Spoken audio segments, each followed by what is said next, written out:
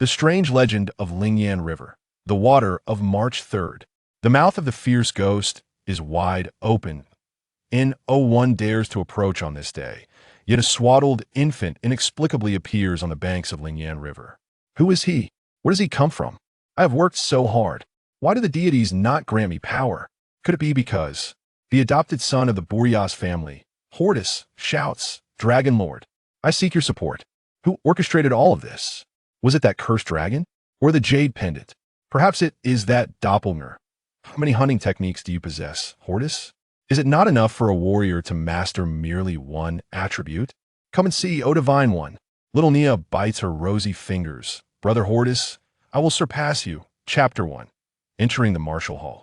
In the Gothic continent, within the Red Leaf County, lies a small town named Wally, encompassing a mere 50 miles, situated at the southern fringe of the county. The south of the town, 2 miles away, flows a river 10 jong wide, its waters a deep emerald, perpetually obscured from view. For reasons unknown, every year on March 3rd, a thick mist rises from the river's surface, akin to a steaming bamboo steamer, enveloping the waters in a ghostly shroud. On this day, both locals and visitors alike intentionally steer clear of the river. The waters churn violently, forming swirling eddies that resonate with a thunderous roar. The renowned bard, Morrison, once passed through this area and named it Lingyan River. Henceforth, a legend emerged. The water of March 3rd, the mouth of the fierce ghost. The elders have warned that on this day, none may approach Lingyan River, lest they provoke the river god and incur divine wrath. Yet, on a clear morning following March 3rd, a male infant appeared on the riverbank, swaddled in golden cloth, kicking his little legs and crying heartily. As news spread through Wally, the mayor eagerly claimed the child, joyfully adopting him and naming him Hordis before a gathering crowd. In high spirits, he hosted a grand banquet, thankful that his Brias family would finally have an heir. In the year 1000 of the Holy Decree, Hordis turned 6, awakening memories of a past life. He could not recall how he arrived in this world, only remembering an adventure in a cave where he discovered a palm-sized jade pendant atop an ancient altar. Curiously, he grasped it, and while examining it, it seemed to bite him. Does this thing bite? Before he could process the event, he lost control of his body. A deafening roar of a beast echoed in his ears, and darkness enveloped him. Thus, he found himself in the Gothic continent that on a fine spring morning, Hordis immersed himself in a book on Gothic history. Hordis, brother, Teacher Field calls for us to hurry to the Martial Hall. Just as Hordis was absorbed in this strange world, a sweet voice interrupted from outside. Without needing to look, he knew it was Nia, his neighbor, who, as his father had mentioned, was merely 3 months younger than him. From a young age, she had clung to him, and they had grown up together as childhood companions. I heard you. Hordis stood from his seat, gently patting his face to awaken his senses. After informing the mayor, he slowly made his way to the door, taking Nia's small hand as they stepped outside together. Hordis was distinct from the inhabitants of Gothic continent, most notably his smaller frame, towering just half a head taller than Nia. However, his eyes and hair were black, a rarity in a land where colors varied but seldom included black. His long hair flowed straight like a waterfall, soft and silky, prompting Nia to sneakily touch it whenever she could. His hair was tied back with a silk ribbon, complementing his composed demeanor, exuding an aura of elegance. The Martial Hall stood adjacent to the town's sacred temple, a unique structure on the continent, typically used for worship. Each temple venerates different deities. Wallace Temple is dedicated to Diego, the earth god. Portrayed as a burly man with long hair, he wields a massive hammer, exuding an imposing presence. It is said that devoted warriors receive the earth deity's protection, granting them earthen powers. Warriors endowed with divine power are known as hunters, marked by 1 to 9 stars on their foreheads, denoting their strength.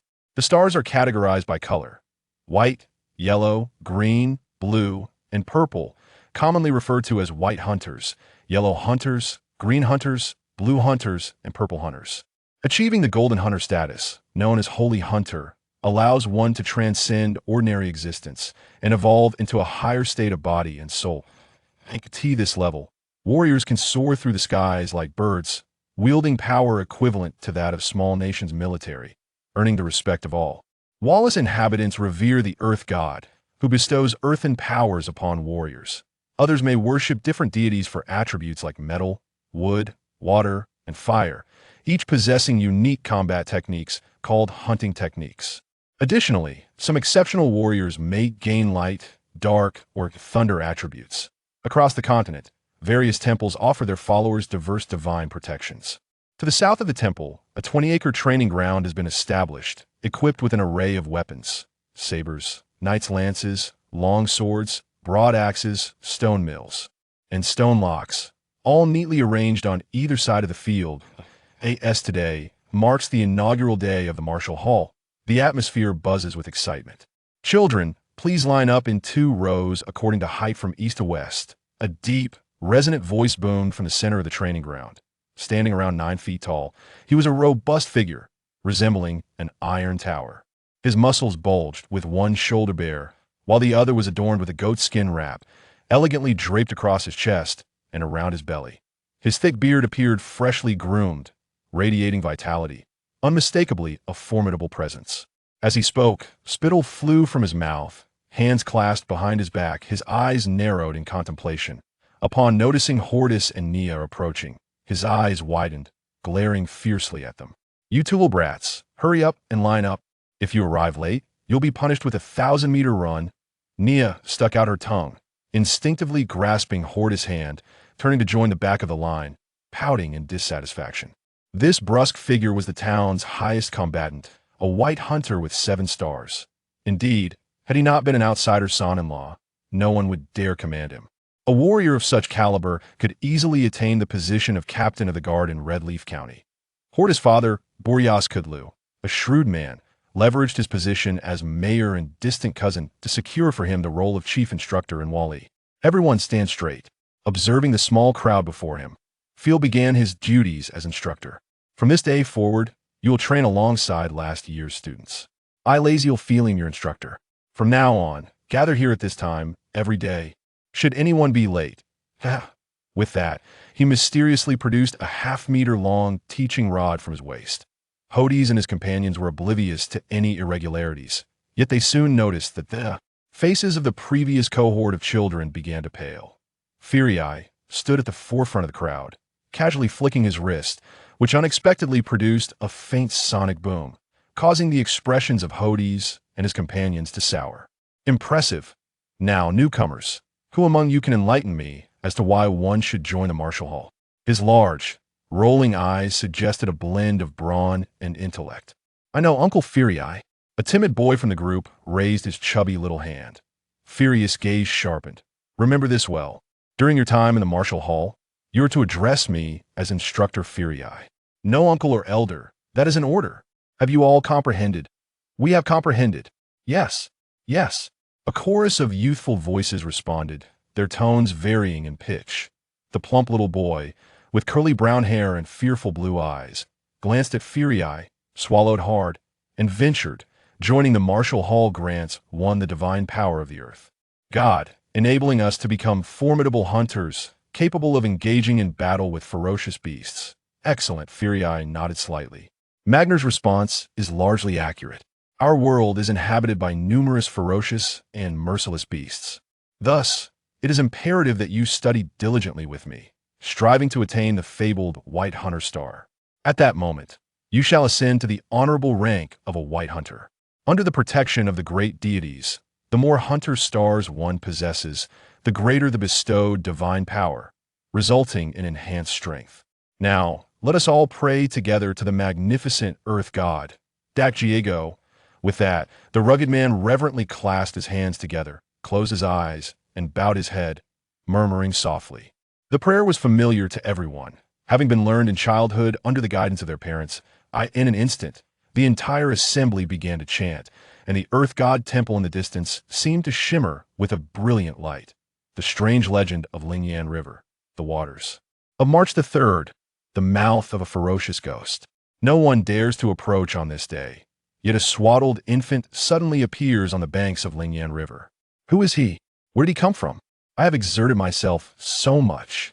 Why do the deities not grant me power? Could it be because of adopted by the Brias family? Hordis cries out, Dragon Lord, I beseech your aid. Who orchestrated all of this? Was it that Val dragon? Or the Jade Pendant? Or perhaps that avatar? How many hunting techniques do you truly possess, Hordis?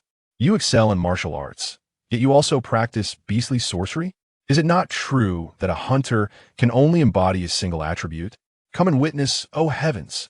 Little Nia bites her rosy fingers, saying, Brother Hordis, I shall surpass you. Chapter 1. A newcomer to the Martial Hall. In the region of Hongya County on the Gothic continent lies a small town named Wali, covering a mere 50 miles, nestled at the southern edge of the county. 2 miles to the south of the town flows a river, 10 zhong wide, its waters a mysterious emerald green, perpetually concealing its depths. For reasons unknown, since a certain year, on the 3rd day of March, a thick mist arises from the river, enveloping it like steam from a boiling pot, shrouding the surface in a dense haze. On this day, both locals and visitors alike deliberately avoid this place. The waters of March the 3rd not only become engulfed in rolling green fog, but also churn into whirlpools of varying sizes, producing a thunderous roar. The renowned minstrel Morrison once passed through and named it Lingyan River.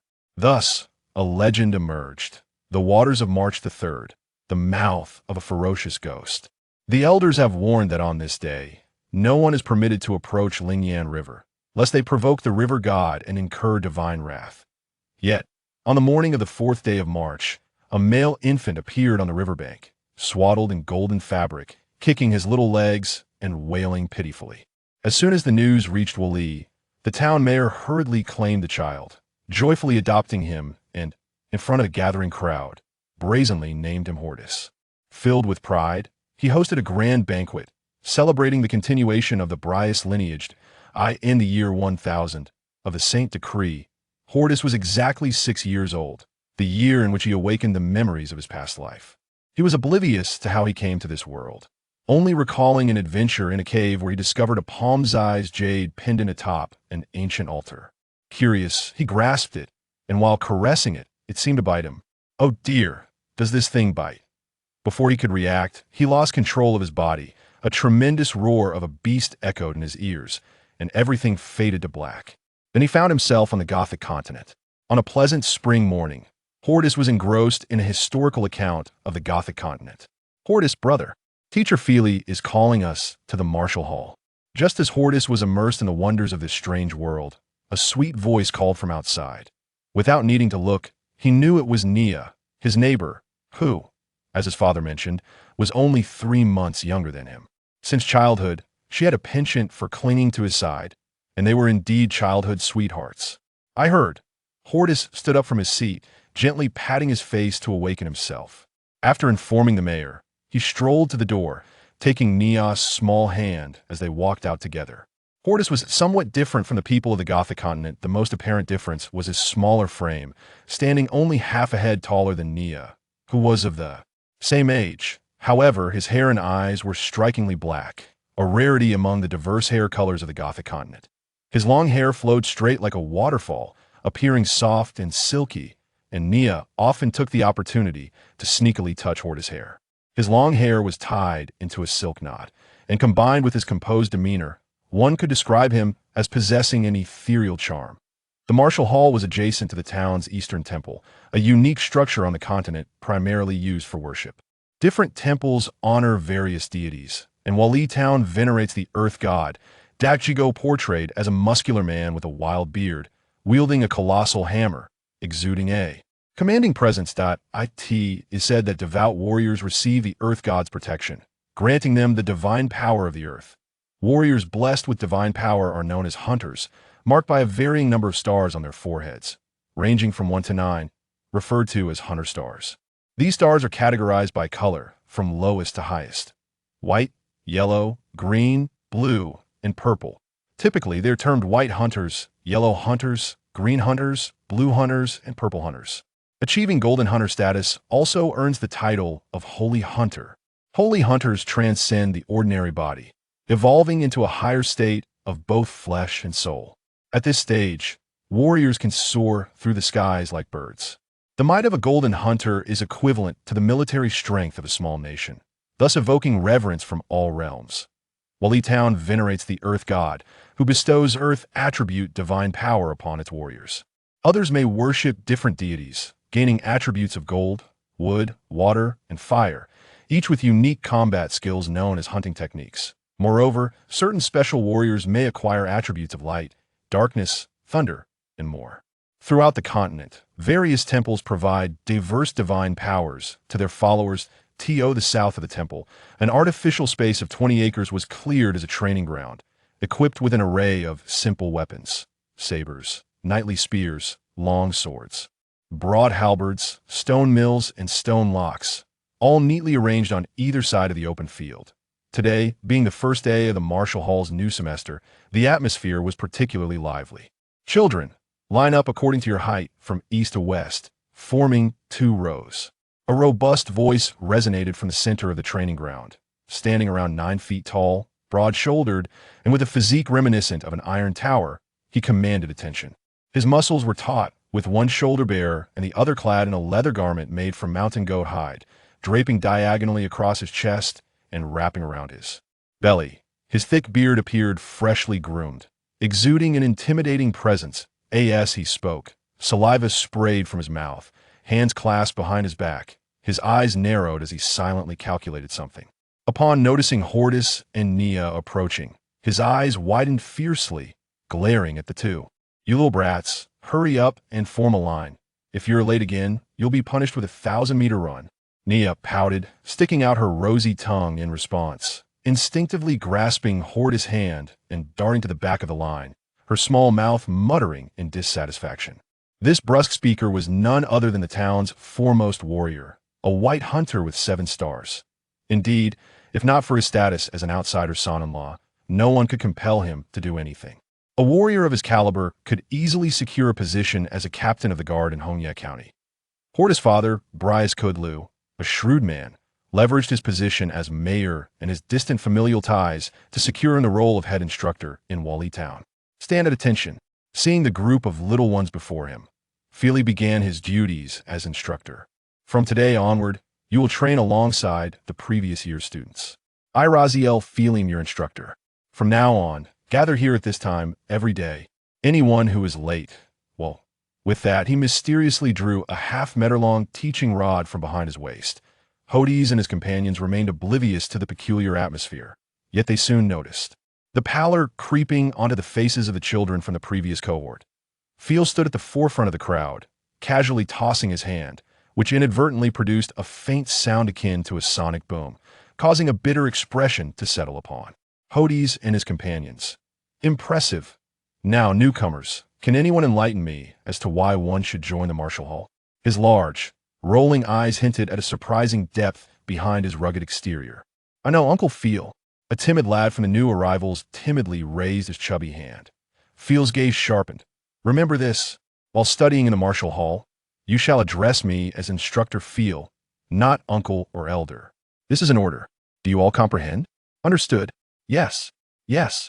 The youthful voices echoed back, a chorus of uneven pitches. The chubby little boy, with his curly brown hair and fearful blue eyes, glanced at Feel, swallowed hard, and spoke. Joining the Martial Hall grants one the divine power of the Earth God, allowing one to evolve into a more formidable hunter capable of battling fierce beasts. Excellent. Feel nodded slightly. Magna's answer is nearly correct. Our world is inhabited by various ferocious beasts, ruthless and brutal. Thus, it is imperative that you study diligently under my guidance, striving to obtain the White Hunter Star. At that point, you shall be honored as a White Hunter.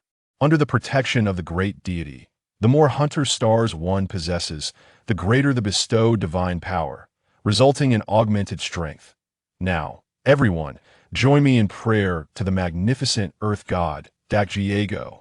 With that, the robust man unexpectedly clasped his hands together in a sincere gesture, his eyes swiftly shutting, his forehead bowing as he began to murmur softly. The prayer was familiar to all, learned from a tender age under the guidance of their parents. In unison, the crowd began to chant, and in the distance, the Earth Temple seemed to flicker with an ethereal light. After concluding the prayer, Feli flicked his teaching stick. Today marks our first lesson, and I expect everyone to mimic my movements, including those from the upper grades. The children stood at a respectful distance, silently observing their instructor. their hearts fluttering with excitement at the prospect of their initial training. Standing before the group, Feli took a moment to gather himself before suddenly shouting, "Foundational techniques of hunting, first form, guidance." He stomped his right foot forcefully against the ground, stirring up a small cloud of dust. His body then expanded, feet spreading shoulder-width apart. With hands claw-like and positioned at his sides, his arm muscles tensed. And a visible yellow mist began to emanate, slowly coalescing into a stream of energy that encircled him. As time passed, this energy became increasingly solidified. Subsequently, the flow converged upon Feli's forehead, and under the infusion of this breath, his figure took on an imposing stature. With a powerful shout, 7 white stars, akin to copper buttons, suddenly appeared on his brow, arranged in a line, twinkling brilliantly. An astonishing sight. Brias Hordis widened his eyes in awe. "Is this the star of the hunt?"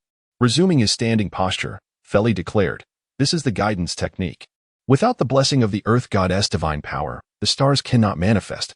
But one can certainly strengthen their body." To allow the children to grasp this slowly, Feli deliberately slowed his demonstration, sustaining the pose for the duration of a fragrant stick of incense before withdrawing it, gazing proudly at the children before him. "Did you notice? The white stars on my forehead signify that I am a first-level warrior. When they transform into yellow stars, I shall ascend to the second stage. I won't burden you with too many explanations now. Instead, imitate my movements." The guidance technique is an essential skill every warrior must learn. It enhances the absorption of earth elements from the air. During practice, focus your energy, maintain rhythmic breathing, clear your mind, immerse yourself in nature, and envision the majestic figure of the earth god.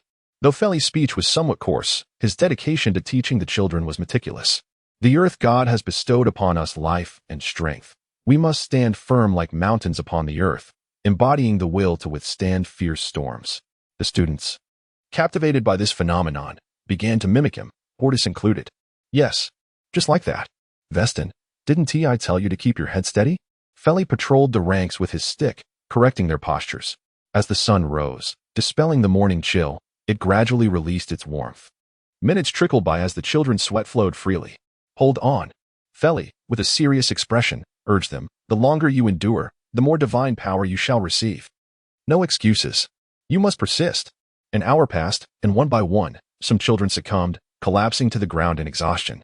Another hour slipped away. "Oh, it hurts." More children fell. By the 3rd hour, only one child remained standing in the training yard, not an upperclassman, but the newcomer Hordis. Unlike the others, his previous life experiences had imparted wisdom. He understood the fundamental truth that enduring hardship leads to greatness. He committed himself to solidify his foundation, knowing it would yield greater rewards. Sweat streamed from his temples to his nose, dripping onto his chest, soaking his belt and pants, even causing his calves to tremble. "Well done," Feli nodded in satisfaction, regarding him with newfound respect. "As expected from the mayor's son, this resolve sets you apart. Yes, keep going. Straighten your legs." Feli encouraged as he approached, locking eyes with him. "Imagine, who will earn the respect of more people?" "I," Hordis managed to force out through clenched teeth. "Excellent. And who shall receive the power of the Earth Spirit? Who will be the first to coalesce a white star?" Feli continued. "I," Hordis responded.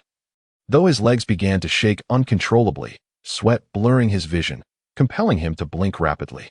Ignoring Hordis's evident struggle, Feli pressed on. "And who will inherit the mayor's will, safeguarding the safety and glory of Valetown?" His gaze bore down on Hordis. "Me." Just as Hordis uttered those words, something struck him in the mind, and with a thud, he suddenly fainted. "Ah, I intended to tell you that you could rest," Feli sighed, shaking his head, heart aching as he lifted the unconscious Hordis into his arms. Chapter 2. The shadow of Lingyan River. Time flew by swiftly, and a year later. At the training grounds of Wali Town. First form, guiding style. Excellent. Fail observed the children on the field with satisfaction. After bidding farewell to a group of children, new students arrived, receiving the same stern instruction. Graduates primarily continued their studies in Hongye County, which annually recruited youngsters from surrounding towns. The education there was more systematic, with a wealth of books, elevating the training of warriors to a higher echelon compared to the town. Ever since Hordis entered the martial hall, his enthusiasm for learning intensified day by day. In both training and practical combat, he excelled among his peers. However, as of today, even the physically weakest, Magna, had acquired his first hunting star, while Hordis exhibited no reaction whatsoever. Without the divine power of the hunting star, it was only a matter of time before Hordis would be eliminated from the ranks of warriors. Although the first stage of training would enhance overall strength, the disparity would only widen as time progressed. Individuals like him would be condemned to live at the bottom of society. Watching Hordis persist in training at the martial grounds, Fail felt a sense of helplessness. What a splendid child. How could the deities be so blind? Upon realizing his slip of tongue, he quickly covered his mouth. Glancing at the nearby Earth God Temple, what a sin. To help Hordis acquire his first white star, Fail had even clandestinely attempted to communicate with various deities on his behalf. Fire God, Water God, Wind God, Wood God. It seemed all the gods had conspired against him, for none would bestow divine power upon Hordis during his guidance. Initially, Fail thought this child might feel disheartened, yet after today's training, he observed that Hordis's physical combat prowess seemed comparable to that of a white hunting two-star warrior. Could he possibly pursue the path of a pure physical warrior? The challenge was formidable. It was said that a warrior who solely trained his physique reached the pinnacle of white hunting, but was still defeated by a single punch from a 5-star white hunting warrior. Once a warrior attained 5 stars, they learned a hunting technique, manifesting divine power that fused inherent attributes into skills for long-range attacks. How could a purely physical fighter compete against one equipped with hunting techniques? Standing there, they would merely serve as a target. Thus, the path of pure physical training held no future. While others hurried, Hordis grew more anxious, relentlessly striking the wooden post, each punch leaving behind dried blood on the dark red wood. At that moment, he was oblivious to the pain, his face contorted in determination as he struck. Give me a star. Grant me a hunting star. Even the slightest reaction would suffice. Indeed, the appearance of the guiding style typically accompanied mist, a manifestation of elemental power. Yet, Hordis observed not a single strand of fog. Was he destined to languish at the bottom of this world, unable to become a hunter? Unable even to protect his own family? Reflecting on his father's eager anticipation for him to uphold the family's glory and recalling the hopeful gaze of Nia, he felt a deep sense of regret. Hordis devoted himself to rigorous training. If others ran 10 laps, he ran 20. If others lifted 50-pound stone blocks, he lifted 100 pounds, always demanding double the burden of his peers. Sweat was not daunting, nor was blood, but oh, gods of the Gothic continent. Did they regard him differently simply because he had traversed worlds? What was he to do? What was he truly to do? Seeing Hordis in utter despair, Fail shook his head in resignation. Under the setting sun, Hordis trudged homeward, his head hung low, while Nia silently followed beside him. She had offered countless words of comfort, now left only hoping that her brother Hordis could find some clarity. The next day dawned, and Hordis rose early. Glancing at the calendar marked in the year 1001 of the Saint de calendar on the 3rd of March. Today, he did not report to the martial hall as usual, but quietly left the town, heading southward. By lunchtime, Hordis had yet to be seen, prompting the anxious search of Brias. Little Nia wore a worried expression. They had scoured the entire town without a trace of him. She noticed that her brother had been absent-minded lately, perhaps disheartened by his inability to attain a hunting star. I have never held it against you, Hordis. Please come out. I will protect you. Do not do anything foolish. Nia squatted on the ground, helplessly weeping. Today, the scenery of Lingyan River seemed different from usual, with whirlpools of various sizes appearing on the riverbed. Thick mist rose from the water's surface, blocking the sun's rays, while a chilling wind blew through the air. Hordis stared blankly at the river for a long time. He spent the morning sitting by the bank, chewing on a blade of grass, seeking solace in its crunching sound to alleviate his loneliness. He had been warned since childhood to steer clear of this place, yet he was unafraid. It was said that he had been discovered here long ago. Could this place truly hold the solution to his problems? After a year, he had yet to acquire a single hunting star. He felt a profound sense of despair. Without martial prowess, he felt akin to a tiger stripped of its teeth. Imagining a future where other warriors would trample him, twisting and contorting him at will, he found the thought unbearable. He would rather die cleanly than live such a stifled existence. Lingyan River, was it? Others may fear you, but I do not. I hail from Huaxia. If you have the power, then take my life. You shall not trample upon me in this world. With that thought, he fiercely threw the blade of grass into the river. Ouch! Hordis exclaimed, clutching his mouth. Even the grass had betrayed him, cutting his tongue. Truly unfortunate. As he lamented, he did not notice that the blood-stained blade of grass slowly floated on the river's surface, failing to sink. Nearby, the water began to swirl, forming a small vortex. The whirlpool spun faster and faster, directed by some mysterious force. Deep beneath the riverbed, a massive nose twitched, eyes gleaming. A great mouth opened slightly, creating a current that sucked the blade of grass into the dark green depths below. In less than 2 breaths, the entire river surface trembled, and the earth began to quake. A colossal, low roar resonated from the riverbed. The mist seemed to respond, swirling more violently as the water in the center began to boil, resembling a pot reaching a rolling boil. What was happening? Hordis jolted to attention, scanning the surroundings. Although he had complained about the unfairness of his situation, he realized there were those who cared for him, his father, Nia, and teacher Fail. The strange phenomena on the river's surface disrupted his thoughts. Gazing intently at the boiling water, he felt no inclination to leave. This phenomenon, this momentum, come forth. My life awaits your claim. The river continued to bubble, the mist seemingly obeying a command. The fog from upstream and downstream converged here, beyond the boiling water. The sun emerged, illuminating Hordis, momentarily blinding him. The transformation of the mist was intriguing. It shifted from pure white to a pale red, then to pink, and finally to a deep crimson. Hordis was not one to sit idly by, even in the face of such phenomena. He adopted a defensive stance, preparing for any eventuality. Third form, immovable as a mountain. Clenching his fists and steadying his stance, he invoked the strongest basic defensive skill, ready to counterattack at any moment.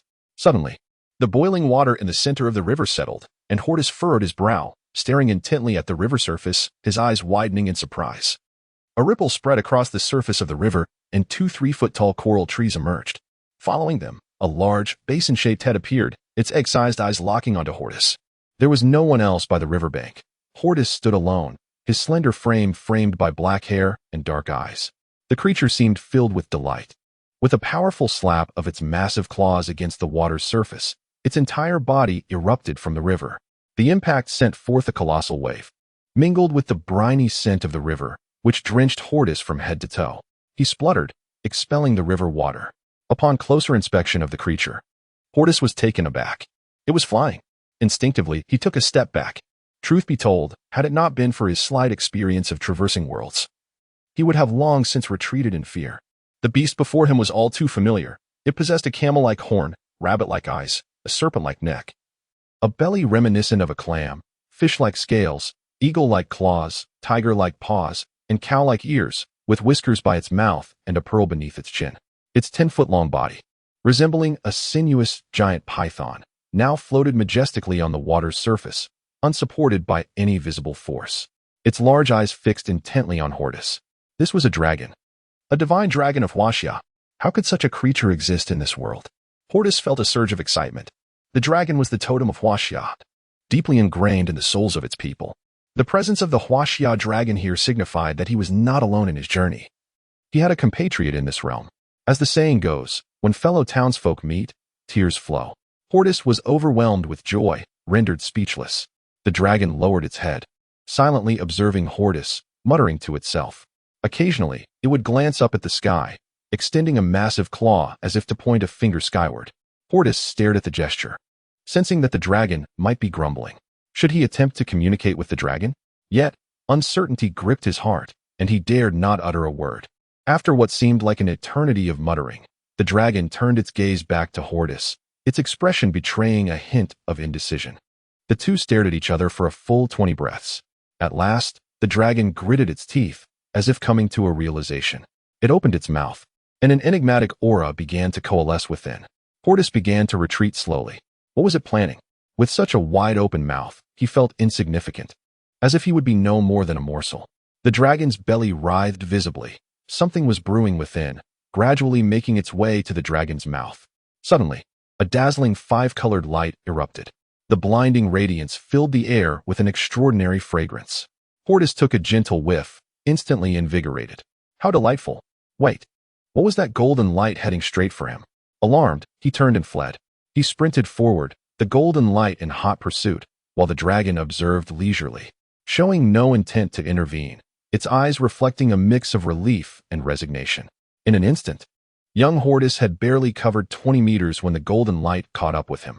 It seemed to envelop a small object that struck the back of his head with a sudden impact. The force sent Hordis staggering forward, causing him to collapse and lose consciousness. It was over. Hordis cried out internally, "Oh, father, I have not yet fulfilled my filial duties before departing. My dear sister Nia awaits me, along with Fei Lai and the delectable delicacies from the one-eyed old man in town." A whirlwind of chaotic thoughts surged through him, intertwined in a tangled mess. Astonishingly, the golden light entered Hordis' body without any resistance, prompting a satisfied nod from the dragon. This was as it should be, the dragon mused. Then, recalling something, it carefully considered its next move. A colossal claw extended, revealing a droplet of potent blood. With a flick of its finger, the blood followed the path of the golden light, seamlessly entering Hordis' skull. The dragon's expression seemed to pale as it gazed quietly at Hordis, unexpectedly speaking in a tongue incomprehensible to the Gothic continent. Perhaps, if Hordis were to awaken, he would understand. "Please, young one." The dragon appeared weary, shaking its neck as if to relieve pressure, before gradually submerging itself beneath the water. The familiar bubbling sounds echoed, and as the dragon vanished from the river's surface, tranquility returned to the Lingyan River. The whirlpools and crimson mist dissipated, leaving Hordis alone, dazed and sprawled on the riverbank. Chapter 4. The astonishing martial hall of Wali Town. The following day at the town's martial hall, resounding shouts echoed throughout. As each child in the training arena devotedly practiced their martial arts, none exhibiting any mischievous behavior, Fei Lai stood boldly in the center of the arena, holding a teaching rod, with a cheerful demeanor as he observed several newcomers. It had been a year since Hordis and his peers had undergone training, and now another group of children had joined. The population of Wali Town was limited, and with the recent graduations, the total number of children currently training was fewer than 20. Typically, children in the town would study basic martial skills and knowledge for 3 years, beginning at the age of 6, focusing primarily on guidance and meditation. By the age of 9, they would proceed to nearby counties for further education. However, the martial halls in the counties accepted students starting at 8 years old, or those who had achieved 3 white stars. Fei Lai adhered to his usual approach, first intimidating the crowd with a fierce gaze, then leading by example in learning. Yet today, he whimsically decided to adopt a different teaching style to inspire the children. He called for their attention, urging their gazes to converge upon him, and with a sense of pride, commenced his plan. "Little rascals, today I shall enlighten you about the information regarding beasts and warriors, so that when you venture to the county, you won't appear ignorant and embarrass me." Fei Lai gulped down a large bowl of plain water and wiped his mouth with his sleeve. He continued, "In battles between warriors and beasts of the same level, the beasts hold the advantage. Their harsh living conditions have rendered them more ferocious. I will impart one crucial lesson, even in the hunt for a rabbit. A lion must exert its full strength. Never underestimate your opponent." With that, he lifted his sheepskin cloak. In the eyes of the odd children, 3 long claw marks slashed diagonally from his heart to his waist. Indeed, scars were a warrior's emblem of strength. The children stared wide-eyed at Fei Lai, exclaiming, "Wow, is this the work of a beast? What a fascinating scar." Some young girls looked on with sparkling eyes, enamored. "No, when I grow up, I too wish to earn more scars," echoed the thoughts of a few boys, their minds seemingly clouded. Fei Lai nodded in satisfaction. This was the desired reaction he sought. "Do you see? This was left by a dying river bear. The danger of a beast's final struggle is even greater." It was unclear who initiated it, but a chorus of adoring hands began to clap in unison. Clap, clap, clap. Cough, cough. Silence, silence. Fei Lai feigned seriousness as he gestured for quiet. The inability to utilize innate martial prowess is the greatest shackle for novice warriors. I have decided to alter my previous teaching methods and demonstrate through practical combat what it means to be a warrior. Now, let us welcome last year's contenders to the stage. Pay close attention. In a year, you too can reach this level. The children erupted in excitement, each harboring dreams of becoming warriors, envisioning themselves vanquishing evil and living freely, sword in hand, traversing the world. Without further ado, Fei Lai called out, "Let us invite Magna and Nia to the stage." 2 children of similar height stepped forward from the crowd, standing face to face, clasping their hands together and bowing in mutual respect, an essential courtesy before martial exchanges. To further encourage the enthusiasm of the newcomers, Fei Lai bellowed, "State your strengths." "Magna, 7 years old, White Hunter 1 star, ready for battle," proclaimed Magna, stepping back, adopting a battle stance. "Nia, 7 years old, White Hunter 2 stars, ready for battle," came Nia's melodious voice as she extended her delicate, pale hands in front of her chest, gazing intensely at Magna. Despite being a girl, Nia was a remarkable talent, having achieved White Hunter 2 stars at such a young age.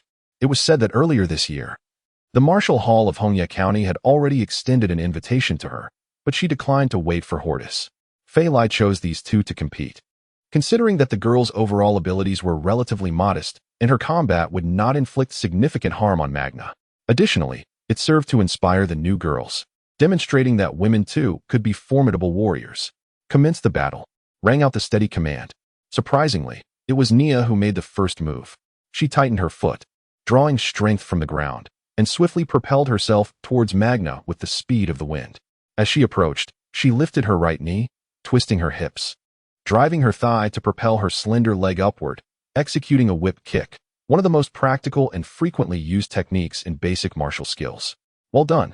Magna shifted his weight to the right, raising his left arm to block, aware that the primary target of a whip kick was the neck and collarbone. A direct hit could render one incapacitated. His other hand tightened into a fist at his waist, the index finger bending to thrust forward, utilizing a rare finger technique. In warrior combat, engagements included both hand-to-hand and weaponry, utilizing various body parts for attack. Fingers, palms, back, knees, and sidesteps were all permissible, but strikes to the eyes, groin, or throat were strictly prohibited, as this was a sparring match, not a life-and-death struggle. The exchange between Nia and Magna embodied the principles of respectful sparring. Nia was an agile, evasive fighter, focusing on quick advances, explosive bursts, rapid retreats, and piercing strikes, whereas Magna epitomized the bold, resilient warrior archetype prevalent in the Gothic continent, relying on strength, endurance, and counterattacks. Both displayed their strengths and weaknesses. Magna's grounded punches carried a powerful wind, a testament to his might. Nia, however, deftly sprang away, evading the attack, then quickly maneuvering to strike from the side. With a resounding thud, her fist connected with Magna's shoulder, yet the impact was less severe than anticipated. Resilience was a fundamental trait of the bold warrior. He quickly retreated, rubbing his shoulder, then squatting down, pivoting on his left foot and extending his right leg in a sweeping motion towards Nia. Seeing this, Nia leapt into the air to evade the sweep. You've fallen for it.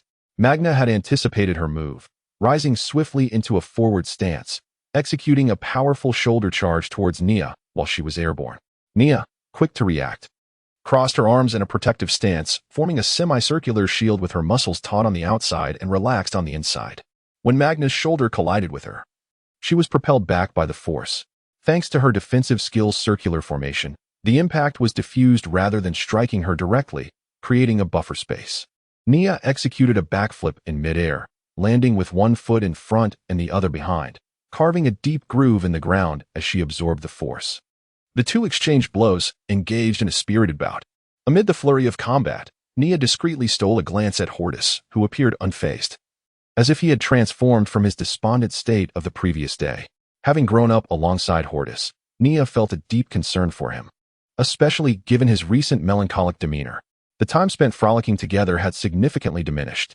Nevertheless, Nia harbored an unwavering conviction. Brother Hordis, do not be disheartened. Nia will grow stronger. And if you cannot become a warrior, I shall be your most formidable shield. Anyone who dares to harm Brother Hordis will have to contend with me. With this resolve, Nia intensified her offensive. Magna was caught in a flurry of activity, exclaiming, Hey, what's gotten into Nia? This is a friendly spar, not a mortal combat. Oh, my aching back. In a moment of inattention, he was struck in the lower back by Nia's close-quarters elbow strike. The sparring session was brief, and the children's stamina was rapidly depleting. After 10 minutes, Nia exclaimed, Ouch, that hurts. You fatso, could you be a little gentler? If I don't get serious, you'll think of me as a pushover, Nia retorted, as she began to channel her divine power. A yellow mist materialized around her, and the earth element in the air stirred, visibly coalescing into a stream of energy that flowed into her body. This was a prelude to activating her star hunt. Upon witnessing this, Magna hastily summoned the earth element, and a yellow mist appeared around him, albeit less dense than Nia's. Nia refrained from attacking, allowing Magna to complete his star hunt. Foray narrowed his eyes, remarking, It seems a victor will soon emerge. As anticipated, Nia and Magna both activated their divine power for protection. However, Nia possessed 2 white stars on her forehead, while Magna had only 1. According to the laws of Gert continent, Each additional star hunt bestows a warrior in the first stage with an extra 100 kilograms of strength. Magna was now at a disadvantage. Observing Naya's leopard-like ferocity, Magna's countenance shifted, and he began to plead, "Sister Naya, please be gentle."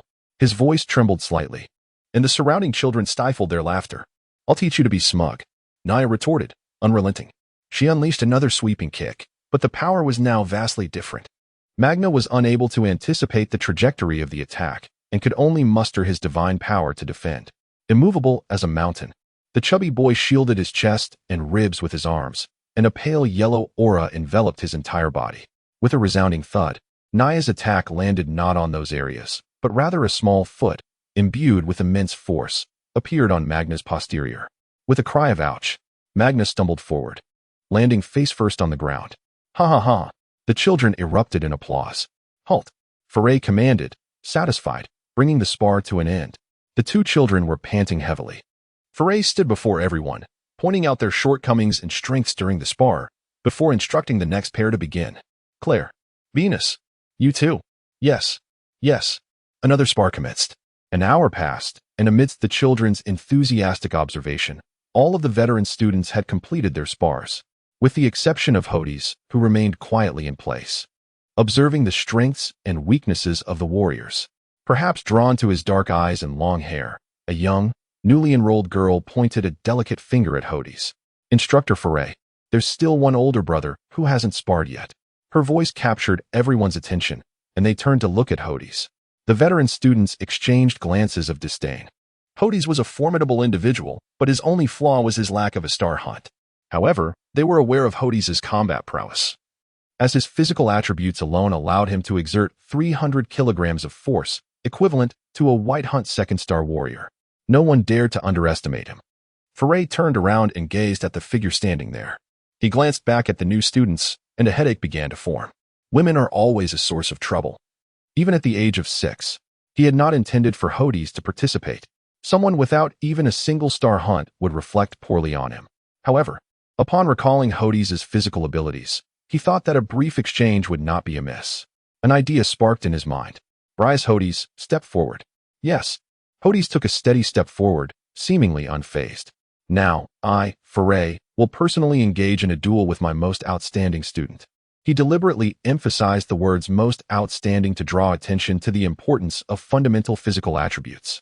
He had devised a clever plan. He would give Hordis a platform and ensure that his hunt techniques would not harm him. He would then showcase his hunt techniques in a flamboyant manner, thereby boosting his own reputation. Foray chuckled inwardly, increasingly pleased with his plan. Hordis stood there, bewildered. "Most outstanding student? Others may not know, but surely you are aware of my situation?" From the old codger's mocking gaze, Hordis discerned the words "negative example."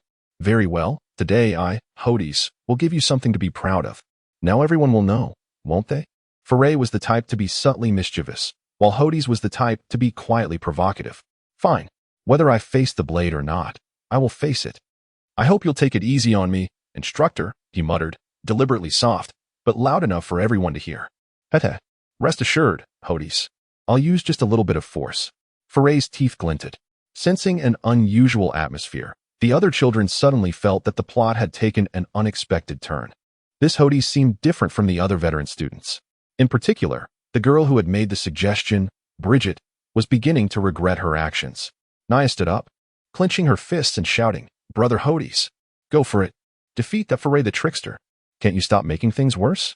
Hordis thought, "Can't you see that Foray's smiling face is already turning sour? Are you trying to get me beaten even more severely?" Hordis mentally lamented, standing face to face. Hordis clasped his hands together and bowed in a gesture of respect. Before he could straighten up, Foray had already raised a foot and kicked towards him, exclaiming in surprise, "The most important thing in battle is to strike unexpectedly." The students were stunned. Where is his integrity? Has the noble figure turned into a chameleon? Isn't there supposed to be martial ethics in sparring? The kick was filled with resentment. Hordis hastily leaned back, arching his back to barely evade the large foot that swept across his nose. He dodged it. Foray chuckled menacingly. "Now try this, gravity cleave." The sweeping foot abruptly halted in midair, then changed force, using the toe as a pivot and the heel as the leading edge, performing a downward chop like a hammer. The air whistled, and the force was several times greater than before, both fast and ruthless. Foray the trickster, are you trying to take my life? Hordis swiftly twisted his waist outwards, evading the range of the chopping foot. At this point, the children's mouths were agape. Is this really a spar? Or is it an attempted murder? Bridget's eyes were welling up with tears. Bad Bridget, it's all your fault for being nosy, causing the older brother to be in such danger. She was filled with self-reproach. Regardless of the reactions of those around them, Foray and Hordis had already engaged. Each punch and kick was delivered without reservation, and each advance and retreat was without hesitation. Gradually, Hordis felt his body growing warmer, yet his mind remained clear. You use forceful strikes, I use soft techniques to defuse them. You use direct attacks, I evade them. He gradually adapted to the rhythm of the fight. His breathing gradually stabilized, and his gaze sharpened. With each of Foray's attacks, he was able to make quick judgments, utilizing the fundamental martial techniques from his training. Once a martial artist establishes a rhythm in combat, defeating the opponent becomes a formidable challenge. Feli, possessing the prowess of the White Hunter 7 stars, surely controls his strength with finesse. However, as time progresses, he increasingly perceives the potential within Hordis. The rhythm must be meticulously calibrated. Too much is wasteful, while too little is insufficient. Although Feli has not reached his anticipated goal, he is nonetheless exhilarated, finally witnessing the essence of genius. Nevertheless, given the current circumstances, it seems improbable to subdue this young man solely with foundational martial skills. Very well, I shall apply some pressure upon you, so you may comprehend the existence of individuals beyond oneself and realms beyond this world, thus preventing future misfortunes. With this thought, Feli lightly leaped back, creating a distance of 3 meters. He initiated the guiding technique, invoking the power of the earth. A cloud of earthy mist emerged, thickening into a stream that began to infiltrate his body. Hordis, however, grew increasingly solemn. It appeared that Feli was about to employ a hunting technique. What to do? Should he simply remain here and endure a beating? No, he could not afford such a loss. What should he do? At this moment, Hordis found himself at a loss, while the surrounding children tensed with anticipation. Suddenly, the Jade Pendant in Hordis's mind seemed to detect something. Its rotation quickened as if it had captured a signal. Scanning Feli's form, the flow of earth elements within the human meridians vividly projected in Hordis's mind. What is this? Hordis gasped in astonishment. A three-dimensional dynamic display of human anatomy? He fixated intently on the trajectory of the earth elements within the meridians, entering through the lower dantian, traversing the chest zhongfu point, proceeding to the shoulder well, and finally converging into a cyclone at the exterior of the fist. While it appeared straightforward, achieving such control without prolonged practice was utterly impossible. Hordis clenched his teeth. He was not one to concede defeat. Today, he would showcase his true strength before the martial hall. Quickly, he activated the guiding technique. And to his astonishment, the earthy mist manifested as well, coalescing into a stream that surged into Hordis's body. Unbeknownst to the novice, this was rather unusual. The senior students widened their eyes in disbelief, and Nia, with a bittersweet smile, observed Hordis's transformation. Brother, you truly did it. As the earthy stream entered Hordis's body, before he could even control it, the Jade Pendant emitted a mysterious aura that began to guide the flow. Eventually, 5 distinct white stars appeared evenly on Hordis's forehead, the White Hunter 5 stars. In a single night, Hordis had ascended from having no stars to achieving the strength of the 5 stars. With this newfound power, he could now cultivate his first hunting technique. As the pendant continued its guidance, the speed of the earthy stream accelerated. It smoothly traversed through the lower dantian, the zhongfu point, the shoulder well, and the elbow point, finally reaching the right fist, where it began to slowly form a cyclone. Hordis felt his right fist grow increasingly heavy, as though he were wearing a gauntlet weighing dozens of pounds, a sensation urging him to unleash it. At that moment, Feli observed the astonishing sight before him. Was that mist? Was that a stream? A hunting technique had emerged? This was impossible. Wasn't this the activation of an Earth-type hunting technique? Only someone with 5 stars could wield such power, and he had yet to teach this move. How had Hordis learned it? Moreover, Feli's own hunting technique had already taken shape, compelling him to act. Very well, young Hordis, let me see what kind of surprise you can bring me. With this thought, Feli unleashed the earthy cyclone from his fist towards Hordis. Strangely, at the moment the cyclone left his fist, it expanded in the wind, transforming into an axe shape. Feli shouted, cleaving mountains. Upon hearing this command, Hordis instinctively exhaled, his arms thrusting forward as his fist shot out, instantaneously shedding the heavy sensation. As expected, his own fist transformed into an axe of equal length, and he shouted, "Cleaving mountains!" With a whoosh, the air between them clashed violently as the two axes, glowing with earthy brilliance, converged accurately at the center. The force of the collision sent a gust of wind that tousled the hair of all the children present, who hurriedly shielded their faces with their hands. A resounding boom echoed, causing the entire training ground to tremble violently. The fierce winds scattered the dust, and at the point of impact, a powerful shockwave erupted, expanding outward in a circular motion, reaching 10 meters away, causing the children to stumble in disarray. Nevertheless, Hordis still felt the residual force, as there remained a 2-star difference between him and Feli. Stumbling backward, Hordis ultimately sat down, exhausted, panting heavily. For a full 30 breaths, the training ground lay enveloped in silence. Was this the nature of combat? Was this the might of the hunting stars? As the dust gradually settled, Hordis gazed at the imposing figure before him. Feli stared intently at Hordis, his eyes wide with astonishment, unblinking as he scrutinized Hordis's gaze, filled with incredulity. A smile unexpectedly crept onto his lips, genuine and heartfelt. A robust hand extended towards Hordis. "Congratulations, Hordis. You are my most excellent child." Around them, applause erupted, the sound echoing continuously, while little Nia, with tears in her eyes, clapped her rosy hands until they turned crimson. Chapter 5. The emergence of beasts. As evening fell, the training squad disbanded. The day's competitive events seemed to have ignited a fervor among the children, who now trained with renewed diligence. Helios beamed with delight. Having such a promising student was beyond his desires. On the way home, Hordis shed his usual gloomy demeanor, playfully grasping Nia's small hand as they meandered under the sunset. Upon reaching the gate of their courtyard, a tantalizing aroma wafted from the kitchen, making his nostrils twitch. Oil-braised pine nut chicken. Hordis's nose quickly deduced the source. The pine nut chicken, a low-tier magical beast of the avian family, is renowned for its delectable meat. Particularly delightful is the oil-braised method, which employs a decade-old fruitwood for fuel, roasting it in a suspended fireplace, while continuously drizzling fruit wine to enhance the fragrance. Upon completion, a sprinkle of cumin and chili powder is added, creating an enticingly oily, crispy exterior and tender interior that would make anyone salivate at the thought. Pine nut chickens are fleet-footed and can briefly take flight, making them a rare encounter. Thus, when they appear on the market, they are swiftly snatched up. It seemed fortune favored them today. Lost in reverie about the culinary delight, Hordis was greeted by his father, Brias, who emerged from the main hall with a beaming smile directed at him. "Ah, truly, I am proud to be the father of Kudlu. Today, you have indeed made a remarkable impression, with 5 stars in the White Hunt. It appears my son shall surely claim the top spot at the Red Leaf Martial Hall this year." With that, he erupted into another round of hearty laughter, leaving Hordis sheepishly scratching his head.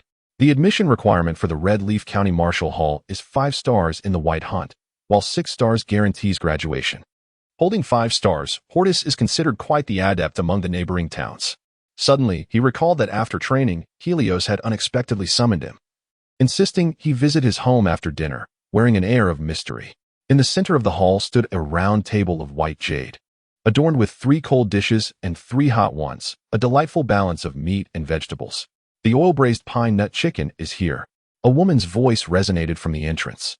There stood Chef Booma, balancing a large silver platter, its contents concealed by a lid, yet the rich aroma of chicken wafted through the cracks. Hordis's eyes sparkled with anticipation, imagining the deliciousness within. Before the lid could be lifted, a sweet, youthful voice piped up. "Yay, pine nut chicken." Everyone turned to the door, where a girl in a silver gown stood, eagerly sniffing the air. Brias Kudlu's wrinkles unfurled in delight. "Ah, little Nia has arrived. Quickly, Booma. Set the table for our little princess." "Yes, my lord," Booma replied, lifting her apron slightly, bending her knees in a respectful gesture as she made her way to the kitchen. Amid laughter and chatter, their dinner was a joyous affair. After the meal, the bamboo cups filled with tea offered a refreshing fragrance. Hordis mischievously picked up a bamboo skewer, teasingly inspecting Nia's rosy face. "So, Nia, what brings you to my humble abode again? Surely, the landlord's pantry isn't devoid of provisions?" The indignant young girl placed her hands on her hips. "What do you mean, devoid of provisions? I'm dining on Uncle Kudlu's hospitality. It's none of your concern." She shot back with a playful glare. Brias Kudlu chuckled as he observed the two children, who had grown up together and often engaged in banter after meals, which infused the home with warmth. He held a fondness for little Nia, secretly envisioning her as his future daughter-in-law. Reflecting on his solitary life thus far, he imagined a future filled with grandchildren. His smile widening. Indeed, Nia is right. At Uncle's house, you are just as at home. Don't heed Hordis's nonsense. Anything you wish for, Aunt Booma will prepare for you. With newfound confidence, Nia retorted, her petite lips forming a pout as she declared, see, even my uncle agrees. I can come whenever I like. From now on, I'll be visiting daily for meals. As the trio laughed, a sudden, urgent sound of drums and gongs echoed from outside the courtyard. The rhythmic clashing rang out ominously, signaling the highest level of alert in the town. Such alarms were rarely sounded unless war loomed, and given the absence of conflict, the only possibility was an attack by magical beasts. Brias Kudlu swiftly set down his pipe and stood up abruptly. Son, arm yourself. It appears a beast may have entered the village. The resounding copper gongs and drums indicated a significant threat. Hordis hastened to retrieve a knight's lance, weighing 30 pounds. Its iron shaft tempered to perfection. The lance's tip was plated with silver, glinting fiercely in battle, adorned with 2 blood grooves designed to prolong the enemy's bleeding upon impact. The mane at the neck of the lance was braided into a floral pattern, billowing like a flame when wielded. Meanwhile, Nia drew a pair of water-splitting daggers from her waist, each as thick as an adult's thumb and hand length, both ends tapering to sharp points, with a rotating ring in the center. During combat, she would slip the ring onto her middle finger, allowing for unpredictable strikes, making it difficult for foes to defend against her. This weapon was designed for stealth and quick execution, ensuring that each strike would leave a wound. As she prepared to leave, Hordis caught her by her bun and pulled her close. Nia, where do you think you're going? Stay here and mind your own business. It's no place for a girl. His overt masculinity was palpable. Despite Nia's displeasure, she recognized Hordis's concern, biting her lip. But Hordis, I am a 2-star white hunter now. I can defend myself. Please let me go? Usually, her pleas would sway him, but today was different. Hordis remained silent, his gaze fixed on her with an intensity that brooked no argument. His silence was more compelling than words, and Nia sensed an unfamiliar ferocity emanating from him. She understood that if she persisted, she would invoke his wrath, a prospect she dared not contemplate. Unbeknownst to her, Hordis harbored haunting memories of peril in a past life. He had witnessed a pure-hearted friend, little Yen, clenching a half-eaten meat pie as she starved, her face smeared with dirt. Unexpectedly, a fierce dog had attacked her, and he had rushed to her aid, desperate to fend off the beast. However, the prolonged hunger rendered Hordis weak and feeble. He desperately clutched the small head, pushing it outward with all his might. To his dismay, the female owner of the vicious dog kicked him away. The affluent woman, adorned with heavy makeup and ample in figure, pointed at herself and cursed loudly. You wretched creature, and that dead little girl, how dare you touch my dog? It serves you right to be bitten to death. Bah, you orphan scum, can't you take a moment to reflect on your own worth? Although the vicious dog was eventually restrained by the woman, his dear friend, a girl named Xiaoyan, lay bloodied and curled up amidst the refuse. Her innocent, terrified eyes remained open until the end. That was the first time Hordis wept uncontrollably, despite having never shed a tear for the absence of parental care. He cried out in anguish. He loathed this world. He loathed that wicked dog. He loathed that detestable woman. Why had she taken his only companion? He reported the incident to the police, yet they merely stated that the case was under review, and then there was no further word. His heart sank. Xiaoyan had been carried away in a sack he held. He gently washed her face with river water, his fingers combing through her disheveled hair. Alone, with his frail body, he bore Xiaoyan's lifeless form to the outskirts, vowing to seek vengeance against those brutes. At that moment, Nia looked at Hordis, her eyes suddenly reddened, as if countless sorrows were unveiled through her brother's gaze, gazing solemnly at Xiaoyan's body. Hordis's tears flowed incessantly, barely revealing the pale skin beneath his grimy exterior. Xiaoyan, have you departed to a place where you will no longer be tormented by wickedness? Will there be no more cruel dogs, no more wandering in hunger and cold? Can you tell me? Imagining the children in the city, well-fed and joyfully playing in amusement parks, Hordis felt utterly abandoned by the world, all for the sake of a morsel of food. Trembling, he gripped a flat bamboo stick, slowly digging into the earth. This was his first and last burial for another. Ironically, he lacked even the means to purchase paper money for the deceased.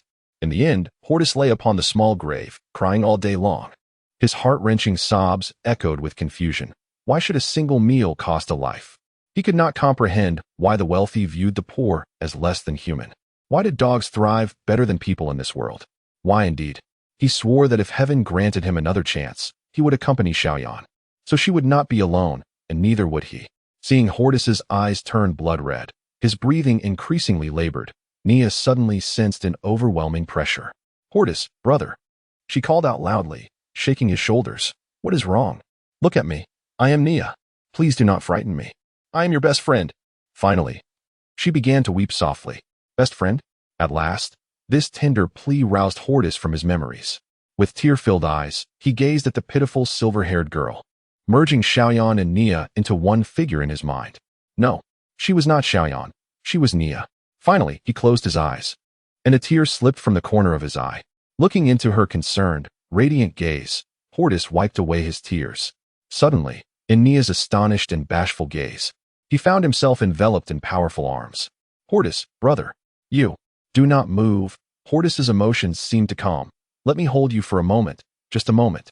Noticing Hordis's eyes returning to normal, the shy Nia felt a wave of happiness wash over her, her small body trembling with excitement, her soft arms wrapped around Hordis's waist.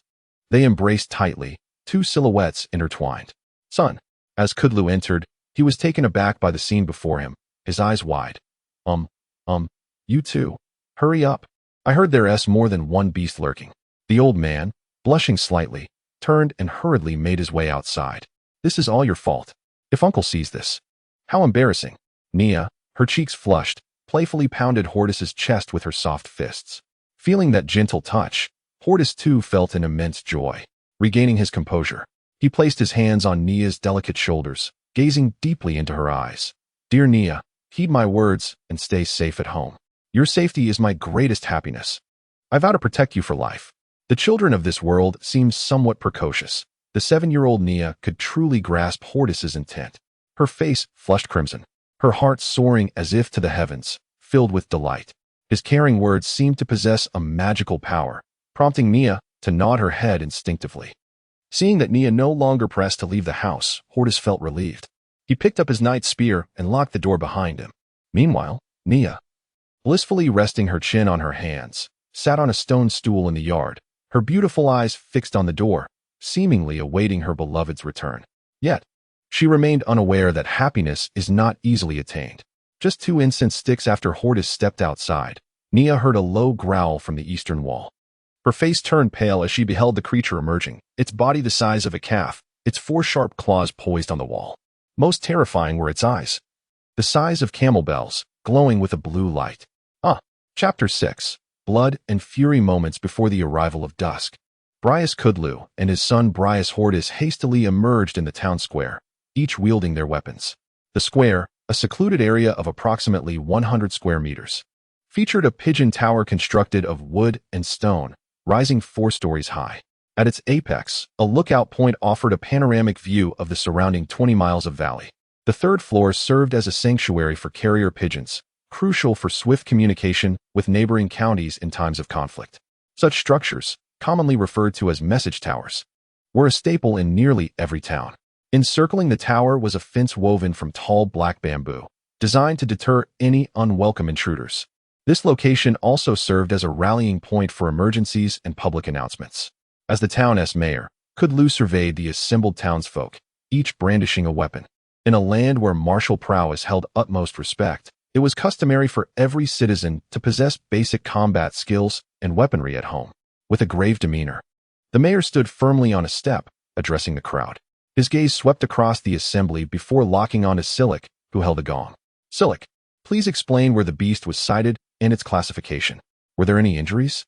Before Silik could respond, the crowd parted, revealing a limping youth being carried forth. Bloodstains were evident on the stretcher, and the young man, the son of the village carpenter, spoke with anguish. "I witnessed it myself. It was a cloud water leopard. My leg was pierced by its water arrow technique. If not for Brother Fail's timely arrival, I fear I would have." With that, the young man broke into tears, eliciting sympathetic murmurs from the crowd. Brias Kudlu, his expression darkened, surveyed the townspeople with intensity. Spring has just arrived, and the beasts of the mountains are likely becoming active, especially those that have recently given birth, having lost much of their combat strength. They pose a significant threat to our town. We must locate this creature and eliminate it. Nightfall will only enhance its advantage. Divide into 4 groups, each armed with fireworks, and search the eastern, southern, western, and northern directions. If you make a discovery, ignite your fireworks as a signal. He turned to Fail and Hordis. You two possess the greatest combat prowess. Stay together and ensure this menace is vanquished. The usually affable mayor had transformed into a commanding officer on the battlefield. Yes, mayor, came the responses, one loud and one soft. The townsfolk organized themselves into 4 orderly teams, each carrying fireworks and torches, resembling 4 fiery dragons radiating from the center in a cross formation. Their expressions were resolute. This was not their first encounter with beasts, and their fierce spirit was palpable. Only Brias Brias Hordis, and Fail remained at the center. They would not join the search parties but instead remain vigilant, ready to respond instantly should an alarm be raised. With the collective strength of the townsfolk, delaying their advance by a few minutes would be no challenge, allowing for swift movement in any direction. Before long, a bright red firework erupted in the sky above the eastern part of the village. In an instant, Hordis and the others grasped their weapons and rushed eastward. The other teams, upon witnessing the signal, swiftly regrouped to provide support. The ground trembled beneath them as, from above, 3 torches sped toward the east, while the western, northern, and southern flames converged toward the same point. At last, illuminated by the glow of the torches, the village martial hall revealed a beast the size of a bison, the cloudwater leopard, growling as it found itself encircled. It measured 3 meters in length, its shoulders towering at the height of a grown man. Its limbs were firmly planted on the ground as it crouched slightly. The feline head lifted, revealing eyes that glimmered with a cerulean hue. Its massive tongue hung outside its mouth, drooling, while its steel-like whiskers bore traces of blood. Its fur, smooth and glistening with a water-blue sheen, was adorned with stripes of black. Not far from the cloudwater leopard lay a half-eaten pig, evidently caught in the act when the townsfolk discovered it. Every weapon was aimed at its vital points. Some wielded shields at the forefront of the formation. Under the torchlight, the agitated cloudwater leopard narrowed its pupils, sensing the threat to its life. It let out a low growl, cautiously pacing in place, its sharp claws carving shallow grooves into the ground with each step. Suddenly, a commanding voice shattered the tense silence. Step aside. The crowd parted to reveal the town's foremost warrior, Raziel Fail. Clad in a half-length tunic, his belt cinched tightly, he sported a practical appearance. In his grip was a long axe, crafted in the likeness of the Holy Knight Templar's battle axes, single-edged and towering above him. It was said that the axe alone weighed over 100 pounds, its blade polished to a brilliant sheen and measuring over half a foot in width. In combat against beasts, longer weapons were favored, an inch longer, an inch stronger. Yet in Fail's hands, the axe moved as if weightless. With a casual flourish, he demonstrated its prowess, achieving a striking force of 800 kilograms. Coupled with his youthful adventures, he bore no fear, causing the cloudwater leopard to take 2 steps back. Emitting a whimper, instinctively recognizing the threat, the crowd quickly formed a large circle to prevent the beast's escape. Hordis emerged from the throng, wielding a knight's lance, maintaining a respectful distance while providing support. The beast, undeterred by the multitude, displayed no signs of cowardice. With a flicker of intelligence, it understood that survival depended on overcoming the humans before it. With a furious roar, the cloudwater leopard's muscles quivered as it opted to strike first. Years of life-and-death battles taught it to resist the intimidation of its foes. Its belly began to swell as it inhaled deeply, gathering blue mist that coalesced into a swirling vortex within its maw. Gradually, 6 blue stars appeared upon its forehead, a sign of its status as a white meteor-level beast, albeit one of the water attribute. As it prepared to unleash its attack upon Fail, the beast's mouth opened slowly, revealing a swirling mass of water within, growing denser by the moment. Familiar with the nature of such creatures, Fail shouted, "Raise your shields for protection. The beast is about to cast a spell." The crowd reacted swiftly, some seeking refuge behind the shields while others hid behind rocks or trees. Only Hordis stood his ground, lance poised toward the cloudwater leopard. Unfamiliar with how to confront a beast, he remained steadfast. "Pay close attention, young one. As you can see, standing your ground is not without merit," Fail advised. recognizing the youth's resolve. Indeed, within mere moments, the blue vortex in the beast's mouth began to slow, threatening to overflow. The surrounding elements stirred with increased intensity, heralding the impending eruption of its water arrow spell. The longer the preparation, the greater the spell's potential.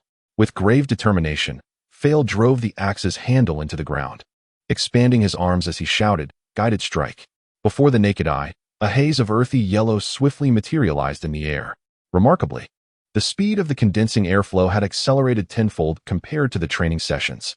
In the blink of an eye, the 7 white stars on Fei Lai's forehead began to flicker with intensity. His entire body crackled with energy as he clenched his right fist, yellow energy swirling rapidly around it, resembling a thick gauntlet. Unlike his previous battle with Hordis, this time he held nothing back. His eyes widened in determination as he stamped his foot on the ground. With a thunderous roar, a half-foot deep crater erupted beneath him and propelled by the force. Fei Lai surged forward like a bolt of lightning, his right fist aimed directly at the cloud water leopard. At that moment, the cloud water leopard had also completed its water arrow technique, opening its massive jaws to unleash a spiraling blue vortex that instantaneously transformed into a 1-foot-long arrow. The arrow shot towards Fei Lai with ferocity, cutting through the air with a sound akin to a piercing whistle. It seemed poised to pierce through Fei Lai's chest. However, suspended in midair, Fei Lai appeared to have anticipated this, as his right fist glimmered with newfound brightness. With a mighty strike, the gauntlet detached from his fist, morphing midair into a broad axe blade that hurtled toward the water arrow. A thunderous explosion echoed as the immense yellow and blue energies collided, sending a violent gust of wind radiating outward. The townsfolk clutching their shields braced against the gale, their pant legs flapping in the chaotic wind. Those hiding behind trees and rocks fared no better, desperately gripping trunks as their hair whipped about in disarray. Dust swirled and leaves scattered in all directions. Only he, armed with a spear, managed to hold his ground, though he was pushed back 3 meters by the force of the wind. Reacting swiftly, he plunged the spearhead into the earth, leveraging the ground's support to steady himself. As he looked up, he was astonished to see Fei Lai and the cloud water leopard engaged in close combat. With a flick of his wrist, Fei Lai sent the massive axe flying, pivoting around his waist as he swung the axe with all his might, channeling his strength into the blade's edge before delivering a fierce downward cleave, the great sage's cleave. Aware of the impending danger, the cloud water leopard nimbly evaded the lethal strike, its powerful hind legs propelling it backward while its forelegs sprang outward to narrowly escape the blow. In retaliation, its tail lashed out like a steel whip toward Fei Lai, producing a sonic boom in the air. Fei Lai swiftly planted the axe handle into the ground, leaping up to evade the leopard's tail strike. The whip cracked against the axe handle, ringing out like a bell, while Fei Lai, now airborne, narrowly avoided being struck as the tail swept beneath him. The cloud water leopard then extended its claws, preparing to pounce upon Fei Lai. Reacting quickly, Fei Lai raised the axe horizontally, lowering his body just as the leopard's pounce collided with the axe handle, leaving several white marks on the iron shaft. The two combatants were locked in a fierce struggle, one a stalwart warrior, the other a nimble beast. Neither could gain the upper hand, drawing beads of sweat from the onlookers who clutched their weapons with tension. Meanwhile, Brias Hordis stood transfixed, not in a daze but rather captivated by the Jade Pendant in his mind, which began to spin with increased velocity, curiously locking onto the cloud water leopard. Images of the beast's water arrow technique replayed in his mind, presenting a dynamic, three-dimensional dissection of the creature. The flow of blue water was laid bare, circulating through its nostrils, eyelids, jaw, and throat. The dynamic imagery revealed the increasingly solid spiral within the beast's mouth. Was this the operational route of its techniques? Could he also wield such power? Hordis pondered, his focus unwavering as he absorbed the intricate combat techniques unfolding before him. As the battle intensified, both combatants began to tire, gasping for breath. Realizing the urgency of the situation, Fei Lai caught sight of Hordis, who appeared lost in thought. "What are you dawdling about for, you little rascal? Lend a hand. This beast has reached its limits."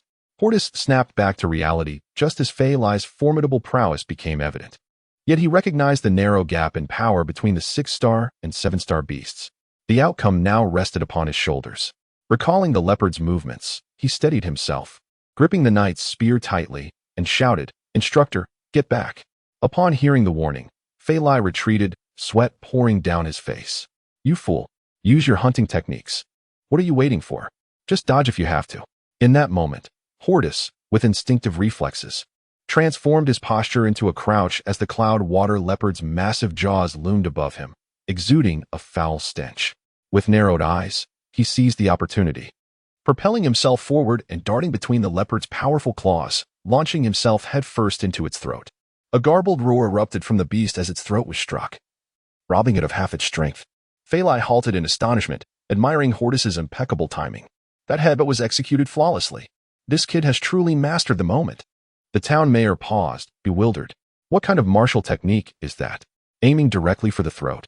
In midair, the cloud water leopard writhed in pain, its forepaws flailing as it lost strength, its massive body plummeting towards Hordis. The weight of the beast, nearly 1,000 pounds, could easily shatter bones upon impact.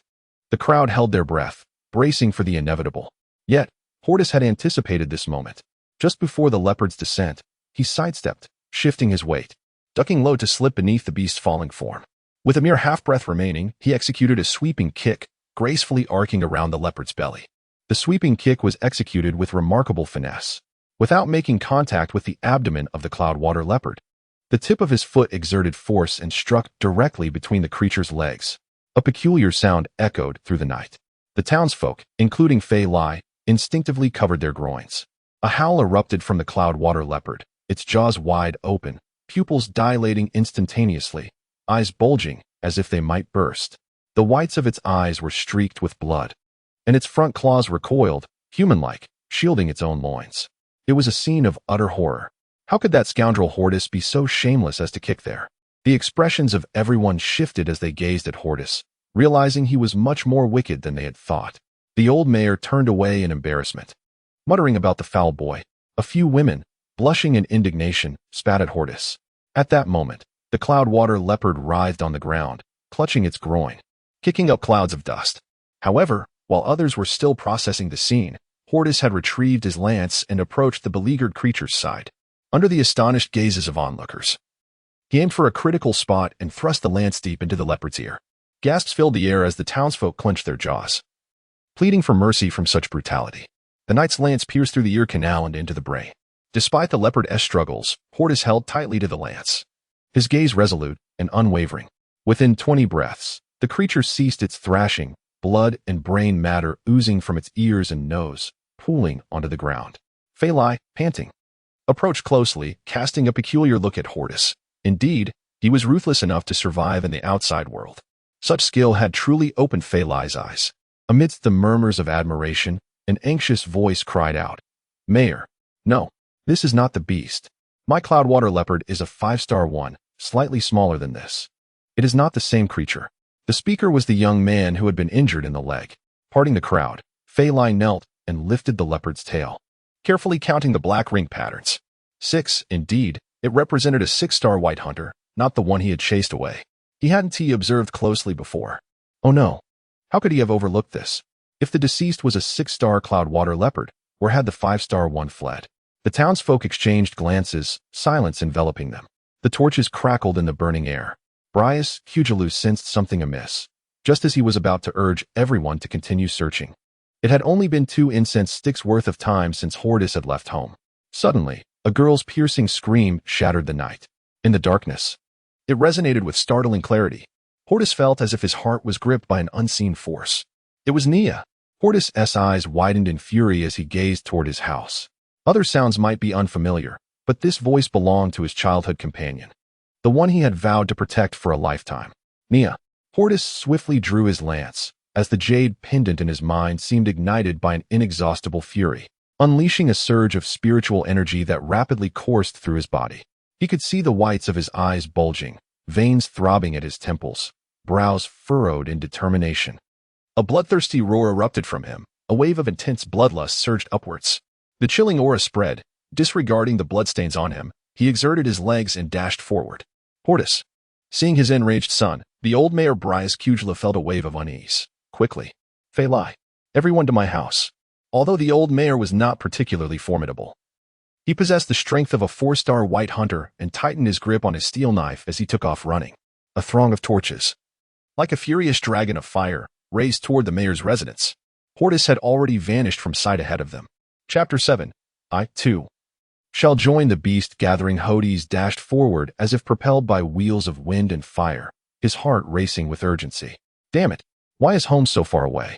He lamented, praying fervently as he ran. Naya, you must hold on. His teeth clenched tight. A tempest swirled around him as he sprinted. Uncle Corey and Chef Booma were still at home. Although Naya possessed some combat prowess, she was up against a 5-star cloud water leopard. It could effortlessly pierce through a stone wall half a foot thick with a mere water arrow technique. Run, damn it. Hordis felt a surge of blood rush to his forehead, cursing himself for his sluggish pace. Despite being leagues faster than during training, he still berated himself for not moving quickly enough. The old mayor's residence was now in disarray, flowers and plants strewn across the ground. Even the lone water tank outside the kitchen had been punctured, clear water gushing forth. In the courtyard, a massive head with a cavernous mouth roared. Its upper body slightly hunched, expressing an insatiable hunger. At the entrance of the main hall, 3 pitiful figures huddled closely together.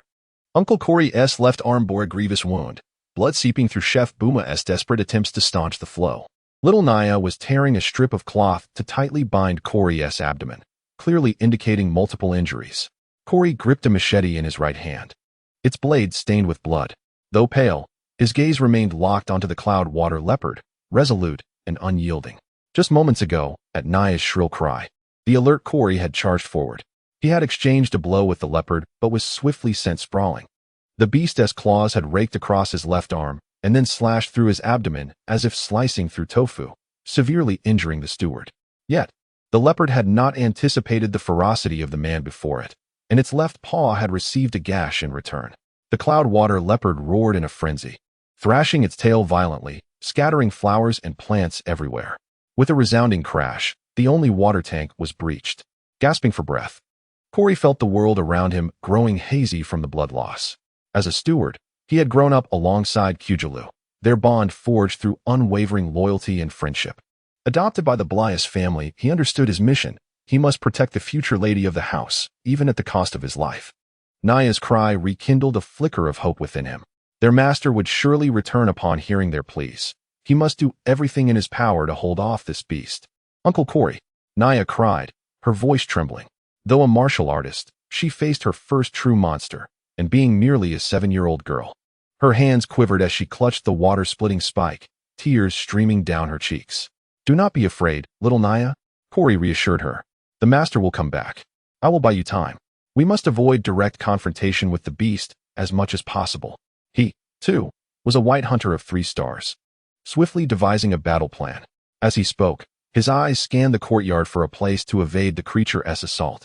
The cloud water leopard, however, seemed intent on denying its prey any chance to escape.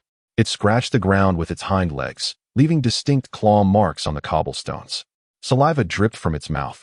Its predatory gaze fixated on its potential meal. The tender young girl would be the most delectable, but it first needed to deal with that bothersome man. With its massive head now zeroed in on its target, the leopard advanced, its teeth bared, slowly closing in on the 3 vulnerable humans. The pressure on them intensified palpably. Brias Corey, he thought, the weight of his family name pressing down on him.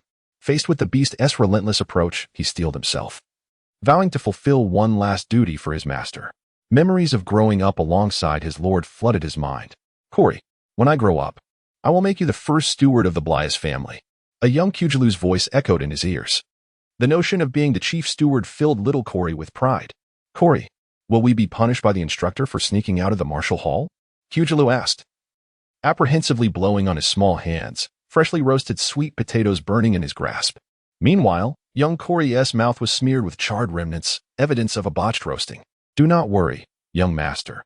If we are caught, I will say it was I who dragged you along, he replied, laughter shared between the 2 boys, their innocent bond shimmering like a rainbow in the sunlight. Master, now a young man, Corey knelt in despair, striking his own face in frustration. It is all my fault. If only I had run faster, the lady. A sigh escaped him, echoed by young Cugeloo, tears brimming in his eyes. Corey, rise. Do not blame yourself. This is Mina's fate. The 2 young men embraced, weeping together, memories flowing like water, replaying scenes of brotherhood from their childhood to youth, and now to this moment. Finally, Corey smiled, for he had found a purpose in supporting young Hordis, compensating for his master's lingering regrets. But now, the future lady, Miss Naya faced peril. It was time for him to unleash his remaining strength. Life? It mattered little. He had failed to save the lady while she lived. Now, let old Corey contribute all his might to the Brias family. With that thought, a fierce determination surged within him. Beast, it matters not if you are 5-star or 9-star. I shall tear away a piece of your flesh. A brownish mist enveloped him, a powerful current surging into his being. Corey's forehead transformed. Where 3 stars should have appeared, a 4th, shimmering star ignited. In this urgent moment, he had achieved a breakthrough. Excitement coursed through him as the energy wrapped around his wounds, initiating a miraculous healing process. Come forth, demon, Corey bellowed, channeling the earthy energy into his machete. Though he could not unleash a hunting technique, infusing his weapon with elemental power was foundational for any martial artist. The cloud water leopard paused, sensing the shift. However, a mere 4-star white hunter was still no match for it. With a powerful push from its hind legs, the leopard lunged at him. Corey swiftly shoved Naya and Boomer aside, disregarding the pain in his left arm, wielding his machete as he charged toward the beast. The two figures collided in an explosive encounter, and predictably, Corey was flung backward, crashing against an ancient tree, a mouthful of blood spilling forth. Kneeling on the ground, the machete's tip dug into the earth as he glared at the cloud water leopard, blood trickling down the handle and onto the blade. The leopard, too, bore a wound, a half-foot-long gash staining its azure fur. It roared in pain, enraged. Did it think it could toy with him without consequence? Meanwhile, Chef Booma, trembling, brandished a kitchen knife toward the beast, clearly outmatched. However, little Naya affixed the cleaving daggers to her middle fingers, her countenance serious as she fixed her gaze upon the monstrous beast. Beads of perspiration, like shimmering jewels, trickled from her temples, coursing down her shoulders. Her eyes widened, and the earthen element manifested instantly, adorning her brow with 2 radiant stars. Indeed, as a martial artist, Naya would not succumb passively. Brother Hordis, she thought, Naya may no longer be able to accompany you. How I long to be your bride, but I shall not meet a cowardly demise. I hope Uncle arrives swiftly. Brother Hordis, where are you? How I yearn to see you one last time. Naya simultaneously wished for her beloved to appear before her, yet also desired to shield him from confronting the beast, a sentiment fraught with complexity. Finally, with a determined bite of her silver teeth, Naya assumed the basic hunting stance. The 5th form, facing the wind, imbuing the cleaving daggers with the earthen element, as if wielding 2 colossal thorns. This technique, specially imparted to Naya by fear, allowed her to exploit the coordination of muscles and joints to swiftly alter her steps, enhancing her agility and overcoming strength with finesse. Akin to a pine tree swaying against the gale on a cliff's edge. Seemingly sensing the girl's trepidation, the cloudwater leopard bared its maw in a grin. Tender morsel, hasten to my maw. Swift as lightning, it lunged forward, closing to within a mere meter of Naya. Suddenly, the cloudwater leopard's hind legs were seized by a pair of powerful hands. It was Corey who had forsaken his cutlass. With a bear hug, he tenaciously grasped one of the cloudwater leopard's hind limbs. Abruptly impeded, the astonished cloudwater leopard paused midair, and as it turned its head, Naya's cleaving daggers pierced its throat. Instant pierce. Little Naya cried out. The palm-sized cleaving daggers plunged directly into the cloudwater leopard's neck, but the beast twisted its head, narrowly avoiding its throat. Naya felt the cleaving daggers snag on a sturdy bone, the force deflecting along the fur of its neck, missing the throat but embedding in the bone crevice of its shoulder. With a mournful howl, the cloudwater leopard was enraged. It had been wounded by 2 insignificant humans, nearly losing its life. In a frenzy, the cloudwater leopard raised its other hind leg, delivering a devastating kick to Corey's head. Instantly, Corey was sent hurtling through the air, landing a full 3 meters away, his head striking the ground, and blood gushing forth like an unrestrained torrent. Then, whirling around, a claw lashed out, striking Naya's shoulder. With a resounding thud, Naya was flung away like a kite with a severed string. Blood rapidly stained her silver dress crimson. Not content with this, the cloudwater leopard emitted a low growl, its limbs tensing, and with a fierce surge, it pounced upon the vulnerable girl. Naya closed her eyes in anguish. Brother Hordis, Naya shall be yours in the next life. Before she could react, the gate burst open with a resounding crash. This momentarily stunned the cloudwater leopard midair, and instinctively, it executed an aerial pirouette, landing to the side, its predatory gaze fixed upon the courtyard entrance. Naya, Hordis had finally arrived. Beholding Naya and Uncle Corey covered in blood, the ravaged courtyard, and the trembling cook, Buma, Hordis' eyes turned bloodshot, and he unleashed a thunderous roar. The cloudwater leopard was taken aback, but upon realizing that its assailant was merely a child, it growled once more, concluding that tonight's dinner would be quite sumptuous. Brandishing his knight's lance, Hordis launched a fierce thrust.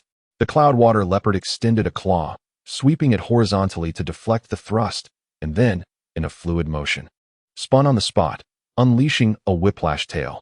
Hordis forcefully plunged his lance into the ground, leaping into the air. With a sharp clang, the whiplash tail struck the lance's shaft. As Hordis was airborne, half of the tail brushed beneath his feet, failing to connect. This technique had been learned from fear, a lesson put to immediate use. The man and the beast, one a white hunt 5th star, the other also a white hunt 5th star. With the general understanding that beasts of the same level possessed superior combat prowess compared to martial artists. "Brother, be careful," Naya cried, clutching her shoulder, her expression pained, yet still focused on the unfolding battle. What kind of martial artist was Hordis? Even before attaining Hunt stars, his physical attributes had nearly reached the White Hunt 2nd star. Now, as a White Hunt 5th star, his combat strength was essentially akin to a White Hunt 7th star, on par with fear. The cloudwater leopard was no witless swine. Recognizing the arrival of the child, it knew that reinforcements would soon follow, and it could not afford to linger. It needed to secure a swift victory. For Hordis, the thought of anyone harming his beloved and his Uncle Corey was unforgivable. Two different species, both harboring the intent to slay the other. The cloudwater leopard roared repeatedly, its muscles and bones crackling, its fur beginning to surge, and the air filled with a blue mist, which coalesced into streams of water, flowing into its nostrils. This was the prelude to the beast's arcane art, the water arrow technique. "Young master, be careful," Corey called out from the ground, unable to move, yet still vigilant of the beast's actions. "Humph." Hordis did not reach for his knight's lance, instead clenching his fists, and a yellow mist emerged, transforming into streams of water that converged at his sea of chi. Simultaneously, 5 white stars illuminated the beast's brow, and Hordis as well. The cloudwater leopard's predatory gaze intensified. It seemed this human whelp was not to be trifled with. Unable to speak, the beast expelled a blue vortex from its mouth, which instantly transformed into a foot-long, arrow-shaped projectile. The vortex on Hordis' fist was also discharged, his second time employing the technique, now with greater proficiency. The arrow and the axe blade collided with lightning speed. A deafening explosion erupted. The air seemed to detonate, as earthen and water elements intermingled and clashed, creating a semi-yellow, semi-blue circle that rapidly expanded outward. Within the courtyard, save for the cloudwater leopard and Hordis, Naya, Corey, and the cook, Buma, were buffeted by the frenzied air currents. Their hair whipped about wildly. As the air stilled, the cloudwater leopard and Hordis glared at each other, their eyes blazing with animosity. Suddenly, from beyond the courtyard, the clamor of voices grew louder, indicating that the town elders' forces were fast approaching. The cloudwater leopard's eyes widened. It was no simpleton, and it knew that it could not afford to remain and fight. Escape was its only option. With no intention of engaging Hordis, its lithe form turned, its hind legs preparing to propel it away. Hordis understood its intentions. It sought to flee, did it? After harming his loved ones, it thought it could simply depart? Not a chance. The jade pendant within his mind began to spin rapidly, and if one could peer within, they would find that the pendant had transformed, half earthen yellow, half azure blue. Hordis recalled the White Hunt 6-star cloudwater leopard from the training grounds, and suddenly, the air shimmered with an azure mist, which slowly coalesced into azure streams, threading their way into Hordis' nostrils. The cloudwater leopard, poised to flee, paused, sensing the emergence of the water element. Could it be that its leader had arrived? No longer contemplating escape, it felt assured of its safety with the arrival of its superior. The cloudwater leopard turned, and what it beheld caused its fur to bristle. Had it seen a demon god? This is water arrow technique. And a water arrow technique formed from the mouth. Was this not the exclusive domain of beasts? Impossible. Even with water element hunting techniques, martial artists could not generate them from their mouths. This defied the laws of the Gotha continent. Hordis observed himself, the azure streams coursing from his nose, through his eyelids to his lower jaw, and finally, through his throat, causing him to involuntarily open his mouth. A visible azure vortex emerged, drawing in more and more water element. At this moment, he understood it was time to depart. The cloud water leopard lost its footing momentarily, causing it to stagger in surprise. With a sudden burst of strength, it attempted to leap onto the wall, but it was too late. Water arrow technique. This was the resonating voice echoing in Hades' mind. The swirling blue vortex in his mouth was forcefully expelled, transforming into a half-foot-long azure arrow as it detached from his lips, soaring through the air with the swiftness of thunder, creating a powerful sonic boom. The Jade Pendant in his mind dimmed slightly, hearing the explosive sound behind him. The cloud water leopard, suspended in midair, instinctively sought to evade, but the spell was executed too swiftly to escape. With a resounding crash, the arrow struck the beast's spine directly. The impact resulted in a gaping hole, the width of a wrist, that penetrated through its back and into its abdomen. With a thundering thud, the massive carcass plummeted to the ground, blood splattering in all directions. Hades gazed at his handiwork with a face contorted in hatred. His teeth clenched tightly. This was the outcome. Outside the gate stood a group of incredulous onlookers. They had all witnessed the water arrow technique. What had transpired? Could it be that Hades possessed the water element? Did we not revere the god of earth? Not knowing what to say, Phalai felt equally perplexed under the scrutinizing gazes of the crowd. Could it be that this lad possessed dual elemental attributes? How had this gone unnoticed before? Staring at the cloud water leopard, now riddled with a gaping wound, and the panting Hades, everyone remained in a state of bewilderment. Eventually, it was Kujalu who urged the others to hasten and provide assistance, snapping them back to reality. Stroking his chin, Phalai gazed at Hades with a look of confusion. Seeing that Nia and the others were safe, Hades relaxed, feeling a bit sheepish as he scratched his head in response to Phalai's puzzled expression. The townsfolk bustled about, some aiding in tidying up the courtyard, others calling for the priest, while a few women busied themselves preparing meals. After a night of labor, hunger had begun to set in. They continued their efforts until the stroke of midnight, at which point everyone gradually dispersed. As they departed, Phalai still wore an expression of inquiry. Hades watched as Nia was taken away by her parents before he finally retreated to his bedroom to meditate and practice his spirit-gathering technique.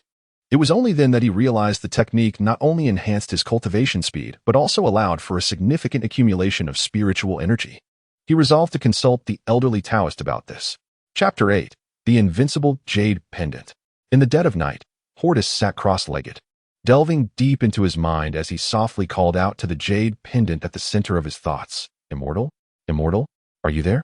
Before long, the translucent Jade Pendant radiated a dazzling spectrum of colors, and a shadow finally materialized. A long-browed, long-bearded old Taoist appeared, his visage clearer and more vibrant than before. The old man absent-mindedly stroked his long beard and regarded Hordis with calmness, seemingly aware of his intent. Young one, you wish to inquire why you are capable of employing the techniques of beastly magic, do you not? Hordis nodded eagerly, like a chick pecking at grains. Hee. I have long asserted that this pendant harbors the soul of the cursed dragon. It is no surprise that you can wield the techniques of beastly magic. Hordis had his suspicions confirmed but was not overly astonished. What he truly wished to know was different. Immortal, why can I utilize both earth and water elements simultaneously? Is it not the case that one can only wield a single attribute's hunting technique in Gothic continent? The old Taoist smiled with a hint of exasperation as he gazed at Hordis. One? Who told you that you can only use a single attribute's magic? Observing Hordis scratching his head in confusion, the old man chuckled kindly. Child, do you not remember the technique one chi transforms into 3 purities that I imparted to you? One chi transforms into 3 purities is a divine skill. Do you know what that entails? It allows the practitioner to separate their essence into 3 entities to cultivate different attributes of magic. Hordis suddenly sprang up, his face alight with excitement. If you hadn't mentioned it, I might have forgotten. So, I have already mastered one chi transforms into 3 purities? This means I can wield 3 attributes of magic? The old man looked at him as if he were a fool. 3? Who told you 3? Your current strength is still low. When you elevate your power significantly, one of your incarnations will be able to continue utilizing one chi transforms into 3 purities. The sudden influx of happiness left Hordis momentarily speechless as he swallowed hard. So, what you mean is that during the white hunt, I will have 3 attributes. During the yellow hunt, 6, and during the green hunt, 9? The old man nodded nonchalantly, and Hordis fainted from sheer joy. The old man extended a finger and with a pop, struck Hordis on the head. Ouch! Hordis exclaimed, rubbing the bump on his head while casting a disgruntled look at the old man. The old Taoist seemed to enjoy teasing Hordis. All right. Regardless of how formidable the divine skill is, you must diligently practice. Until you attain the pinnacle of power in this world, you must learn to conceal your strength, understand. Child. Hordis quickly bowed several times. I will heed the immortal's teachings. I shall strive to master the earth and water elements and endeavor to acquire a third attribute. Then, suddenly, Hordis noticed the old man looking at him mysteriously. Immortal, what is it? Did I say something wrong? I will work hard. The old man winked and reminded him. Child, do you not remember how you awoke after returning from Lingyan River? You mean? Hordis's eyes widened in realization. He then excitedly withdrew from his mind and immediately employed the spirit-gathering technique. Within his consciousness, the Jade Pendant slowly rotated, and upon closer inspection, the earth and water elements swelled like sponges absorbing water. In a corner of the pendant, a pure white element was also gradually absorbing energy. Razier Fear was exceedingly troubled in recent days. The incident of the beast attack had passed, and the town returned to its usual tranquility. The injured had recovered due to timely treatment. Yet, Fear could not find peace. The training atmosphere at the Martial Hall had become more vibrant than before, much to Fear's satisfaction. However, it seemed that the leading role in training had been usurped by that impudent brat Hordis. It appeared that his status as the foremost expert of Wali Town was under scrutiny. Though he would not stoop to quarreling with children, he absolutely refused to allow himself to be looked down upon or lose control over his domain. Just look at the newcomers to the Martial Hall. They would chase after Hordis, calling him brother with such affection. A bunch of ingrates. Did they not see the hard work I put in? Especially that chubby girl named Biji. She had looked up to me with admiration when she first entered the Martial Hall, but now she was clinging to that brat Hordis, making me feel like a hen protecting her chicks, declaring Hordis's vicinity off-limits to the opposite sex. Why? Just because he killed the Cloudwater Leopard twice? I contributed significantly to that effort, after all. Is it merely because that kid is 7 years old and has a handsome appearance with black eyes and hair? Well, perhaps just a tad handsome. After much contemplation, Fear began to devise a scheme. Why was Fear nicknamed Foul Water by the children? Beneath his honest facade lay a plethora of cunning ideas. Wali Town, beast, battle, cultivation. He pondered these words repeatedly. Eureka! Suddenly, Fear felt a surge of joy. He had finally concocted the perfect plan. Though Hordis possessed commendable combat skills, he also had weaknesses, namely, his lack of experience. Aside from those 2 encounters with beasts, he had never faced true wild battles, encounters with beasts, or contests with external warriors. This was my invaluable experience, he thought with glee. How would he execute his plan? Fear squinted, turning left 3 times, and then right 3 times. Got it. Silence. Silence. Fear declared solemnly, extending his large hands like fans to impose quiet. Instantly, the young trainees halted their training and turned their attention to Fear, the instructor. This was one aspect Fear was pleased with. At least he could command their respect. Seeing the puzzled looks on the children's faces, Fear recited his prepared speech. As you all know, the incident of the beast attack. The children present were largely aware. Even Hordis and Nia, who harbored a deep disdain for beasts, nodded in agreement. Through the events of the past few days, despite our diligent training, I have discovered a significant flaw. Fear deliberately emphasized significant.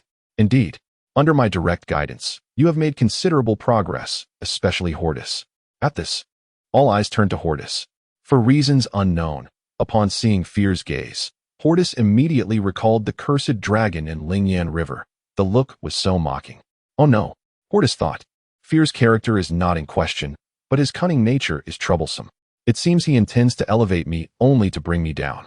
Perhaps I could deceive the children, but I have the experience of 2 lifetimes. Not wanting to expose Fear's intentions, Hordis gritted his teeth and feigned ignorance. You, with your thick brows and big eyes, where do you intend to lead these little rabbits? Surely you have some mischief in mind. To diminish his presence, Hordis extended his bandaged hand, adopting an innocuous demeanor, signaling that he was also a victim, imploring them not to perceive him as overly formidable. Observing Hordis's actions, Fear's naive gaze registered a hint of surprise. Well, young one, you certainly play the part well. Clearing his throat a few times, he continued, in order to facilitate a smooth transition to the outside world. To safeguard the peace of our Wali town, and to protect our homes and possessions, I have crafted a grandiose rationale. Ultimately, I resolved. Fei Lai gazed toward the distant mountains, feigning calmness for several seconds. instantly transforming into the visage of a savior of world peace.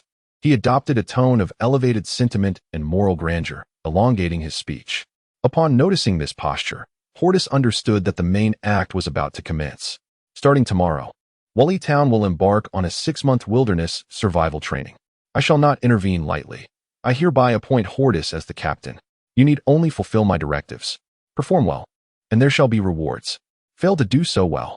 He dramatically produced a slender twig, about half a meter long, resembling a teacher's ultimate rod. With a mischievous smile, he swished it through the air, producing a resounding sonic boom. At last, Hordis comprehended the situation, and the children did as well. It was evident that this was merely a clever ruse to manipulate us, as expected from Fei Lai. The little shoes were worn for the very reason that he had disregarded you. At that moment, Master Fei Lai stood upon the steps of the temple, extending one arm straight toward the horizon, his expression solemn. It was as if the distant mountains and deep forests bowed at his feet, while the children gazed at him with admiration. The illustrious image of Wali Town's foremost expert would be indelibly etched in their minds. A minute passed, then 2, then 3. Finally, a gentle breeze blew by, playfully tickling Fei Lai's neck, prompting him to return to reality. Where are the applause? The cheers? The shouts of admiration? This script seems amiss. Fei Lai blinked, pondering if his rehearsed stance lacked enough gravitas. He glanced down at the group of children, his temper nearly reaching a boiling point. Hordis was leisurely attending to Naya's hair, while the young girl, her cheeks flushed, tightly pursed her rosy lips. Her large eyes, filled with shyness, occasionally darted toward Hordis. You two little lovebirds, I curse that you will surely have a child together in the future. Weston and Weston, the twin brothers, with their cheeks stuffed, were oblivious, a stream of snot trailing down their noses as they blissfully consumed their flatbread and sipped from their water pouches, eyes closed in contentment. And there was Magna, that troublesome lad, brazenly massaging the shoulders of that girl, BG. Just look at that cheeky grin. He's undoubtedly a devoted follower. Did you think I didn't see you taking advantage of her? It's all Hordis' fault for leading you astray. To top it off, several little rascals faced away from the crowd, competing to see who could urinate the highest. Fei Lai could no longer contain himself. A cloud of earthy anger erupted as he stomped his right foot firmly on the steps. Jealousy erupted like a volcano. Am I merely a performer for your amusement? Is this how you treat me, Master Fei Lai? His temples throbbed, his chest heaving with indignation. Just as he was about to unleash a tirade, an odd sound erupted beneath his foot, a high-pitched squeak. Startled, he looked down in confusion. What had he stepped on? A flattened rabbit lay beneath him, blood oozing down the steps. Its red eyes gazed up at him, seemingly pleading, I merely wished to hold on for dear life. Was it necessary to crush me?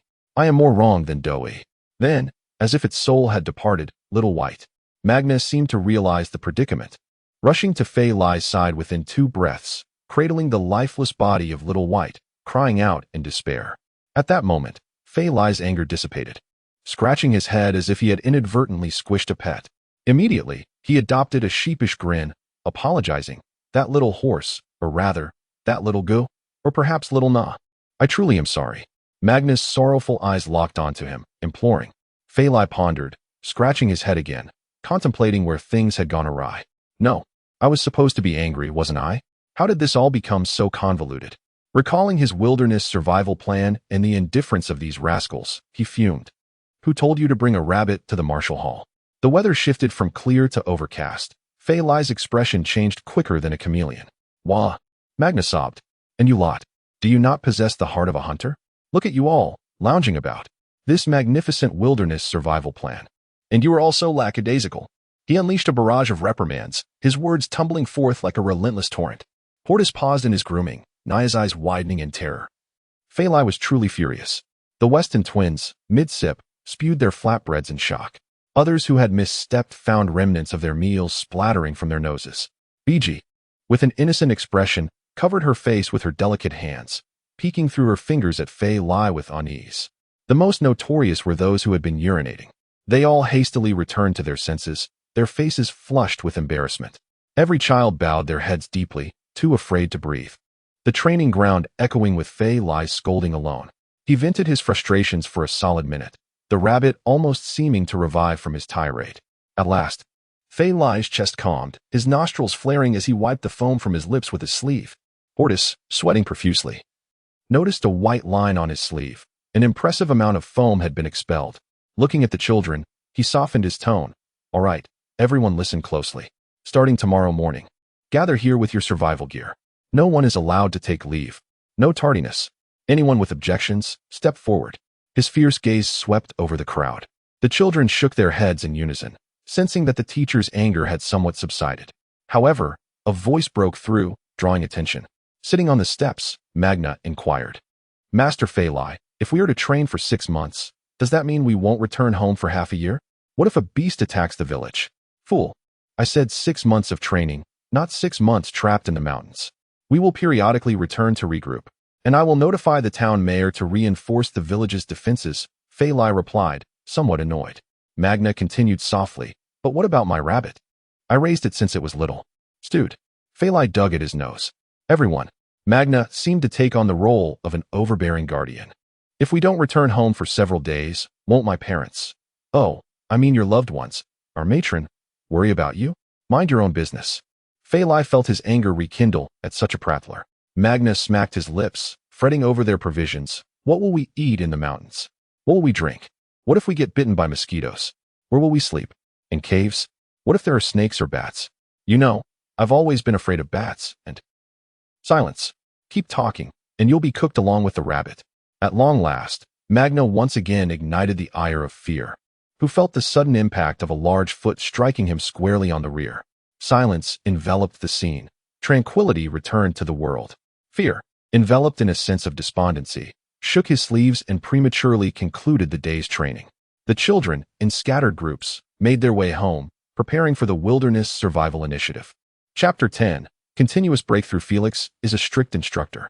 Under his orderly command, each squad excelled in completing their tasks, and within less than an hour, the training team from Valley Town reassembled. However, Hordis' squad encountered some unexpected challenges as they faced the beasts directly. He was the main source of offense. In addition to slaying the beasts, he needed to dedicate his energy to protecting his fellow teammates, and this was his first time proactively seeking out combat with the beasts, which made Hordis somewhat excited. Felix surveyed the achievements of the hunting group: 3 2-star bark rabbits, 1 3-star ironhorn pig, and 6 3-star steel-billed sparrows. That 5-star dung deer must have been a solo feat by Hordis, as the axe wounds on its neck still bore the scent of earth elemental energy. After taking another head count, Felix waved his hand. Culinary and logistics teams, it's time to showcase your skills. Naya and a few other girls constructed 2 makeshift racks. While Magna hung a pot over the fire, his expression darker than the pot's bottom. Soon, a tantalizing aroma wafted through the air. The group gathered around the pot. Feeling quite fatigued, they had hardly eaten since morning. The little ones gazed eagerly at the bubbling meat, their swallowing sounds echoing one after another. The taste is delightful, Felix remarked, savoring a spoonful of the broth. Well, for your first task, I deem you all competent. Now dig in. Oh. The children erupted in cheers. The little ones clustered in groups of 3 or 5, each with a small bowl, eating while whispering to one another, transforming what should have been a trial into a delightful excursion. Felix chuckled and shook his head. Feast away, for once we enter the mountains, you shall learn the true meaning of brutality. Hey, quiet down. Leave that elbow for me. The first task was joyous, yet as the afternoon approached, the true trials began.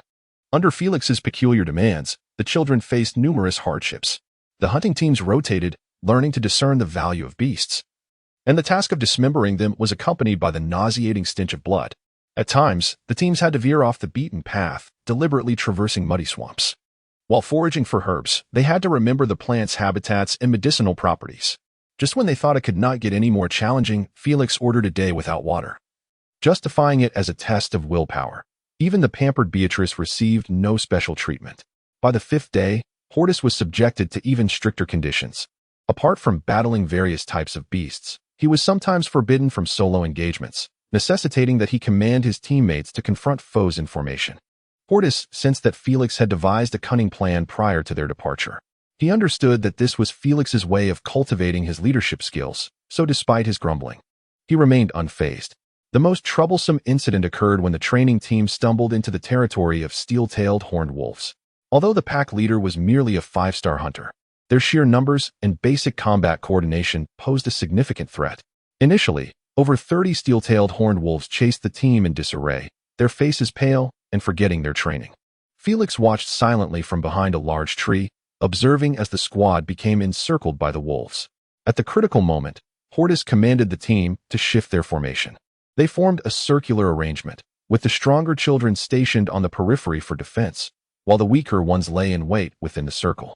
Hordis maneuvered around the outside, dispatching the approaching wolves, while those inside used long weapons to stab or throw projectiles. The battle persisted for a full half-hour, concluding only once Hordis had slain the Wolf King, prompting the pack to retreat, leaving behind several wolf carcasses. After the skirmish, everyone bore wounds, huddled together in exhaustion, with a few young ones softly sobbing. Hordis had personally slain 9 steel-tailed horned wolves. Though valiant, his shoulder bore several gashes. Sweat streamed down his forehead, muscles twitching, as he leaned on his knight's spear, panting heavily. His body was stained with blood, beast's blood, comrade's blood, and his own. Ultimately, feeling utterly depleted, he slumped against a great tree, gazing weakly at the dappled sunlight filtering through the leaves. "Brother, are you all right?" Little Naya approached, glistening with sweat, and settled beside Hordis. She tucked her water spear into her waist, gritted her teeth, and retrieved some healing ointment from her pack to apply to Hordis's shoulder. Seeing his bloodied state brought tears to her eyes. Had it not been for Hordis, she might have been bitten by a steel-tailed horned wolf. A figure slowly emerged before the children, wielding a massive axe, his solemn gaze sweeping across the group. In a deep voice, he spoke. "I am quite pleased with your performance. You need not rise to salute." Several children attempted to stand in respect, but he waved his hand dismissively. Though Felix felt a twinge of concern witnessing the commotion among the children, he raised his hand to calm them. The first deadly battle was undoubtedly unforgettable. Nonetheless, everyone understood that fledglings must someday confront peril. Learning to flap their wings early would lessen the fatal risks. Bleeding was preferable to dying. I refrained from intervening for a reason. As you well know, his voice carried a masculine resonance. Remember, the outside world is exceedingly cruel. Your ability to stage a significant comeback in adversity is commendable. Especially notable was Hordis's command capabilities. The arrangement of their circular formation astonished Felix. The crowd buzzed with excitement, whispering among themselves. Felix continued to encourage them. "We are a collective, a family. Only by uniting can we conquer all challenges. I am immensely pleased that you have entrusted your backs to your most trusted comrades." With that, a broad smile broke across Felix's face, one not often seen. The children erupted into spontaneous applause, their pains momentarily forgotten. With the first encounter of peril, there would undoubtedly be a second and a third.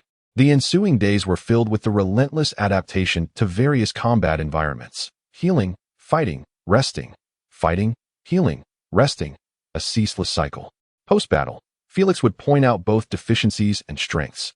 While imparting survival skills and experiences in the wilderness, they learned self-rescue techniques and how to assess potable water sources. Occasionally, internal competitions were held, fostering increasingly harmonious teamwork. Through repeated trials, the children gradually matured, and the hunting teams expanded to 4. Felix organized the squads according to their overall strength and experience, dispatching them to engage in battles. Their initial innocence faded. Under the stimulus of bloodshed, the children's faces grew increasingly resolute. Conversations shifted from trivial matters of food and play to tactical discussions within the fray, compensating for one another's shortcomings. A month passed, during which the teams occasionally returned to Valley Town to change clothes and restock supplies before re-entering the Starfall mountain range. Although they spent most of their time on the periphery, the training proved remarkably effective. On a night beneath the crackling campfire, several grouse roasted over the flames, their golden flesh exuding an irresistible aroma, as each member of the training party savored a piece. Felix felt an urge stir within him. He was curious about the children's current prowess, and decided it was time for an assessment. Rising slowly, he stretched languidly and surveyed the group. "It has been over 30 days. I am eager to know the results of your training. In a clockwise fashion, please report your levels." 2-star White Hunter. Weston wiped grease from the corner of his mouth. "Excellent." Felix nodded in satisfaction. Wagner. White Hunter 2 stars. Beatrice. White Hunter 1 star. Fear was delighted. "Look, even the newcomers have achieved white stars, unlike last year's Nia who lacked this capability." "Excellent." Nia. White Hunter 3 stars. 3 stars. A wave of cheers mixed with astonishment erupted from the team. This already met the standards of the county's martial arts hall, should Nia desire. She could report to the county immediately. Nia's little face flushed, having grown a bit taller, her beautiful eyes covertly glancing at her brother. If one were to speak of rapid growth and strength, then Brother Hordis must be the most formidable, right? Observing the children as they reported their martial artist ranks, fear hastened his pace in devouring the chicken.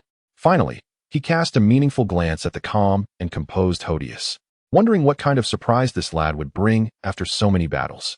Brias Hordis, please report your rank. Fear, knowing he was dealing with a prodigy, thought little of it and naturally tore a chicken leg from the rack, chewing noisily. Hordis slowly stood up, brushing off dirt from his trousers while surveying his teammates. He was not boasting. He simply stated in a matter-of-fact tone, Hordis, White Hunter 7 stars. PFF.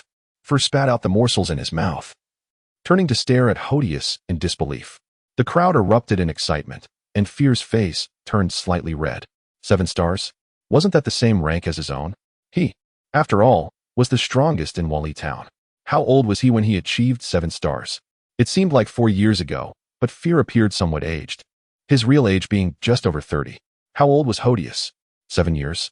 7 years, and already a White Hunter 7 stars. By the gods, was this child granted his rank according to age? As if venting his frustration, Fear chewed vigorously.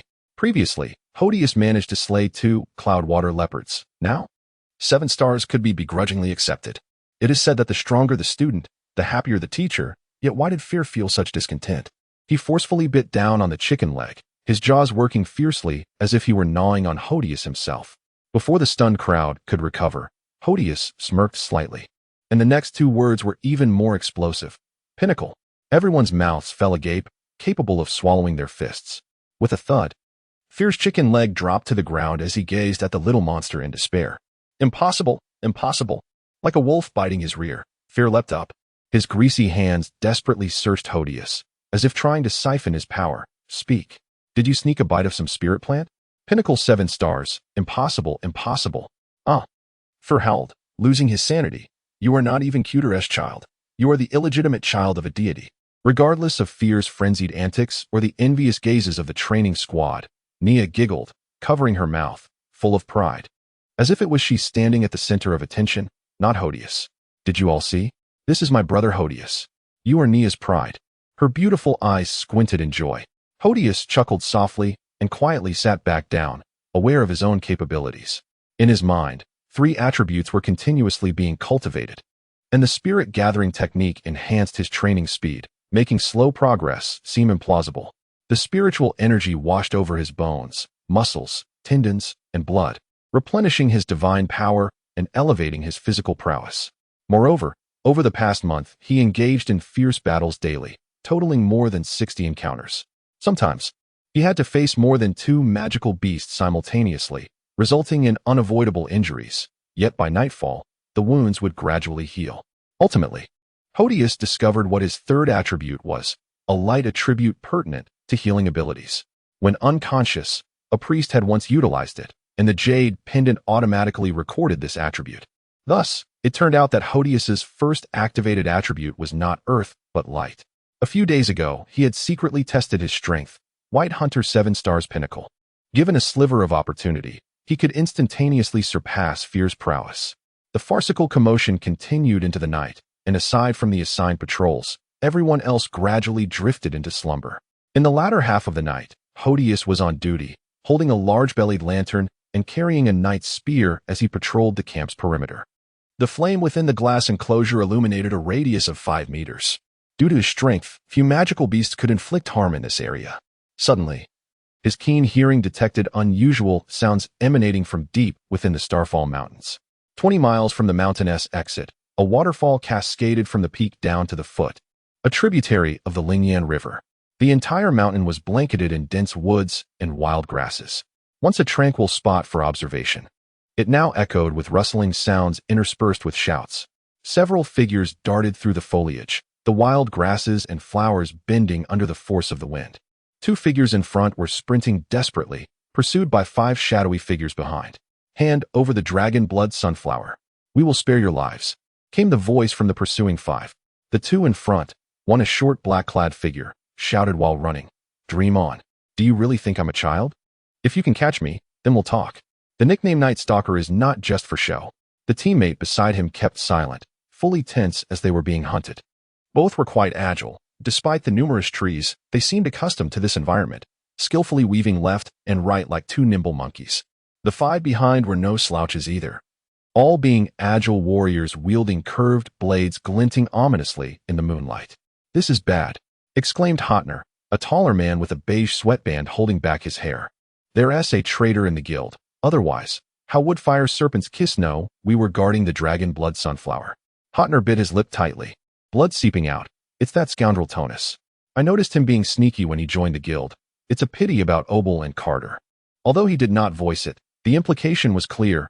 Obel and Carter's fates were grim. Originally a 5-person escort squad, one had betrayed them, and 2 were unaccounted for, leaving the remaining 2 to desperately protect the dragon blood sunflower as they fled the mountains. Tonight's moonlight was favorable, and their extensive experience in wilderness survival allowed the 2 to discern the path leading out of the mountains. The taller warrior, named Poligo, with golden hair, glanced back and clenched his teeth. "Let us move faster. Once we exit the Starfall Mountains, we will be safe.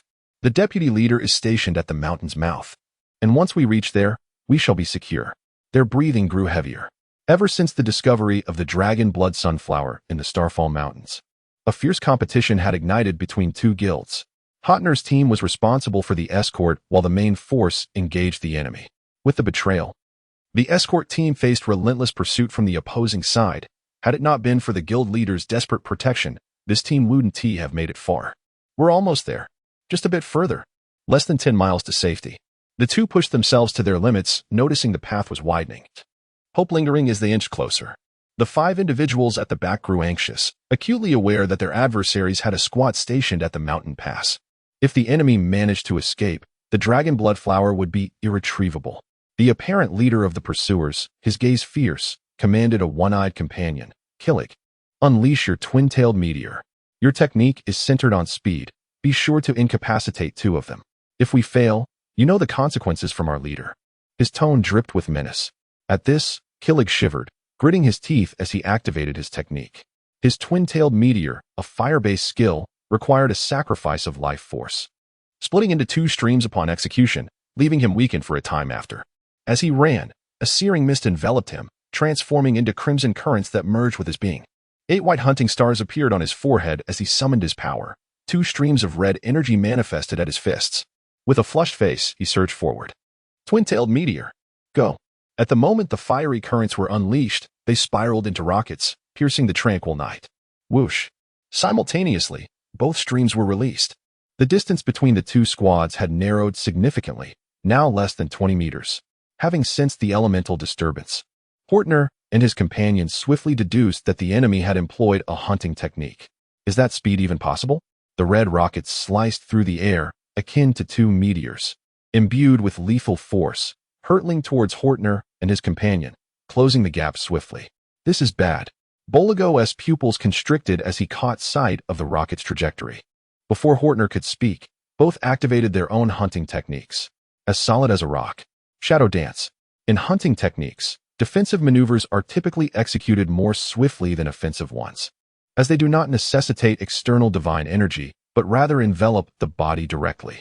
Despite Killig's rapid fire, the duo completed their defensive techniques as they ran. In the darkness, the red fire elements collided with the yellow earth elements, while another fire element clashed with the dark shadow element. Boom. Crash. 2 sounds erupted simultaneously. Hortner and his companion lunged forward, both coughing up blood. The twin-tailed meteor, fueled by Killig's life essence and being an explosive skill, exceeded their defensive capabilities. Boligo. The fire of vengeance ignited in Hortner's eyes. Before they could regain their footing, the 30-meter distance was more than sufficient for the 5 pursuers to close in. "Huh. Why don't you run?" The leader cackled with abandon. "We finally caught up. The dragon blood flower is within our grasp." Hortner's eyes blazed with murderous intent. "Byram, I will fight you to the death." Drawing a dagger from his leg, its foot-long blade emitted no glimmer, a clear sign to the knowledgeable that it was the ideal weapon for stealthy assassinations. Boligo, a melee warrior, clenched his hardened fists, but the 2 were no match for the 5 before them. Although Killig was in a weakened state and unable to exert full strength, The remaining four still exerted significant pressure on Hortner and Boligo. The duo had developed a certain synergy. Boligo attracted most of the attackers' focus while Hortner slithered through their ranks like a viper, striking from the shadows. However, injury had diminished their overall strength, and within mere breaths, they were sent sprawling. Had they not been concerned for the dragon blood flower, they would have been slain long ago.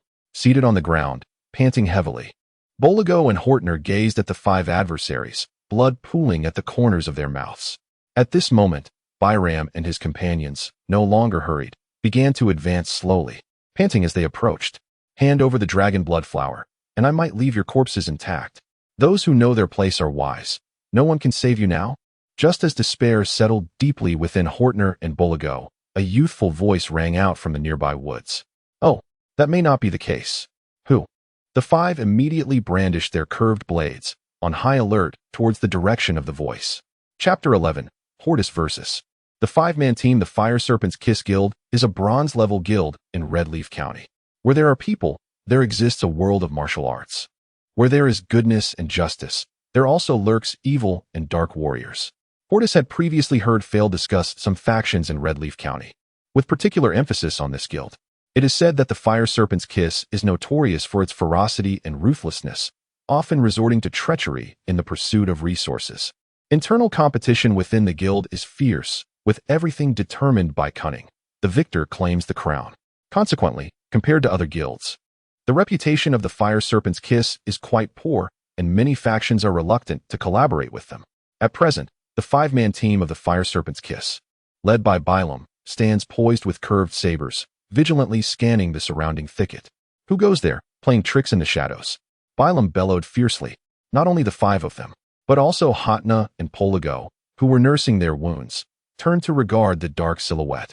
Suddenly, a rustling sound approached, growing louder.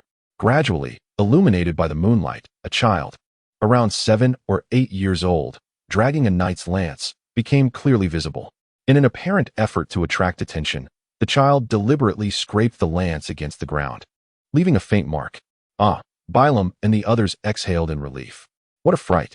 After a prolonged chase and skirmish, we feared it was a rescue team from the Great Bear's hand. If that deputy leader appeared, the situation would surely turn against us. Upon realizing it was merely a young boy, they felt a sense of self-mockery for having blown the matter out of proportion. However, when Hotna recognized the child's face, his expression suddenly shifted to one of shock. What are you doing here? Bylam turned to Hotna. Oh, it seems we have a familiar face. What? Do you expect this little brat to save you?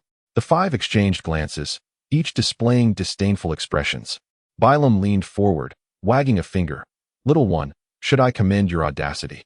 Or mock you for being a fool pretending to be a wolf in sheep's clothing? With a hand stroking his chin, he leered at Hordis. Black hair, black eyes. Such a cherubic face. Just a fledgling, I see. Such tender flesh, how delightful. Ordinarily, I would relish the chance to have some fun, but now, He winked and threw a lewd glance, while the four behind him grinned with malicious intent. With a serious expression, Hordis retched. Just moments ago, while on patrol, he had heard unusual noises. Bold and skilled, he had some means of self-preservation. Without alerting the others, he quietly extinguished his lantern and cautiously approached the source of the sound, brandishing his knight's lance. His gaze was sharp, and from a distance, he spotted the short warrior. Wasn't that Hotna? Back during his training, he had seen him whispering with Fail. They appeared to have a good rapport. Seeing Hotna unexpectedly injured by a kick from his adversary, Hordis felt a surge of alarm. Danger loomed for those two. Gripping his knight's lance, he assessed his own strength. At the peak of the White Hunter's 7th star, he was just a step away from advancing further. Having spent recent days battling ferocious beasts, he had yet to face another warrior. The thought ignited a spark of excitement within him. To his astonishment, the figure before him turned out to be an old rabbit, prompting him to retch again. Hordis observed silently as the five mocked him. Hotna grew anxious. He recognized the child before him as one of those led by Fail, distinctly marked by his black eyes and hair. No doubt, this was a child from Valetown, appearing scarcely 7 or 8 years old. Where had that damn Fail gone?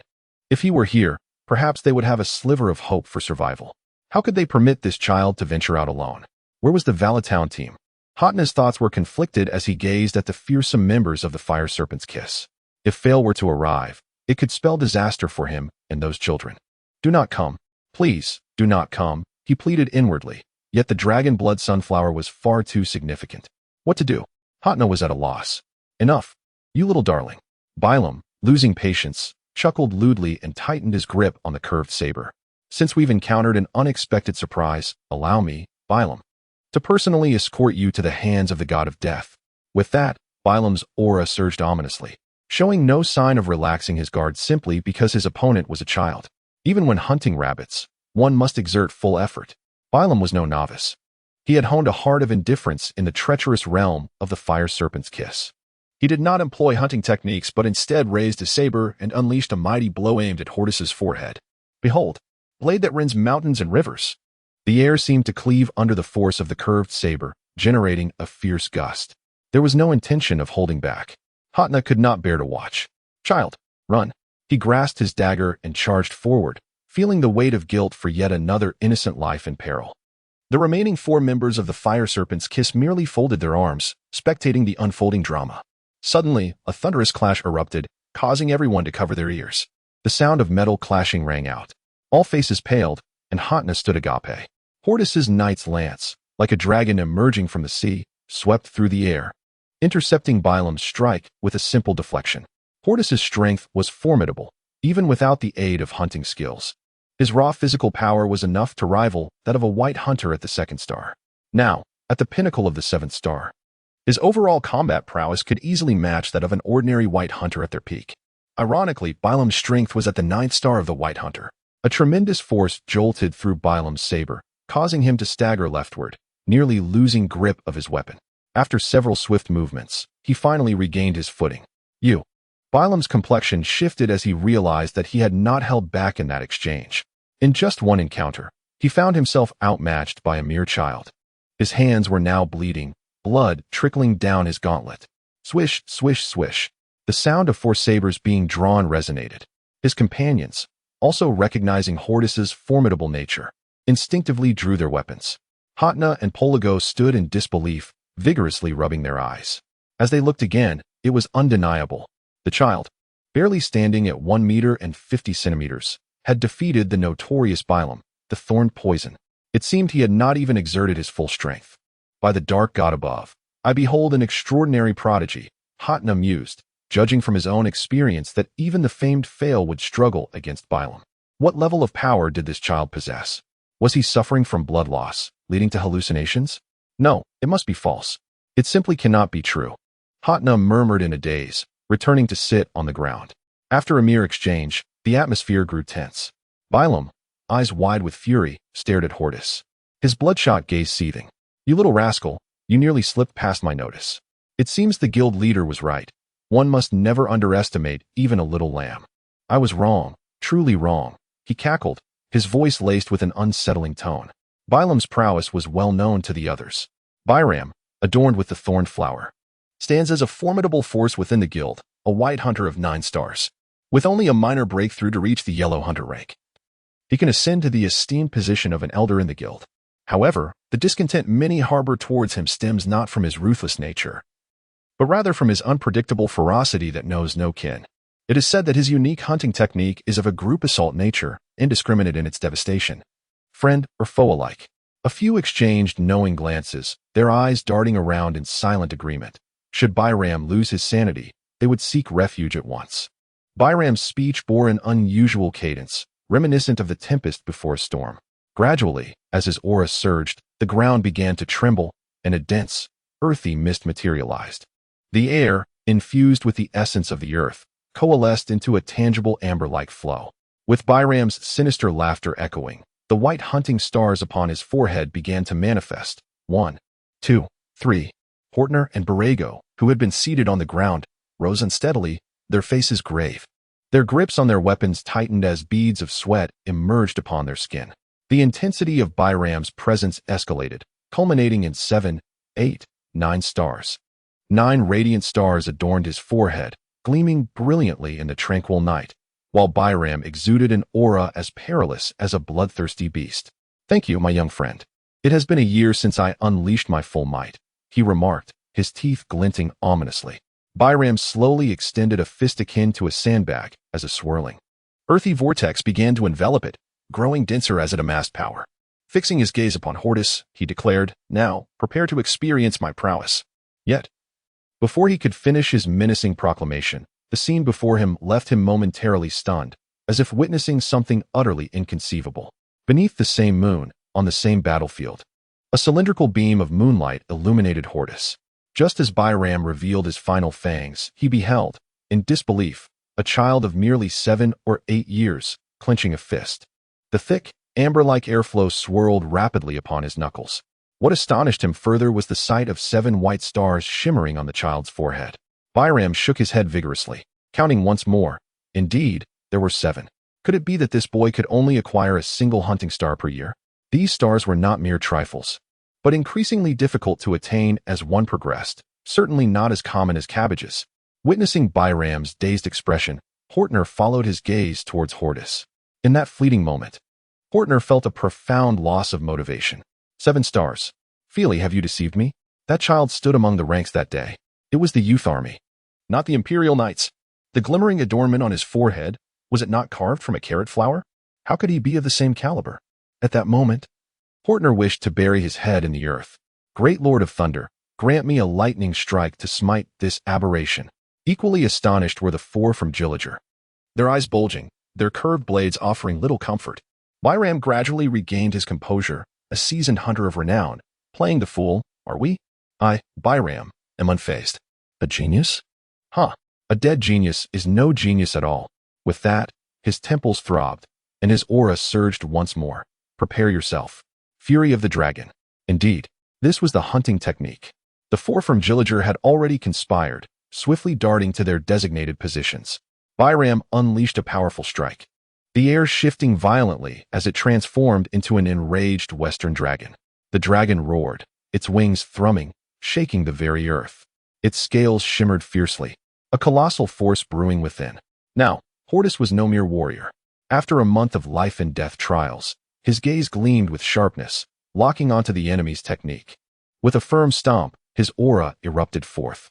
His right arm, veins bulging, surged forward, manifesting a massive axe blade half a meter wide aimed at the airborne dragon, cleaving the mountain.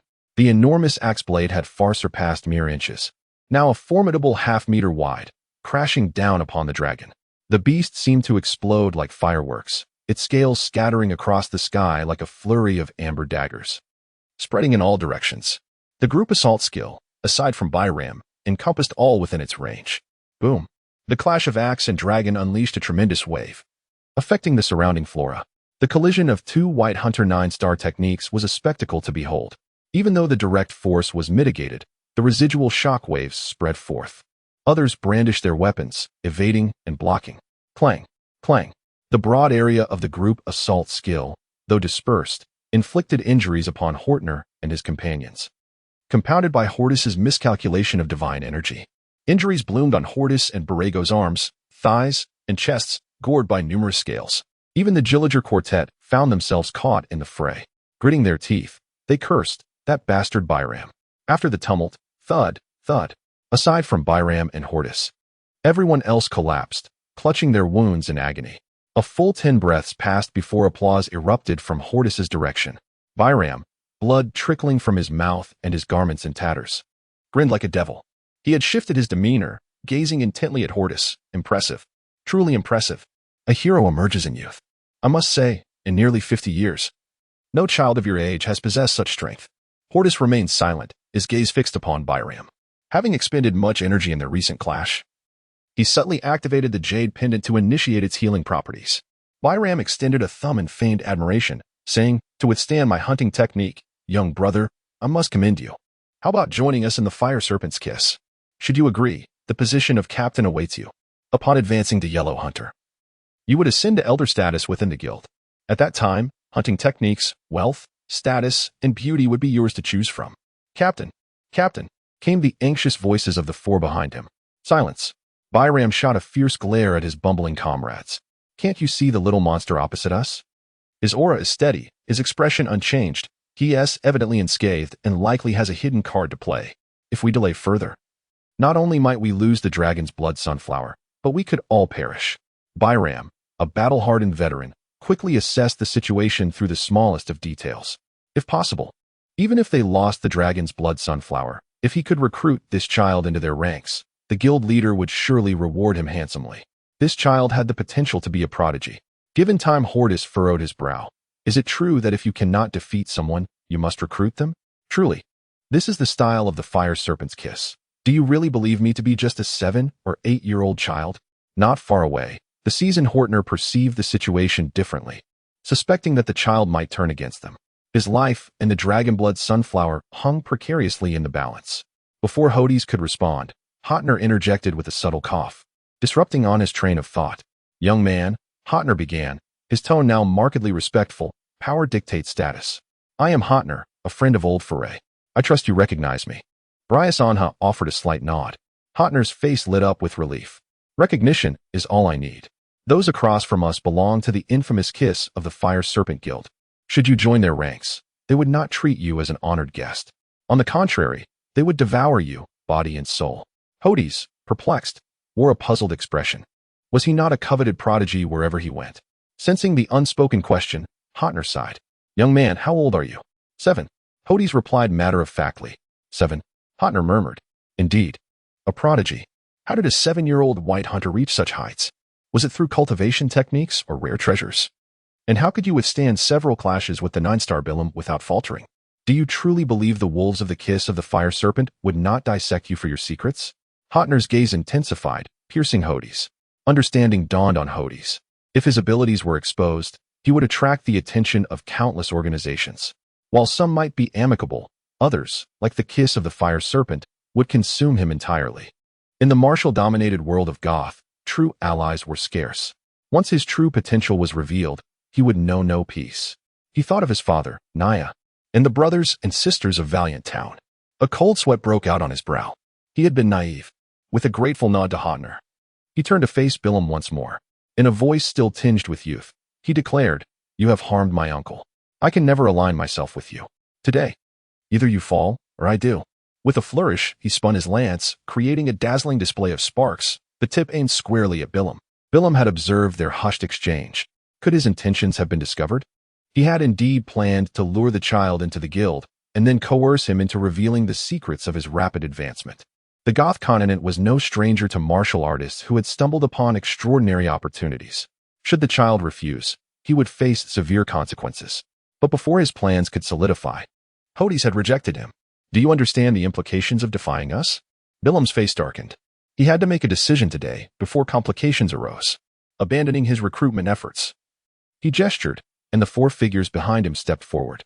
So be it, he growled. If words of reason fall on deaf ears, then none of you will leave here alive. With a sweep of his steel blade, he commanded, Attack them all at once. The 4 shadows lunged forward. Hordis and his companions exchanged resolute glances, drawing their weapons to meet the assault. Hotner and Killick were already wounded, and Killick was in a weakened state. Little more than a figurehead. With one team determined to protect the dragonblood sunflower and the other to seize it, no quarter would be given. Hordis fought with unmatched ferocity. With a sweep of his lance, he drew Bilam, Killick, and a red-faced warrior into his sphere of combat. It was a shrewd move. Bilam was his equal. Killick was a non-threat, and the red-faced warrior was the only additional concern. Having recovered his peak strength through the healing spell, he could handle 3 opponents. He would leave the remaining 2 to Hotner and his companion, and swiftly defeat Bilam and his group. 1 against 3. Hordis showed no fear, even welcoming the pressure. Seeking to hone his skills in the crucible of battle, with the amulet replenishing his spiritual energy, he was confident in a swift victory. The red-faced warrior, unfamiliar with Hordis' capabilities, attacked with great bluster, forgetting that he was merely a white hunter of the 6th star. The moment his weapon met Hordis' lance, with a resounding clang, both his and Killick's sabers were sent flying. The 2 men retreated, abandoning the fight. Idiots! Bilam roared. He dared not directly parry the lance. Had they not been paying attention? Desperate, Bilam suddenly remembered something. Tulum, use your hunter skill now. This child has already used his. Finish him. He knew he was no match for Hordis and had planned for this contingency, leaving Tulum to deliver the final blow. Tulum reacted instantly, channeling his divine power. Crimson mist billowed, coalescing into his body. Hordis, while battling Bilam, kept a close watch on the entire battlefield. Seeing the red-faced warrior begin to activate his martial skill, he remained calm. Within 10 breaths, Tulum's energy was reaching its peak. Captain, he cried. "Get out of the way." Hearing this, Bilam feigned an attack, leaping back. That brat is finished, he thought. He held his saber before him, a smug look on his face. But as he looked at Hordis, his expression changed drastically. With a clatter, his saber fell to the ground. He pointed a trembling finger at Hordis. You. Impossible. Hordis now stood with his mouth open, a vortex of blue energy swirling within. Bilam was aghast, his fighting spirit broken. Tulum, behind him, unleashed his fire-based hunter skill, fire serpent tail whip. A fearsome fire serpent materialized, its scaled body lashing out, striking at Hordis. But Hordis' water arrow skill was ready. From his lips, a half-meter-long bolt of blue water shot towards Tulum. A deafening explosion ripped through the air. Everyone was stunned. Water countered fire, and a water arrow formed by a white hunter of the 9th star easily shattered the fire serpent. The water arrow pierced Tulum's chest, continuing on to bore through several trees. The clash of fire and water created a surge of heat. The shockwave sent those nearby reeling, their hair whipping wildly. Both Bilam and Hotner were stunned. They had never seen a white hunter wield two elements. In the life-or-death struggle, Hordis seized the opportunity. With lance in hand, he gave them no respite. "No!" Killick cried as he tried to flee. Hordis hurled his lance, impaling him from behind, the tip emerging from his chest. "No!" Bilam screamed in despair. "Impossible! Impossible!" He stared in disbelief at the boy with the dark eyes. "You are a demon. A black-eyed demon." Hordis calmly retrieved his lance from the corpse. All fighting had ceased. Everyone watched in silence as he moved, no one daring to speak. It seemed that Bilam had an epiphany as he shouted, "I understand now. You are a divine favored one. No wonder you possess two attributes." Divine favored one? Hordis furrowed his brow, hearing this term for the first time. The others in Hotna's group appeared to recall something as they regarded Hordis with a mix of envy and jealousy. The term referred to those martial artists who are innately blessed by deities, receiving an additional divine attribute during the hunting stage. Such warriors, all the way to the pinnacle of holy hunt, consistently possess one more attribute than their peers in battles of the same level. At lower stages, this disparity may not be significant, but as one ascends to higher ranks, the difference can spell the difference between life and death in an instant. Furthermore, if the additional attribute is particularly effective against the enemies, the outcome is inevitable. A divine favored one at the white hunt stage possesses dual attributes akin to those in the yellow hunt stage, effectively stepping into the next tier ahead of time. Wouldn't that evoke envy? Wouldn't that be infuriating? If others were to learn that Hordis had already acquired 3 attributes, they would surely despair. Before Bilam and the others could fully register their astonishment, Hordis, aware of his own prowess, wasted no time and lunged forward with his knight spear. Poisonous dragon thrust. Bilam, still reeling from shock, hastily grasped his curved blade, instinctively raising it before his chest to parry the attack.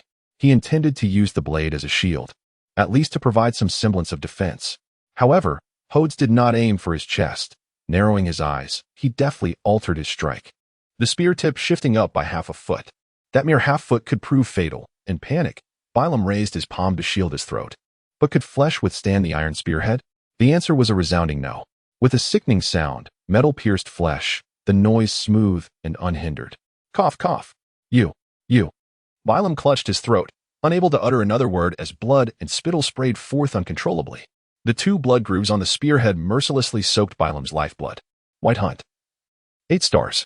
Upon seeing Hordis' pristine face and the hunting star on his forehead, Bilam realized the truth. Resigned, he closed his eyes, swayed for a moment, and collapsed lifelessly to the ground.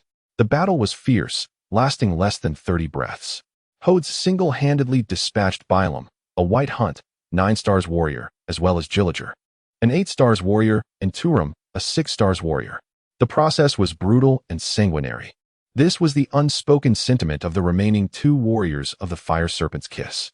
With a thud, they hastily discarded their curved blades and knelt before Hordis, desperately slapping their faces as if to erase their shame. At this moment, dignity was a distant thought. Survival took precedence. "Please spare us, Great One," they implored, their voices quavering with fear. "We were wrong. We truly were. Please let us go." Another bowed deeply, trembling so violently he had soiled himself. Silently, Hordis stood before them, his pale face betraying no emotion.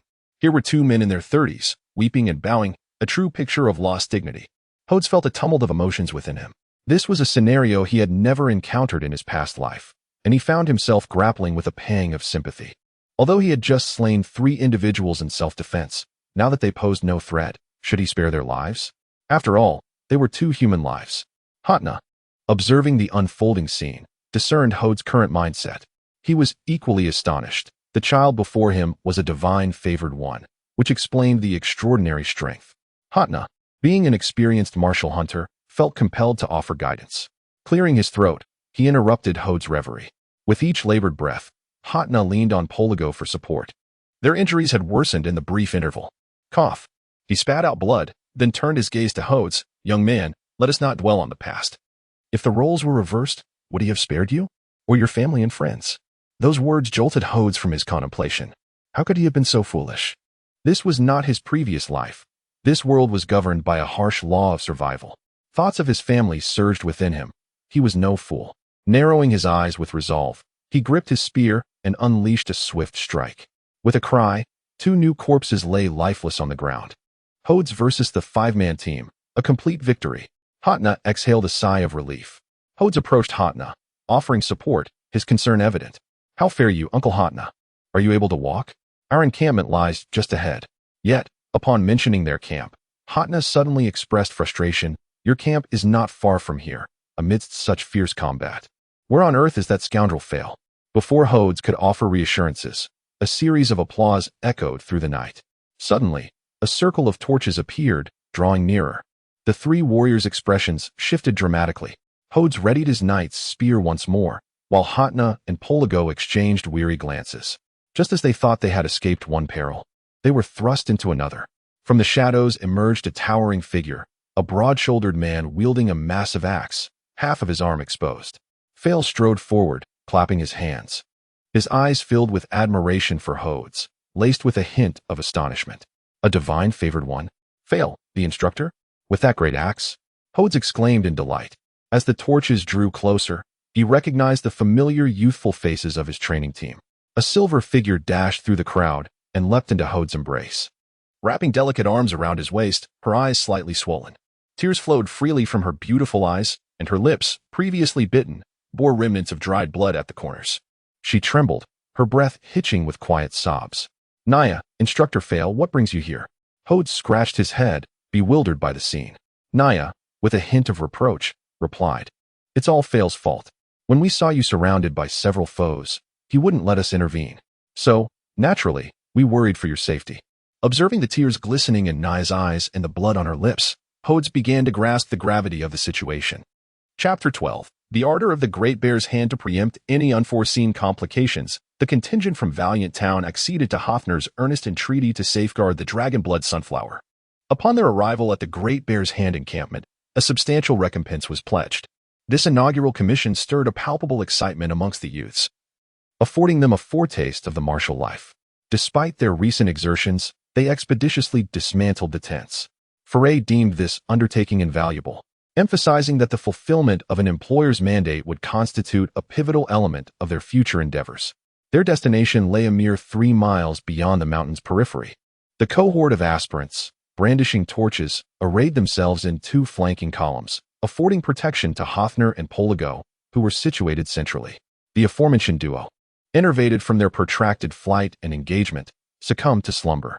For youths conveyed 2 litters, the wounded ensconced beneath rudimentary oxhide blankets. The undulating rhythm akin to a skiff upon the water's surface.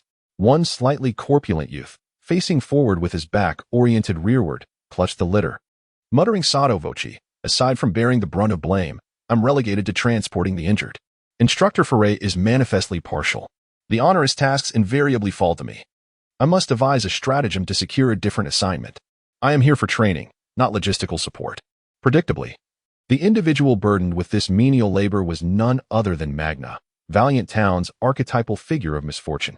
Though his utterance was subdued, the assembled martial artists readily discerned it in the tranquil obscurity of the night. What? Do you harbor a grievance? Foray inquired, casting a disapproving glance that sent shivers down Magna's spine. Do you dare question the directives of this instructor? With practiced ease, he unsheathed the riding crop from his posterior and brandished it at Magna. You shall execute as instructed. Your incessant grumbling is tiresome. Are you averse to exertion? Very well. Next time I shall assign you the task of emptying the latrines." Upon hearing this, Magna nearly tripped over his own feet and immediately donned a jovial countenance. His obsequious demeanor was exceedingly ingratiating. No, esteemed Foray, this task is within my capabilities. Entrust it to me, and I shall not falter. Did you not observe my assiduous training in recent days? This trifling weight is inconsequential. Dear Foray, I implore you, spare me the latrine duty." His trepidation stemmed not from the malodor of the latrines, but from the potential for humiliation. Having concluded his supplication, he promptly commenced a display of his capabilities. Observe, I not only maintain a steady pace, but I am also capable of a brisk trot. With that, he exerted force with both legs, noticeably augmenting his velocity. Weston, who was positioned behind him bearing a portion of the litter, garbed in a soft gray leather jerkin, nearly stumbled, uttering a string of imprecations. Humph! Foray cast a scornful glance at Magna. A sapling untended will grow askew. A man uncorrected will become obstinate. In a clearing at the egress of the Starfall Mountains, approximately 20 tents were pitched in a circular configuration, with a larger, white tent occupying the center.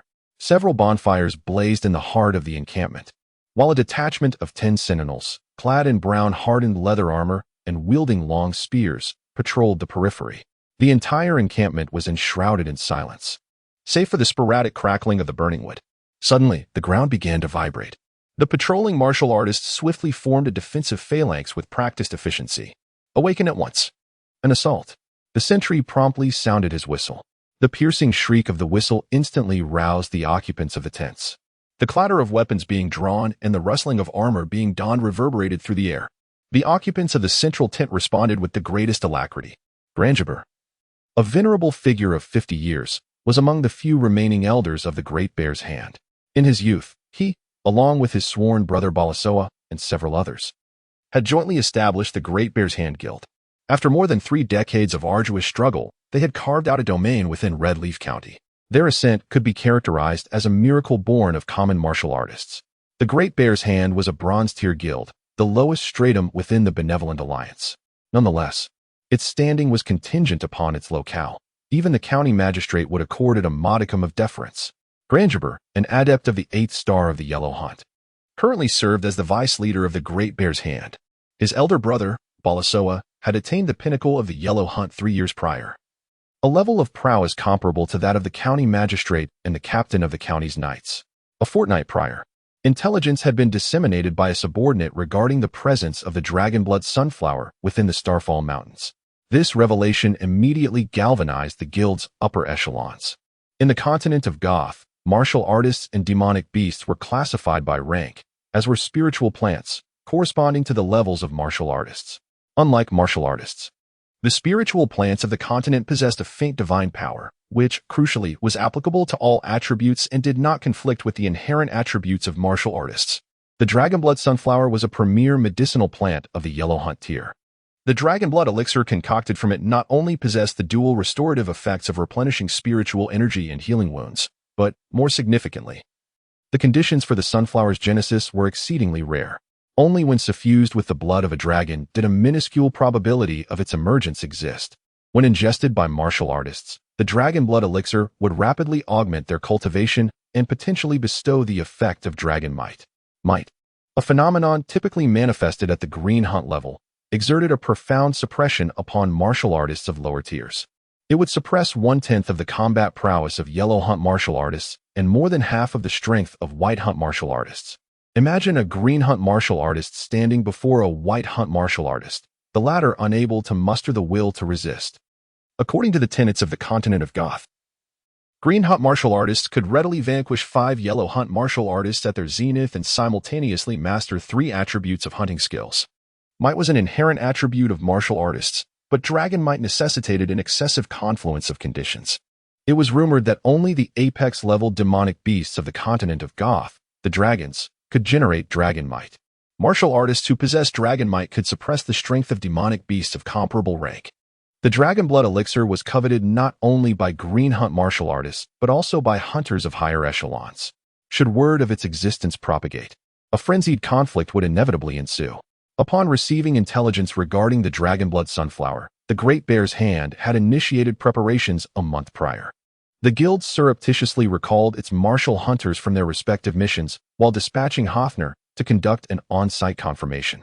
Despite Hothner's unassuming prowess, he was, in actuality, a hunter endowed with a unique attribute. His hunting skill attribute was darkness, a divine power bestowed by Itras, the deity revered by adherents of darkness. Itras was the sole deity who appeared outwardly unseemly. Martial artists of the darkness attribute were primarily employed for reconnaissance, ambush, information transmission, and trap disarming. Another of their responsibilities was the clandestine conveyance of vital resources. Unless betrayed by a turncoat, Hothner would not be detected by rival guilds. Just one day prior, the Great Bear's Hand had ascertained the location of the Dragonblood Sunflower within the Starfall Mountains. As a precautionary measure, Balasoa was stationed at the Red Leaf County headquarters, making periodic public appearances to create a semblance of misdirection. The harvesting team, led by Vice Leader Grangeber and Deputy Captain Politya, Balasoa's son, was dispatched. The seasoned veteran Grangeber promptly implemented a strategic deployment upon arriving at the Starfall Mountains, allocating half of his force to garrison the mountain's entrance, with instructions to immediately interdict any organizations from other factions. Politya was to lead the remaining personnel to harvest the Dragonblood Sunflower, as it was merely a single medicinal plant. Its acquisition was anticipated to be straightforward, barring any unforeseen contingencies. Where there are people, there is intrigue. Red Leaf County, despite its modest size, was replete with informants. The harvesting plan was divulged to a man named Tonus, an expatriate spy of the Fire Serpent's Kiss Guild. While the Great Bear's Hand was formulating its harvesting plan, the Fire Serpent's Kiss was devising its plundering scheme. Concurrently, the leader of the Fire Serpent's Kiss was also stationed at Red Leaf County, beguiling Balasoa of the Great Bear's Hand. When the Dragonblood Sunflower was within reach, the Fire Serpent's Kiss launched its offensive. This organization, which has always had a rather poor reputation, commenced with an unexpected assault utilizing archers, catching the Great Bear's Hand off guard. The ambush was orchestrated by a single elder-level warrior, while the other members remained unseen. The passive counterattack resulted in a significant loss, leaving Polly T in a state of desperation. While organizing a counteroffensive, he commanded the Hortner squad to escort the Dragon's Blood Sunflower to safety. Although the Kiss of the Fire Serpent was ruthless, they were not foolish. They had already arranged for surveillance on the escorting squad. The Kiss of the Fire Serpent had thoroughly understood the mission details of the Great Bear's Hand. As soon as Hortner departed, Bylum trailed a small squad behind him. Unfortunately, they encountered Hordis, resulting in a fierce chase that led to the annihilation of Bylum's team. Enemy attack. Prepare for battle. The alarm continued to sound, a testament to the prowess of the bronze-level guild. At the slightest disturbance, everyone assembled promptly. The battle formation had been rehearsed for a considerable time, with warriors positioned at the periphery of the tents, forming a coherent half-circle defense.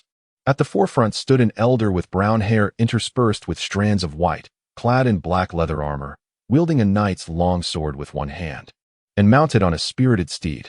His eyes narrowed, exuding an aura that began to build slowly. The elder's mere presence acted as a stabilizing force, instantly propelling the entire team into a state of readiness. A palpable solemnity enveloped the group, thick with an atmosphere of impending slaughter. Each warrior, seasoned by years of combat, possessed their own set of combat skills, remaining alert and responsive. Those careless warriors had long been buried in the annals of the continent.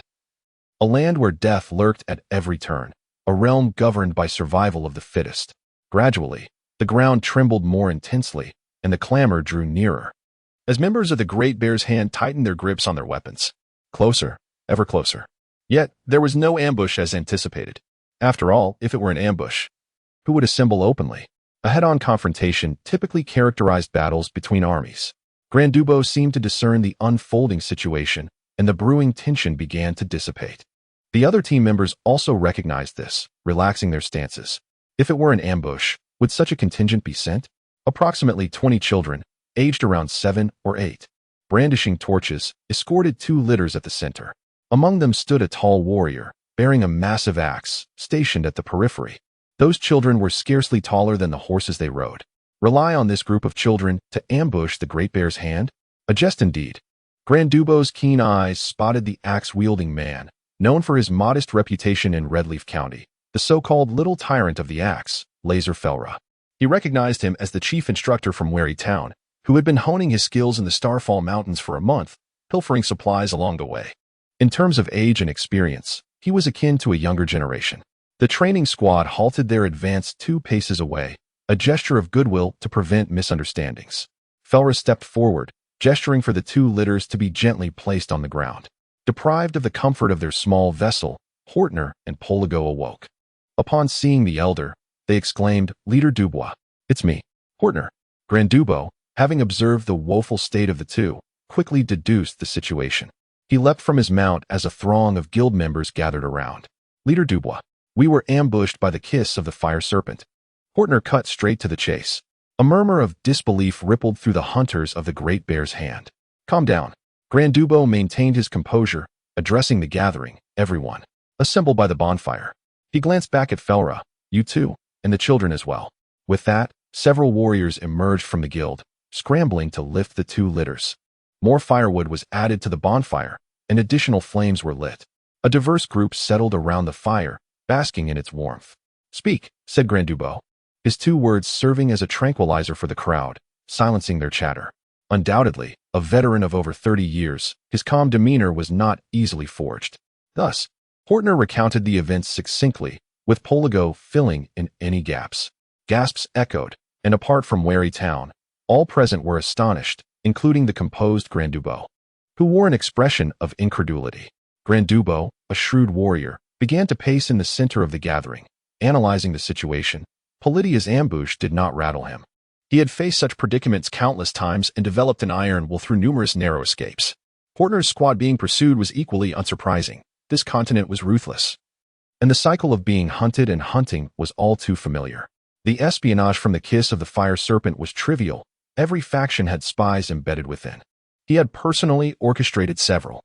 The singular anomaly was the child with black hair and eyes. He was far too extraordinary.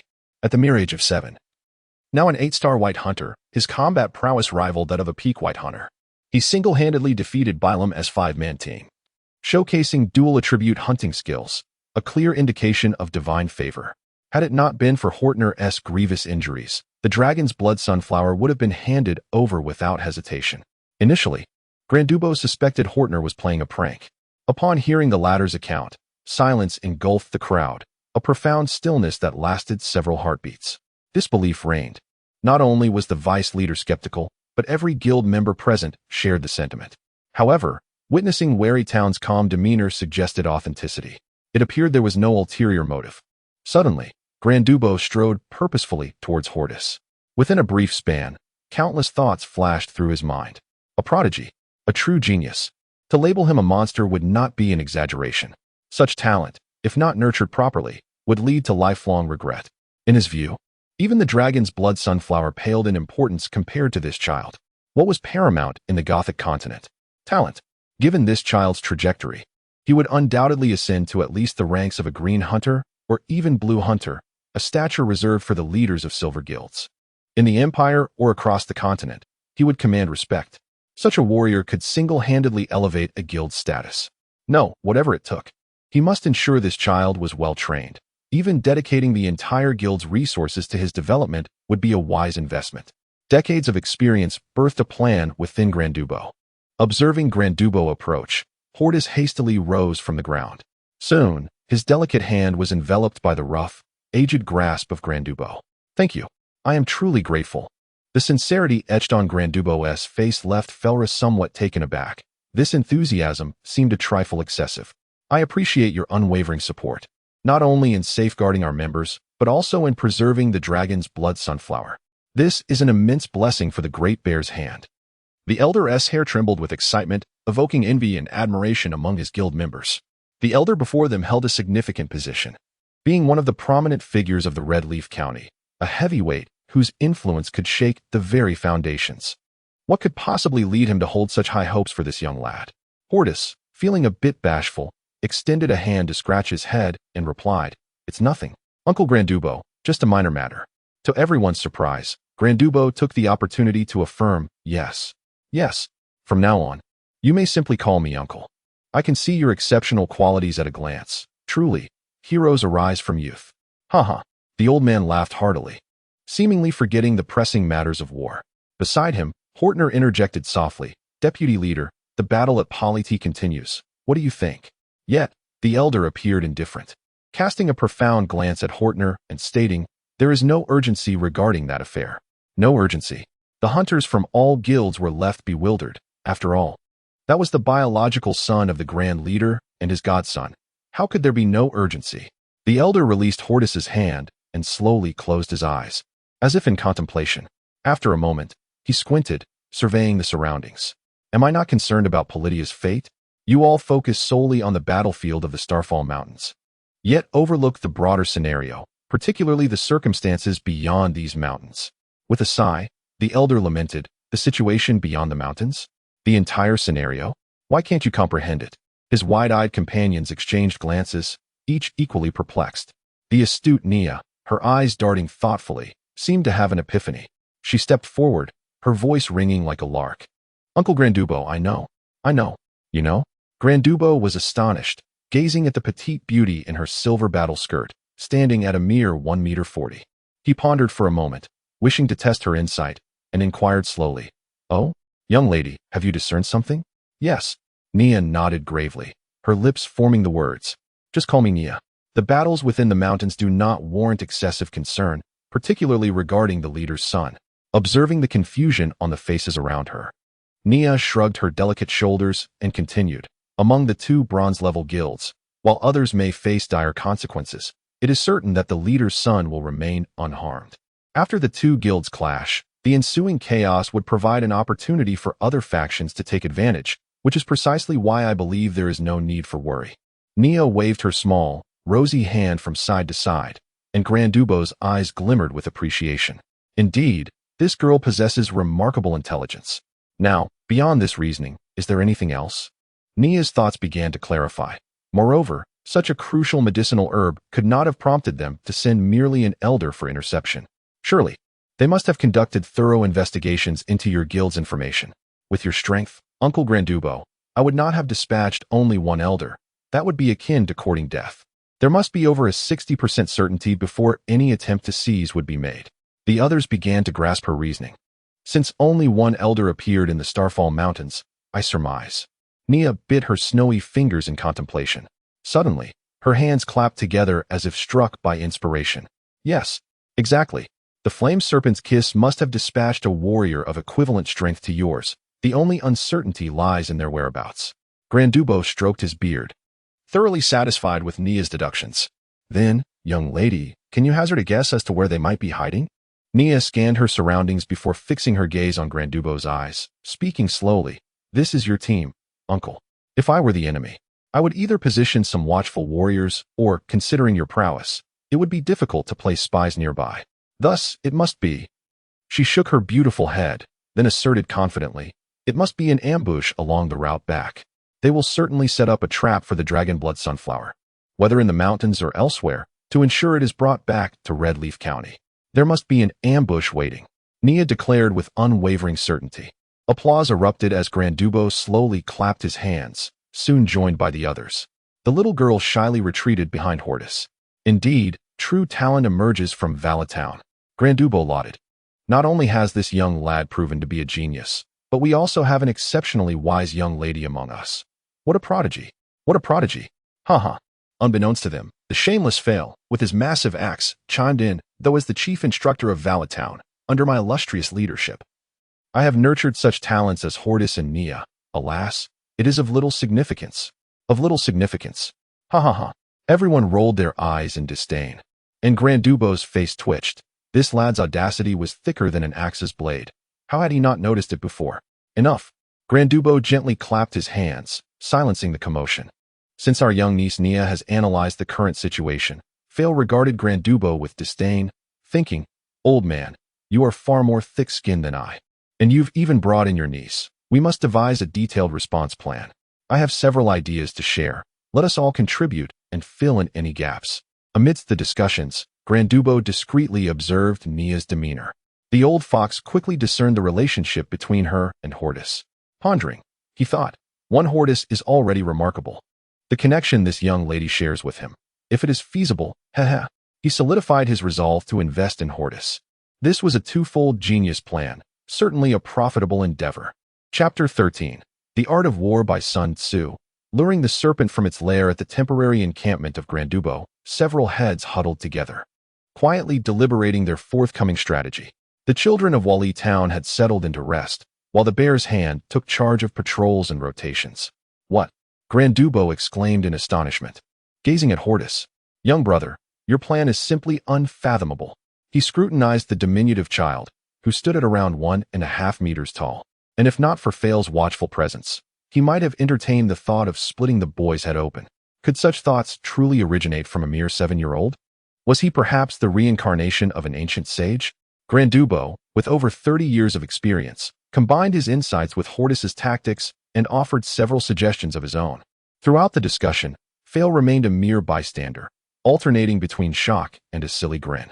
After half an hour, the plan was finalized, and Hordis and his companions retreated to their tents for some rest. At dawn, Hordis was awakened by the enticing aroma of a sumptuous breakfast, irresistible to a descendant of Huaxia. Compared to the training squad, the operations of the Bear's Hand resembled a well-written textbook. The rotation of personnel occurred seamlessly, without the need for the leader's directives, akin to a military formation where the second team naturally replaced the first. A dedicated team managed the meals, bringing an array of spices, predominantly spicy, reputed not only for their flavor, but also for their warming properties. After Hordis and Nia completed their morning routines, they observed the industrious workings of the guild, feeling somewhat at a loss for their own roles. Grandubo appeared, beckoning the two. "Come, my dear nephew and niece, over here." With a steaming bowl of delectable meat soup in hand, along with a few bites of flatbread and some fresh wild greens, this constituted their simple breakfast. The group engaged in sporadic discussions about potential flaws in their plan as the guild began to tidy up their encampment. With the dragon blood sunflower now secured, preparations for a planned retreat commenced. The current strategy revolved around two main objectives. One was to support the leader's legitimate son, Polity, and the other to ensure the safe delivery of the dragon blood grass to the headquarters in Hongya County. Each member of the Bear's Hand was equipped with a spirited steed. After a series of whinnies, the group unexpectedly split into several smaller teams, each with its own target. The distance from the Xinghua mountain range to Hongya County was not particularly great, merely a few dozen miles, manageable for an ordinary person to traverse back and forth in a day. Approximately 5 miles from Hongya County, a cavalry unit emerged. Each horse was muscular and dark brown, with an iris flower adorning its bridle. The flanks of the horses bore a white emblem depicting a colossal river bear, roaring with its robust right paw thrust forward. Those in the know recognized this as the unique insignia of the Bear's Hand from the Bronze Guild in Hongya County. However, it was peculiar that the entire contingent consisted of fewer than 20 members, all appearing rather dejected. The leader was a man in his 50s, his hair disheveled, and his brown leather armor damaged, with a knight's sword hanging askew from his belt. Those familiar with him knew he was a significant figure in Hongya County. Grandubo, the vice leader of the Bear's Hand, whose very presence could shake the ground beneath. Yet, this unit bore a woeful appearance. Not only the leader, but also the other soldiers were cloaked in large capes, obscuring their features. They were covered in dust, and even atop their steeds, they swayed as if recently battered, lacking any semblance of vigor. Before long, the group reached a narrow passage known as fueling. The terrain was constricted, allowing only 3 horses to pass at a time, flanked by steep slopes rising 5 meters high, with trees growing in a dense tangle, lush and green. The elder waved a hand. "Halt."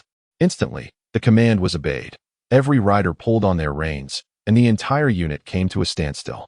Surveying the area, Grandubo squinted, murmuring to himself, his voice low yet audible from several meters away. "Everyone, perk up. We were nearly finished off by those fire snake-licking rascals." His voice intentionally carried, and indeed, he heard faint stirrings from the mountaintop. A slight smile crept across his face as he feigned a look of deep concern. Though ambushed, the dragon blood sunflower is still in our grasp. Let those rascals rejoice in vain." Suddenly, a more pronounced disturbance erupted from the slope. A burly man beside Grandubo rode closer and quickly cautioned, "Vice leader, keep your voice down. Such critical matters regarding the dragon blood sunflower warrant our utmost discretion." After this, the sturdy man scanned the surroundings, though his voice was no less booming than that of Grandubo. Exchanging knowing glances, Grandubo and the burly man raised their eyebrows at each other before he smacked his forehead, as if realizing his oversight. "Curse it, I've grown forgetful. Everyone, Pay close attention. We're nearing headquarters. Stay sharp, and there will be heavy rewards for all upon arrival. The 20-member unit finally exhibited a flicker of spirit, erupting into cheers at the announcement. Let us go, Grandubo urged, shaking his reins as he led the group toward the narrow passage. It was important to note that they walked rather than rushed. As he held the reins, his muscles tightened, while his other hand slowly inched towards the hilt of his knight's sword. He glanced upward, observing the disordered trees and weeds swaying gently in the breeze, yet detecting nothing out of the ordinary. Suddenly, years of survival instincts kicked in, and an oppressive tension enveloped the atmosphere, despite the midday sun casting direct rays. The air carried a chill. As 1/3 of the unit ventured into fueling, a sudden alarm rang out. Retreat! Grandubo shouted.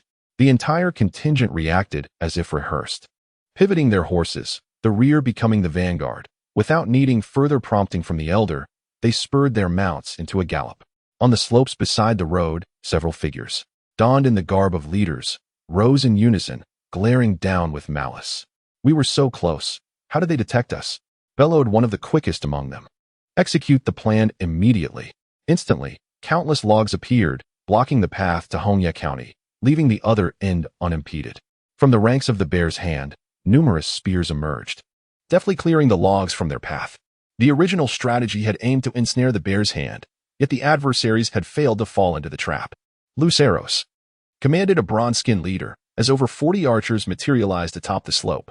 Each drew their longbows, muscles taut, fingers gripping the bowstring, pulled back to a crescent shape. Their eyes fixated on the small team below. With a release, a volley of arrows shot forth like meteors in flight.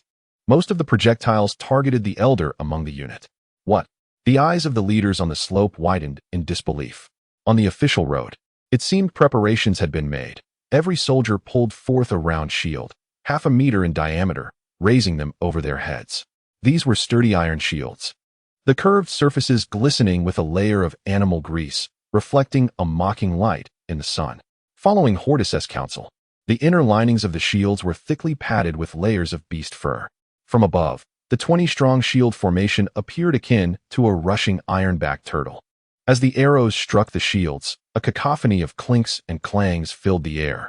Subsequently, the surface of the arc-shaped design was coated with a slick grease, causing the arrows to lose their impact and slide off around the edges of the shield. The members of the Bear's Hand beneath the shield were all grinning widely. The suggestion from Hordis' companion was indeed astute. Having this contraption atop one's head was far safer than wearing a helmet. The team members held the reins with one hand while bracing the shield with the other, laughing as they retreated along the official road. Damn it, Chikduo, one of the elders of the Fire Serpent's Kiss and authorized commander of the squad, trembled with anger, his bronze skin quivering. According to reports from scouts, Glendubo's team had been spotted 10 miles away, consisting of merely 20 individuals, scattered and seemingly led by Glendubo, whose lips appeared to be stained with blood. It was evident that he had sustained severe injuries. According to confidential reports from the guild, he had set out with at least 40 comrades, and now half remained. What a splendid opportunity.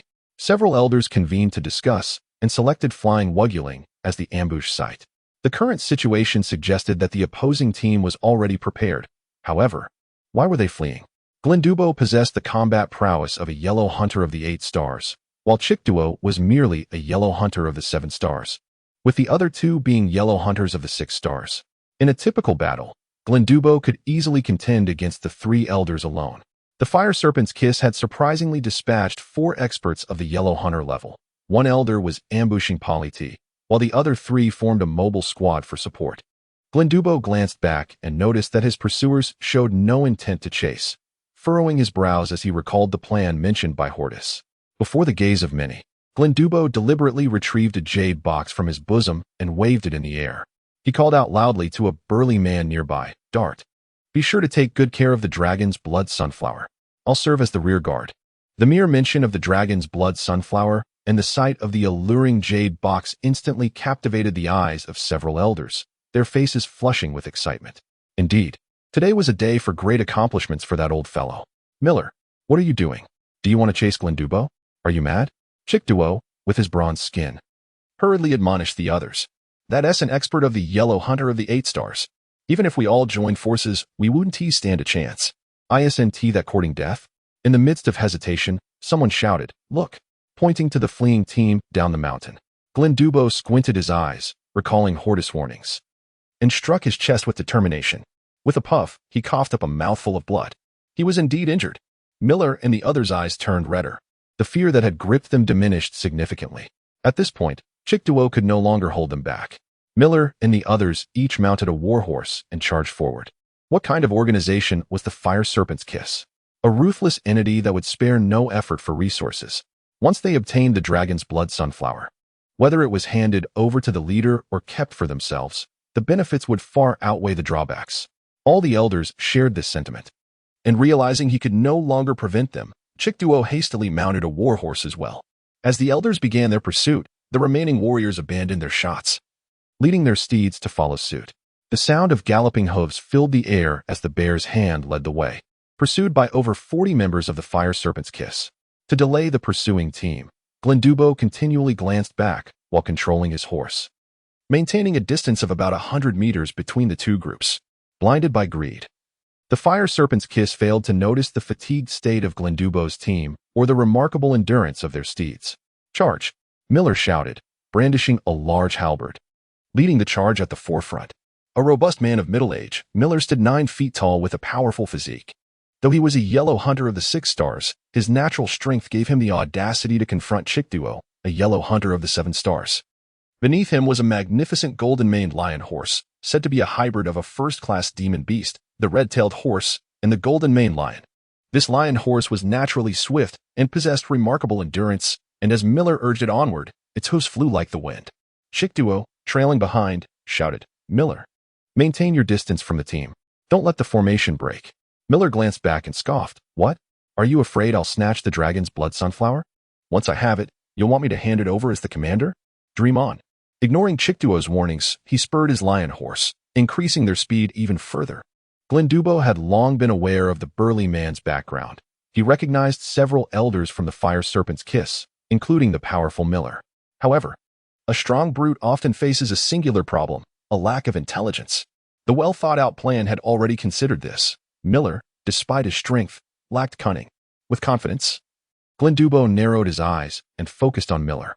The two teams chased each other, running for nearly half an hour, gradually approaching the peaks of the Xinglua Mountains. Not good, Miller thought to himself, realizing they intended to hide within the mountains. Once they delved deep, locating the dragon's blood sunflower would become impossible. As he contemplated, he unwittingly increased the distance from the pursuing team. He also failed to notice how the trees on either side grew denser as he advanced. Glendubo keenly observed the transformation of the trees along the path, and suddenly his pupils constricted. Within half a mile of the foot of the Xinglua Mountains, the trees on either side thickened considerably.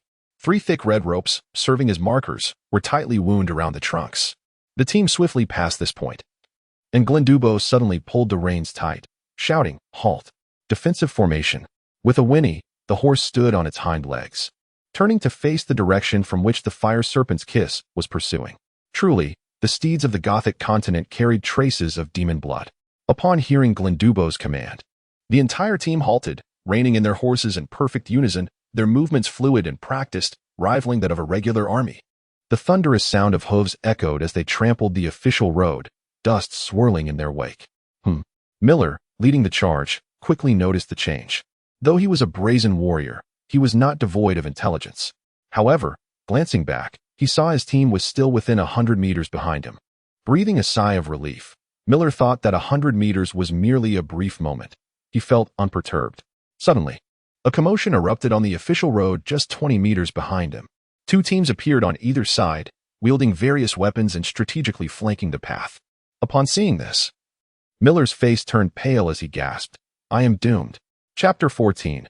Ingenious schemes unfurled. Miller meets his demise. The rugged man, Miller, was consumed by a fierce resolve to perish. Clutching his spear tightly in one hand while his other trembled, pointing accusatorily at Glendubo. "You old scoundrel from England. How dare you resort to such despicable tactics? Are you brave enough to face me in a fair duel?" Glendubo, perched upon his steed, stroked his long beard and smiled faintly. Despicable tactics? Have you forgotten the method behind the kiss of the fire serpent? Compared to your antics, my strategies are mere child's play." Observing the situation that had unfolded to his advantage, he acknowledged that young Hordis' plan was astute, easily luring this brash fool into isolation. But where was Hordis? Just 20 meters behind Miller, Hordis was directing the team as they laid out the prepared props across the road. Drawing upon memories from a past life, they arranged logs intertwined with barbed wire into 4 orderly rows of a barrier. The barrier was less than 2 meters wide and no taller than 1.7, with logs serving as beams and twisted wires resembling twisted pastries, each tipped with a glimmering blue sheen. Poisonous indeed. The onlookers gazed at the props, then turned their attention to Hordis' eyes. What a devious little rascal he was. This barrier was ample enough to separate Miller from the following troops, yet he had coated the wires with deadly poison. Such a design would deter even Lord Yellow Hunter from recklessly approaching. A mere scratch could spell disaster. Noting the astonishment on everyone's faces, Hordis sheepishly waved his hand, feigning innocence as a child. He then pointed towards the other side, prompting everyone to look. There stood a petite beauty clad in a silver battle skirt, Naya, wiping the sweat from her brow as she continuously tossed items from a small basket onto the road. 6-sided spikes? The keen-eyed warriors gasped at the sight of Naya's small hands. Spikes were being scattered like petals from a celestial maiden, some embedding themselves in the rich soil. Nearly invisible unless one looked closely. The members of the giant bear's hand exchanged peculiar glances at the 2 children. They were indeed a cunning duo, one ruthless, the other fiery. It was no wonder they had vanished after their meal. They had been preparing for this moment. Miller realized that, ensnared in such a trap, his chances of survival were slim. Although he clearly heard that reinforcements were on their way, would Grandubo grant him an opportunity? The answer was a resounding no. There was no way Grandubo would let him escape from such a well-laid trap. Warriors could not afford the luxury of compassion. Benevolence was merely a ruse for children. Grandubo unsheathed his knightly greatsword from the victory hook, a weapon nearly 2 meters long, half a foot wide, and weighing close to 400 pounds. The silver-plated blade was intricately adorned with several hexagonal snowflakes, earning Grandubo the moniker of the Snowflake Knight. Fortuitously, he had a sturdy steed. Otherwise, he could not bear the recoil of such a massive sword. Their eyes locked, both kicked their steeds in unison, propelling them forward. In the mere 30 meters of the road, they prepared for battle. In an instant, a crimson current surged into Miller's body, and 6 yellow stars flickered upon his forehead. Simultaneously, a cerulean stream flowed into Grandubo, revealing 8 yellow stars upon his brow. For the Yellow Hunter, harnessing the stars was a swift endeavor, marking him as a key force within the Bronze-level guild. With a heart resigned to his fate, Miller embraced his destiny and unleashed his weapon, enveloped in a fiery aura that coalesced into the form of a demonic beast. He shouted, "Demonic Phoenix Annihilation." Indeed, at the Yellow Hunter level, one could effortlessly manifest elements upon their weapons. This could also apply to fists and feet. Elemental attachments to weapons significantly amplified the prowess of their techniques. The Red Phoenix emerged, its wings spanning 2 meters, soaring forth with a fiery essence towards Grandubo. Before the barrier, the members of the giant bear's hand activated an elemental shield, safeguarding Hordis and Naya while preventing the rear barrier from being compromised. "Come forth." Grandubo suddenly leaped from his mount, gripping the knightly greatsword with both hands, augmenting the power of his attack. Ice Dragon Rampage. A traitor wielding ice attributes, the onlookers gazed enviously at Grandubo. The ice element was far more treacherous than fire. Visible to the naked eye, swirling tornadoes materialized in the air, accompanied by a flurry of snowflakes. Ultimately, several smaller tornadoes entwined, forming a colossal ice dragon. The dragon's eyes gleamed with sentience, contemptuously regarding the incoming fire phoenix. With a fierce rotation, the ice dragon opened its maw and charged forward with a roar. The disparity between the 8 stars and 6 stars was monumental. The 2-meter-wide fire phoenix collided with the nearly 4-meter-wide ice dragon, akin to a long worm striking a pea, ensnaring the fire phoenix entirely. The fire phoenix let out a wretched cry, dissipating within the belly of the ice dragon. Unfazed by the loss, the ice dragon surged toward Miller. At this juncture, Miller and Grandubo were less than 3 meters apart. Miller shouted, raising his great spear defensively before him, conjuring a fire element shield to withstand the ice dragon's onslaught. The tremendous force propelled Miller and his steed backward, the latter neighing in distress as its hooves carved deep ruts into the ground. Miller gripped his weapon tightly, gritting his teeth as he fervently summoned the fire elements. But he could not keep pace with the destruction wrought by the ice elements, resisting for scarcely 3 breaths. Frost seeped past the fire shield, encroaching upon his head and arms. In an unforeseen twist, the greatsword appeared at Miller's abdomen like an antelope's horn. No. Stop. Die. 3 distinct voices cried out simultaneously. The knightly greatsword pierced Miller's energy core, halting the fire elements, as Grandubo's ice dragon enveloped Miller's head. With a powerful jerk, the dragon's head severed Miller's head from his body. Encased within a massive block of ice, Miller's sweat-drenched hair remained visible, yet his lifeless body slumped from his mount. With a clatter, the hefty greatsword fell onto the road, stirring up a cloud of dust. The giant bear's hand immediately dispatched 2 members to retrieve the weapon and secure the steed. This was indeed their prize. In the distance, the bronze-skinned Chikdu ground his teeth in fury. You old scoundrel Dubois, I did not instruct you to kill. Are you seeking to incite war between our guilds? Grandubo nonchalantly wiped the blood from his sword against Miller's corpse, mounting his steed with deliberate calmness. His composure astounded Hordis, who marveled at his demeanor, unfazed even amidst the calamity.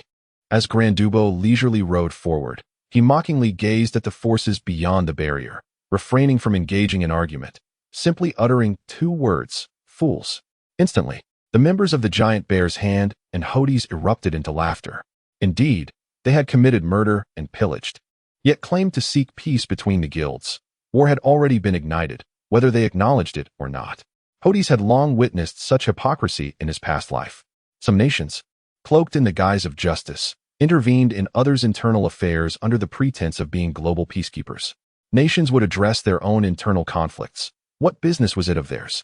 Others, professing opposition to war, secretly engaged in underhanded dealings, all the while displaying subservience.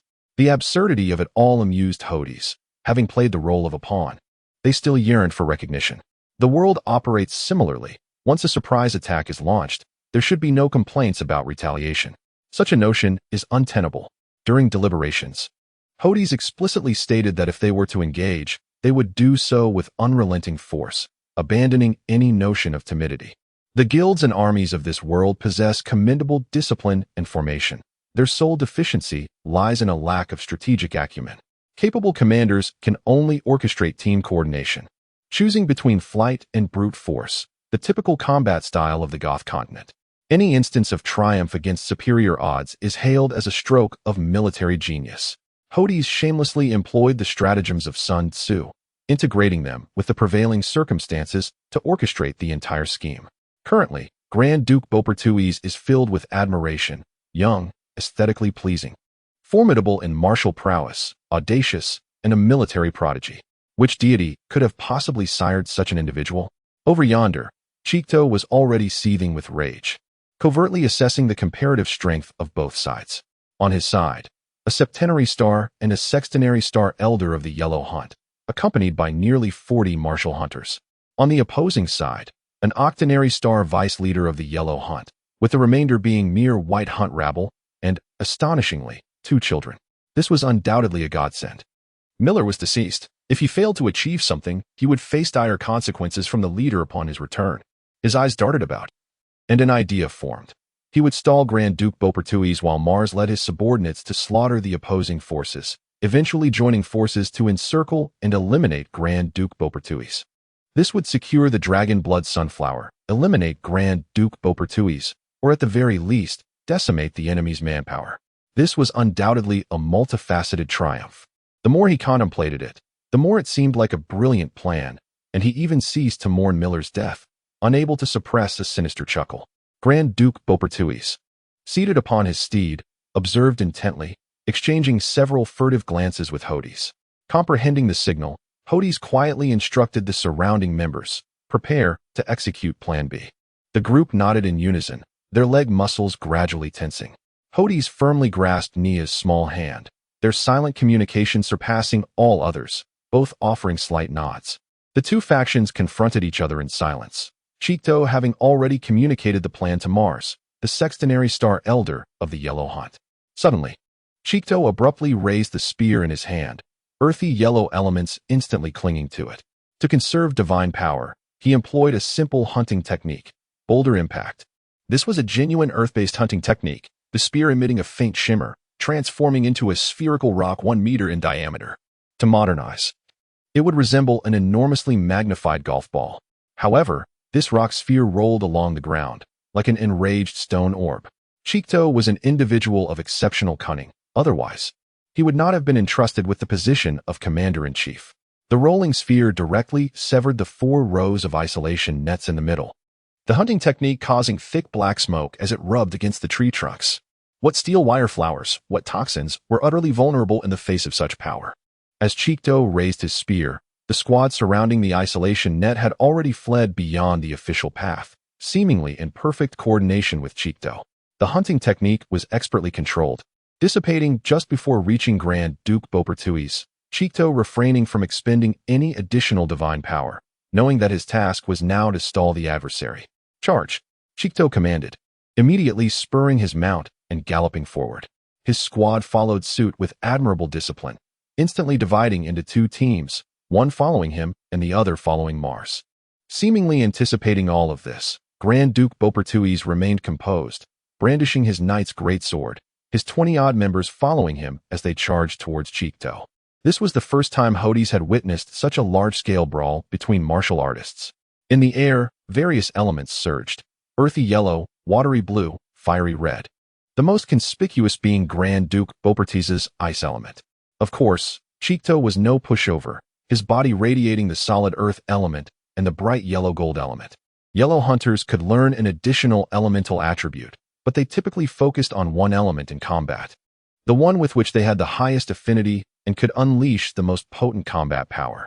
Miller simply hadn't had the opportunity to utilize it, and even if he had, employing dual attributes might have diluted his divine power, making it preferable to concentrate on a single fire element. Facing Chikto's dual elemental assault, Grand Duke Beaupertuis did not employ a second elemental attack.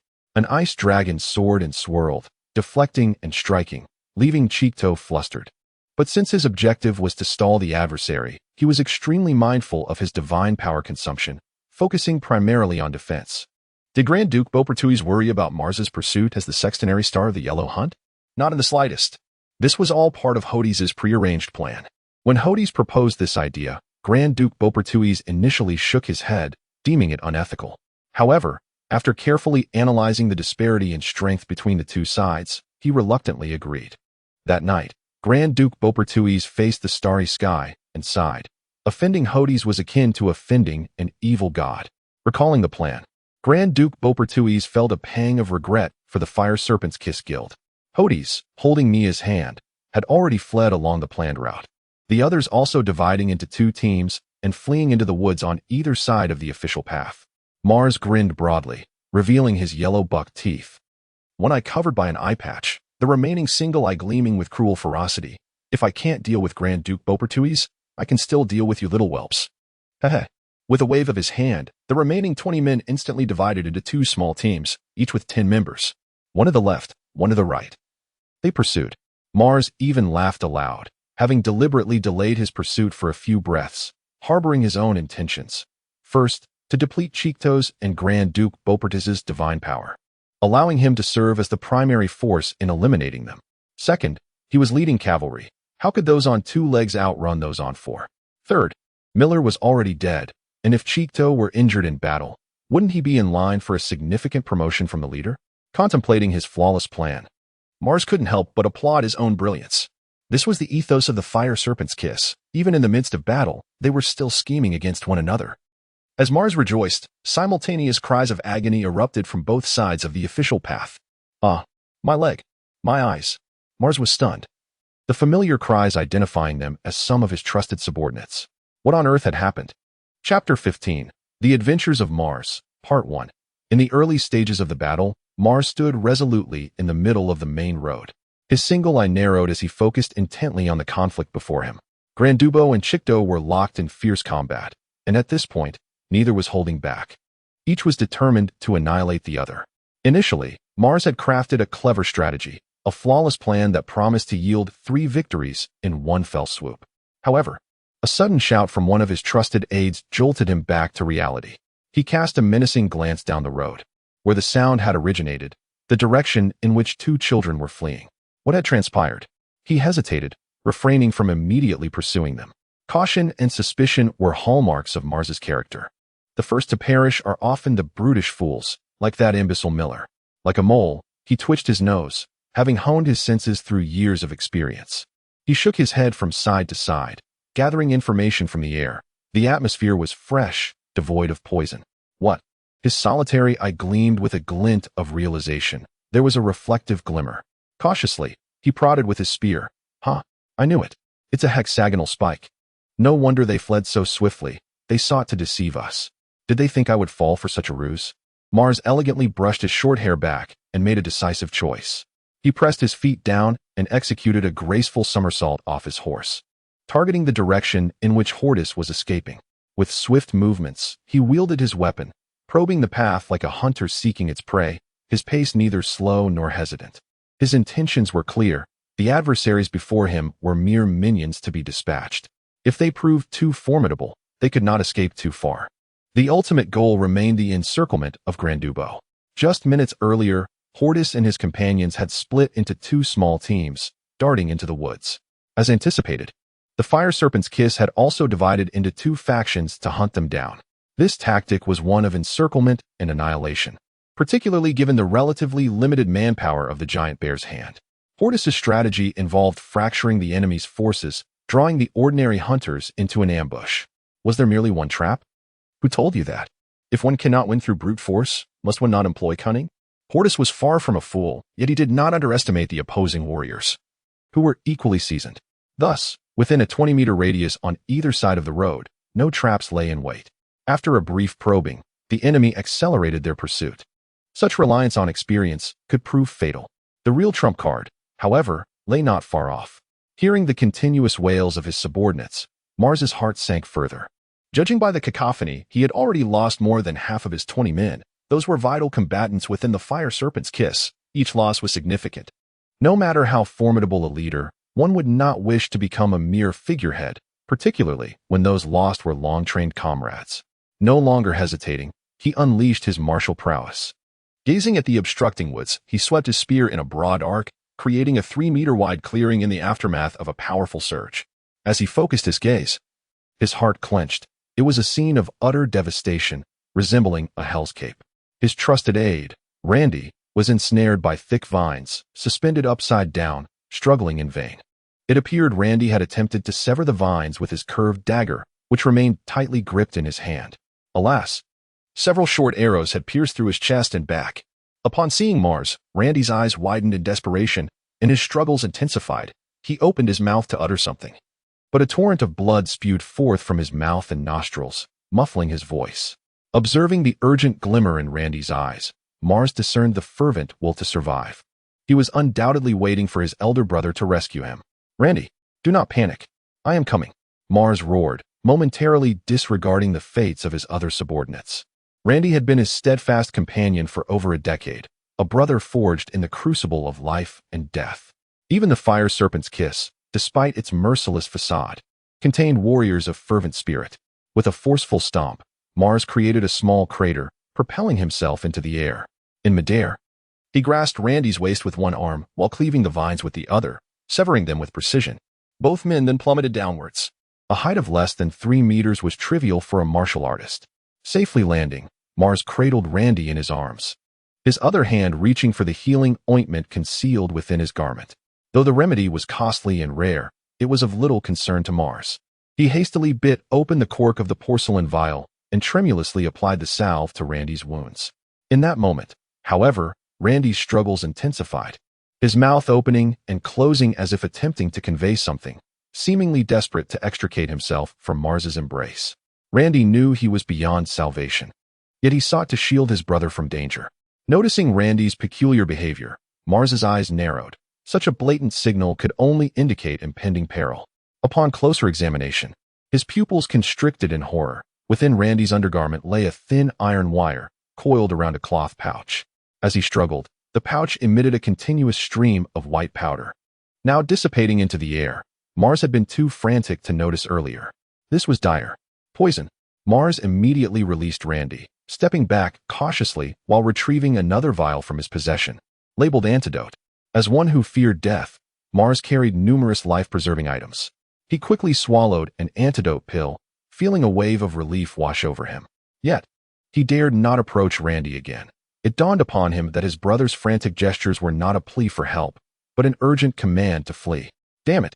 How could he have been so careless? Mars felt a burning desire to slap himself. To have stumbled into such a trap, he resolved not to pursue any further. Survival was paramount. He settled cross-legged on the ground, surrounded by lesser foes of the white hunter rank, reassured that he would not be ambushed. Using his spiritual energy, he scanned his surroundings. Curiously, there were no signs of poisoning. Even after consuming the antidote, there should have been some reaction due to the neutralization of the poison. Yet there were none. Was it the poison that was ineffective, or the antidote too potent? Mars scratched his head in confusion. Since he had not been poisoned, he decided to continue hunting down the giant bear's hand. Glancing at Randy, who lay nearby, knowing his time was short, Mars's eyes glistened with a hint of red. Randy, rest assured, I shall avenge you. Randy had exhausted all his strength, lying there, staring blankly at Mars. Occasionally, a flicker of light crossed his eyes, as if reminiscing about the joys and sorrows of his life. Ultimately, however, he could not escape the clutches of death. Clutching his spear, Mars's breath grew wild, his teeth grinding audibly. He swore he would eradicate every member of the giant bear's hand. He did not pause to bury Randy or his fallen comrades. Any delay might allow the fleeing children to escape entirely. With a powerful swipe of his arm, he wiped away his tears, his remaining eye now a fiery red. Come forth and meet your end. Mars's body surged with energy, the deep yellow elemental force rapidly integrating into him. Suddenly, 6 grotesque yellow hunting stars manifested upon his forehead. He was no longer holding back, for his momentary caution had cost Randy his life. He could not forgive himself. Vengeance was now the only path left to tread. Gripping his spear in his right hand, he angled it diagonally behind him, its tip pointed firmly towards the ground. Surveying the verdant woodland before him, he discerned the path with the most pronounced imprints. He executed a vigorous leap, brandishing his spear aloft as potent elemental energies detonated in the atmosphere, and delivered a forceful downward thrust. Steel fang grind. With gritted teeth, Mars initiated his signature hunting technique, relinquishing all restraint of his divine power. Intent on employing his renowned skill to unlock the gates of carnage, the steel fang grind manifested as colossal, interlocked drills, propelled by an immense surge of power, unleashing a devastating barrage that carved a swath of devastation 5 meters wide and 20 meters in length. As the dust settled, Mars fixed his gaze upon the opposing terrain, his eyes bulging with fury. Arrayed before him, in a semicircular formation, stood nearly 30 warriors, their gazes locked upon Mars. Why are there so many children? Mars noted the presence of Hordis and another individual, but the unexpected multitude of children contradicted the intelligence he had received. Members of the Bear Paw mercenary band and the children of Vari Town stood defiantly, brandishing their weapons, their expressions fierce. Observing the diminutive figures, some appearing no older than 6, Mars grimaced, reluctant to engage in what he deemed an undignified confrontation. Nevertheless, with the quarry in sight, the mission could be accomplished, and vengeance exacted upon Randy and his comrades. Contemplating the opposing ranks, Mars was perplexed. Each combatant clutched a water skin, distended and filled, seemingly unconcerned with the gravity of the situation. What does this signify? A ruse? Mars's singular eye meticulously scanned the surroundings. No hexagonal landmines were detected. No discernible trace of poison permeated the air. Upon careful scrutiny of the children's footing, he discerned no immediate indication of traps, yet Mars cautioned himself to remain vigilant. What is that raven-haired youth concealing? Mars's keen eye caught sight of the boy, who hastily concealed a jade box that had momentarily peeked from within his garments. Attempting to survey your surroundings? I have already anticipated your stratagem, Mars mused. Given Grindy Dubois' reputation for cunning, it was plausible that he had entrusted the dragon blood sunflower to the child, diverting attention from himself and mitigating the risk of damage to the precious bloom during combat. Perhaps he intended to smuggle it back to Red Leaf County under the guise of a child's possession. The realization of Grindy Dubois' scheme dawned upon Mars, who reveled in his fortuitous interception. Indeed, fortune favors the bold. Dismissing the surrounding warriors, Mars focused his undivided attention upon the black-haired youth, meticulously calculating the optimal distance and angle of attack to seize the dragon blood sunflower without causing harm to the child. An unsettling tension permeated the battlefield. Hordis, feigning concern, clasped his hands protectively over his abdomen. He surreptitiously began to retreat, clumsily peering out from behind a burly warrior, his movements exaggerated and unconvincing. From Mars's perspective, it was clear that the youth was attempting to flee. Not so fast. A thunderous roar reverberated through the air as Mars, having meticulously calculated his trajectory, unleashed a torrent of energy, his spear describing a sweeping arc, its force akin to a tidal wave breaching a dam. With a powerful thrust of his legs, he propelled himself forward, leaving a crater in the earth, his speed rivaling that of a thunderous leopard, as he bore down upon Hordis, spear in hand. The initial sweep had encompassed a substantial portion of the opposing force, the resulting shockwave sending many staggering. The distance separating Hordis and Mars was a mere 30 meters, a distance that would be traversed in a matter of moments. "Help me," Hordis cried, turning to flee, his gait appearing ungainly, as though his feet were encumbered. Mars's primary objective was the dragon blood sunflower, and thus he exercised caution in his approach. However, he had not anticipated that, as if on cue, the assembled warriors would simultaneously crouch and seize the ropes scattered upon the ground. A ruse. With a concerted effort, the warriors heaved, and a colossal net, spanning 20 meters in diameter, erupted from the earth, its mesh adorned with barbs tipped with a sinister blue hue. Poisoned. Of course, the insidious aroma had eluded his detection, concealed beneath the earth by a specialized masking agent, a testament to the meticulous planning of his adversaries. Such a trap would prove fatal to most. But Mars was no ordinary warrior. A crimson aura enveloped him as his secondary element manifested. Under his command, the fire element coalesced around his spear, his forehead adorned with 6 rapidly scintillating stars. Flameblade. With no superfluous embellishments, he simply arranged the fire element into the form of a blade, focusing its energy before cleaving the net asunder. As easily as slicing through a melon, he bisected the net, creating a 3-meter-wide opening through which he plunged. "I must proceed with caution. It appears they have devised a plan specifically tailored to counter me. Defense is paramount," Mars resolved, assessing the situation as he descended. Hody stood a short distance ahead, a peculiar grin upon his face. What does he find so amusing? The realization struck Mars as his feet made contact with the ground. The earth beneath him was hollow. A trap. Fortunately, he had heeded his own warning to remain vigilant. A wry smile played upon his lips. "You underestimate me." He swiftly manipulated the earth element, fortifying the ground beneath his feet, establishing a firm foothold. However, before he could revel in his triumph, the assembled warriors surged toward him in a coordinated assault. "Am I mistaken? Do they genuinely believe they can overpower me?" Mars questioned, perplexed. His martial prowess far surpassed that of the combined opposition, yet they dared to approach him with such reckless abandon. He observed as each combatant removed the stopper from their waterskin, releasing a peculiar odor into the air. Mars's acute senses immediately identified the scent. This is not good.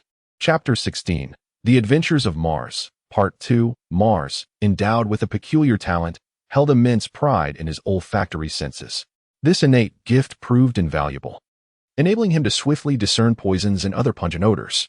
His heightened sense of smell significantly aided him in his warrior endeavors, facilitating his rapid ascent to the rank of Yellow Hunter 6-star by circumventing venomous ambushes and procuring potent spiritual herbs. Presently, Mars stood in the center of an open space, encircled by the resolute giant Bear Hand and a group of youngsters, all brandishing distended waterskins. As the stoppers were dislodged, an unusual aroma permeated the air, swiftly reaching Mars's nostrils.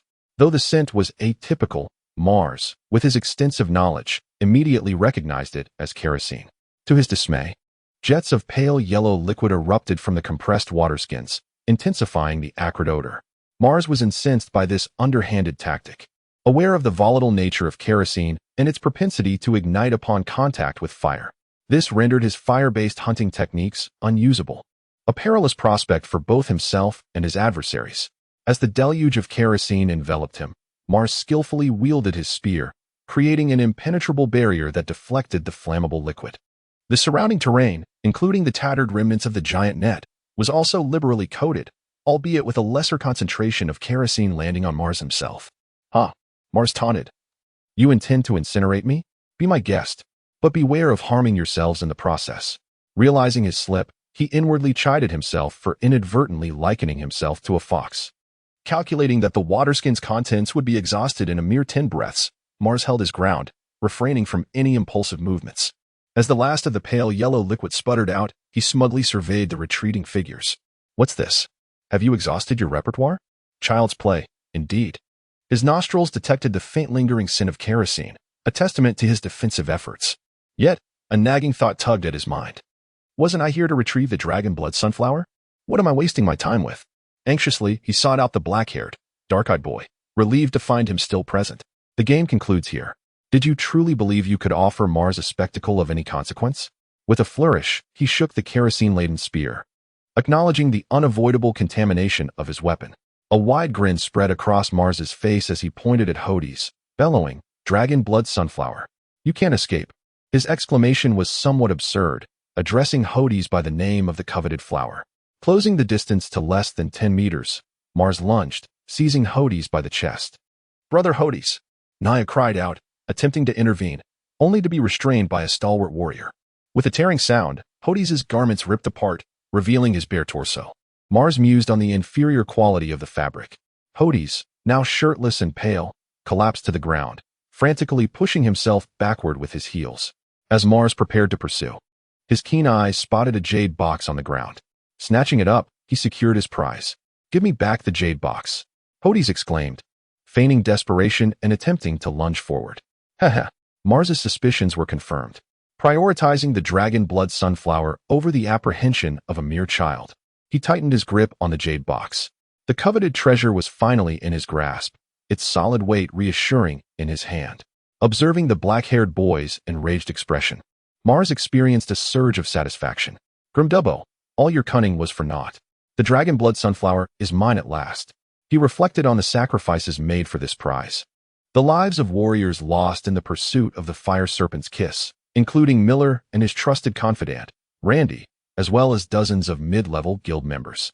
A wave of melancholy washed over Mars as he clutched the jade box, yet he knew that the dragon blood sunflower's value justified even greater losses.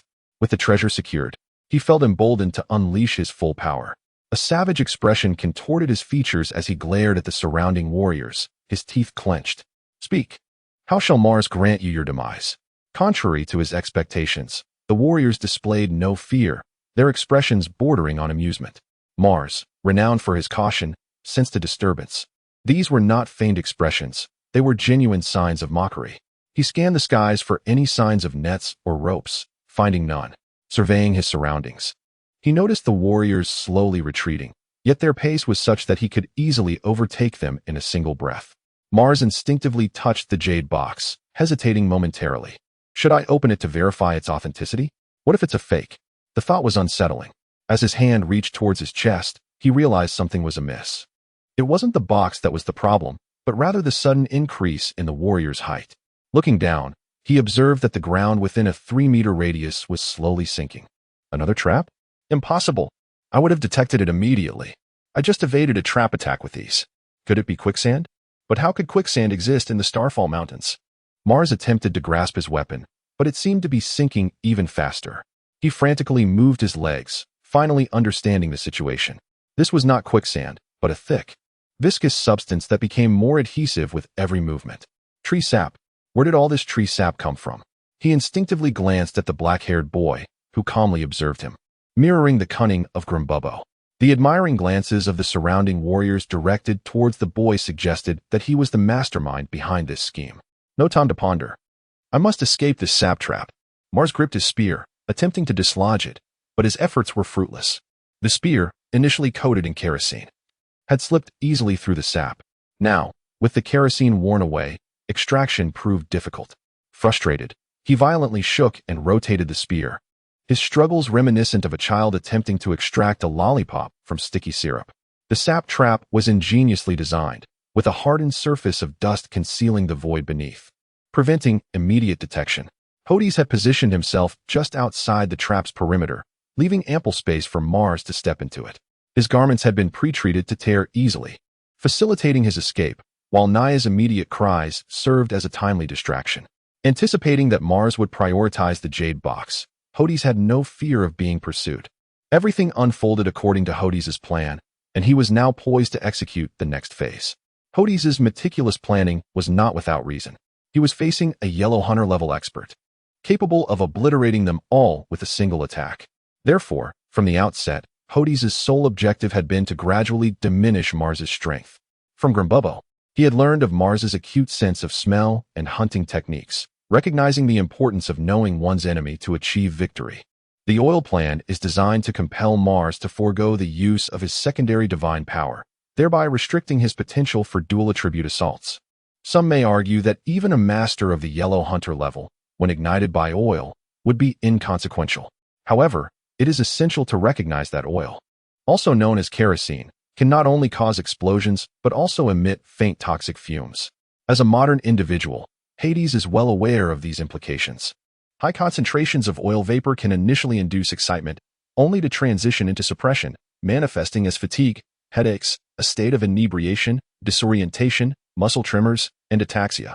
In severe cases, disorientation, delirium, and clouded consciousness may ensue. The vapor can provoke irritation in the eyes and upper respiratory tract.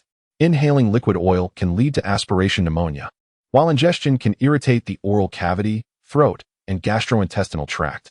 Hades does not fear Mars utilizing fire-based hunting techniques. In fact, he eagerly anticipates their deployment, believing it will hasten his demise. Mars is not one to await his fate passively. While he may hesitate to employ fire techniques, the challenges posed by earth techniques should not deter him. He immediately harnesses his earth divine power, with swirling streams of earthen yellow energy enveloping his legs.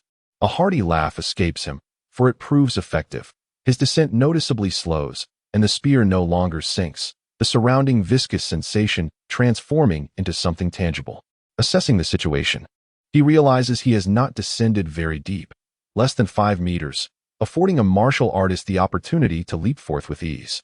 Mars feels no apprehension regarding unforeseen circumstances.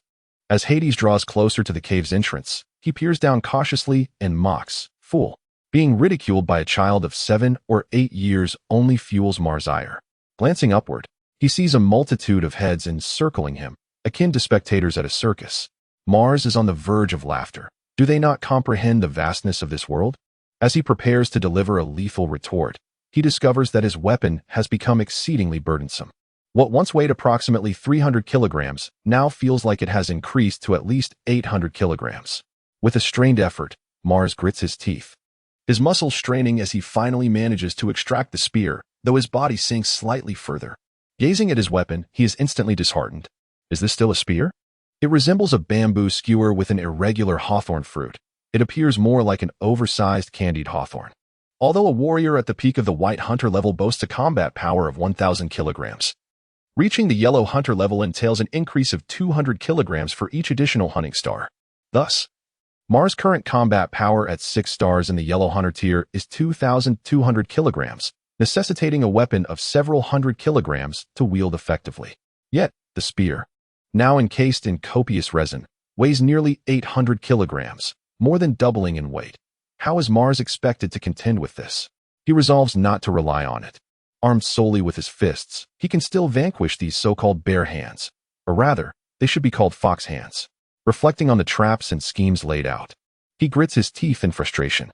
If he ever encounters the mastermind behind this, he would not hesitate to exact his revenge. His intuition proves correct. The dark-haired boy nearby is indeed the architect of this entire scheme, his mischievous grin betraying his glee. Hades is eager to observe Mars' next moves, having prepared several contingency plans in advance. In a fit of exasperation, Mars relinquishes the weapon, opting to escape first. As he begins to move, the heads surrounding him scatter in a chaotic flurry. With a powerful leap, Mars attempts to rise, only to find his legs weighed down as if encased in colossal boulders. Unable to extricate himself from the trap, the resin clinging to his legs compounds his plight. Looking down in disbelief, he contemplates his predicament.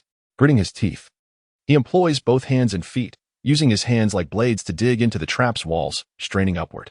With effort, he raises his knees, shifting incrementally while coordinating with his hands to pull his body free. Fortunately, the resin trap does not descend too deeply, merely 2 meters below the surface, an advantage he recognized early on. Within moments, a pair of robust hands grasp the edges of the trap. With a twist of the wrist, he presses against the ground, and with a forceful heave, a single-eyed head emerges, drenched in sweat. Soon, half of his body is freed, followed by his waist, revealing 2 sturdy legs beneath him. At last, I am free. Mars wipes the sweat from his brow. In countless battles, this is the first time he has felt so utterly disheveled. As he regains his composure, he wonders if that group of cubs has made their escape. Even if they retreat to the Starfall Mountains, he vows to pursue them relentlessly. Prepare. A clear, youthful voice pierces the air, instantly heightening Mars' anxiety. His weapon still lies ensnared in the trap.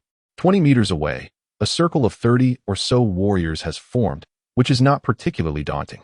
However, the fact that each of them is armed with a large bow is concerning. To compound matters, they are using arrows tipped with flaming cotton, each flame as large as a fist.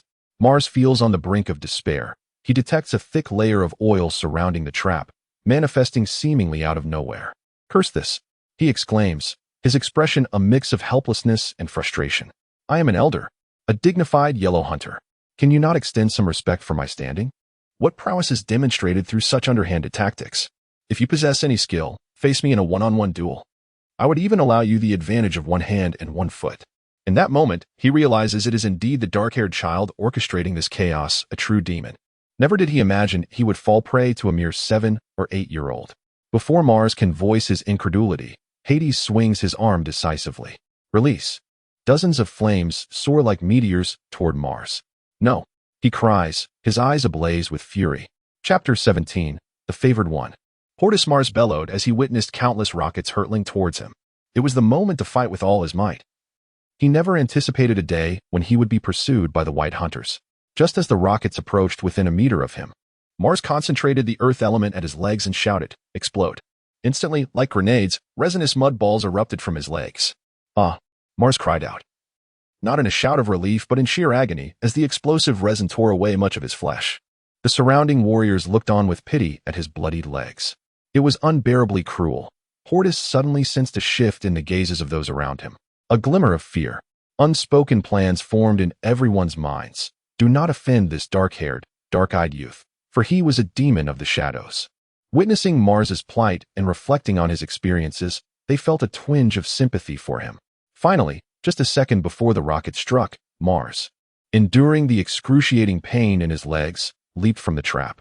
With a thunderous explosion, the rockets embedded themselves into the ground, igniting the oil, which released a furious wave of heat mixed with the acrid smell of burning oil, spreading in all directions. Mars had already spotted Hordis' position, despite the presence of 2 burly white hunters guarding him. "Boy, prepare to meet your end."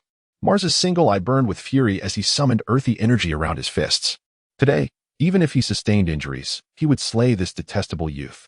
However, the 2 large men next to Hordis struck, but their target was not Mars. Instead, they attacked the ground before them. One man swept his palms, unleashing a whirlwind of azure energy that whipped the dust high into the air, revealing him as a wind element warrior. The other, a red-faced giant, employed a fire technique known as starfire ignition. The oil was not just scattered around Mars. Hordis had ordered it to be spread all over the clearing. The duo's coordination was impeccable. Fire fueled the wind, and wind intensified the fire, compounded by the oil's stubbornness against dispersion. Before Mars stood a wall of hellfire, a width of 10 feet. Those who recognized the plan understood that Hordis had drawn inspiration from the legendary Brias' fire oil techniques from a previous life. In midair, Mars beheld the towering flames and hastily shifted his technique to form an earthen shield around his body, creating a yellowish cocoon. Yet, the relentless heat and the swirling winds made it difficult for him to breathe, rendering him terrified to inhale. The tainted air, mixed with burning oil, could carbonize his lungs. Although his earth-based skills certainly surpassed those of the White Hunters, he diverted a significant portion of his divine power to shield his chest to protect the dragonblood sunflower. Despite the short distance, it took Mars 5 breaths to traverse it, hindered by the fierce winds. At last, he landed firmly. His gaze locked onto the dark-eyed boy not far away. To his astonishment, Hordis suddenly produced a fan from behind, woven from ordinary leaves, and leisurely waved it across his face. Just as you imagined, Hordis appeared akin to Zhuge Liang, with a serene demeanor and a gently swaying feather fan, effortlessly waving his hand, sending Mars into a cloud of smoke and destruction. If he weren't bare-chested, the resemblance would have been even more striking. "You dare to set up such a trap for me? Not even the God King can save you," Mars exclaimed, his lips cracked in fury. Mars was in a pitiful state. Chunks of flesh had been scorched away from his legs, now scabbed over from the heat. His armor was tattered and burnt. His hair was singed, exuding a nauseating odor from head to toe, aside from a few metallic buttons glinting in the light. Mars appeared as if he had just emerged from a coal pit. No wonder Mars was in such a rage. Anyone would be driven mad in his position. Great sage, have you emerged from the alchemical furnace? Hordis interjected with an oddly peculiar statement. Before Mars could charge forward, Hordis pointed a finger at the jade box, gently nudging. My lord Mars, are you not concerned about the dragonblood sunflower? Mars paused, glancing at the box in his arms. He understood the significance of the dragonblood sunflower and had been protecting it with divine power since acquiring the box. At that moment, to Mars's incredulity, the jade box began to crack slowly. No. Mars realized that the medicinal plant needed to be kept within the jade box to preserve its spiritual essence. If the box was damaged, the dragonblood sunflower would lose much of its efficacy. At a visible pace, the jade box disintegrated, revealing a plant-like white crystal. A gust of wind blew, instantly transforming it into a pile of white powder that looked eerily familiar. Mars glanced between the powder and Hordis, realizing he had been deceived. Yet, judging by Hordis's age and methods, this dark-eyed boy was undoubtedly of great importance. If he could capture him, perhaps he could exchange him for the dragonblood sunflower with Grindabor? Observing Mars's rotating gaze, Hordis shook his head, remaining silent. As he took the upper garment handed to him by Nia. Even at this moment, he dared to flaunt his good fortune. Capturing these two children could indeed be a valuable bargaining chip. Finally, Mars made up his mind. He would first seize the dark-haired, dark-eyed youth. Divine power surged within him, the air around him crackling with energy, and 6 yellow hunting stars suddenly appeared on his forehead. Hunting technique. Colossal earth hand. It was a composite technique of earth and fire, manifesting an enormous hand that gradually solidified. Just as Mars reveled in his dual attribute technique, a sudden pop echoed. The technique vanished. What? Mars was taken aback, bewildered as to why this was happening. Next, colossal earth, pop. He could no longer articulate the technique, interrupted at every turn. A single rear door could not be contained, and soon several followed suit. Pop, pop, pop, pop. The crowd covered their mouths and noses, casting disdainful glances at Mars. His face flushed, one hand clutched behind him. Hordis waved his fan vigorously. What are you doing, playing the fool?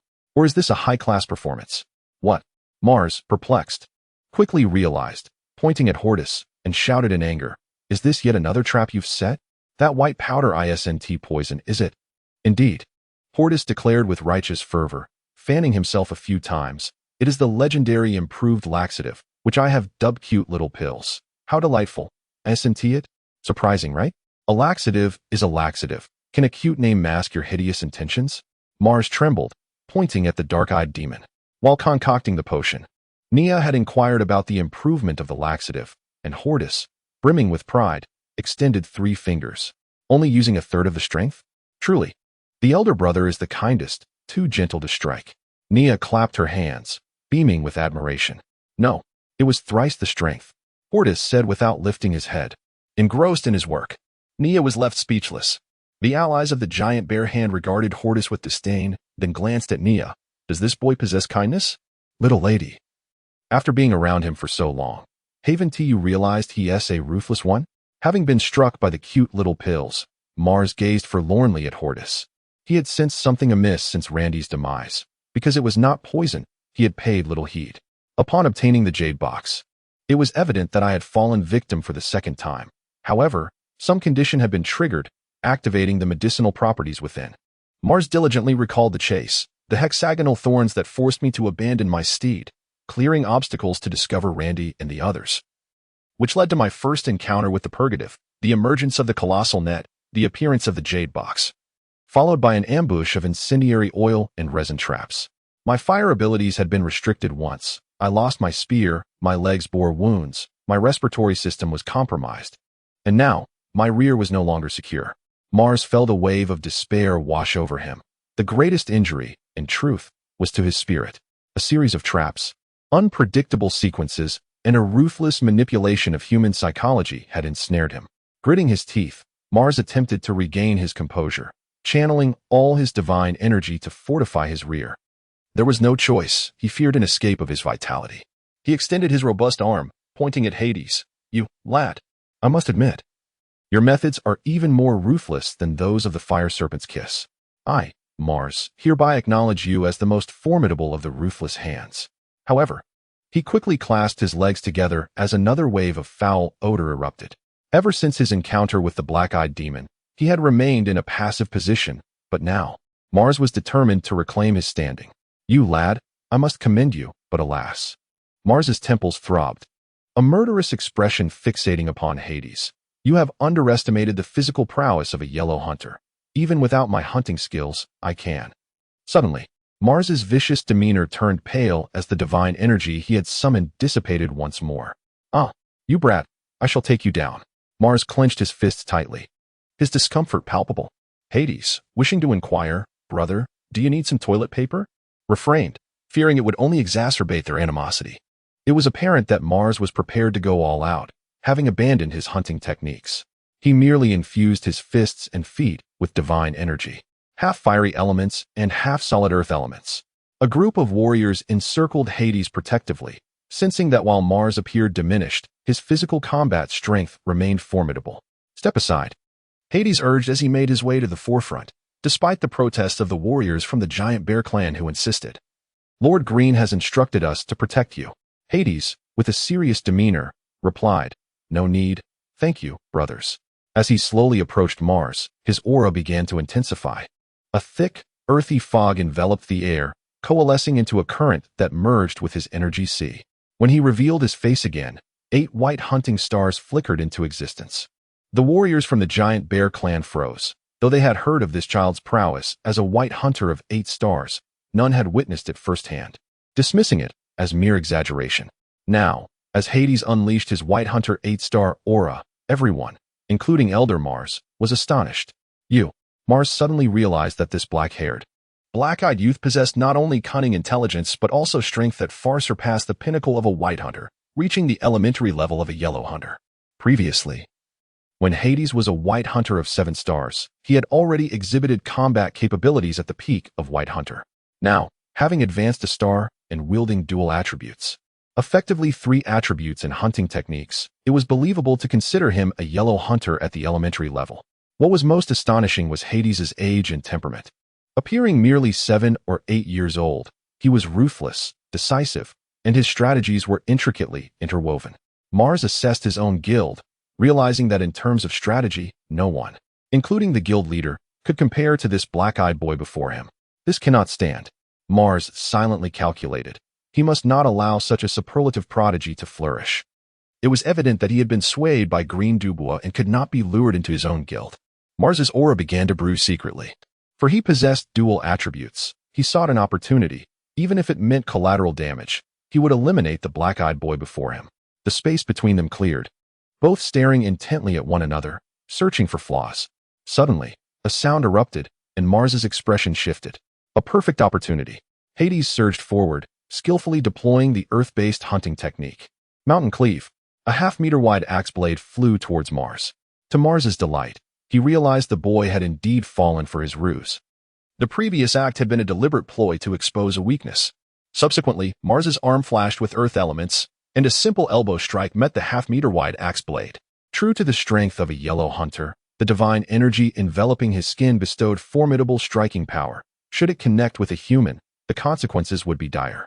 In midair, Mars directed his attack towards Hades. Following the elbow strike, he deftly lifted his left knee, though his skin bore injuries. It was a trifling matter in his quest to eliminate Hades. This time, Mars's knee was engulfed in fiery elements, resembling a massive fire turtle shell, hurtling towards Hades's head with lethal intent.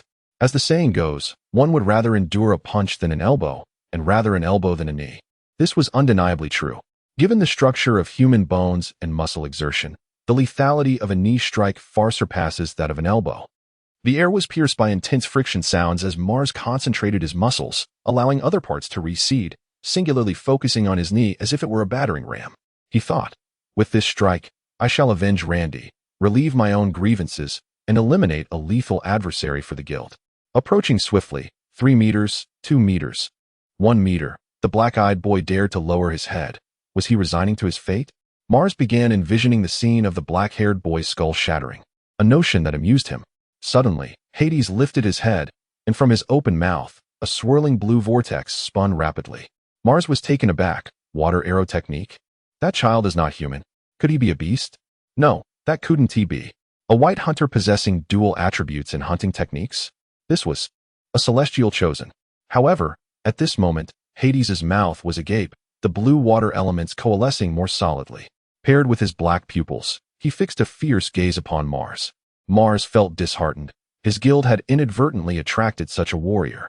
Once a celestial chosen is discovered, numerous high-ranking warriors would swiftly appear to recruit them as disciples or integrate them into their clans. To put it plainly, whoever gains the friendship of a celestial chosen essentially befriends a formidable blue hunter. A mere bronze-level fire serpent guild could be crushed to dust by any prominent figure sent from above. However, it was said that guild leader Morris also possessed a certain standing within the empire. No time for such thoughts. The situation had escalated to a life-or-death struggle. The air stirred once more as the water element arrows were poised to collide with the fiery knee. A sound of impact reverberated. Another sound followed, distinct from the first. "Ah!" Mars cried out in agony, while Hades looked on with a resigned expression. Chapter 18. The dust settles my leg. Mars cried out in agony as he fell to the ground, clutching his knee with both hands. Below his left knee, there was nothing but a gruesome sight. The severed section bleeding profusely, with only a torn pant leg remaining. The water arrow technique had effortlessly pierced through Mars's knee, causing his pained outcry. Writhing on the ground, Mars rolled in a mixture of dust and blood, furiously recalling the recent confrontation. Just a moment before the water arrow struck his knee, a laxative had taken effect, causing an uncontrollable release. It was evident that this oversight allowed Mars's fire-based divine power to fail in providing protection to his knee. The situation was as simple as paper being torn apart by a high-pressure water jet. In a single blow, the water arrow technique utterly defeated Mars. Hordis and the surrounding warriors instinctively stepped back, covering their mouths and noses, their faces contorted in disgust. Mars continued to curse. "Damn you, little thief. I curse you to an untimely death." With a sudden, sickening thud, a hulking warrior wielding a massive weapon swiftly severed Mars's head. The once arrogant elder of the Fire Serpent's Kiss followed Miller's footsteps, departing for the celestial realm. Cautiously, Hordis' team made their way back to the official road. Their movements were almost comical as they alternated between jumping, crouching, and crawling forward. This was due to the multitude of traps set by Hordis, which were not only numerous but also exceedingly intricate. A moment's carelessness could lead them into their own pitfalls. The return journey of less than 100 meters took them a good 10 minutes. As they cleared the final obstacle, they gazed upon the center of the official road.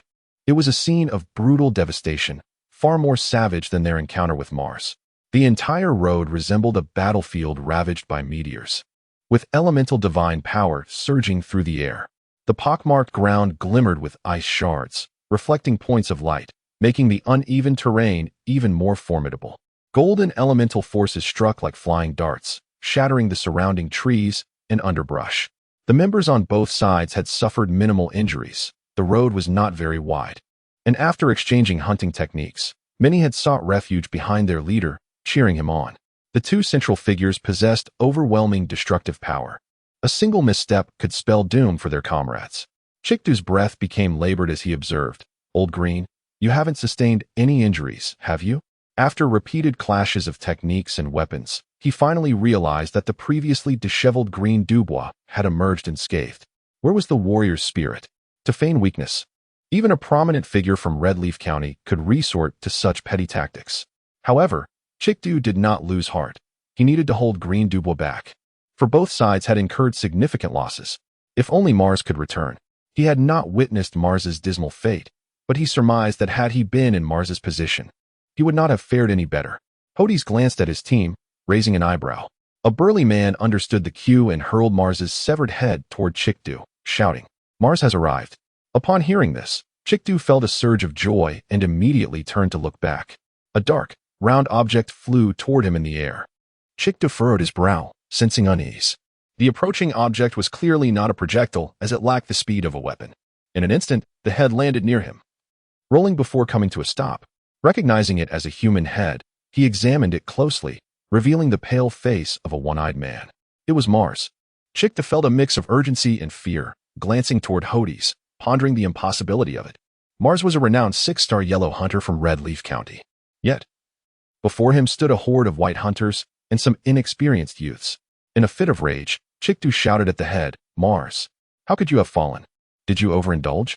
Though Mars could no longer hear him, Hordis and the others did.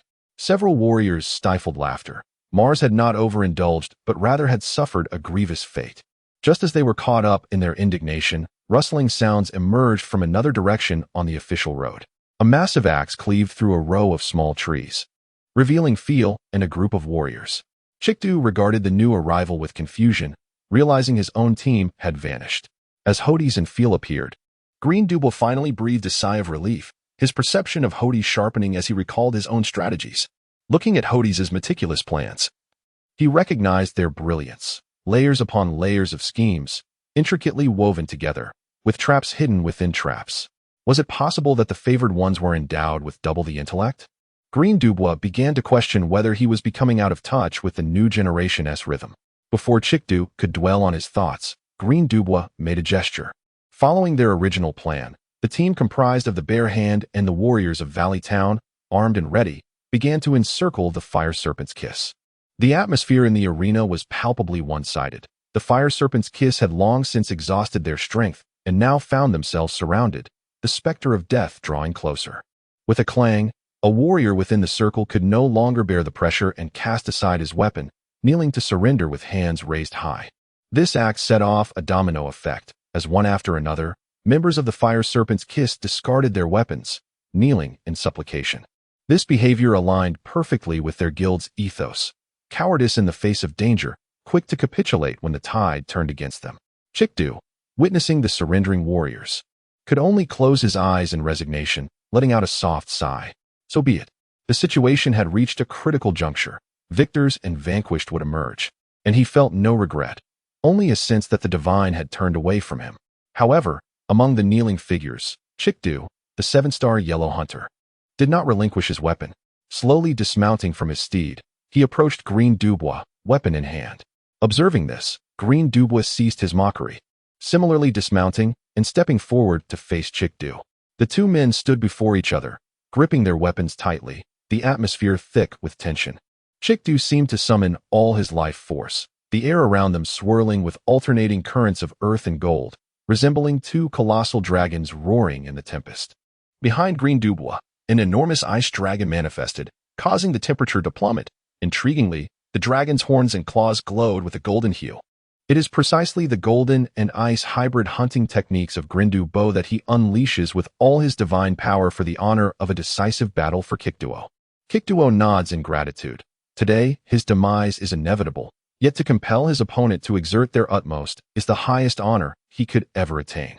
Reflecting on over 2 decades of devotion to the Fire Serpent's Kiss, despite its tarnished reputation, he has been one of its stalwarts, nurturing the guild's growth like a guardian. Now, with the demise of Miller and Mars, he too is destined to follow in their footsteps. The mateer strength of the Fire Serpent's Kiss will suffer immensely, casting doubt on their survival in the Maple Leaf County. After today, it seems as though he will have no further ties, yet he finds it difficult to let go. Observing the oscillating expressions of sorrow and joy on Kikduo's face, Grindu Bo resonates deeply with his plight. Such situations abound. Every warrior possesses their own aims and destinations, willing to sacrifice their lives for a belief. This is a worthy adversary. The surrounding team retreats slowly. The unleashed combat power is terrifying. Nia hides behind Hordis, peering out cautiously. Although aware that the figure in the arena is a villain, he does not seem as malevolent as imagined. After both have gathered their energy for 20 breaths, they stomp their feet in unison, creating 2 massive craters. The ice golden giant dragon intertwines with the golden and earth dragons, and the air trembles as if a volcano has erupted. Kikduo strikes forth with his spear, creating gigantic blossoms of weaponry. Shouting, dragons sweep across the realm. Rock shatter. Both distinct attribute hunting techniques are unleashed simultaneously. Grindabo's expression turns solemn as he guides the ice golden dragon with his greatsword, slashing through the air with countless blades. Ice scales soar. Although appearing as a singular hunting technique, the scales of the ice dragon activate, transforming into a golden hue, infused with frigid divine power, charging towards the 2 opposing dragons. Boom, boom, boom. Both wielders maintain precise control over their power, sending shockwaves raging within a 20-meter radius, as a tornado infused with multiple elemental energies spirals upwards. Subsequently, two figures, like ethereal spirits, dart into the vortex. The clanging of weapons reverberates deafeningly, causing many warriors to cover their ears and crouch down. Hordis cradles Nia behind a rock, his gaze fixated on the battlefield. This is the clash of Yellow Hunter levels. His eyes brim with longing. In his mind, a Jade Pendant seems to capture the essence of this monumental battle, spinning fervently, recording the techniques and subtleties of their combat. The life and death struggle of masters occurs in the blink of an eye. As 3 minutes elapse, two figures stand back to back. Gradually, Grindu exhales deeply and waves his hand. Alas! A grand burial. At his words, Kikduo collapses to his knees, then falls forward, kicking up a cloud of dust. Ultimately, Kikduo succumbs, a half-meter-long gash appearing on his neck, slanting down to his waist. One of the loyal elders of the Fire Serpent's Kiss, the prominent Yellow Hunter star Kikduo, perishes on the official road leading to the Starfall Mountains. After a moment, a surge of jubilant cheers erupts. Teammates from the Bear Clan embrace one another, shouting and leaping with excitement. From the discovery to the contention over the Dragon Blood Sunflower, the two guilds finally declare a truce. The Fire Serpent's Kiss withdraws from the competition, having lost 3 elders of Yellow Hunter level and dozens of mid-level core members. The Bear Clan, suffering only minor injuries to their leader's son Palatia and a few casualties, reaps the ultimate victory. 2 days later, at the Wary Town Martial Hall, Hordis and Nia exchange puzzled glances as they hold a crystal token. Grindu beams at the pair of golden youths, nephew Hordis and niece Nia. This crystal token signifies our guild's honorary elder position. Noticing their continued confusion, a young man in his 20s steps forward, standing over 7 feet tall, with a resolute face radiating a sense of justice. He is none other than Palatia, the heir of the Bear Clan. He sincerely bows to Hordis and Nia. Regarding the Dragon Blood Sunflower matter, we owe our success to your strategies, Lord Hordis and Miss Nia. To express our heartfelt gratitude, I sincerely invite you both to take on the role of honorary elders in our guild. Observing the warm and sunny demeanor of Palatia, akin to a friendly neighbor, Hordis feels a flicker of fondness. Yet he remains uncertain if accepting the honorary elder position will hinder his growth. Considering the vastness of his own secrets against the backdrop of a mere bronze-level guild, he worries that should stronger organizations catch wind of this, it may endanger them. Noticing Hordis' indecision, Grindu urgently signals Palatia, imploring him not to falter at this crucial moment, for these two are future pillars of strength.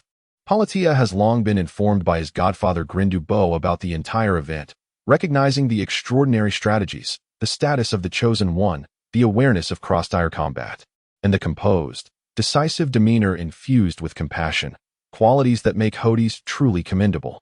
A prodigy, a remarkable prodigy. This is how Grindu regards Hordis. He is determined to bring this dark-haired, dark-eyed youth aboard the Bear Clan's warship by any means necessary. Nia must also receive the honorary elder title. She is undoubtedly Hordis' partner and possesses exceptional wisdom.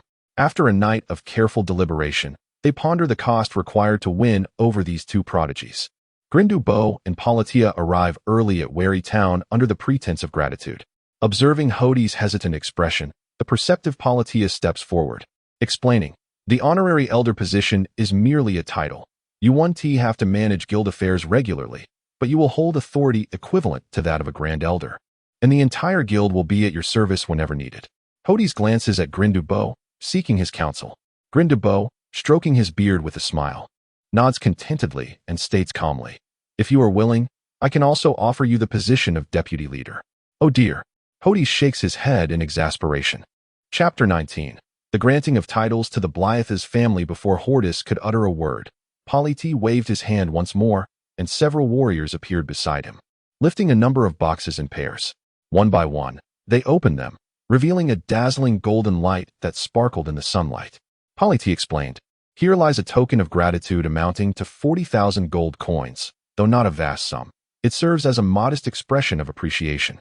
40,000 gold coins, exclaimed Felahu, nearly dropping to the ground. He leaped towards the boxes, saliva nearly dripping from his mouth, continuously casting glances at Hordis, as if to say, "What are you waiting for? Just look at this. This is enough for an ordinary warrior to live comfortably for several lifetimes." Nia, too, swallowed hard.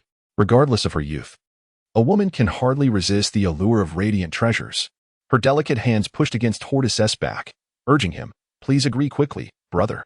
Glenn Dubois exchanged knowing glances with Polly T, both nodding and smiling slyly, having anticipated the breakthrough would come through the girl.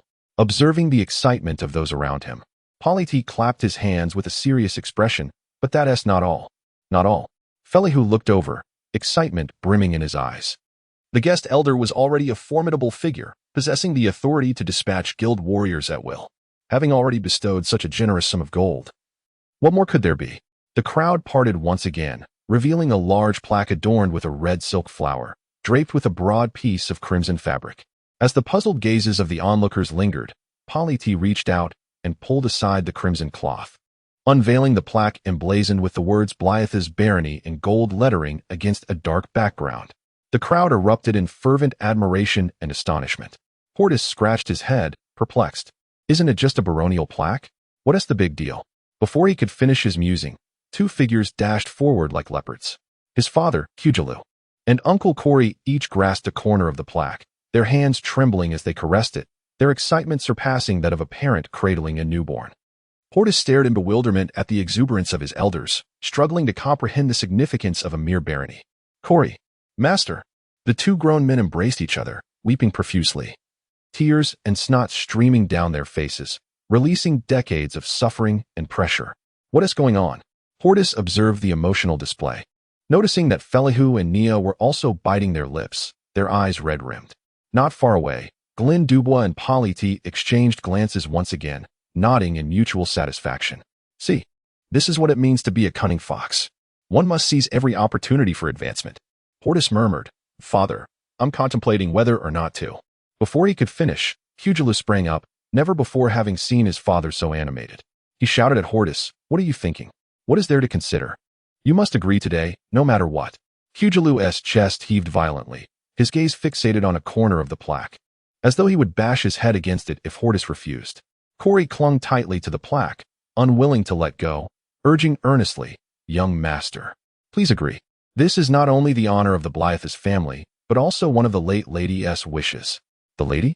Hordis suddenly comprehended. Corey was not referring to Nia, but rather to Cugilu's late wife, Brias Mina.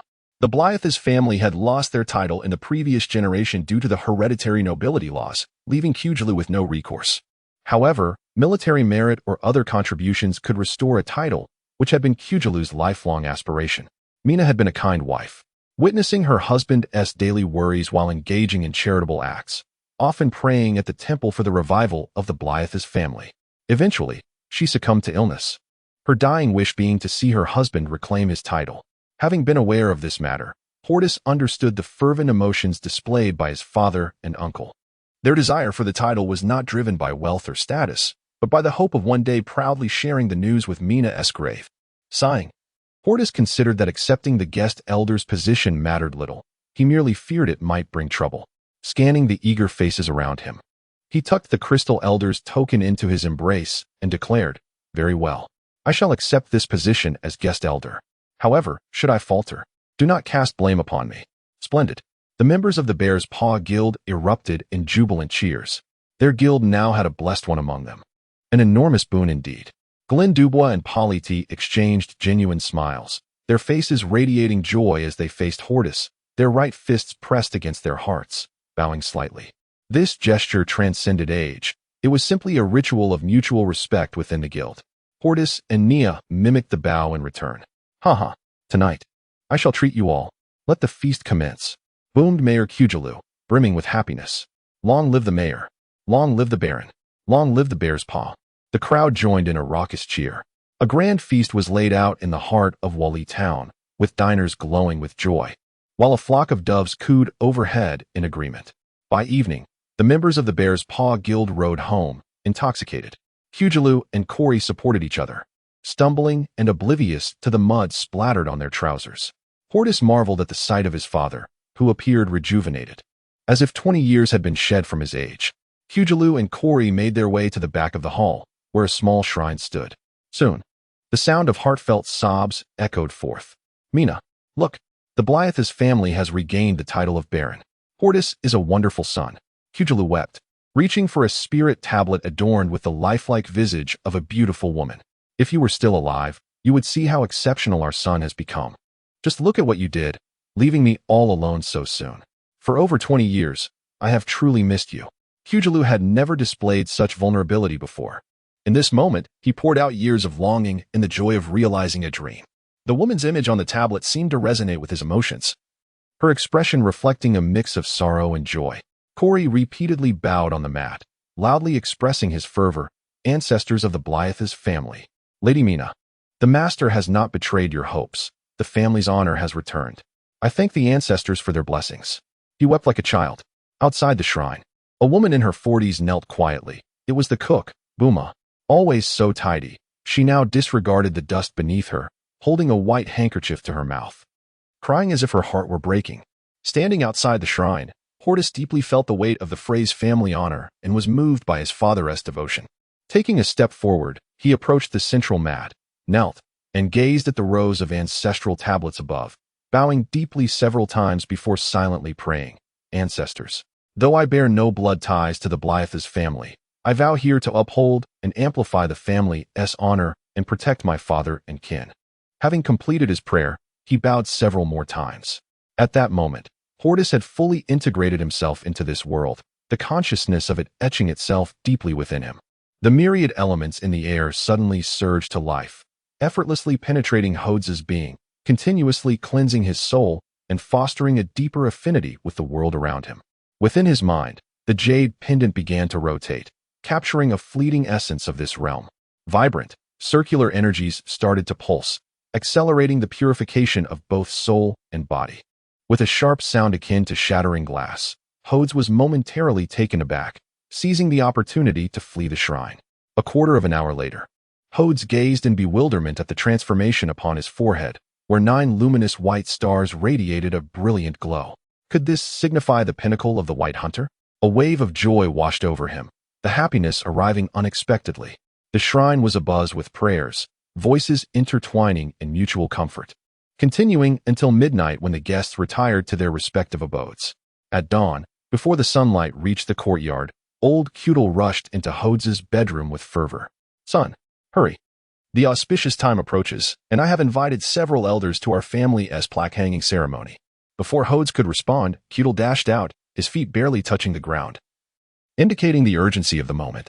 Rubbing his eyes, Hordis yawned, feeling remarkably comfortable, as if enveloped in his mother's embrace. A night of complete relaxation had dispelled his fatigue. After freshening up, he observed the courtyard adorned with silk-red pom-poms, lanterns, and draperies. Was this a plaque-hanging ceremony or a wedding celebration? Hordis murmured to himself. Outside the main gate, an incense altar was already set up, suggesting that the plaque had been hung. Kyujulu and Corey were animatedly greeting the crowd, congratulating one another. In a town the size of Wanli, the emergence of a squire was a notable achievement. A squire grazed the edges of nobility, enjoying certain privileges and lands. Ascending from there were the apprentice knights and flag knights, who, like the nobility, belonged to the privileged class. Upon seeing Hordis emerge, Kyujulu promptly beckoned him to greet the esteemed elders. Almost every prominent figure in the town had gathered, with smaller children joyfully weaving through the throng.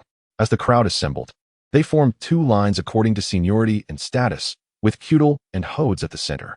The members of the Brias family, clad in freshly tailored attire, wore their family crest on the left side of their chests. The crest depicted a soaring eagle embroidered against the sun, symbolizing light and foresight. Families without titles were forbidden from displaying crests, regardless of their wealth or martial prowess. This was a rare occasion for the crest to be displayed after decades. And Kyujulu stood at the center, his expression a blend of joy and seriousness. Corey unfurled a scroll, reading aloud. The Brias family, represented by the valiant Hordis, possesses righteous vigor, is diligent in martial arts, upholds virtue, is renowned in the region, and is wise and resourceful. We hereby bestow upon you the title of Baron of Hongya County, bestowed by Prince Melia Brighton. A collective cheer erupted from the attendees, and Kyujulu and Hordis bowed respectfully toward the plaque. Hordis pondered. Melia is a royal surname. The name of Prince Brighton sounded familiar. The jurisdiction of Wanli town fell under Prince Brighton, who alone possessed the authority to confer titles from Baron to Viscount on his subordinates. Only the Emperor could grant titles above that. Fail, The instructor burst forth from the crowd, clapping Hordis on the shoulder with a hearty laugh. "Well done, you rascal.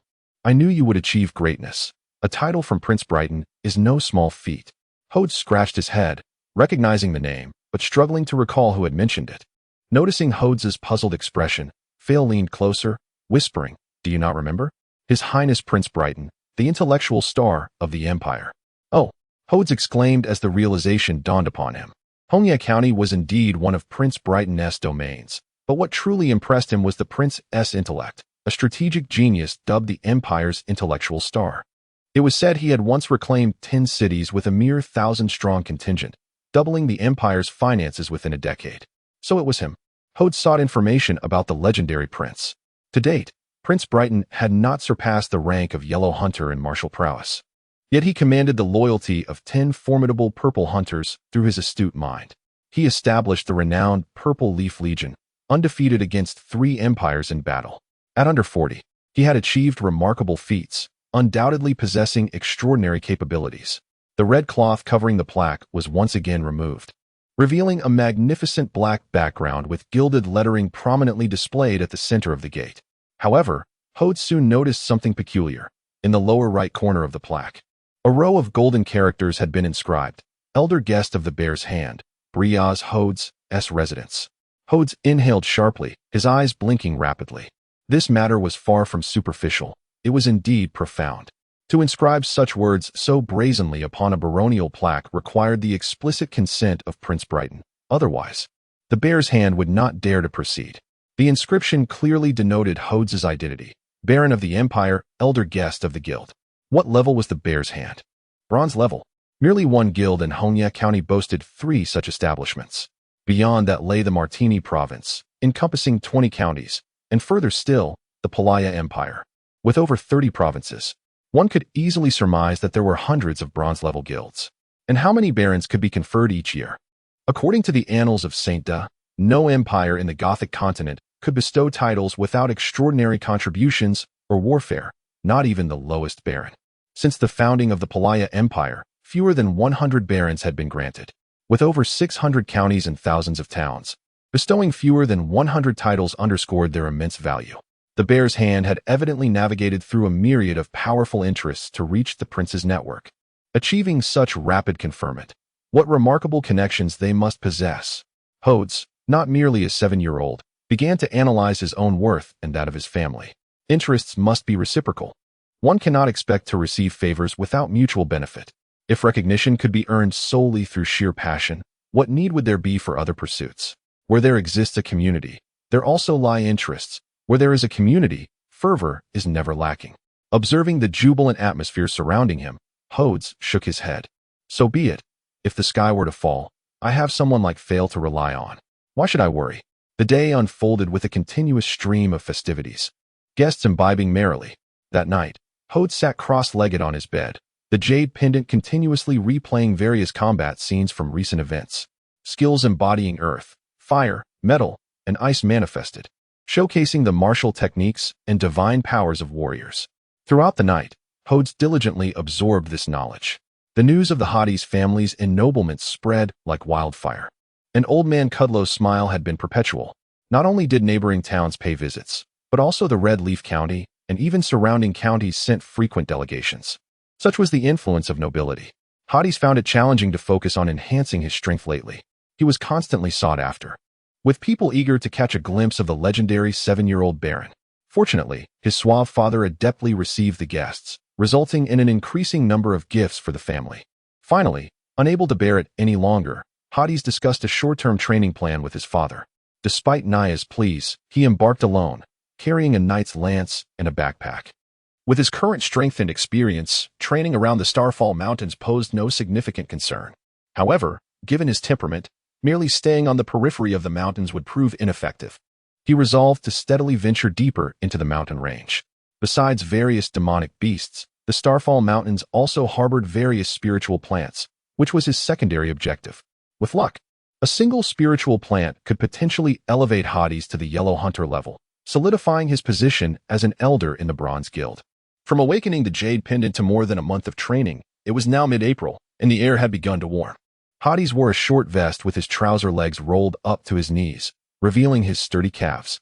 He consulted a rudimentary map, which roughly marked the locations of nearby demonic beasts, plants, and terrain. For a gold coin, Hordis had purchased it from a martial hunter. To avoid recognition, he had subtly altered his appearance, darkening his eyebrows, tying his shoulder-length hair on top of his head, and donning a small straw hat, drawing from his past life's memories. He applied dark eyeshadow and a layer of tung oil to his fair skin, making him resemble an ordinary, sleep-deprived, and unassuming martial hunter. All right, he thought, gazing at his reflection in the river. Even my old man wouldn't recognize me. The plan had commenced. With his current white hunter peak level, he essentially disregarded the outer demonic beasts, directly crossing a waterfall and venturing further inward.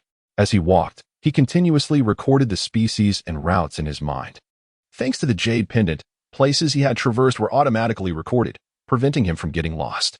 From morning until noon, he had advanced over 30 miles into the depths. This is a spiritual plant, a red rock jujube. Tastes good, Hordis remarked, munching away. Wow, so much bone-setting grass. This is the best raw material for treating fractures. Hordis carefully retrieved a jade box and placed a stalk of bone-setting grass inside. He scanned his surroundings, noting the absence of other martial artists.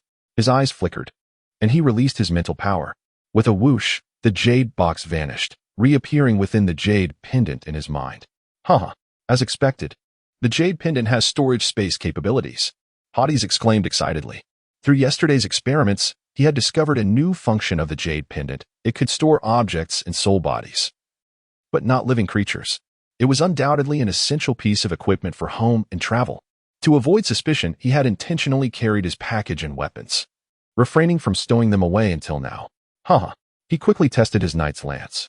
Disappear, appear, appear, disappear. Indeed, it's much more convenient.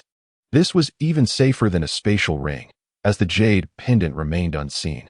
After a quick lunch, Hordis consulted the map and headed towards a specific area. According to the map, it was the territory of the flame rhinoceros. The flame rhinoceros wasn't a rhinoceros engulfed in flames. It favored a stone called fire copper essence, whose abundant fire elements caused its skin to appear reddish, as if on fire. Some might suggest using water elements to attack, but that would be a mistake. The flame rhinoceros was undoubtedly an earth-attribute demonic beast, making it highly resistant to water-based attacks. Furthermore, it was covered in bony armor, resembling a general clad in armor, providing substantial defense. Adult flame rhinoceroses stood about 2 meters tall at the shoulder, with a body length of over 6 meters. Their thick limbs, like small pillars, stood firmly on the ground, supporting their round bellies. The most formidable aspect was the half-meter-long horn on the nose, capable of delivering nearly 1,000 pounds of destructive force in a single charge. Why had Hordis chosen this demonic beast? Because, except during mating season, the flame rhinoceros was a solitary creature. Gently pushing aside a clump of small trees, Hordis cautiously peered ahead. Less than 30 meters away, a massive figure was slowly feeding. Its dustpan-sized mouth opened, revealing 2 rows of coarse teeth. It scraped the ground, and its tongue darted out, scooping up crushed stones into its mouth. Then came the sound of a millstone grinding soybeans, crunching and grinding. Its small eyes squinted as it chewed, seemingly enjoying the grinding process. Without a doubt, the flame rhinoceros had excellent teeth. Hordis suspected it could even bite through his weapons. Regardless, this demonic beast was his primary target for training. Slowly drawing the knight's lance from behind, he had already rubbed the spearhead with gravel to a brownish color to avoid metal glare. He tiptoed towards the flame rhinoceros, choosing a favorable position, downwind and towards the rhinoceros's rear. As the distance closed, Hordis's palms grew sweaty with excitement. However, he didn't rush, lowering his breathing. 1 foot at a time, he placed his heel down first, then slowly shifted his weight to his toes, ensuring silence. 20 meters, 15 meters, 10 meters, 8 meters, 6 meters. Suddenly, the flame rhinoceros's small ears perked up, and its small eyes snapped open, ceasing its chewing. Its wild survival instincts triggered a sudden sense of unease, a primal warning.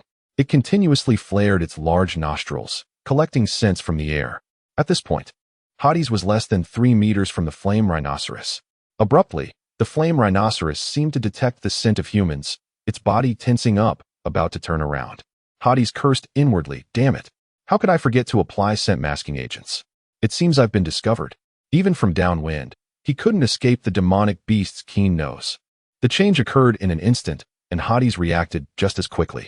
With a powerful push, he dashed forward, the knight's lance piercing the air like a meteor, aimed directly at the creature's rear. When facing a demonic beast with high defense, the key was to target the eyes, ears, nose, and rear. This wasn't shameful. It was a life-or-death combat technique. Like current martial arts, often dismissed as mere show, they were originally created for combat. There was no concept of pulling punches. According to experts, over 70 of the moves in a martial arts combat system targeted the enemy's throat, eyes, groin, and temples. It was only due to legal constraints that they appeared less lethal. One must remember, confrontation and killing are two different concepts. Hordis was embracing the ancient martial arts philosophy, fighting to kill, where the loser would meet their maker. In the blink of an eye, the knight's lance, infused with yellow earth elemental divine power, thrust forward like a javelin. With a clang, it missed its mark. As it turned out, upon sensing danger, the flame rhinoceros had swiftly shifted its hindquarters, deflecting the fatal spear with a tail flick. Roar! The flame rhinoceros was among the most easily enraged demonic beasts. Stung by the blow to its buttocks, which had pierced 2 inches deep, its eyes instantly turned red. With a powerful thrust, the 2 forehooves struck the ground, unleashing a wave of earthy yellow energy that arced towards Hordis. Caught off guard, Hordis was knocked backward, his spear still embedded in the fiery rhinoceros's rear. Cursing his luck, he rubbed his aching chest and sprang back to his feet. Gathering his strength, he concentrated his energy, coalescing the yellow vortex around him. The fiery rhinoceros showed no sign of retreat. Lowering its massive head, it raised its formidable horns, the yellow energy swirling around them as it charged forward. The further it ran, the more power it harnessed. As the fiery rhinoceros barreled towards him, its body a vivid crimson banner, Hordis realized he could not withstand the impact directly. As he dashed forward, he calculated the perfect angle for his attack. Just as man and beast collided, Hordis took a half-step outward with his left foot, sidestepping the direct onslaught while delivering a swift blow to the rhinoceros's eye with his right fist. This was no ordinary strike. It was a precision attack aimed to swell the eye like a swollen bulb. With a pained bellow, the fiery rhinoceros stumbled forward, running several meters before losing its balance and crashing to the ground, kicking up a cloud of dust. Indeed, Hordis's punch had shattered the area surrounding its right eye socket, blood gushing forth like a river. In agony, the fiery rhinoceros let out a furious cry, enraged at this audacious human child who dared to ambush him. Now thoroughly incensed, the rhinoceros opened its maw wide, gravel and debris spilling from its mouth. Hordis grimaced, determined to avoid its bite. The stench was unbearable, even from a distance. Gradually, streams of yellow energy began to emanate from the rhinoceros's nostrils, swirling into its throat, signaling the onset of a powerful earth-based attack. In response, Hordis too summoned a swirling blue energy, expertly channeling his water arrow technique. The fiery rhinoceros's eyes widened in disbelief. How could this mere child wield the magical abilities of a beast? Realizing the gravity of the situation, the rhinoceros attempted to unleash its own magic. But Hordis had already prepared his strike. In an explosive clash, the blue water arrow met the stone-like projectile in midair, creating a shockwave that uprooted nearby flora. However, the cunning fiery rhinoceros charged once more, sensing the immense energy radiating from Hordis, equal to its own divine might. Anticipating the beast's cleverness, Hordis swiftly rolled to the side, narrowly evading the rhinoceros's advance. It skidded to a halt, digging deep furrows into the ground, momentarily disoriented. Where had the human child gone? Suddenly, a sharp pain jolted through its rear. Hordis had stealthily followed the rhinoceros and yanked the spear from its hindquarters, blood spraying forth like a crimson arrow. Before the fiery rhinoceros could react, Hordis lunged forward, driving the spear deep into its vulnerable spot. With a cry of agony, tears streamed from the rhinoceros's eyes. Furious at this human-s audacity, yet it felt its strength waning, the divine energy rapidly depleting. Hordis relinquished his grip on the spear, allowing it to dangle from the beast. The fiery rhinoceros stumbled forward, its legs entangled, before collapsing heavily onto the ground, its life force ebbing away. Wiping the sweat from his brow, Hordis removed the spear, cleaning it against the earth. Remembering the hunting tactics of hyenas from his past life, he couldn't help but feel a sense of satisfaction. With the defeat of a fiery rhinoceros, Hordis embarked on a solitary journey of self-discovery and training. His next target was the river bear, a creature of even greater challenge. Half a month later, he found himself at a waterfall in the Starfall Mountains, joyfully preparing the carcass of a river bear. With a deft cut, he opened the bear's abdomen, extracting a walnut-sized gallbladder, swallowing it whole, and feeling warmth radiate through him. Discarding the other entrails into the stream, he began roasting the golden bear paws over the fire, the aroma tantalizing. Yet, amidst the joy of his success, he lamented the lack of clean clothes after weeks of battle. In this remote wilderness, he felt no shame. His appetite had grown considerably. While he had yet to reach the yellow hunting level, his foundation was solid. As he trained under the guidance of his Jade Pendant, he practiced his techniques in secret at night. Now he had achieved a stable strength of 3 stars in the yellow hunting realm. Closing his eyes, savoring the aroma of the bear paws, he reached for one, only to find his hand inexplicably lighter. Startled, he opened his eyes to discover the bear paw had vanished. Alarmed, he gripped his weapon, scanning the surroundings. How could this happen? Suddenly, he heard rustling above him, the delicious scent of bear paw wafting from above. Hordis looked up in astonishment. Perched atop a branch, a diminutive creature of azure and white hues captured Hordis' gaze. Its thumb-sized tail curled securely around the limb, ensuring its stability. Barely a foot in stature, its paws, no larger than an infant's fist, clutched a bear's paw.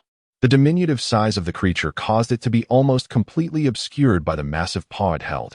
Its pink nostrils flared with excitement as it emitted soft, panting sounds, its tiny teeth gnawing away, its delicate tongue darting out to moisten its prize. The cub, with its rounded belly adorned with delicate, downy fur, paused its feasting to meet Hordis' gaze.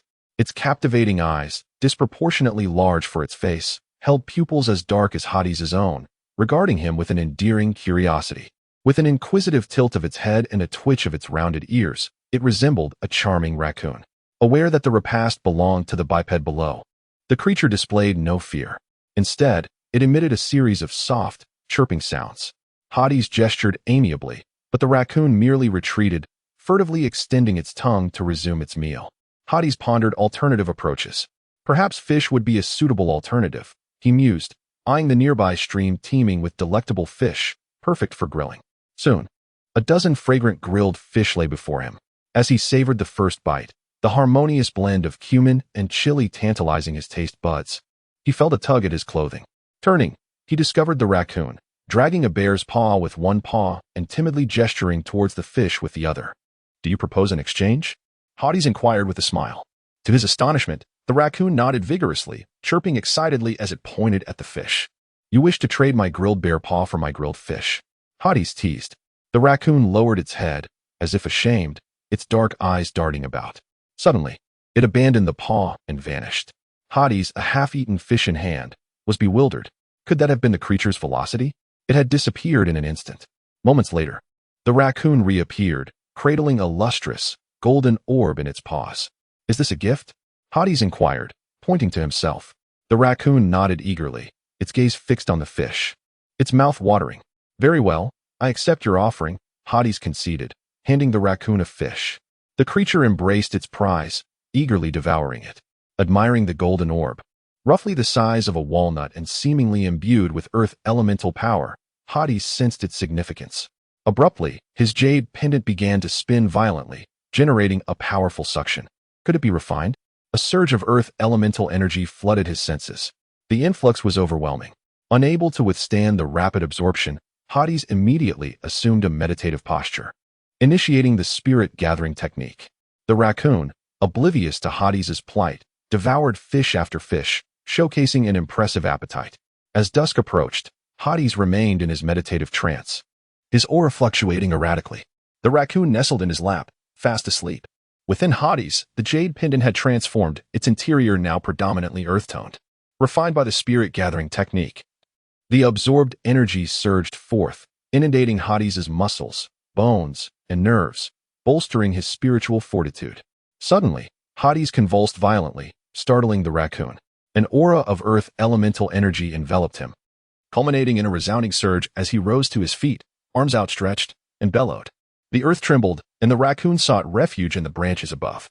"I have finally ascended to the yellow hunter rank," Hordis exclaimed, a vibrant yellow star emblazoned on his forehead.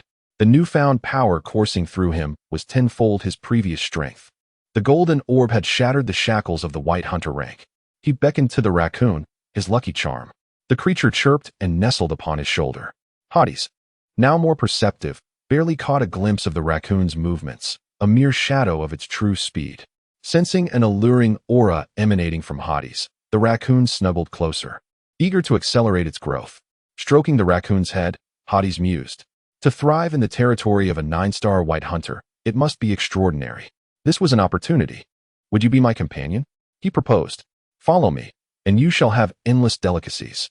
The raccoon, understanding his words, gazed into Hordis' eyes and nodded eagerly. Unbeknownst to Hordis, the raccoon had no intention of leaving. The drop of dragon blood within him drew the raccoon near, promising accelerated evolution. Excellent, Hordis exclaimed, stroking his chin.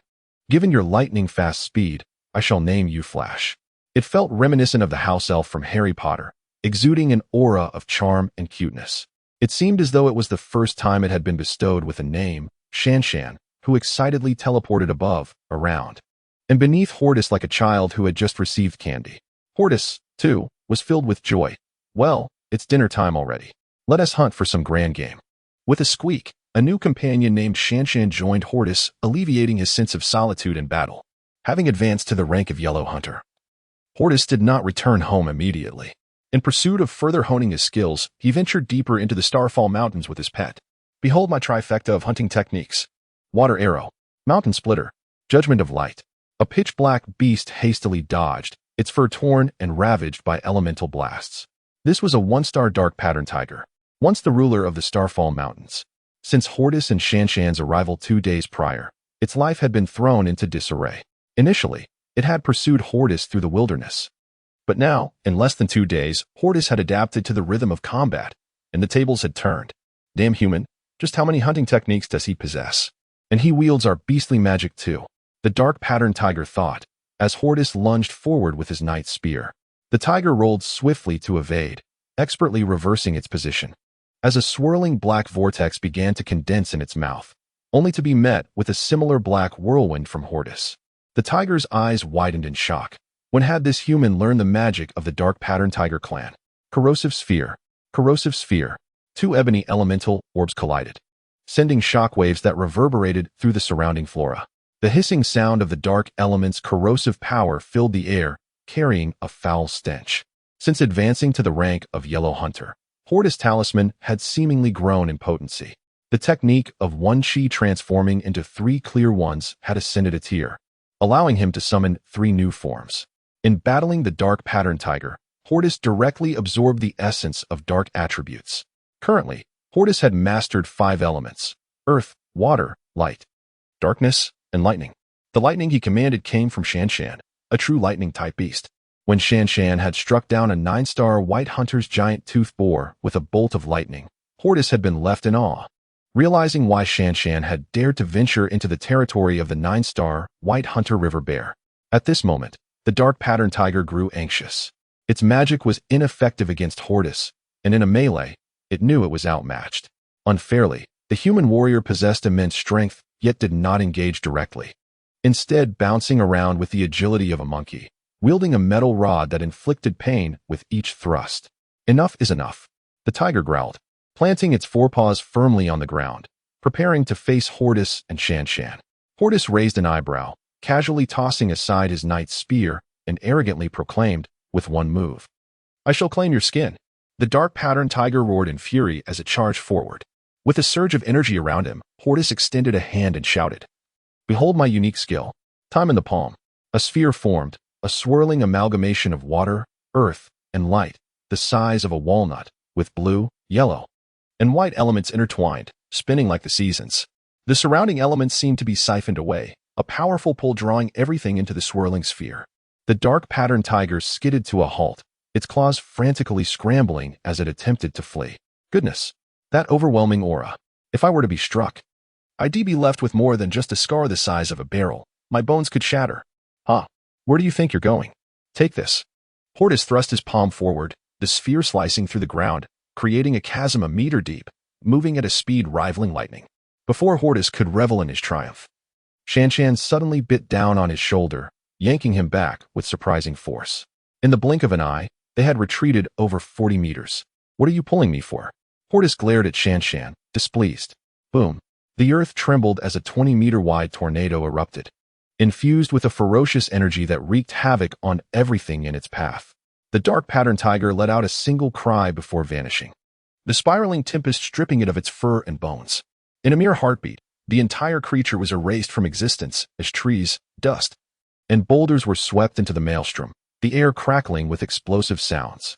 My goodness, this was Hordis' first time employing such a mixed hunting technique. He quickly embraced Shanshan and crouched low to the ground as the chaos raged on for half a minute. Coughing up dirt, Hordis stood up, resembling a mud-covered monkey. Shaking off the grime, he grumbled while cleaning his ears. I've really messed up this time. My father's pelt is gone. If it weren't for Shanshan pulling me back, I'd likely have been obliterated by my own technique.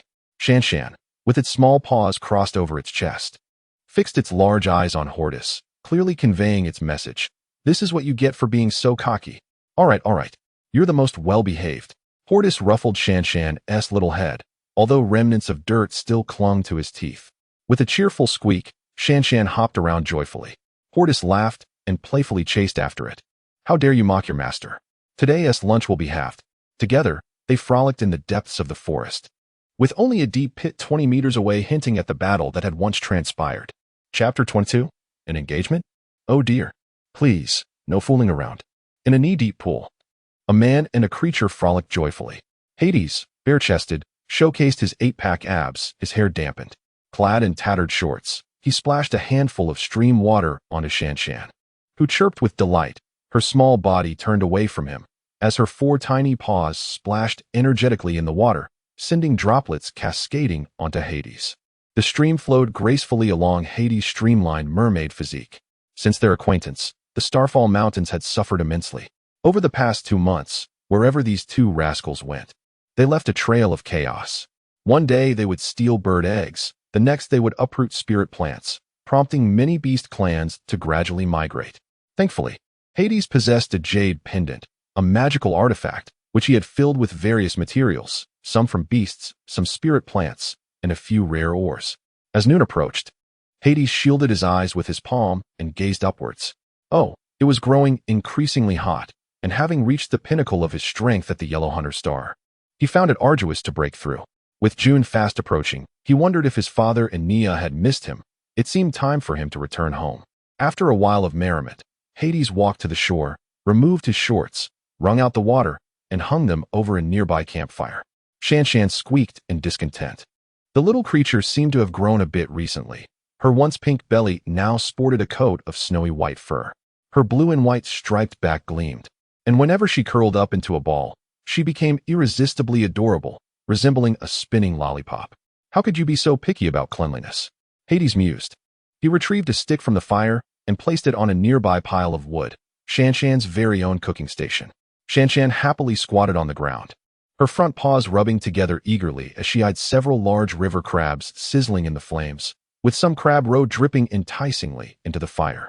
Here, this is yours. And this is mine. Hades began to distribute their lunch. Shanshan hurriedly seized a red-shelled crab, undeterred by the heat, and began to munch away, crunching and smacking her lips. In Wally Town, a series of knocks echoed at the door. Who is it? Butler Corey opened the door, revealing a helpless smile as he recognized Miss Nia. It seems the young master has still not returned today. What? That awful brother. It's been over 2 months, and he doesn't realize how worried we are? Nia pouted angrily outside the door. Corey, with a slightly overwhelmed expression, observed that since young Master Hades embarked on his journey of training, visitors had indeed dwindled. Time slipped away like sand through fingers. As the fervor of his title wore off after 2 months, the Brias family finally returned to a semblance of calm. Yet, Nia would visit several times a day to inquire about Hades' whereabouts, to which Corey could only regretfully repeat the same response. Ever since Hades was ennobled, Master Fear had halted the outdoor survival program, believing the children had already witnessed enough of life and death struggles, rendering it unnecessary to keep them in perilous situations. However, the nobility had instigated a frenzied self-training among the children. Who wouldn't want to become a noble? Hades was a living testament to that aspiration. Although Fear understood it was merely an isolated case, he refrained from discouraging the children. Instead, he introduced a course on noble etiquette. Knowing that while acquiring a title was challenging, instilling hope was never misguided. The children exhibited heightened interest in noble customs and etiquette, often engaging in role-playing scenarios that mirrored the lives of the aristocracy. Magna, have you ever seen a noble drinking from a goblet while picking their belly button? Fear bellowed. That's not my fault. Magna replied softly. The recent meals have been quite generous, and my pants are feeling a bit tight. Then do 200 push-ups. Fear retorted, embodying the persona of a noble etiquette instructor. No, Magna lamented. Being a noble is too hard. Perhaps I should simply become a hunter and join the Goodwill Society instead. The Goodwill Society doesn't want deadweights. Fear fumed, his nose nearly crinkling with irritation, for Magna was the sole chatterbox in the martial hall, daring to retort. A tiny beauty, with a pale pink complexion, playfully fanned herself with a twig-crafted court fan, stifling giggles behind her delicate hand. Fear turned around to find it was the mischievous Bijia. Bijia, quickly discard that useless thing. Have you ever seen a noblewoman fanning herself with a 3-pound barrier? How rude. This is not a barrier. Bijia pouted, indignantly retorting. This is my fragrant fan that I crafted all morning. Fear, exasperated, covered his face, lamenting the havoc Hades had wrought. Just look at how many martial halls had been influenced. The atmosphere had completely deteriorated under Hades' influence, especially with Bijia, who insisted on marrying alongside Nia as a concubine to the noble lord. Bijia, if you don't fix the rough edges on that fan, your esteemed lord may suffer a disfigurement from your fragrant fan. Be careful, or you may find yourself dismissed. Fear warned ominously. No, Bijia cried out, bursting into tears. Fear immediately shifted to a gentle demeanor, soothing her with kind words. Nearby, the Weston twins stood solemnly, each grasping a wooden stick, their expressions grave as they flanked the temple. Just as Fear had calmed Bijia, he caught sight of the twins, veins bulging at his temples. You two rascals. Aren't you training? Aren't you learning noble etiquette properly? Are you merely standing as pillars at the temple entrance? To his surprise, the brothers knelt simultaneously, placing one hand over their hearts, speaking earnestly. My most esteemed emperor, regardless of your anger, your most loyal royal guard captain shall forever protect you. Fear's vision darkened. Clutching his chest, come assist me. Where are the knights? Drag these 2 traitors away and have them executed. The martial hall descended into chaos. Nia took a gentle sip from her water jug, observing the unfolding spectacle before her. Though her brother Hades was absent, the atmosphere in the martial hall had become increasingly amusing. Guess who I am? It's Little Red Riding Hood. Suddenly, 2 hands appeared from behind Nia, covering her beautiful eyes, and a voice akin to the big bad wolf from fairy tales spoke softly. Recognizing the long-awaited voice, Nia jolted, hastily standing up. And with a clatter, her water jug fell to the ground. Without a glance, she spun around and embraced the longed-for figure, bursting into tears. Brother Hades. You've finally come back to see Nia. Boo-hoo. Upon hearing this, the crowd erupted in excitement. It's Brother Hades returning. Brother Hades. Bijia dashed over, clutching her fan. The noble lord has returned. Someone teased. Amidst the joyful shouts and exuberant greetings, Hades felt warmth enveloping him. This was the essence of pure sibling bonds. Though Hades had been ennobled, his childhood companions bore no resentment. Fear, too, noticed Hades nearing 6 feet tall. He nodded in satisfaction, proud of such a student. He walked with his head held high, no matter where he went. Fear looked at Nia in his arms, pinching her delicate nose. If you keep crying, Little Red Riding Hood will turn into a little white rabbit. How rude. Nia playfully swatted away his hand, her large eyes still glistening with tears. Training is training. But why did you have to be gone for so long without even sending a letter? Hordis quickly reassured. All right, I have returned. Observing the adoring gazes around him, he promptly greeted everyone. Oh, by the way, let me introduce a companion of mine. As the thought struck him, Hordis pinched his thumb and middle finger together and snapped his fingers. With a crisp sound, a short-tailed raccoon, adorned in blue and white, suddenly appeared on Hordis' shoulder, gazing innocently at the people surrounding him. Wow, so adorable. Nia immediately ceased her tears. With her snow-white, delicate hands, she lifted the shimmering creature, pressing her small face against it affectionately. Hordis looked at Nia with indulgent affection and introduced, This is a companion I met during my training, named Shan Shan. Without further ado, the children around erupted in excitement. Shan Shan. Shan Shan. Let me hold it. No, I want to hold it first. I am the Baroness. I should hold it first. I am the royal guard. It appeared that Shan was even more captivating than Baron Hordis himself. Felix stepped closer, astonished as he observed the raccoon being fought over. What is this? He furrowed his brow, searching for information about the creature. This claw, this fur. Could it be? Yes, it seems to be. Felix's expression suddenly changed dramatically. Is this a juvenile golden silk thunderbear? Huh. Hordis turned his gaze. Golden silk thunderbear? What sort of beast is that? Although they had fought side by side for over 2 months, he was unaware of this particular species. Felix stroked his chin, enviously exclaiming, the golden silk thunderbear? A variant of the lightning thunderbear native to the continent, and an adult is nearly at the blue hunter level. Given that this is a juvenile, it makes sense. He muttered to himself, and Hordis, unable to contain his curiosity, inquired, Professor Felix, why would its parents abandon it while it is so small? How pitiful. Pitiful. Felix shot him a glance. This species reproduces in such a manner. They believe in survival of the fittest. Thus, they neglect their young from birth, allowing them to grow independently. However, the golden silk thunderbear is born with peak white hunter strength and possesses exceptional speed, making survival not overly difficult. Peak white hunter? Hordis recalled the incident when Shan had effortlessly defeated a white hunter 9-star river bear. Felix continued to marvel. You are indeed fortunate. To gain the recognition of such a young beast, once it matures, it will be a blue hunter-level ally. Truly, you are immensely lucky. He kept rubbing his hands together, clearly envious. Had it not been for the dragon blood within you, I doubt the golden silk thunderbear would have even acknowledged you. Today, the martial hall buzzed with excitement. Baron Hordis had returned, accompanied by an adorable beast, and Felix allowed the children to play freely. They had all endured the dragon blood sunflower incident and were bonded through shared trials. Friendships must be nurtured from a young age. In the evening, Hordis and the Klolu family sat at the large table in the courtyard. Kujalu joyfully opened a jar of aged wine he had treasured for a decade. Calling over Naya's family, come. To celebrate the safe return of my son Hordis, and to honor the bond between our families, let us all raise a glass. Hordis and Naya exchanged a glance, their ears flushed as they lowered their heads. Aunt Shueli, showing no less spirit than a man, stood up and said to Kujalu, Brother Kujalu, our 2 families have been intertwined since our father's time. I shall not hide my intentions any longer. I have watched Hordis grow up, and his character is beyond reproach. What do you think? Shall we arrange a betrothal? This declaration sent Hordis' mind into a whirlwind. Could such happiness truly be? He then noticed Naya nervously twisting her skirt, her neck flushed a deep crimson, sweat beading on her brow. Ha. Good. Excellent. Kujalu quickly rose, raising his wine glass. I have long held this intention, but considering the children are only a bit over 7 years old, I suggest we first arrange an engagement and plan for a wedding when they are older. Very well.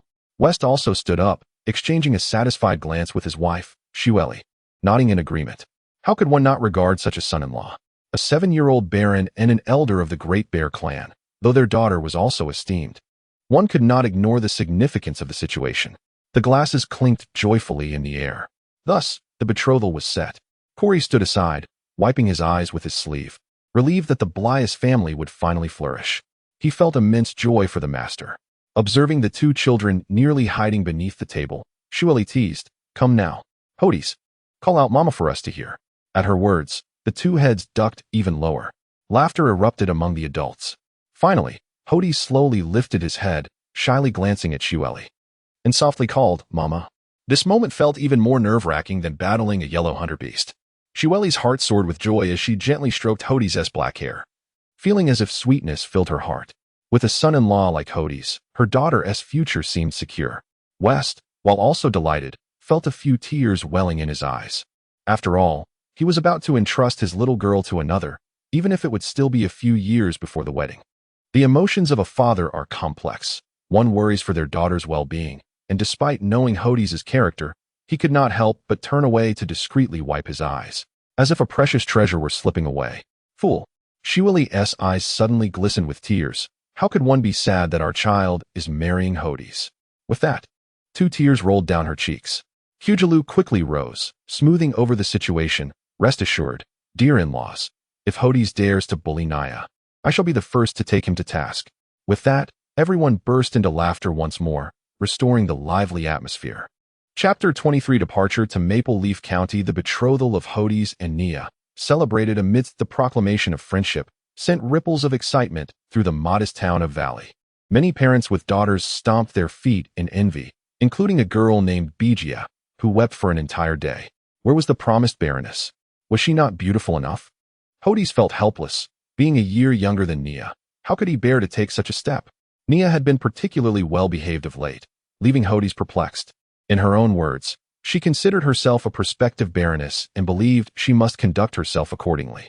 However, this phase lasted only a few days. Soon, under Hordis' encouragement, she cast aside the decorum expected of a noblewoman and returned to her lively, bouncing self.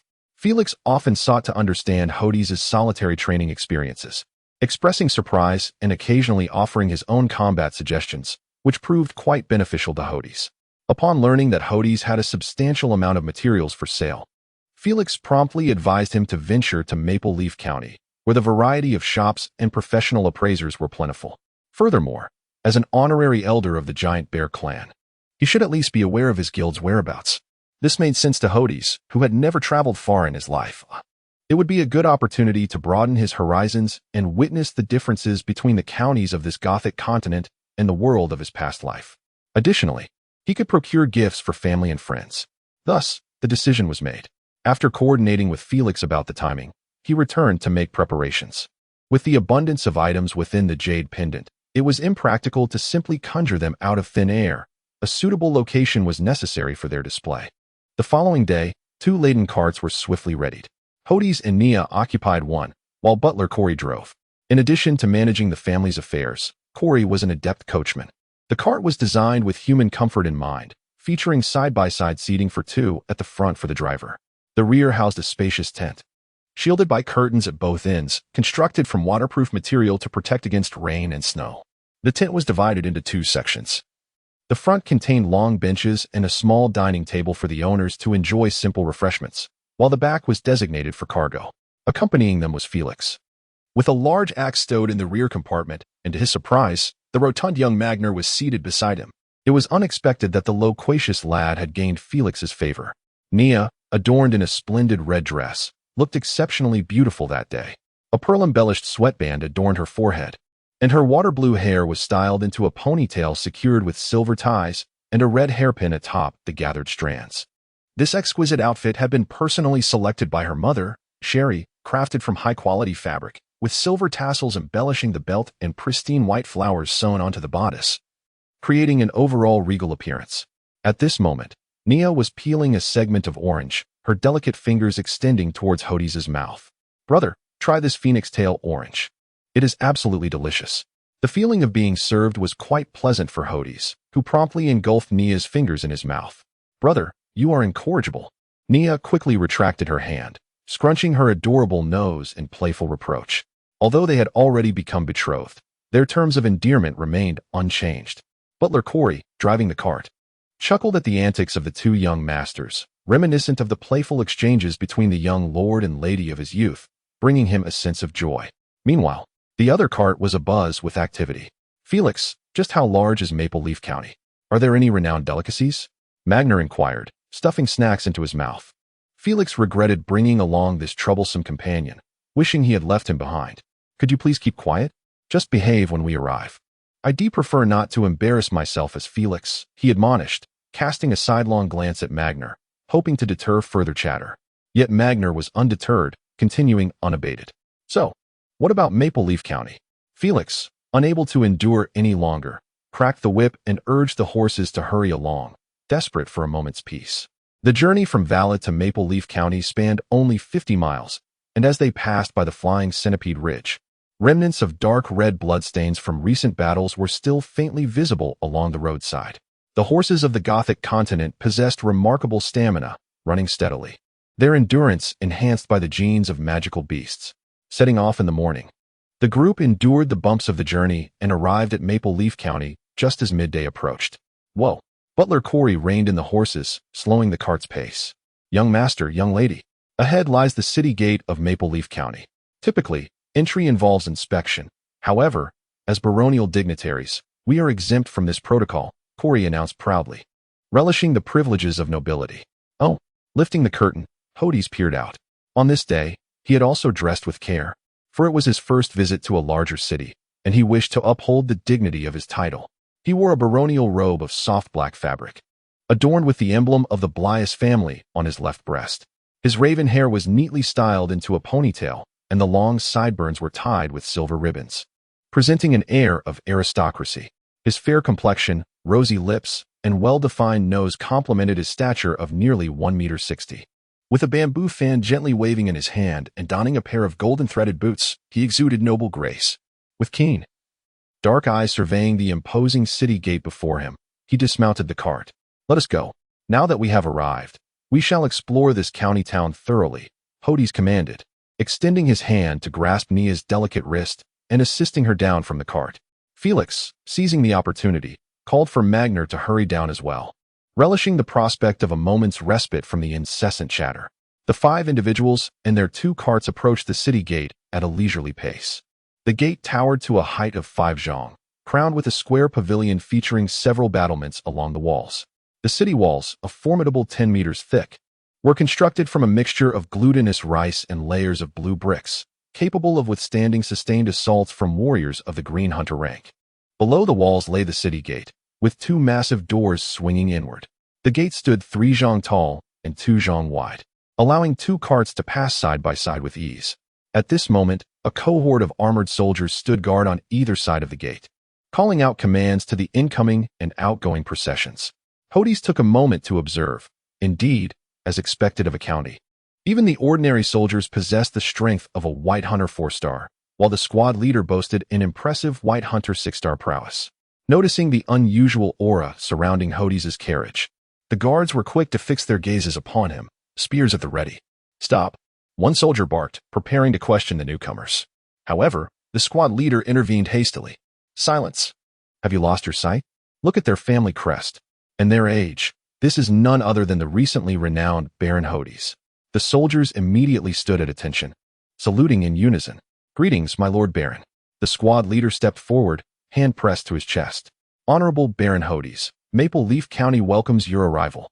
Hordis exchanged glances with his companions, astonished by the respect accorded to a baron, realizing that even soldiers of the county were required to pay their respects. Drawing from the image of nobility from his past life, Hordis slowly waved his hand. "Enough, you may stand down. I am merely here to visit Maple Leaf County for the first time. Return to your posts." "Yes." The squad leader promptly bowed again, stepping aside to allow entry through the grand gate. As the sound of wheels rolling over the blue bricks resonated, Hordis and his companions entered with an air of natural ease. Behind them, murmurs arose. "Look, that is the Baron who has recently become the talk of the town. Indeed, I never expected him to be just a child. Truly enviable. It has been years since we had a new noble in Maple Leaf County." The squad leader hastily commanded. "Silence. Stand at your posts. Is it our place to discuss the affairs of noble lords?" "Yes. Yes." The soldiers quickly fell silent and returned to their positions. Having grown accustomed to the towering skyscrapers and bustling traffic of his previous life, Hordis felt a sense of novelty upon arriving in Hongye County. The air was thick with the essence of ancient architecture. Colorful tiles, white domes, golden glazed roofs, and eaves adorned with dragon and phoenix carvings, all exuding an air of elevated refinement. Countless shops displayed their signs, colorful banners, and wind chimes inviting customers, offering everything from rice and salt to horse-drawn carriages. A straight thoroughfare stretched endlessly ahead. Even in the midday heat, many pedestrians traversed the street, with martial artists hurrying past, creating an atmosphere reminiscent of a bustling market. "Boss, 1 bowl of Xingling chun and a large bowl of beef noodles," a coachman shouted as he plopped down on a bench in front of the tavern. The interior was reserved for the wealthy, while he could make do with a meal outside. "Certainly." The server, undeterred by the man's status, swiftly approached, vigorously wiping the small low table, and called out, "1 bowl of Xingling chun, 1 large bowl of beef noodles for the guest outside." His words were infused with a lively and efficient tone. Hordis and his companions watched, their appetites piqued. "Brother, I'm hungry too. Shall we eat at that place?" Nia gazed at Hordis with a look of disappointment. Although Magna had snacked along the way, it was no substitute for a proper meal, and his stomach growled in agreement. Casting a hopeful glance at Hordis, as the pillar of the group, Hordis snapped his bamboo fan shut with a clap. "All right, let us try this gui bean lu." He strode forward, with Nia linking her arm through his. Corey and Feely hurried the horse-drawn carriage to the parking area, where they would be watched over for a few copper coins. The server's keen eye spotted the group from afar and rushed over, calling out, "Esteemed guests, please come inside." Upon seeing Hordis's family crest, his expression shifted to one of greater respect, and he exclaimed, "Baron Hordis and esteemed guests, please, to the honored seats." Hordis turned to the server. "Oh, you recognize me?" The server bowed deeply, his face a mask of smiles. "Who in Hongya County does not know the news of Baron Hordis? Your presence graces our tavern." Hordis noted that despite it being his first visit to Hongya County, it seemed everyone was aware of him. Whispers surrounded them, a mix of envy and jealousy, though no one dared point fingers. Just as they were about to enter, a plump man rushed from the hall, panting as he approached. Bowing deeply, he said, "Master Hordis, I am the manager of Guabin Lu. Welcome. Please follow me." Nia proudly clung to Hordis's arm, her neck held high. This was her man. The Guabin Lu was spacious, with 10 tables on the first floor, most already occupied by diners who paused their meals to respectfully acknowledge Hordis. He inclined his body slightly in return, showing no airs of superiority. Following the manager, they ascended to the 3rd floor, which was much simpler, featuring just 4 tables by the southeast, southwest, northeast, and northwest windows, offering a panoramic view of the surroundings. "Not bad," Hordis commented, and the manager immediately bowed in agreement. Shortly after, Corey and Feely joined them, and they all took their places at the table. Gigi and Shan appeared out of nowhere, and Hordis felt no concern, with Shan's speed and strength. Few in Hongya County could pose a threat. They ordered several signature dishes, including a special braised chicken for Shan and 2 pots of Xinglin Chun, reputed to be the tavern's renowned drink. Hordis had not savored such a moment in quite some time. The wine was served in a white porcelain pot, adorned with a painting of beautiful women drinking. "Come, everyone, let us taste it." Feely, unable to contain his excitement, poured a glass for each, and Shan eagerly grabbed a cup, adorably pointing at the rim, signaling it wanted some too. "Haha." Everyone chuckled helplessly. "Very well, let us fill yours as well." Indeed, Xinglin Chun was fragrant and rich, flowing smoothly down their throats as they praised its quality. Enjoying the wine before the dishes arrived was quite pleasant. Suddenly, the sound of hurried footsteps echoed from the staircase. Hordis took a sip, setting his cup down, and turned to see several martial artists escorting a young boy up the stairs. Dressed in white uniforms, it was clear they belonged to an organization. The boy appeared to be around 13 or 14, standing less than 5.5 feet tall, with a pale complexion and reddened eyes, his steps unsteady and wavering.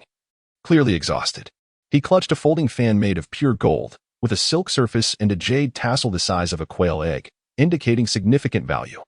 As they reached the 3rd floor, the boy cast a glance at Hordis and halted, fixated on Nia, drool seemingly pooling at his lips.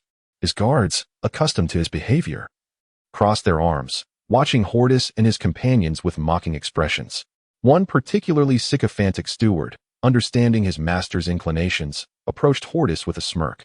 Hordis furrowed his brow at the blatant insolence. Ignoring them, he lifted his cup once more. The steward, with a sneer, stood before Hordis, eyes rolling, and spoke through his nose. "Hey, you folks must be from the countryside, huh?" This steward prided himself on recognizing the prominent figures of Hongya County, and the unfamiliar faces before him were evident to him.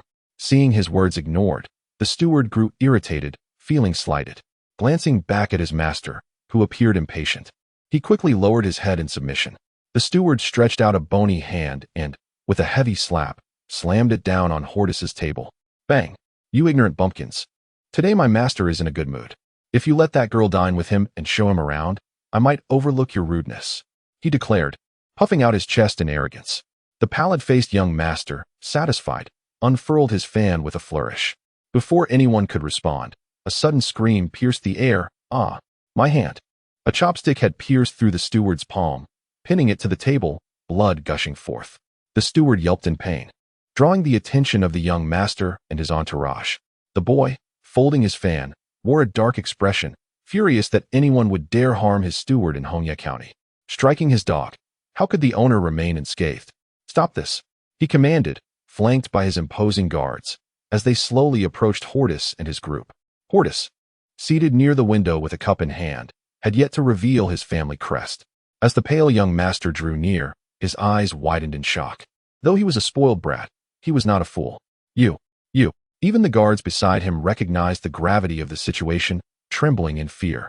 Cold sweat trickling down their backs. It was over. A dark cloud loomed over the pale young master as he realized the monumental blunder he had just made. Chapter 24. First encounter with the guild master. The pallid youth, bereft of his former arrogance, swiftly placed his right hand over his heart and executed a flawless aristocratic bow. His retinue of guards followed suit, bending so low their gazes met their heels. Just as I suspected, these sycophants, muttered the garrulous Magna, rolling his eyes. A piercing gaze swept over him, akin to being stalked by a ravenous wolf. Though loath to offend the esteemed newcomer, he was not one to be trifled with. The ashen-faced boy, having completed his obeisance, cast a fleeting, disdainful glance at Magna. Hordis narrowed his eyes, scrutinizing the group before him. A surge of power emanated from him, engulfing the guards in an aura of sanguinary intent. Several of them were forced to kneel under the oppressive force, none spared. Even the mousy steward was prostrate on the ground, overwhelmed by the sheer intensity. A formidable expert, an insurmountable adversary, a palpable sense of impending doom. The guards, whose martial prowess was at least at the white hunter level, felt as if they were in the presence of a primordial leviathan. Indeed, the rumors were true. The 7-year-old baron was not only intellectually gifted, but also possessed extraordinary strength. Now, they were experiencing it firsthand. The pale youth, trembling, managed to stammer, "Respected baron, I am Rocardi, the eldest son of the deputy guild master of the Crimson Leaf branch of the Transverse Cloud Commerce. PL, please, for my father's sake, SP, spare me this once." The utterance left him drained, as if all strength had abandoned him, and he collapsed onto the ground. As Hordis retracted his aura, Rocardi and his companions gasped for breath. Transverse Cloud Commerce? Hordis mused, glancing at Corey and Foray. Foray, being more worldly, leaned in and whispered an explanation into Hordis's ear. The Payer Empire boasted four colossal mercantile guilds, quasi-governmental entities that regulated the flow of goods throughout the realm. The Transverse Cloud Commerce was one such organization, dealing in furs, spiritual flora, elixirs, weaponry, and hosting auctions where rare and precious items were sold. It was estimated to have hundreds of branches across the empire, each garrisoned by formidable experts. A branch the size of Crimson Leaf County would be overseen by several high-ranking yellow hunters. Having gleaned this information, Hordis reasoned that he should not push the matter too far. After all, abounded everywhere, and it was an endless battle. Fortunately, he had not suffered any real harm. Very well, he thought. Turning his gaze to the Transverse Cloud Commerce members, he noted the white clouds embroidered on their cuffs, a symbol of their low rank. "Get up," Hordis said dismissively, waving them away without a second glance. Rocardi and his entourage were ecstatic. The mousy steward, ignoring his pain, was helped up by 2 guards. And they scurried out of the tavern. And what about our meal? Once outside the VIP lounge, Rocardi glared back at the 3rd floor. "Just you wait, Baron. You're dead." The mousy steward, enduring excruciating pain, crept closer. "Young master, where shall we dine?" A resounding slap landed on the steward's face. "Dine? You're all useless," Rocardi snarled. "Back to the guild with me. How dare anyone provoke me? Hordis is doomed." He turned to leave, then paused, beckoning a guard forward. "Have some men keep an eye on that chubby boy," Rocardi commanded, his eyes glinting. "How dare that lowly peasant mock me?" And, he added, a cunning glint in his eyes, "find out everything you can about that beauty. Report back to me immediately." The guard, accustomed to such requests, bowed. "Yes, sir. I'll see to it at once." Rocardi gritted his teeth. No woman has ever escaped my grasp. Little did he know, this decision would bring untold calamity to his family. Back in the VIP lounge, the servers were bringing in a succession of delicacies. "My lord, please try our signature dish, lotus-scented steamed fish, and this is sot-ed deer tendon." Exceptionally chewy, the server announced, his professionalism unwavering. Delicious," Naya exclaimed, popping a piece of rabbit meat into her mouth, her eyes sparkling with delight. With the allure of fine cuisine, Hordis had forgotten his earlier displeasure. The meal was a lively and joyous affair. After several courses, Foray belched contentedly. "That was superb. Far better than anything from Vari Town's best cook." He drained a cup of tea. Corey wiped his mouth and asked, "My lord, where shall we go next? To sell the materials or to visit the guild?" Hordis sipped his fragrant tea, pondering. "Now that we are in Crimson Leaf County, let's visit the guild first, to avoid any cause for complaint." After a short respite, they left the table. Having settled the bill, they emerged from the VIP lounge, greeted by the proprietor's gratitude. They inquired about the address that Grindy Dubbo had provided, and set off in a carriage. "My lord, we've arrived at the guild," Corey announced. Hordis, holding Naya's hand, alighted from the carriage and gazed upon the building. The massive red gates stood open, flanked by two vigilant warriors in white uniforms and half-body armor. Their expressions stern as they observed Hordis and his party. "Halt. State your business at the Behemoth's Hand Guild," one of the red-faced men boomed. Hordis and Naya exchanged amused glances. Naya produced a white jade token from her belt and presented it. "What is this?" The red-faced man took it, his eyes widening. The rectangular jade pendant was adorned with cloud patterns and bore the inscription guest on one side and elder on the other. "A guest elder?" The other man overheard and glanced at the visitors, recalling the guildmaster's recent announcement. The two men knelt, the red-faced man holding the jade pendant aloft. "We, your subordinates. Greet the two guest elders." Hordis was taken aback by the grand gesture and quickly helped them up. "Please, rise. We are all comrades here." Before Hordis could continue, the two men rushed to the gatehouse and began to beat a bronze gong. The courtyard erupted in chaos, filled with the sounds of footsteps, shouts, and clashing weapons. Within moments, over 30 warriors appeared, each looking as fierce as a wrathful deity. "Who is attacking our headquarters? Is it those fire serpent bastards?" As the group reached the gate and saw Hordis and his party, they froze. Some of them recognized him and shouted excitedly, "It's Hordis." "No, it's the guest elder." The guest elder has arrived. The news spread like wildfire, and the entrance became as congested as a marketplace. "Make way. The guild master is here," someone shouted, and the crowd parted to create a narrow path. Hordis looked toward the center and saw a tall, imposing man striding forward. The man, who appeared to be in his 50s, had short, golden hair and piercing eyes like a hawk. He immediately noticed Hordis and the family crest on his chest, and he understood. The typically stern old face immediately broke into a smile as he extended a pair of strong hands from afar, hurriedly approaching with excitement. "I knew it. The magpies have been incessantly chattering this morning, signaling the arrival of a distinguished guest. I did not expect it to be our esteemed elder guest." "Aha, clearly. There is no need to inquire about the elder's identity." Hordis also hastily stepped forward, clasping the elder's hand. "Honorable President, I apologize for not notifying you of my visit to Red Leaf County in advance. It is indeed a breach of etiquette." The elder in question was none other than Palasoa, the sworn brother of the chief leader of the Bear Clan, Glendubo. Despite his advanced age, Palasoa exhibited no arrogance. The moment he grasped Hordis's hand, his eyes brightened. This young elder possesses far more than mere peak white hunter prowess. Years of combat had granted the president a discerning eye. In that simple handshake, he realized that Hordis was not as Glendubo had described. The truth was that he had reached the pinnacle of yellow hunter strength. Even without prior achievements, this level of skill alone warranted his position as an elder. With this thought in mind, Palasoa's smile widened even further. The matter at hand was no longer merely one of potential. The young man before him was destined to be a significant ally in the future. Enough standing around. Brothers from Valley Town, why be so polite in one's own home? Please come in. The elder stepped aside, creating a path. A throng of warriors surrounded Hordis and his companions as they entered through the grand doors. "Did you see that? That is our esteemed elder guest, so young." "Indeed. Who would have thought our elder guest is a baron? It seems our guild's strength is about to increase significantly." Excitement and admiration echoed throughout the hall. Passing through several walls, they arrived at the main hall.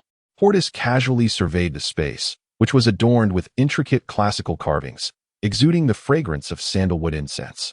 A long table stood against the northern wall, flanked by two chairs, clearly designated for the guild leader. Facing the table was a grand painting depicting a roaring river bear. On either side of the hall were additional chairs, each separated by small tea tables.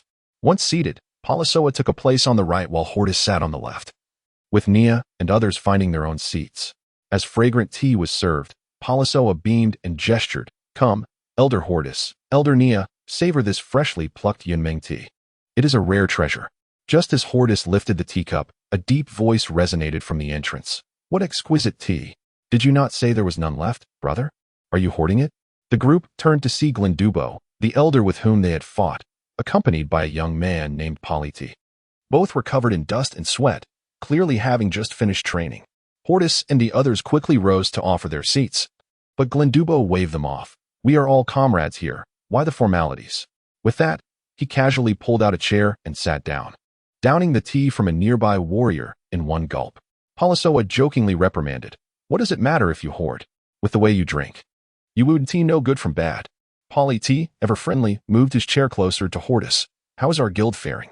I have set aside a few rooms for you. You can stay whenever you wish.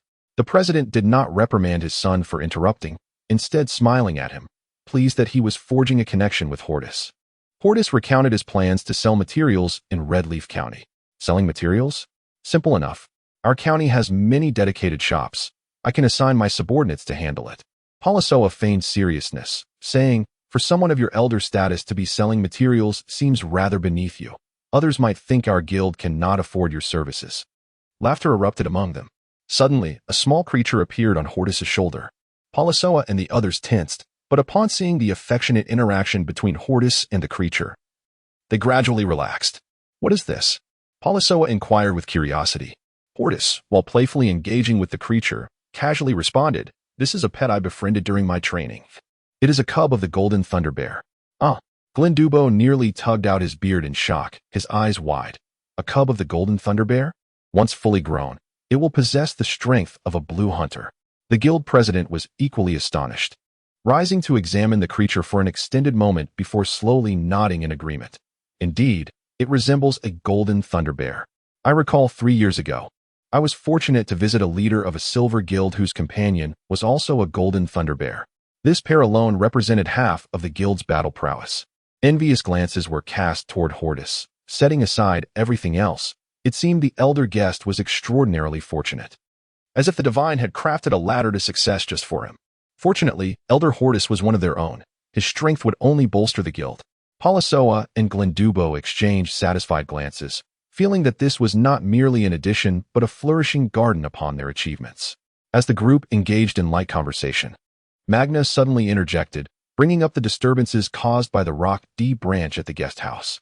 The atmosphere abruptly shifted, and Hordis and the others exchanged glances, puzzled. Palasoa rose from his chair, pacing slowly within the hall, as all eyes followed the president's movements. Finally, he turned to Hordis and said, Elder, it appears we may be facing a rather significant predicament. Oh, Hordis furrowed his brow, while Nia gripped his hand anxiously. At that moment, Glendubo stood up and waved dismissively. Is it not merely a branch of the cloud commerce? We have our own backing. Hordis narrowed his eyes, sensing the gravity of the situation. Chapter 25. Is Hordis the son of God? President Palasoa stood in the hall, his eyes closed in contemplation. After a moment, he waved his hand, prompting the other members to discreetly exit and secure the doors behind them. He settled comfortably into his main seat, savoring a sip of the cloud dream tea, and gazed into Hordis' eyes, his wrinkles unfurling into a smile. Hordis too was curious to discern the insights of the formidable elder who wielded significant influence alongside the prince. Elder, what is your perspective on the Empire's power? Palasoa inquired, presenting Hordis with a seemingly unrelated question. Hordis, aware that more was to follow, responded directly. The power of Pyala consists primarily of the royal family, the nobility, the Goodwill Hall, the 4 major merchant guilds, and the military. Is there anything amiss in that? Palasoa chuckled warmly. Elder Hordis, in terms of potential and wisdom, I am but a mere shadow of you. However, when it comes to the Empire's power and background, it is essential for you to delve deeper into understanding. The president's subtle words were not lost on Hordis, who promptly rose to seek further enlightenment. Do not be modest, Palasoa gestured dismissively. Now that we are like family, your growing strength brings me joy. He paused momentarily before continuing. However, you have overlooked a critical force, the Church of Light. The Church of Light? Hordis murmured, recalling the old priest in Wally Town who had assisted him in activating the Jade Pendant. Each town, it seemed, boasted 1 to 3 clergy members, collectively forming a substantial force across the empire. Noticing Hordis' murmuring, Palasoa shook his head. Elder, the Church of Light is far more than a mere organization for healing. The Pope has always been a master of the Golden Hunter rank, and his red-robed archbishops are experts of the Purple Hunter level, alongside blue-robed bishops of the Blue Hunter rank.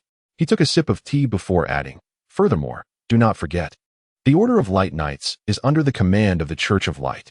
Hordis' eyes brightened. Indeed, the title of knight is bestowed by the Empire, yet the Light Knights are among the Church's principal combatants, comprising apprentice Light Knights, and Grand Light Knights, all specializing in the divine power of light. Observing Hordis's reaction, Palasoya elaborated, "The Church of Light is not exclusive to our Payala Empire. It exists in several other empires and spans the entirety of the Gothic continent. Consider the magnitude of such an influence." As Hordis contemplated this, the elder president continued without reservation, "Elder Hordis, this September marks the commencement of the quinquennial selection ceremony for the Light Son and Daughter.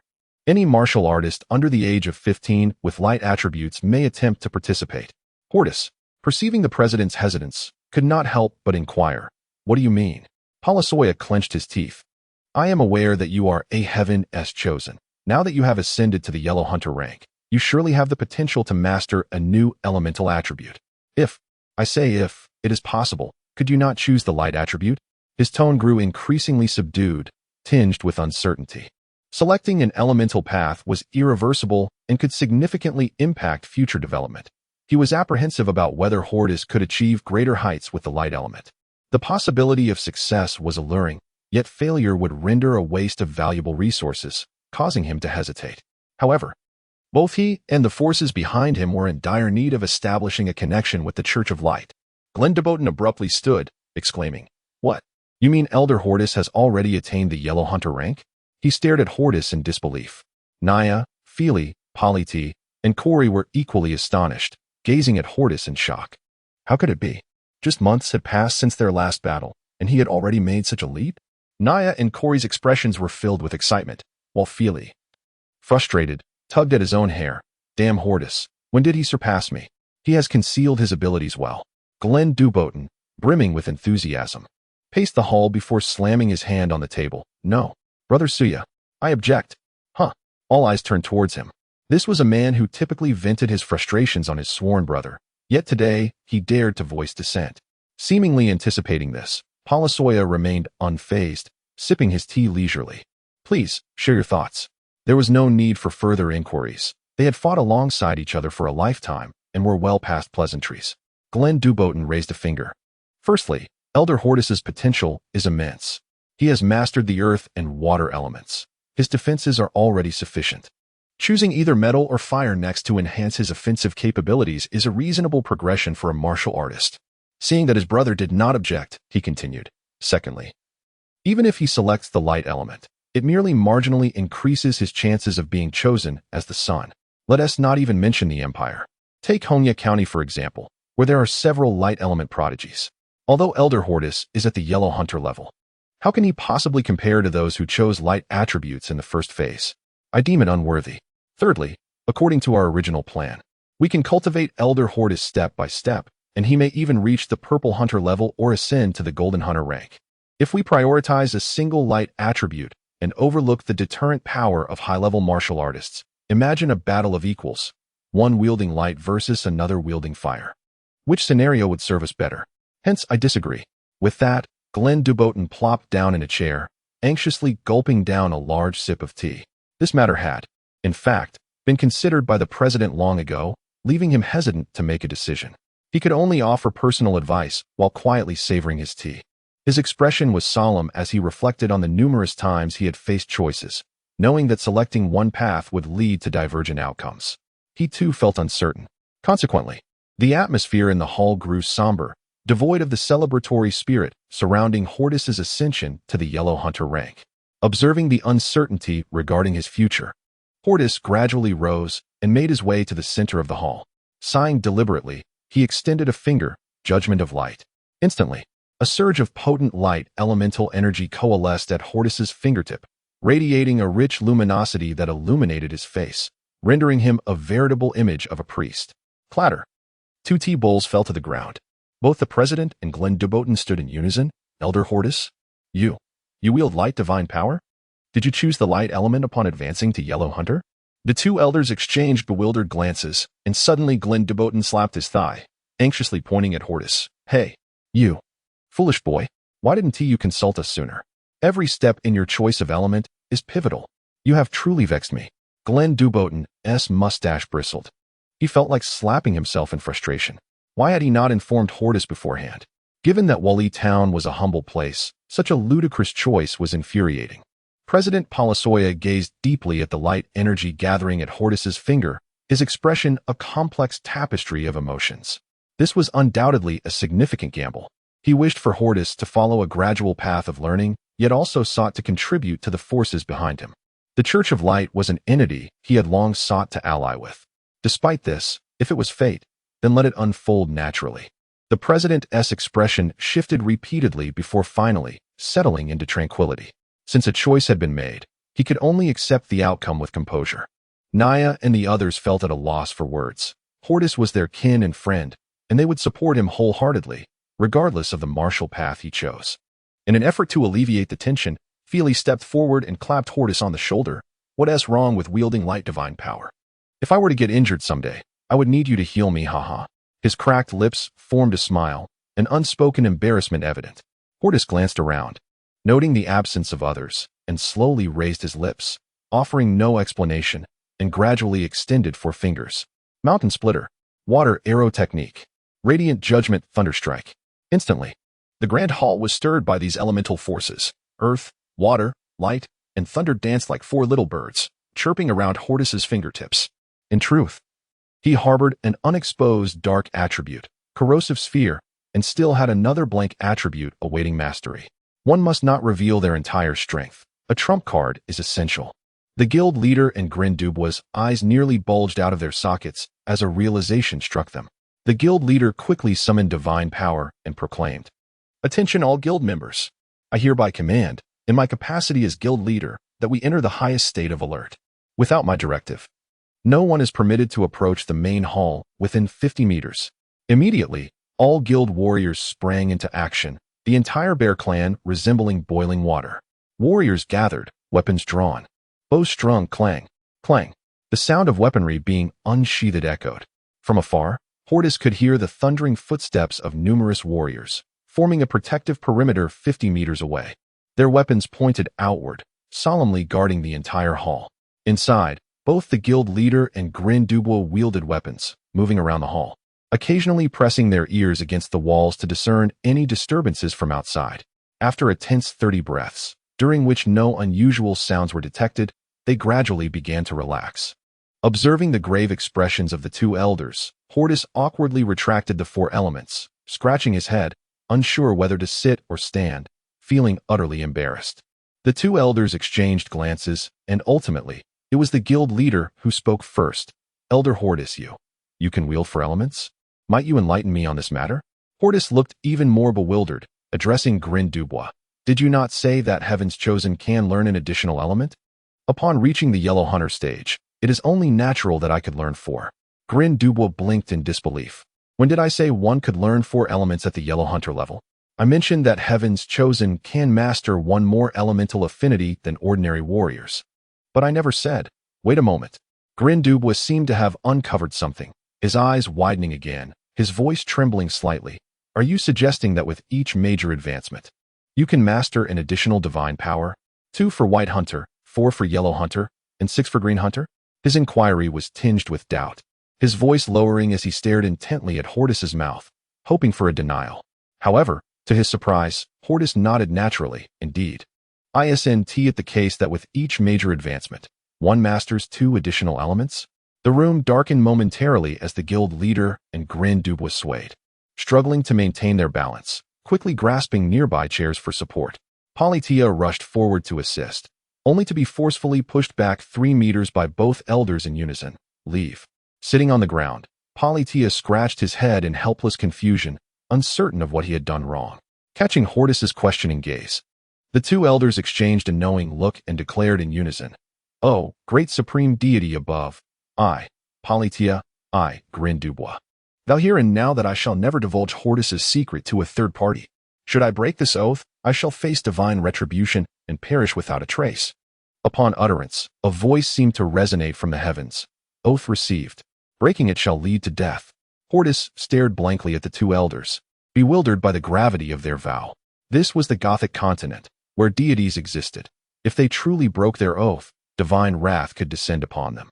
Before he could fully comprehend, he noticed the 2 elders activating their hunting skills, the aura of Peak Yellow Hunter and Yellow Hunter 8 stars bearing down upon Naya, Fear, Corey, and Polytia. Hordis narrowed his eyes, and Flash leapt onto his shoulder, the air around him crackling with electrical energy. Familiar with Hordis's demeanor, Flash instantly recognized this as a prelude to battle.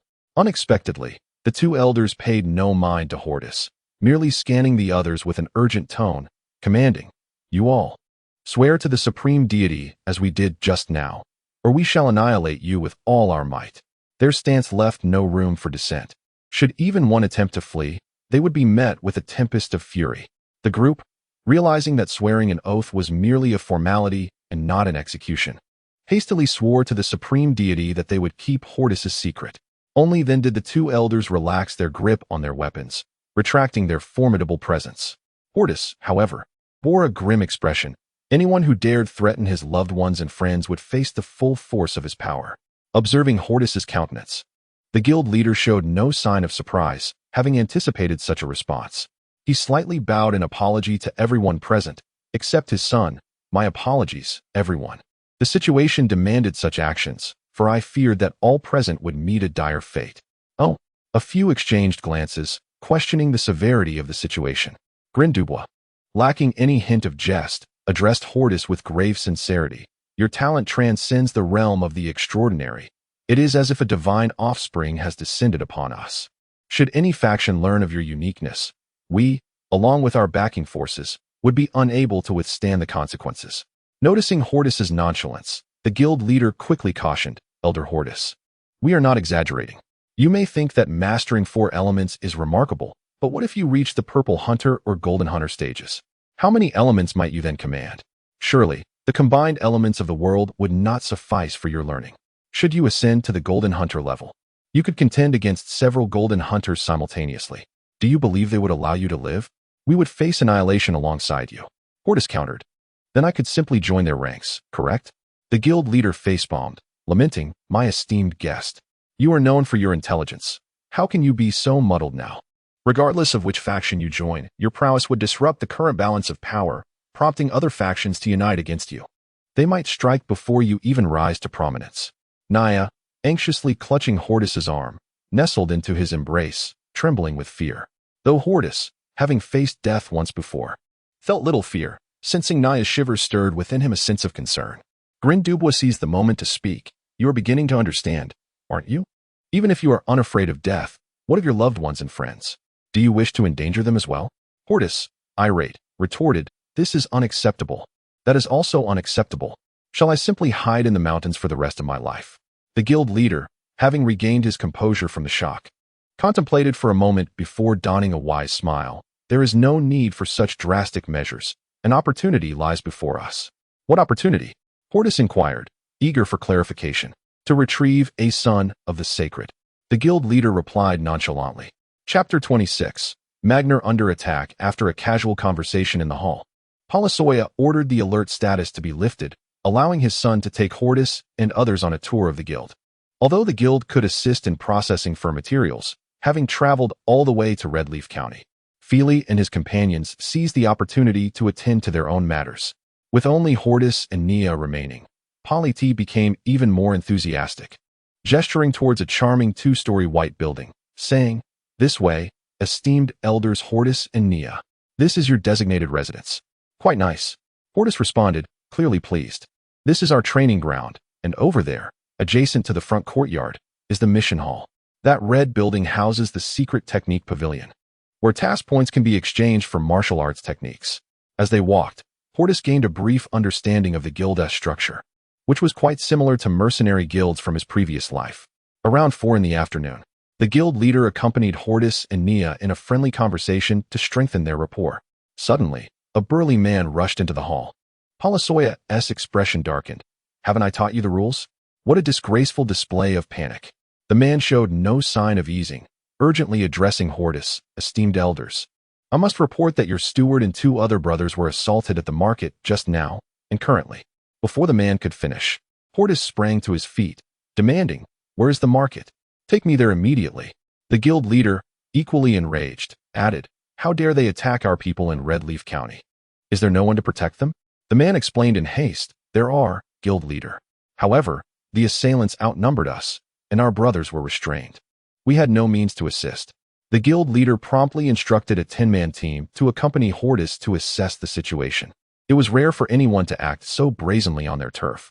In a resplendent auction house, in a room near the top, a thick tome slammed onto the table with a loud clap. An elderly man in his 60s, furiously pointing at a kneeling youth, exclaimed, "How many times have I told you? You must learn to endure.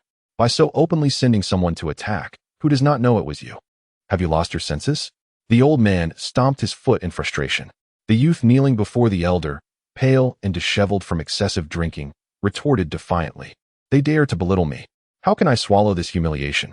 Besides, I was not dealing with the main opponent, just some insignificant lackeys." As the elder prepared to explode with anger once more, a beautiful woman in her 30s stepped forward to intervene. "My dear, the child is still young and lacks understanding. We must guide him patiently. It's not as if he has faced any real hardship. After all, he is merely a baron." Before she could finish, the elder's fury reignited. "A baron? Do you think nobility is so easily conferred? There are countless counties across the empire. Why was that child granted a title? Use your brain. The state of Rockdy is entirely your fault." Initially, the woman tried to calm him, but upon receiving his ire, she placed her hands on her hips, pulling Rockdy up and pointing a finger directly at the elder. "How dare you speak to us like that, Degalin? If you despise us so much, I shall take my son back to my family today." Tears flowed down her cheeks like pearls. Degalin, Rockdy's father and one of the vice leaders of the Zongyun Merchant Association, had doted on his son excessively, having only been blessed with him at nearly 50. Even though he had indulged Rockdy, upon hearing the rumors from Noon and realizing his foolish decision to send the association's warriors to harm others, he recognized that Rockdy was beyond redemption. Was it truly so blatant? While injuring the opponent was not a grave matter, the key was that the adversary's master had just been granted nobility. Was this not a slap in the face?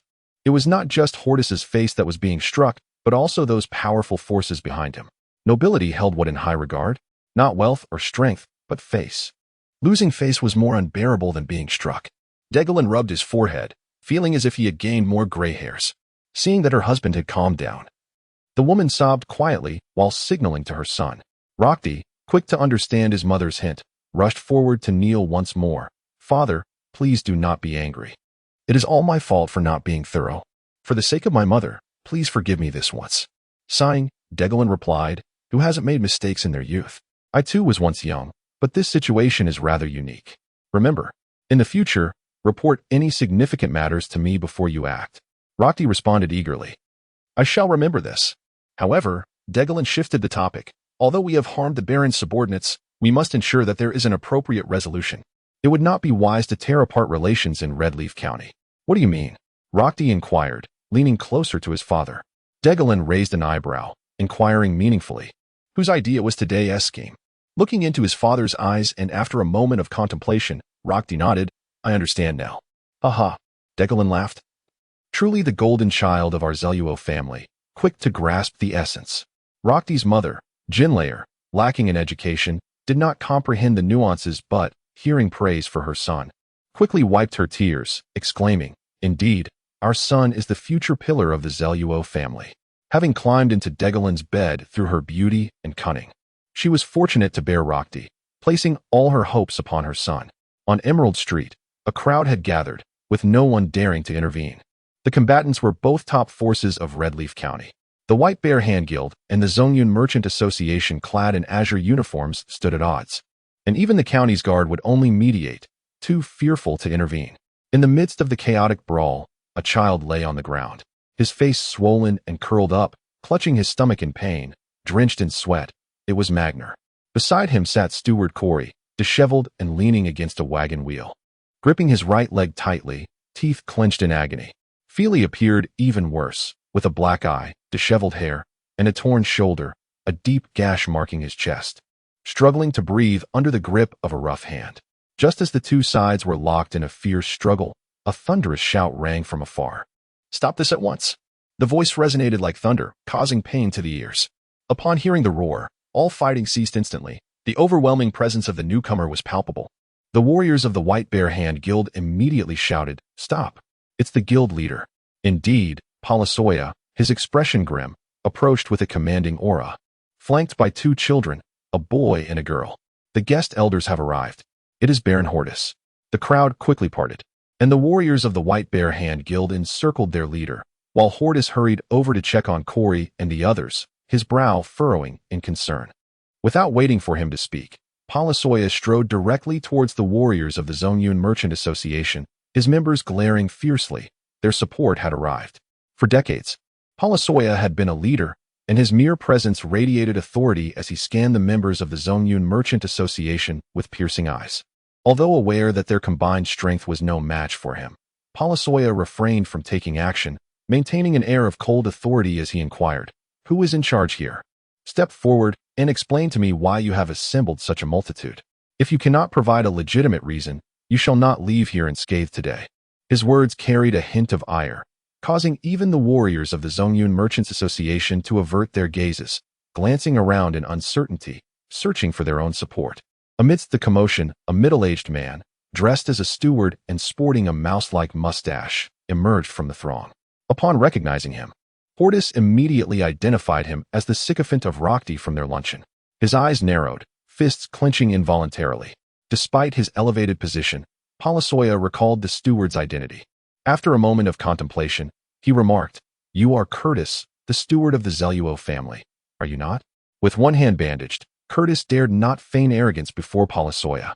He quickly bowed, gesturing toward Magna, explaining, "My lord Palasoya, we are not to blame for today's incident. It is that impudent young man who sold counterfeit leather goods. And when we confronted him, he resorted to violence. Thus, we had no choice but to teach him a lesson." His words implied that the other party had traded in fake goods, positioning himself as the victim forced to retaliate. "Oh." Palasoya turned to survey the injured Magna and his companions before facing Curtis again. "As I understand it, this batch of goods was personally dealt with by our elder, Baron Hordis. Are you suggesting that you doubt this?" Curtis stumbled over his words, his eyes darting about as he pondered what excuse he could concoct to evade responsibility. Just then, the Zongyun Merchants Association's rear became agitated, and a 60-year-old elder accompanied by Rokti made their entrance. It was the father-son duo, Duojlang. "Master, young master." Upon seeing his benefactors arrive, Curtis's stammering ceased, and he immediately turned to bow. However, a resounding slap struck his face, leaving him bewildered as he looked at his young master. "Why did you hit me? I was only following." Before he could finish, another slap interrupted him. If it were revealed that this was Rokti's idea, the situation could become untenable. Duojlang approached Curtis. His expression darkened with fury as he reprimanded, "You wretched fool. Have you forgotten your place? Deceiving your master, taking matters into your own hands, and harming the Baroness' subordinates. Speak. What punishment do you deserve?" Curtis was utterly flabbergasted but quickly grasped the unspoken message in his master's eyes. After years of service, one could not lack discernment. Realizing his folly, he began to slap his own face repeatedly, turning to kneel before Palasoya, exclaiming, "I was blinded by greed, wishing to embezzle high-quality goods. I deserve to die. I deserve to die." The sound of his self-inflicted slaps echoed, audible throughout the street. The warriors of the Zongyun Merchants Association exchanged glances, astonished that their usually lofty steward would punish himself so mercilessly, realizing why he had ascended to such heights. Duojlang stood with his hands clasped behind his back, quietly observing Curtis, internally commending the steward for his clarity. Palasoya and Hordis also watched in silence, offering no plea for mercy, testing each other's composure. Meanwhile, Rokti seethed with resentment. His suggestion had led to the steward's humiliation, a blow not just to Curtis but to himself. Hordis looked on mockingly, raising an eyebrow at Rokti, as if to say, "So, this is your plan of self-sacrifice? Continue the performance." After what felt like an eternity, Curtis's face swelled, resembling two dumplings stuffed into one. He occasionally stole glances at his masters, thinking, "Master, young master, could you not say something? I fear I cannot endure this much longer." Finally, Duojlang recognized that the opposing party was not to be trifled with and spoke up. "Enough, Curtis. Your sincere apology will surely earn the forgiveness of the guild master and baron. Remember, should this happen again, I shall personally break your legs." He raised his voice, yet his gaze remained fixed on Palasoya and Hordis, gauging their reactions. Could this escalate further? After all, they were merely subordinates, and a public confrontation would benefit no one. Palasoya, after a brief contemplation, grasped the current situation. It seemed likely that a monetary compensation would resolve matters. But since the injured parties were Hordis's friends and steward, he decided to await Hordis's response. He cast a subtle glance at Hordis, who understood and nodded, stepping forward to regard Curtis. Curtis had ceased his self-flagellation and was now tenderly touching his swollen face. Upon meeting Hordis' gaze, he hastily bowed and expressed his contrition. Hordis observed him silently, the air around them thick with tension. Duojlang sensed the atmosphere shifting away from his anticipated outcome, glancing in astonishment at the 7-year-old Baron. "Very well, I admire your audacity." "Curtis," Hordis stated calmly, causing the brows of Duojlang and Rokti to furrow in concern. Something was amiss. The situation was shifting. Hordis continued, "A steward who dares to strike without discerning right from wrong against a baroness subordinate clearly holds little regard for nobility." He invoked the weight of nobility in his words, emphasizing that, regardless of rank, a noble's status remained untouchable. Suddenly, Hordis's aura surged, and with a swift motion, he unleashed a punch. "Stop! How dare you!" Duojlang and Rokti shouted in unison, but it was too late. With a deafening crack, Curtis's startled eyes widened as his head was obliterated in an instant. His lifeless body collapsed forward, soul departing in an abrupt end. Duojlang, now filled with fury, activated his hunting stars, 8 yellow stars appearing upon his forehead. Yet, he dared not retaliate against Hordis. Killing a noble in the streets invited annihilation of one's entire lineage. He merely sought to intimidate Hordis, but when he met the young Baroness' gaze, he froze in disbelief. What did he see? The 7-year-old Baron, still in his youth, possessed 2 yellow hunting stars on his brow, untouched by any pressure, staring back at him with a mischievous gleam. A yellow hunting-level warrior. The Baron was a yellow hunting-level warrior at such a tender age. Both the Zongyun Merchants Association and the practitioners of the Giant Bear's Hand were left aghast, questioning their own perceptions. Yet the truth was undeniable. The entire plan had unraveled. Duojlang's mind raced. 7 years old and already a yellow hunting warrior, a status far more significant than his baronial title. Should the powers behind Hordis become aware, they would undoubtedly invest all efforts into his cultivation. As for himself, what was the strength of his own son? Could he even stand against someone like Hordis? It was imperative to avoid conflict with Hordis at all costs. He could not fathom how his downfall would come to pass. Duojlang, a man of considerable influence, understood the implications of the upper echelon sentiments. Having bestowed the title of Baron upon Hordis, he was assuredly a focal point of interest. Stunned, he remained rooted in place, while Rokti too was left speechless, reflecting on his own capabilities at the age of 7. Jealousy bubbled within him as he compared himself to the prodigy before him. Hordis slowly retrieved a handkerchief, delicately wiping his hands. He arched an eyebrow at Duojlang. "Now that I have dealt with this miscreant, I trust you have no objections?" The narrative adopts a commanding tone, as Palasoa expresses admiration for Hordis. Indeed, the youth acts without regard for the consequences. Yet, at least the only casualty was a mere steward. Doran gazed intently into Hordis's eyes for a full 10 breaths. Suddenly, he burst into laughter, exclaiming, "Excellent! Marvelous!" Doran feigned gratitude towards the Baron for ridding the Zongyun Chamber of Commerce of a malignant presence, deliberately emphasizing the name of the chamber, his profound dissatisfaction unmistakable. Hordis responded nonchalantly, "Oh, no need for thanks. Haha. Now, shall we discuss the matter of compensation?" "What? Compensation?" Doran's fury threatened to erupt once more. Chapter 27. The surge of various forces. Dugran could hardly contain his laughter, pointing to his own nose and exclaiming, "Baron Hordis, are you suggesting that we kill my steward and still owe you compensation? How utterly absurd." He had never encountered such a noble, one who would make a mountain out of a molehill for the sake of a few commoners.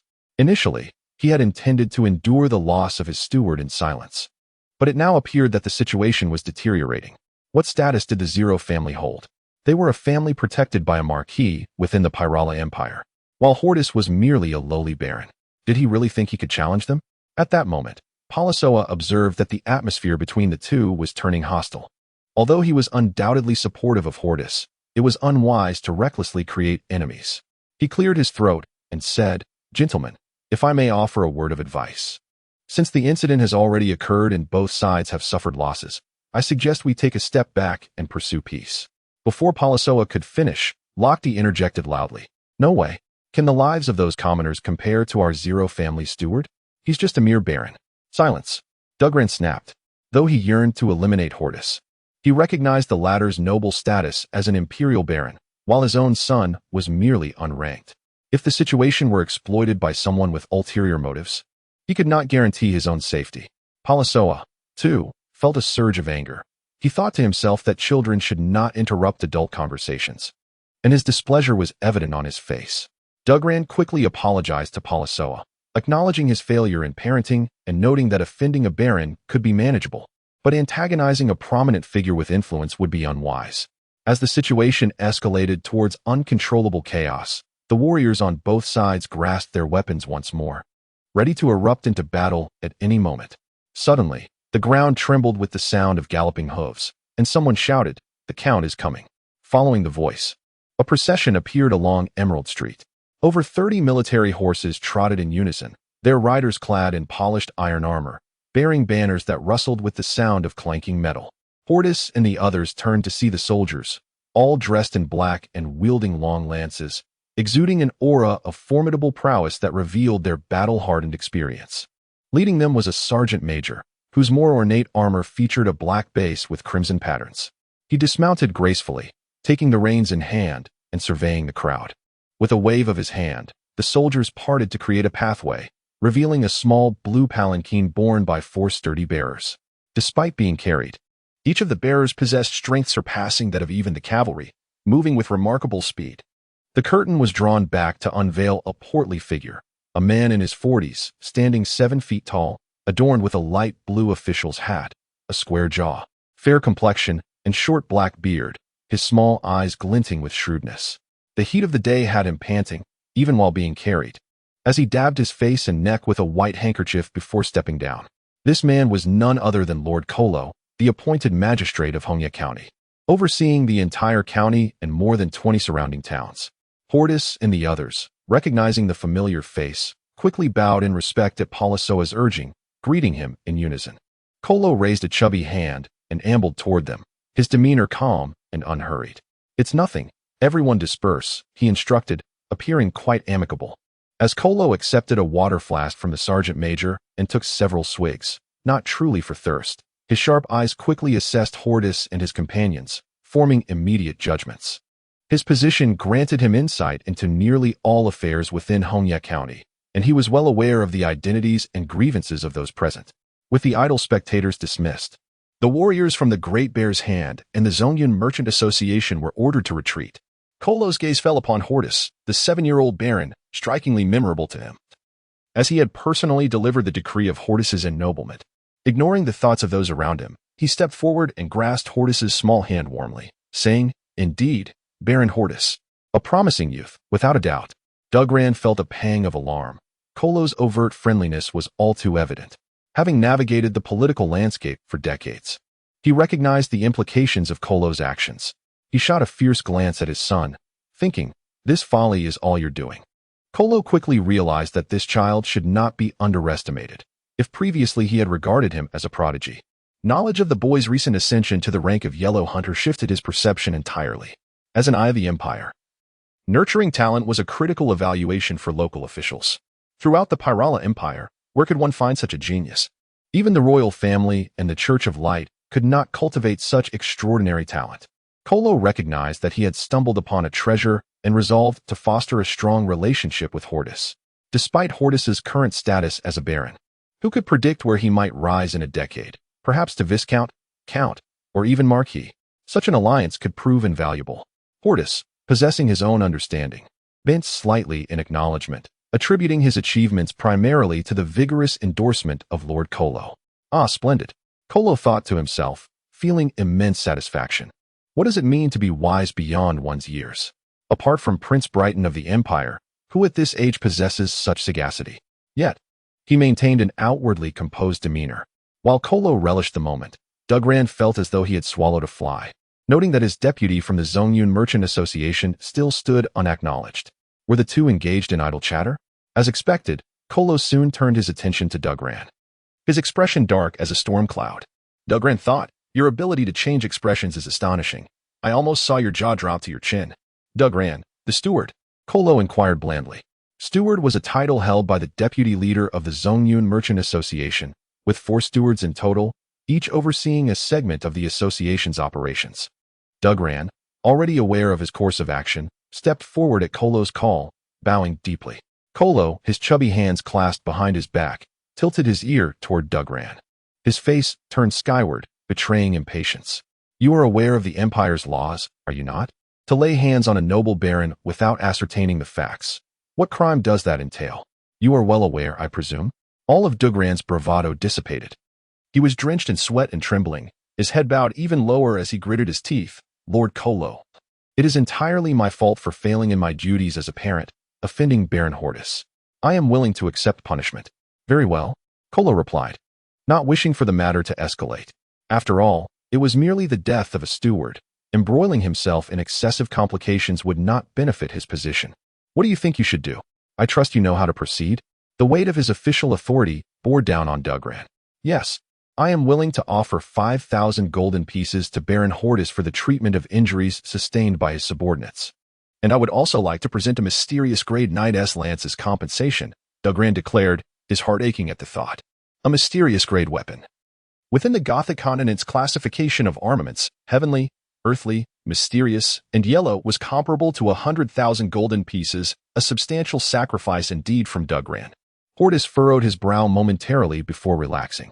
A mysterious grade weapon? It would enhance one's strength by over 40% and minimize the waste of combat energy. This compensation is acceptable. According to the original plan, Hordis was determined to pursue a relentless vendetta against his adversary. However, considering that he could not perpetually attend to Magna, he reluctantly made some concessions. Kolo, meanwhile, was rubbing his hands together, initiating a negotiation for a profound compensation. One that even the county government possessed no more than 3 such items. Dordlan was a resolute individual. Upon witnessing Hordis's satisfied demeanor, Kolo recognized his acceptance and turned to Dordlan, stooping slightly to gaze down upon him. Very well, esteemed steward, seeing your earnestness, we shall let this matter rest. Do take care of your fine son in the future. Yes, Dordlan responded, as if granted a reprieve. I am immensely grateful for the intervention of the county lord. The Zonian Chamber of Commerce is profoundly appreciative. That will suffice. You may take your leave. Kolo waved his hand dismissively, as if shooing away a dog. Observing Dordlan and Rockdy retreating in dismay, Kolo donned a smile once more. Baron Hordis, and my good brother Palasoa, we have fortuitously gathered today. Would you care to join me at my residence for a visit? Hordis and Palasoa exchanged glances, and upon seeing the president's subtle gesture, Hordis expressed his gratitude. Ultimately, Hordis, Palasoa, and his fiancée Enia followed the county lord, while the soldiers cleared the battleground. The 3 principal edifices of Honya County, the county government, the Church of Light, and the Zonian auction house stood as the backdrop. Seated in the parlor of the county government, County Lord Kolo and Hordis engaged in deliberate small talk, ranging from humble agricultural matters to the grand affairs of state. It appeared that the county lord had an abundance of topics to discuss, and Palasoa felt no sense of neglect, beaming at the two. Inwardly, Kolo was impressed. This baron not only possessed remarkable potential, but also intelligence that far surpassed the ordinary. His thoughts meandered to his clandestine correspondence, a directive from Prince Brighton to investigate Hordis's true capabilities and potential support in times of need. Should he report now? It was likely that the prince himself would come forth. As he pondered, a sudden shout rang from the doorman. Lord Nis, president of the Zonian Chamber of Commerce, has arrived. Following that, the announcements continued. Lord Sindis, the Archbishop of the Church of Light, has arrived. Chief Kijiel of the Fire Serpent Society has arrived. Lady Chalice, president of the Alchemist Guild, has arrived. Principal Derek of the Martial Hall of Honya County has arrived. In an instant, the atmosphere shifted. With the Imperial County government and the presence of Palasoa from the Great Bear Guild, it seemed that all 7 pinnacle forces of Honya County had congregated. Kolo wiped the smile from his face, adopting a serious demeanor as he stood, commanding, I invite all esteemed guests to the parlor. Servants, prepare the seats and brew excellent tea. Yes, the servants hurried to comply. Hordis and Palasoa exchanged polite glances, standing respectfully to the side, adhering to Kolo's arrangement. Before long, the leaders of the 5 major factions entered the reception room. The 5 individuals, of various ages and genders, scanned Hordis and Palasoa before collectively bowing to Kolo. Please, take a seat. Kolo gestured. Intrigued, Hordis observed the seated guests. Kolo, representing the county government, took the northern seat. while Lord Nis of the Zonian Chamber of Commerce and Chief Kegil of the Fire Serpent Society sat closely to the west. To the south, Archbishop Cindy's of the Church of Light, Principal Derek of the Martial Hall, and Lady Chalice of the Alchemist Guild formed a triangular arrangement. Hordis and Palasoa occupied the eastern side of the table. Even in this initial meeting, Hordis discerned the closeness of the various powers in Hongya County. Ladies and gentlemen, please allow me to introduce the newly arrived Baron Hordis. Kolo initiated, drawing all eyes to Hordis. Hordis promptly stood and bowed, although he held the title of Baron. Now was not the time for posturing, as all present were backed by formidable forces. Nis, with a flourish, produced a knightly spear. Presenting it to Hordis, I am aware of the circumstances regarding Dorglin. I personally bring this profound-grade weapon for you, Baron. The gold has already been sent to the Great Bear Guild. Gasps of envy rippled through the others. After all, that was a profound-grade weapon. Wealth alone could not guarantee its acquisition, as evidenced by its rarity at the previous auction. Hordis noticed the elemental fluctuations emanating from Nis's hand, revealing that the president possessed a spatial ring, though the composed demeanor of the others suggested it was not an extraordinary matter. Though such spatial storage devices were scarce, they were not entirely absent. For a wealthy entity like the Zonian Chamber of Commerce, a mere spatial ring was hardly surprising. Hordis clasped the knightly spear, feeling its weight. Despite its heaviness, he beamed with gratitude. His own weapon had long been destroyed, and he had been without a suitable armament. Now, he had obtained one. Nis regarded Hordis with astonishment as he explained, "This spear is named Qiyan, forged from the rare Xianyun meteorite, weighing 1,000 kilograms and capable of reducing elemental loss by 60%. It bears magical runes for piercing and shield deflection." 1,000 kilograms? The way Hordis effortlessly accepted it caught the attention of the other leaders, who exchanged glances, realizing that this young baron was indeed a yellow hunter. Otherwise, he would struggle to wield it. The ease with which he handled it only fueled their speculations. Lady Chalice of the Alchemist Guild, with a tone of admiration, remarked, "Truly, a profound-grade weapon. It even bears 2 magical runes. Might Lord Nis enlighten us about the master rune engraver?" At less than 30, Chalice appeared youthful, radiating beauty. She playfully licked her lips, gazing intently at Nis, her eyes sparkling. Nis, in his 40s, found himself momentarily entranced by her allure, nearly succumbing to her charm until Chief Kegil nudged him, snapping him back to reality. With an awkward excuse, Nis diverted the conversation, failing to respond. "How dull." Chalice sighed, then turned her attention to Hordis. "Baron, you are quite handsome. Such skill at your tender age. I shall have to rely on you in the future." With that, she cast a flirtatious glance. Hordis felt a bead of sweat trickle down his brow. Fortunately, Nia had accompanied Kolo's daughter to the backyard, or she would surely have been jealous. He swallowed hard, captivated by Chalice's enticing lips, responding earnestly, Of course, of course." At that moment, Kolo interjected with a jest. "Might I inquire why you all have convened at my residence today?" Exchanging glances, the group hesitated until Archbishop Cindy's of the Church of Light stood. As the oldest and a high-ranking figure within the church, his voice resonated with a calming authority. He nodded before speaking. "Today, under the auspices of the county lord, I bring forth a divine oracle from the church headquarters." An oracle? Curiosity rippled through the room. This was an announcement from the Church of Light's headquarters, the most formidable force across the Gothic continent. The significance of this oracle was palpable.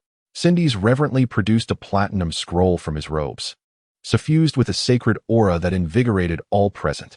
The divine oracle decrees, in response to the emergence of otherworldly demons upon the Gothic continent, the Light God has chosen to select the holy sons and daughters of light.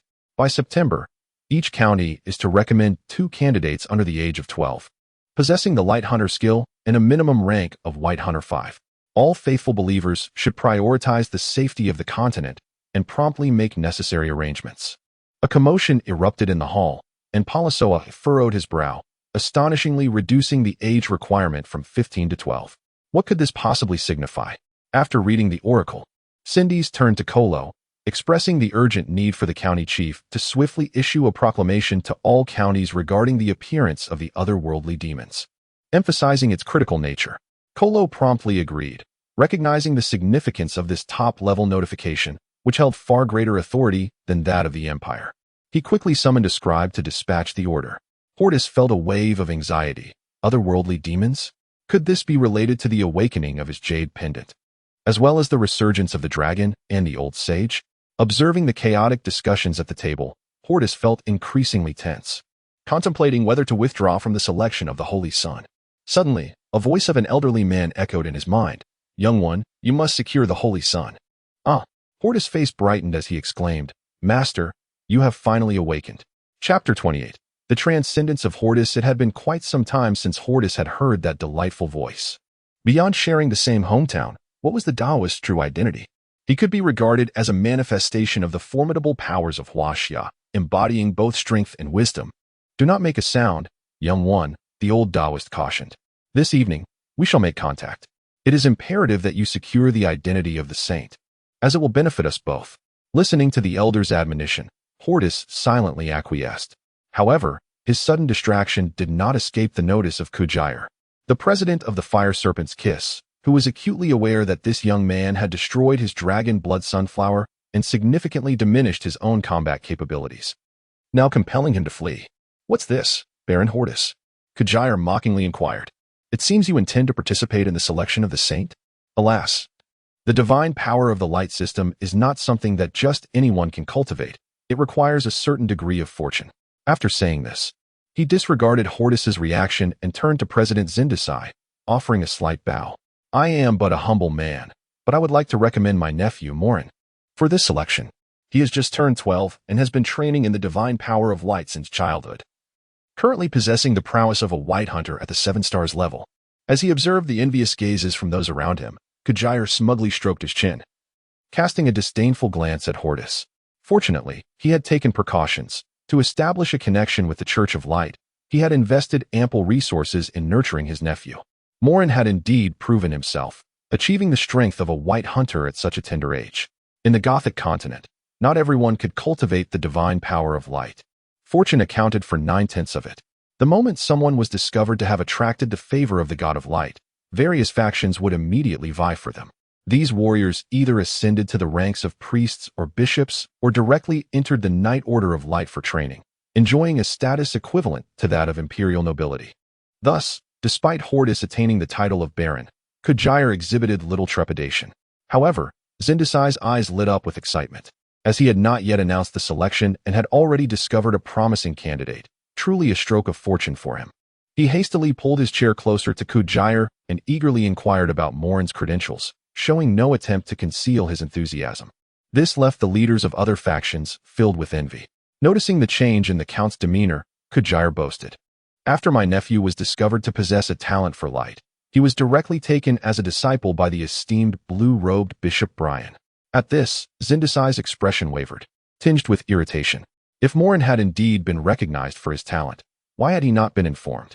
Clearly, Kujire harbored considerable ambition. Nevertheless, it was understandable.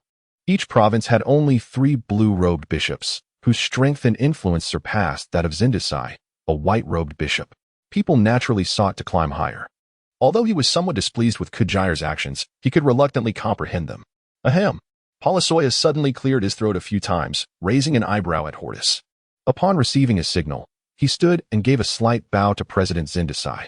"Today is indeed a fortuitous day, as I have an exceptional candidate from the grizzly bear's hand." Oh, Zindasai felt fortunate to have come today, as good news continued to flow.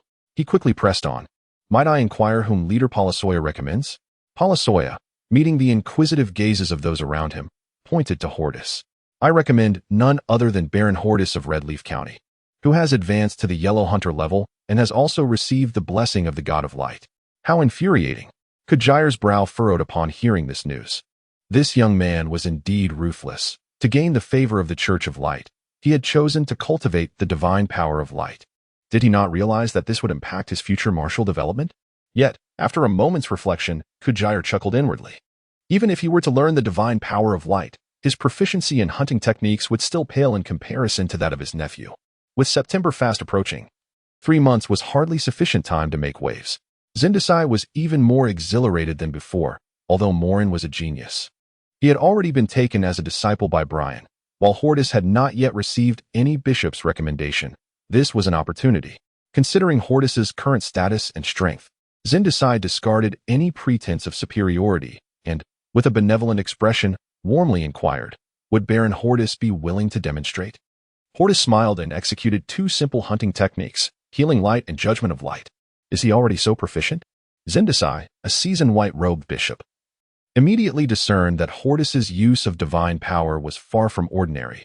It was as if he were wielding it with effortless grace. Today, he was determined to secure Hordis as a valuable ally.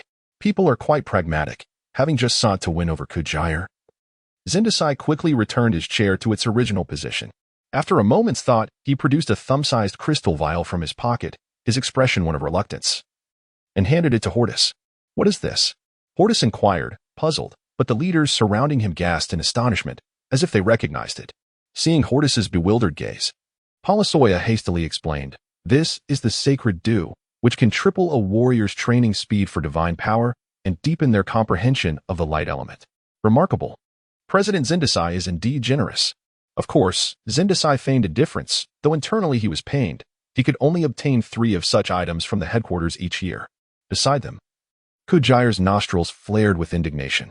His nephew had been cultivating the divine power of light since childhood, yet Zindasai had made no gestures toward him. "Humph.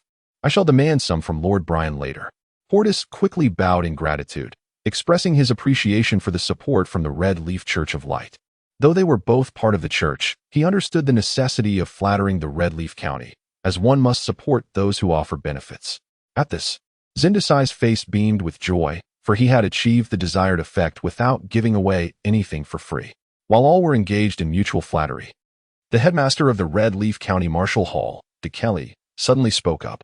Seizing this joyful moment, "I would like to announce the invitation extended to Baron Hordis to become an honorary professor at the Red Leaf County Martial Hall. In addition to a regular salary, he will also enjoy free access to all our library resources." What a privilege! This was akin to receiving the sacred dew.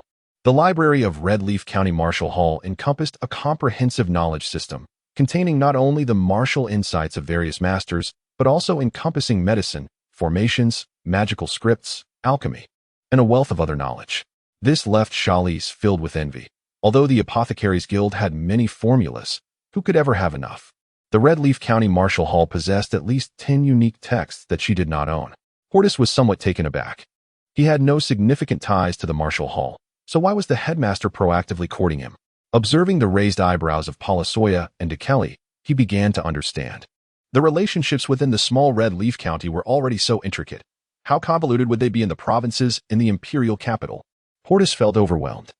He merely wished to be a leisurely martial artist, yet found himself entangled in so many matters. The president of the Cloud Merchant Guild and Kujire exchanged glances, both begrudgingly acknowledging that it seemed all good fortune had fallen to Hordis. They would need to adjust their plans accordingly. Suddenly, Hordis sensed a slight chill of malice directed toward him. Indeed, it emanated from the 2 individuals over there. He realized he needed to tread carefully. Unexpectedly, Chalice giggled, her body twisting like a water snake as she produced a poster from her ample bosom and handed it to the count. The chubby county magistrate struggled to divert his gaze from the pristine fullness before him and opened the letter imbued with the fragrance of Chalice. Esteemed County Magistrate Kolo, due to the demands of the Alchemist Guild in Nobu Province, we sincerely invite Honya County to collect the inner cores of the fire leaf python before September. The Alchemist Guild is willing to exchange them 1-for-1 for the Huang-level advanced medicinal pill, Fire Cloud Pill. Such a grand proposition. Kolo passed the notice around to those present, eventually reaching Chalice, who slightly bowed and added, "The Fire Cloud Pill is at least an advanced Huang-level elixir, capable of enhancing a warrior's physical attributes, and has a small probability of triggering the fire-based hunting skill splash." She mischievously winked. If it weren't for the big shots of the provincial guild striving to break through to the earth-level physicians, they likely wouldn't be so generous. This coincided perfectly with the upcoming selection of the Holy Sun. She cast a flirtatious glance at Hordis, who, startled, hurriedly picked up his tea to feign ignorance.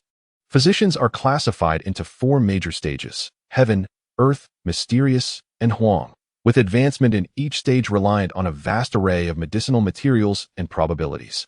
A peak mysterious level physician stationed at the Provincial Alchemist Guild, should they break through to Earth level, would be directly favored by the Empire, reaching the very heart of its highest authority. Kolo paced restlessly, realizing that this year's events had indeed converged. However, upon careful consideration, it truly would not affect the Holy Sun selection in September. Delaying the dates by a few days was certainly feasible. With his mind made up, he addressed the leaders of various factions. Now that you've all seen it, I have decided to commence the fire leaf python hunting plan the day after tomorrow. Any interested organizations may participate, and please immediately announce the news of the Holy Sun selection across the county. Kolo fully exerted the authority of an imperial local governor, and apart from the Church of Light, it was likely that all present would join in. The simple meeting concluded swiftly, and Hordis, accompanied by Nia, returned to the Bear's Hand with Palisoa. That evening, Hordis bid Nia good night and retreated to his own chamber. He eagerly anticipated the arrival of midnight. Just as he began to drift into slumber, the voice of the old Taoist resonated within his mind. Hordis promptly settled into a meditative posture, his consciousness retreating into his mind. There, he found the old Taoist still seated cross-legged before the Jade Pendant, appearing even clearer than a few months prior. Hordis quickly bowed in respect. The old Taoist nodded slightly, surveying Hordis's physique with a hint of satisfaction. Indeed, in just a few months, you've advanced to Huang-level hunting, and your physical attributes have improved commendably. Hordis humbly downplayed his achievements and directly inquired about the necessity of attaining the Holy Sun status. The old Taoist chuckled, "Young lad, when the power of light awakened within you, I discerned the hidden truths of this world. This ability permeates the entire Gothic continent, and the so-called God of Light possesses certain capabilities. More importantly, I have discovered something that would be beneficial for both of us." "What is it?" Hordis asked. "The power of light can heal the damage to my soul, yet the ordinary energy of light is insufficient. I require you to secure the identity of the Holy Sun and infiltrate the Church of Light, for there lies the purest source of light energy. At that time, I shall restore myself to my peak, perhaps even return to my previous world." "Really?" Hordis expressed his surprise, but soon hesitated. Before awakening, he had longed to return. Yet after experiencing so much, having found a father and companions like Nia, he began to waver. Seemingly perceiving Hordis's thoughts, the old Taoist advised, "I speak of a slim possibility and lack certainty, but at least by then, my strength will reach divine levels, which would also benefit you." Indeed, Hordis thought to set aside the question of returning, for the old Taoist was his greatest ally in the present, whether for the current or the past. It was wise to seek shelter beneath a mighty tree. Hordis felt invigorated. "Rest assured, I shall secure the identity of the Holy Sun." The old Taoist nodded approvingly, contemplating for a moment before stating, "Your potential is commendable, but your strength remains insufficient. You are still too weak." Hordis thought to himself that compared to the old Taoist, he was indeed a novice, yet within Hongya County, he was of above-average standing. However, he refrained from voicing this sentiment and instead expressed his gratitude. "It is all thanks to the Taoist Swan Qi transforming 3 clears and gathering spirit technique that I have achieved this potential." Not enough, not enough. This was the first time Hordis witnessed the old Taoist rise, pacing in the air with his long white beard flowing without wind. After a long while, the old Taoist turned to Hordis. "Very well, in this world, it is essential for you to grow first. I shall impart a few Taoist techniques to you, but remember, do not reveal them lightly." Hordis quickly knelt in gratitude, and before long, 2 new techniques appeared in his mind. The 5 elements escape technique allowed him to traverse through all things, whether metal, wood, water, fire, or earth. The calm heart nirvana heart sutra greatly enhanced a warrior's comprehension and increased the likelihood of sudden enlightenment. Utilizing this technique would enable him to grasp various skills in the shortest time possible. What a windfall! Hordis felt as if he were floating on clouds. The 5 elements escape technique would ensure his invulnerability, a superlative life-saving skill. If he could not win, he would simply escape. The other was even more remarkable. A sure path to extraordinary power, facilitating the effortless acquisition of knowledge and hunting skills, alchemy, formations, magic runes, and more. The old Taoist interrupted Hordis's daydreams. The 5 elements escape technique requires the power of the 5 elements. Currently, you possess only earth and water, allowing you to use only earth escape and water escape. The other 3 remain beyond your reach. Reflecting on this, Hordis recalled that his present hunting skills included light, darkness, earth, water, and lightning, with one more attribute left to learn. Following the old Taoist suggestion, Hordis decided to choose fire as his final skill. Yes, both fire and metal are attributes of formidable offensive power, but fire is more explosive, while metal is more penetrating. Given Hordis's current situation, area damage skills would serve him better. Wood could wait for later, especially since he already possessed light as a healing attribute.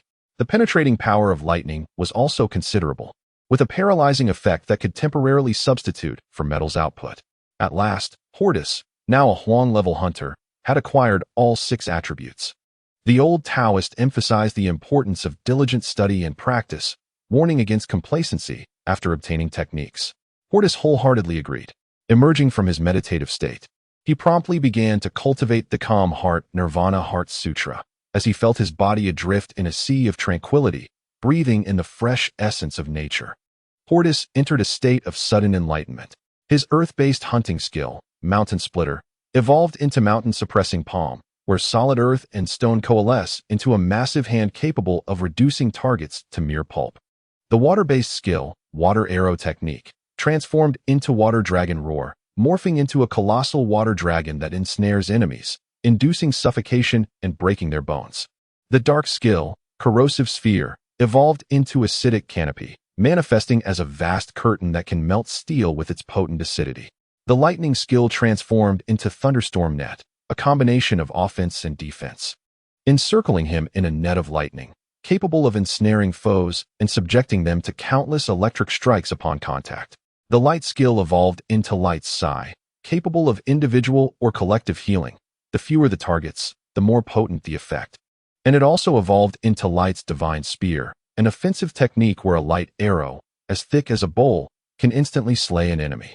Finally, the newly acquired fire-based hunting skill, Mile-Long Lava, unleashed a torrent of molten rock within a radius of several dozen meters, with fiery columns erupting from the ground, causing widespread burns.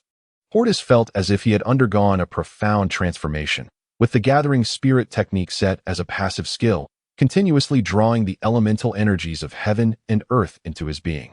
Even without deliberate cultivation. At this moment, 6 individuals, each embodying a distinct attribute, sit cross-legged within a jade pendant, their varying hues harmoniously resonating with one another. The hybrid skills, meticulously crafted by Hordis, have undergone a remarkable mutation. Time swiftly elapses. Hordis remains engrossed in his cultivation when he hears Nia calling out to him. "Brother Hordis, hurry and get up. We must return to Wali Town this morning." Hordis opens his eyes, realizing that it is already well into the morning. Yet he feels no pangs of hunger. He hastily dons his shoes and opens the door, just as the lovely Nia is about to leap into his arms. An overwhelming stench assails her senses. "Brother, did you soil the bed? What is that foul odor?" "You're the one who soiled the bed," Hordis retorts, rolling his eyes, and then glances at the mirror. "Is this truly my reflection?" Hordis stares blankly, bewildered. Chapter 29. Accompanying the hunt, Hordis gazed at the dark visage in the mirror. Turning towards Nia, he gestured to his face, jesting, "Have you ever seen the latest deep-sea mud mask?" "Oh, brother, you're filthy. Go wash up quickly," Nia retorted, playfully pushing Hordis towards the washroom. Nearly half an hour elapsed, and Nia grew anxious, urging from outside the door, "Hordis, it's almost noon. The guild master has called for you several times."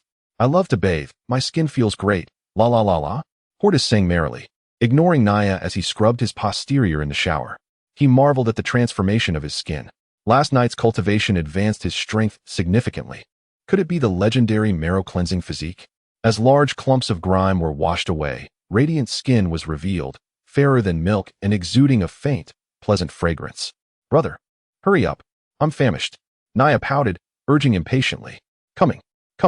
Finally, the bathroom door swung open, and a dashing young man emerged, clad in shorts. A large towel draped around him. Nia's face flushed crimson, yet she approached him. "Wow, it smells divine," she exclaimed, wrinkling her adorable nose, as if drawn by an enchanting aroma. For reasons unknown, Nia swallowed hard as she beheld Hordis's sculpted physique. "Curse it, why am I so indecent? Will Hordis think less of me?" Hordis teased. "Aren't you going to assist your husband in dressing?" He delighted in occasionally teasing his fiancée. This time, Nia offered no retort. She retrieved the prepared garments and meticulously dressed Hordis, her earnest demeanor resembling that of a virtuous wife. Hordis couldn't resist planting a kiss on Nia's rosy cheek, chuckling as he embraced her. Ahem. A raspy cough broke the spell. The two hastily separated, feigning nonchalance as they turned to face the lecherous Grimdubo. Grimdubo ogled Hordis. "Elder, a few more moments, and it will be afternoon." Nia turned away, mortified. "Hordis, thick-skinned as ever, paid no heed. Fastening his belt, he led Naya, followed by Grimdubo, towards the main hall. Upon entering, they found the guild master and key members assembled in the center, with Phileas, Corey, and Magnus seated on chairs along the periphery, appearing to have recovered well. Uncle Phileas, Butler Corey, and Magna, are you feeling better? Hordis inquired with concern. Despite his status as a baron and the esteem he enjoyed among these luminaries, Hordis remained unpretentious. Polisoya nodded approvingly, confident in his judgment of Hordis's character. Such a loyal and devoted individual made for the ideal partner. I'm fine, just a minor injury, Phileas said, gesturing to the bandages wrapped around his chest. It seems your light-based healing won't be necessary. Noticing that all the key figures were present, Polisoya cleared his throat, inviting Hordis and Naya to sit beside him. You all understand the task assigned by the prefect, yes? Our primary objective is to obtain the Fireleaf Serpent's core. The others nodded in affirmation. Polisoya surveyed the group, gesturing to one individual. A diminutive martial artist rose to his feet. Hordis recognized him as Uncle Hortner, the man who had left such a lasting impression on him, owing to their first life-or-death struggle against a martial artist. Hortner smiled faintly at Hordis, experiencing a surge of emotions. He had witnessed this prodigy's ascent firsthand, from a white rank 7 hunter to a yellow rank martial artist. As a key member of the Bear Paws Intelligence Division, Hortner possessed the most accurate information. He furrowed his brow, explaining, the Fireleaf Serpent is a yellow rank beast, a gregarious species. Mature specimens can reach yellow rank 3 or higher. They thrive in hot environments, inhabiting the vicinity of Mount Biss, located 200 miles west of Crimson Leaf County. Aside from Fireleaf Serpents, there are numerous other fire-attributed beasts. After his brief explanation, Hortner resumed his seat. Polisoya nodded. Now, is everything clear? Not every beast possesses a core, and the likelihood of one forming is quite low. Furthermore, water and ice attributes are significantly hampered in that environment. Therefore, I will personally lead this hunt, with Vice Leader Grimdubo overseeing the guild. Everyone, prepare your equipment. We will depart from Mount Biss tomorrow morning.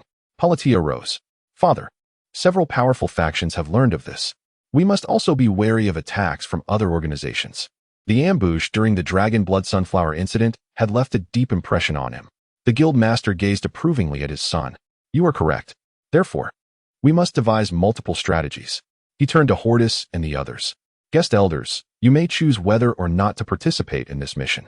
The Holy Sun selection is imminent, and that is also of great importance. Hordis deliberated for a long moment, glancing at his companions. While I long to return to Valley Town, as an elder of the Bear Paw, I have an obligation to fulfill. More hands make lighter work.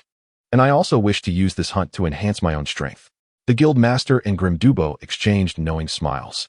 As expected, Hordis was not only powerful but also intelligent and skilled in light-based hunting techniques, making him an invaluable asset to the guild members. Excellent. Then it is decided. With Elder Hordis's participation, I am confident that we will reap greater rewards. At this, the key members applauded in unison. Tales of Hordis's exploits had spread far and wide, and they were eager to witness the elder's prowess firsthand.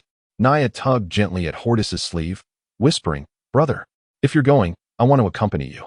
Her large eyes gazed at Hordis, brimming with anticipation. Hordis frowned, responding softly, This is not like our previous battles.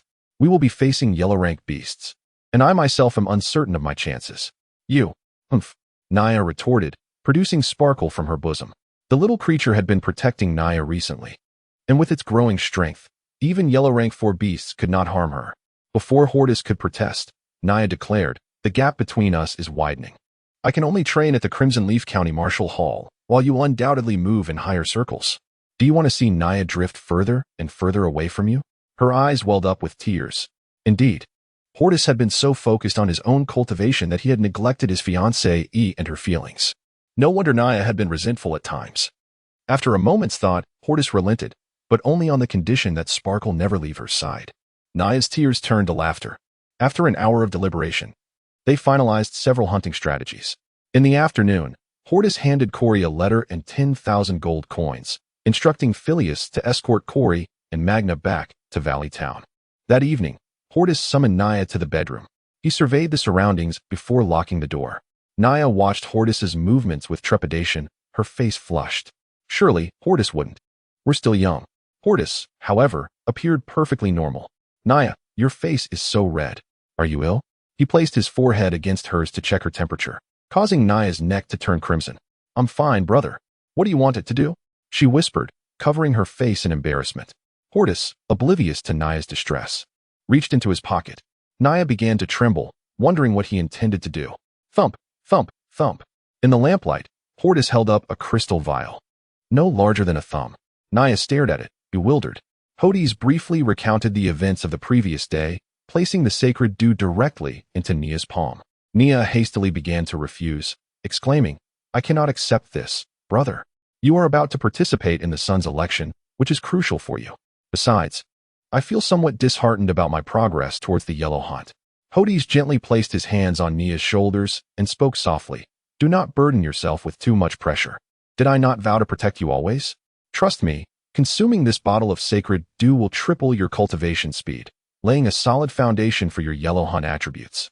Gigi, the little creature, appeared, its eyes fixated on the small crystal bottle, drooling in anticipation.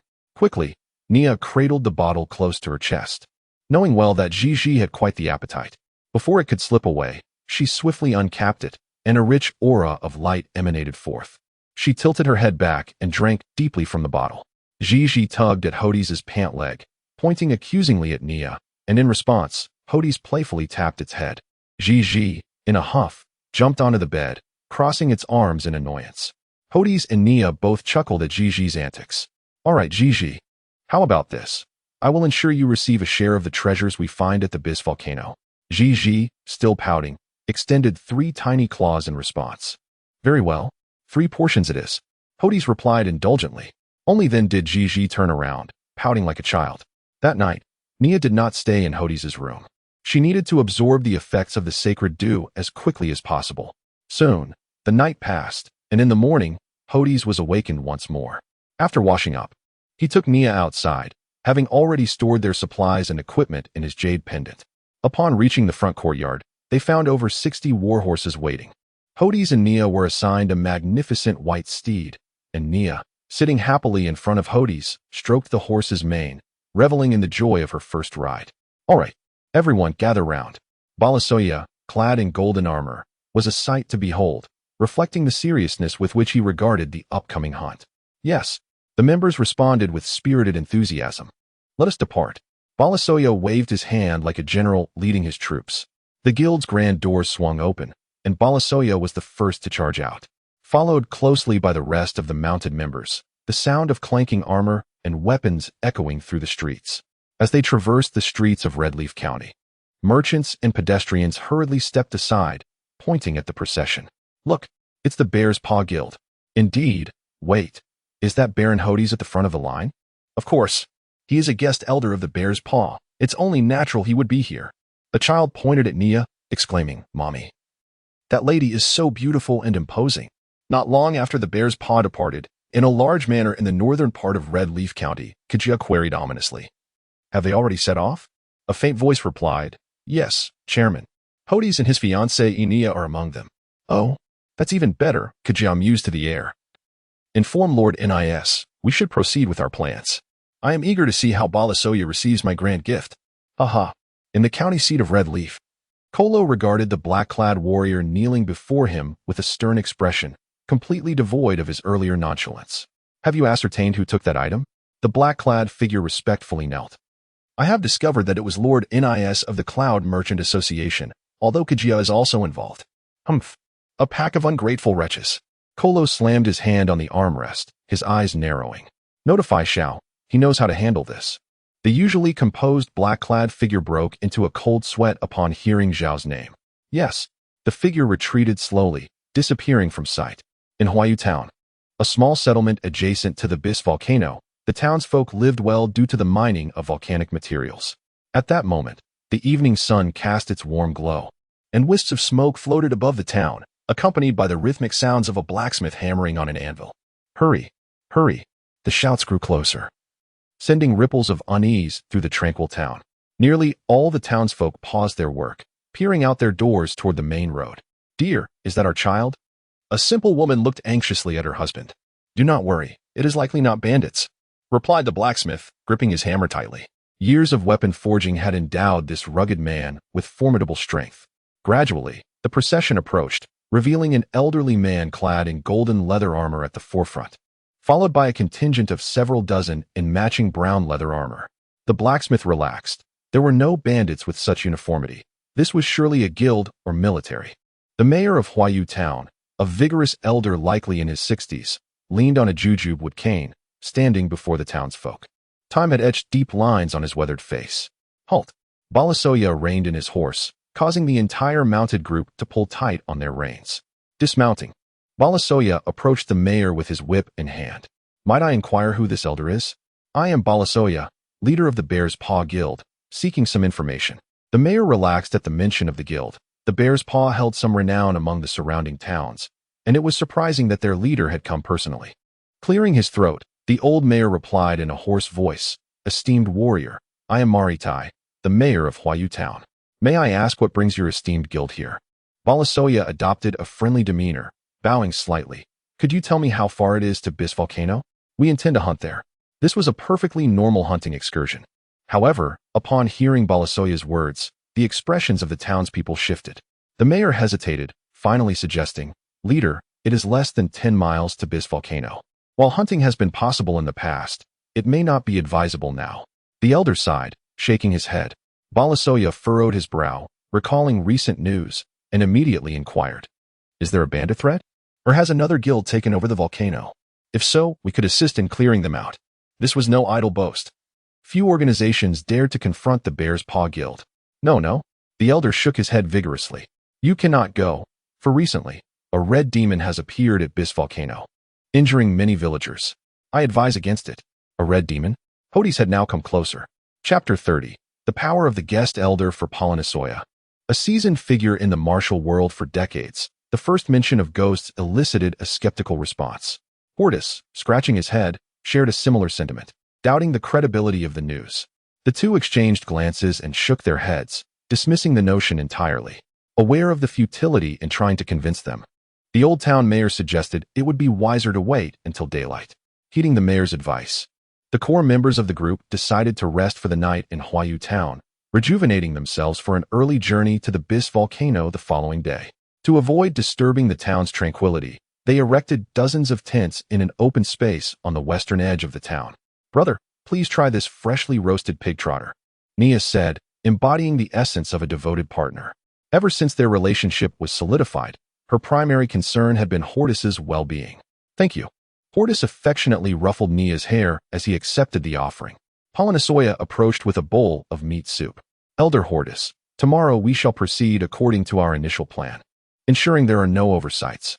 Experience has taught that plans are merely guidelines, subject to constant adjustment based on circumstances, and Polonisoya was a reliable leader." After a full day of running, the team conducted their routine patrols and shifts, while the other warriors succumbed to sleep early.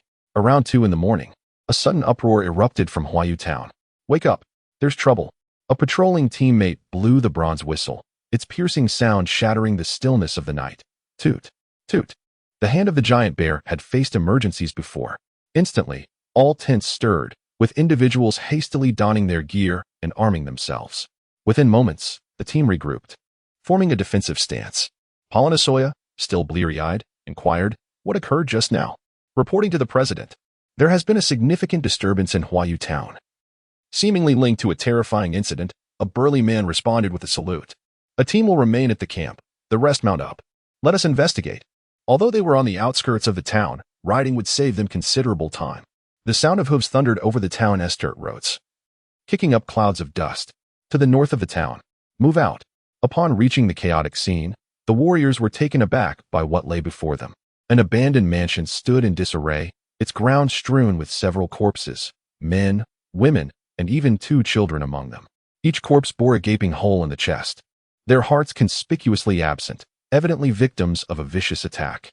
Numerous grieving relatives knelt and wept, surrounded by townsfolk wielding an array of weapons, while the old mayor sighed heavily in the center, a visage of despair. "What calamity has befallen us? Such a tragedy has not occurred in Huayu Town for decades." Upon seeing Hordis and the others, the old mayor wiped his tears, trembling as he leaned on his cane and approached. "Brave heroes, Please aid us in uncovering the beast that has attacked us. Polonisoya, accustomed to the harsh realities of life and death, disregarded the unsettling atmosphere and stepped forward to inspect the bodies. Nia, overwhelmed, covered her mouth and retreated to vomit. Hordis quickly patted her back, offering her water to rinse her mouth. This is no ordinary beast. Polonisoya scrutinized the remains. Based on the condition of the deceased, it appears they were struck by a heavy object to the back of the head. The force was precise, sparing the skull from fracture. Observe. He turned one of the bodies over, pointing to the back of the head. The assailant struck with force to avoid bloodshed, before moving here to extract the heart. Several townsfolk began to examine the other corpses, discovering similar faint traces of blood at the back of each head, yet none had flowed out. Furthermore, please take note. Polonisoya continued, peeling back the skin around the wounds. The weapon used bore fire element properties. Though the assailant was cautious, there are still signs of minor burns. Each corpse bore charred marks resembling carbon. I know. A man wielding a hammer suddenly shouted, drawing all eyes. He excitedly pointed at a wound. This was the work of the red ghost. With that, he rolled up his sleeve to reveal claw marks on his forearm, the burn marks resembling those on the deceased. The old mayor approached hastily. Teber, is this the red ghost you encountered a few days ago? Did it inflict this injury upon you? At that moment, everyone gathered, filled with a mixture of rage and curiosity regarding the nature of the red ghost. Teber quickly explained, a few days ago, while I was at Bis Volcano collecting ores, I encountered that creature.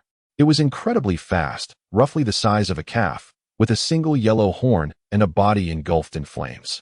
Its movements were so swift I could hardly discern them, but it seemed to have a strong aversion to sunlight. I was merely grazed, and it fled immediately. Hordis stepped closer. Brother, did this beast possess any distinct scent? Did the flames it emitted cause harm to the surrounding vegetation? Indeed, Teber recalled, seemingly struck by inspiration. It reeked. The stench was akin to that of a dead dog. One whiff and you would recognize it instantly. Truly a cunning creature, Polonisoya remarked, admiring Hordis's insight. If sight failed, one could deduce from the scent or the destruction left in its wake. The old mayor gazed at Polonisoya with hopeful eyes. Sir, if it is within your guild's capability, I implore you to exterminate this red ghost. So many lives were lost in just one night. It is utterly horrifying. Tears streamed down his face as he spoke. Polonisoya nodded slightly, gesturing for the entire team to return to the camp. The Bis volcano, towering around 1,000 meters, stretched across a 100-mile radius, rivaling even the Starfall mountain range. From a distance, it appeared as a crimson expanse, resembling a smoking incense burner. The surrounding flora was also tinged red, likely due to the presence of rich ore deposits in the area. The journey of several dozen miles was not arduous, and within the hour, the giant bear hunting team reached the mountain's base, leaving a small squad to guard the horses. Under Polonisoya's leadership, everyone donned lightweight, breathable battle attire, as wearing heavy leather armor in the June heat was ill-advised. Compared to the Starfall mountain range, the ascent of Bis volcano was considerably easier, as most trees were neither excessively tall nor densely packed. The ground was somewhat dry, kicking up small clouds of dust with each step. Hordis unfurled a map. The habitat of the fire-leaf python lies deep within Bis volcano. We should be nearing evening soon. Polonisoya gulped down a few mouthfuls of water, wiping his mouth with his sleeve. Everyone, stay vigilant. The beasts here are not few. As the team traveled less than 10 miles, their backs were drenched in sweat, and Nia's cheeks flushed red, droplets of water trickling down her temples. I should have brought Vice Captain Green along. His ice powers would be invaluable in this heat. Some warriors lamented. A shrill warning echoed from the treetops. Be on guard, Polonisoya commanded. The creature named Shan Shan proved to be exceedingly useful, not only strong and swift, but also adept at keeping watch, making Hordis's possession of it enviable. The team swiftly readied their weapons. Hordis retrieved his mysterious night spear, Chiyun. A familiar howl resonated through the air, the call of a wolf pack. Damn it, wolves typically emerge at night. Are these wolves unusually fiery? At that moment, the diminutive Hotner appeared, reporting to the president. Approximately 30 red-eyed yellow wolves are less than 2 miles from here. The wolf pack leader appears to possess the strength of a yellow hunter at the 4-star level. Upon learning that the leader was only a 4-star yellow hunter, the group felt a slight alleviation of their tension. In the formation of fish scales, Hordis kept a watchful eye on the left flank, while Poly-T monitored the right. The leader naturally issued commands. It was Hordis's first experience in a guild group battle, and he trembled with excitement, finally witnessing the power of unity. The synergy of 1+1 exceeding 2 exemplified the strength of warfare. Within a short span, the massive hands of the bear clashed fiercely with the pack of crimson-eyed yellow wolves. 3 miles away, atop an earthen slope, a large boulder provided cover for dozens of warriors clad in dark combat attire. A leader among them cautiously peered out, utilizing an alchemical device resembling a telescope to scrutinize the unfolding battle. A smirk crept upon his lips. Indeed, the beast-driving incense has taken effect. Just wait, Polity, for this is but the first gift I bestow upon you. Hordis, exhilarated, plunged into the fray against the wolves. The fish scale formation proved effective. Layer upon layer of defense and thrust working in harmony. Often, a lone yellow wolf would be skewered by an adjacent spear. The white hunter's interest in the magical beasts had waned. With a wave, he summoned Shan, who instantly appeared on his shoulder. Having worked in tandem for quite some time, their target was the leader of the crimson-eyed yellow hunters. Seated at the center, Polity wielded a large halberd with ease, dispatching a wolf with a single strike. Casting a glance to the left flank, he intentionally slowed his assault, allowing Hordis to coordinate with the guild's formation. The disparity between the 4-star Wolf King and the 2-star Hordis was marginal. Soon, with the support of his comrades, Hordis stood face to face with the Wolf King. The crimson-eyed yellow Wolf King roared, baring its enormous fangs. Standing 2 meters tall, it was as robust as an adult bison. With eyes seemingly stained with blood, Hordis speculated it had consumed too much or, "Come on," Hordis encouraged, patting Shan's head, who understood and swiftly retreated, signifying a one-on-one showdown. Warriors of the yellow hunting tier adeptly infused divine power into their weapons, and the use of profound tier weapons significantly minimized energy wastage. Hordis unleashed his strength, illuminating the knight's spear like a beacon, blindingly bright. The crimson-eyed Wolf King recoiled 2 paces, surrounded by a fiery aura, through instinct. It sensed that the young human before it was no ordinary foe. Scraping its limbs against the ground, it carved shallow trenches. Hordis, now brimming with confidence, recalled this being his 3rd encounter with magical beasts. He had garnered a fair understanding of their combat techniques. As expected, the Wolf King lunged forward, appearing bulky yet surprisingly agile. Surrounding warriors stole glances. The 7-year-old elder was rumored to possess extraordinary combat prowess, and today promised to be an enlightening spectacle. Unlike before, Hordis did not focus on defense. With a powerful stride, he surged forward, carving a straight gash in the ground, darting toward the crimson-eyed Wolf King like a swordfish. The Wolf King's eyes widened in shock. This opponent was not significantly slower than itself. With a mighty roar, it intensified the force of its claws. With a resounding clash, Hordis's spear met the wolf's claws. He skillfully maneuvered the weapon, driving it into the Wolf King's shoulder, causing a spray of blood. He had landed a hit. Cheers erupted from the surrounding warriors. The Wolf King let out a pained howl, unleashing its ferocity, disregarding its own bleeding wounds as it propelled its limbs forward, claws accelerating. And its massive jaws lunged once more. Hordis understood that the knight's spear had not pierced the Wolf King's throat, but had instead pressed against its neck. With a powerful thrust, he redirected the wolf's momentum, forcing its head to the ground while its limbs flailed chaotically. Applause erupted from Polity, who admired Hordis's combat prowess. Such skill required both strength and keen perception. The Wolf King, enraged, yanked its head free from the knight's spear, tearing a strip of fur. With a furious roar, elemental energy exploded forth, manifesting 2 swirling vortices of red and yellow. Hordis executed a ground roll to evade the incoming spells, deftly spinning the knight's spear to use the butt end as a striking point, delivering a blow to the Wolf King's snout. With a splatter of blood, the Wolf King, like any ordinary beast, clutched its nose in agony, howling loudly. The warriors of the Great Bear's hand bore expressions of sympathy. The rhythm of the battle was expertly maintained. "Divine Spear of Light," Hordis shouted, unleashing a beam the width of a bowl from the spearhead into the Wolf King's maw. With a thunderous explosion akin to a shattered watermelon, the crimson-eyed yellow Wolf King fell lifelessly to the ground, not even emitting a final cry. The clean and decisive kill prompted little Naya at the back of the team to clap her hands enthusiastically. Upon witnessing the leader's demise, the surrounding crimson-eyed yellow wolves lost their will to fight, emitting mournful cries before scattering in retreat. The warriors swiftly launched a counterattack, managing to claim over 20 wolf carcasses. "Such is the might of Elder Hordis," murmured some warriors in awe. "Truly, a reputation well-deserved." Hothner gazed enviously, as Hordis had created an insurmountable gap between them. This marked Polydia's first observation of Hordis in combat.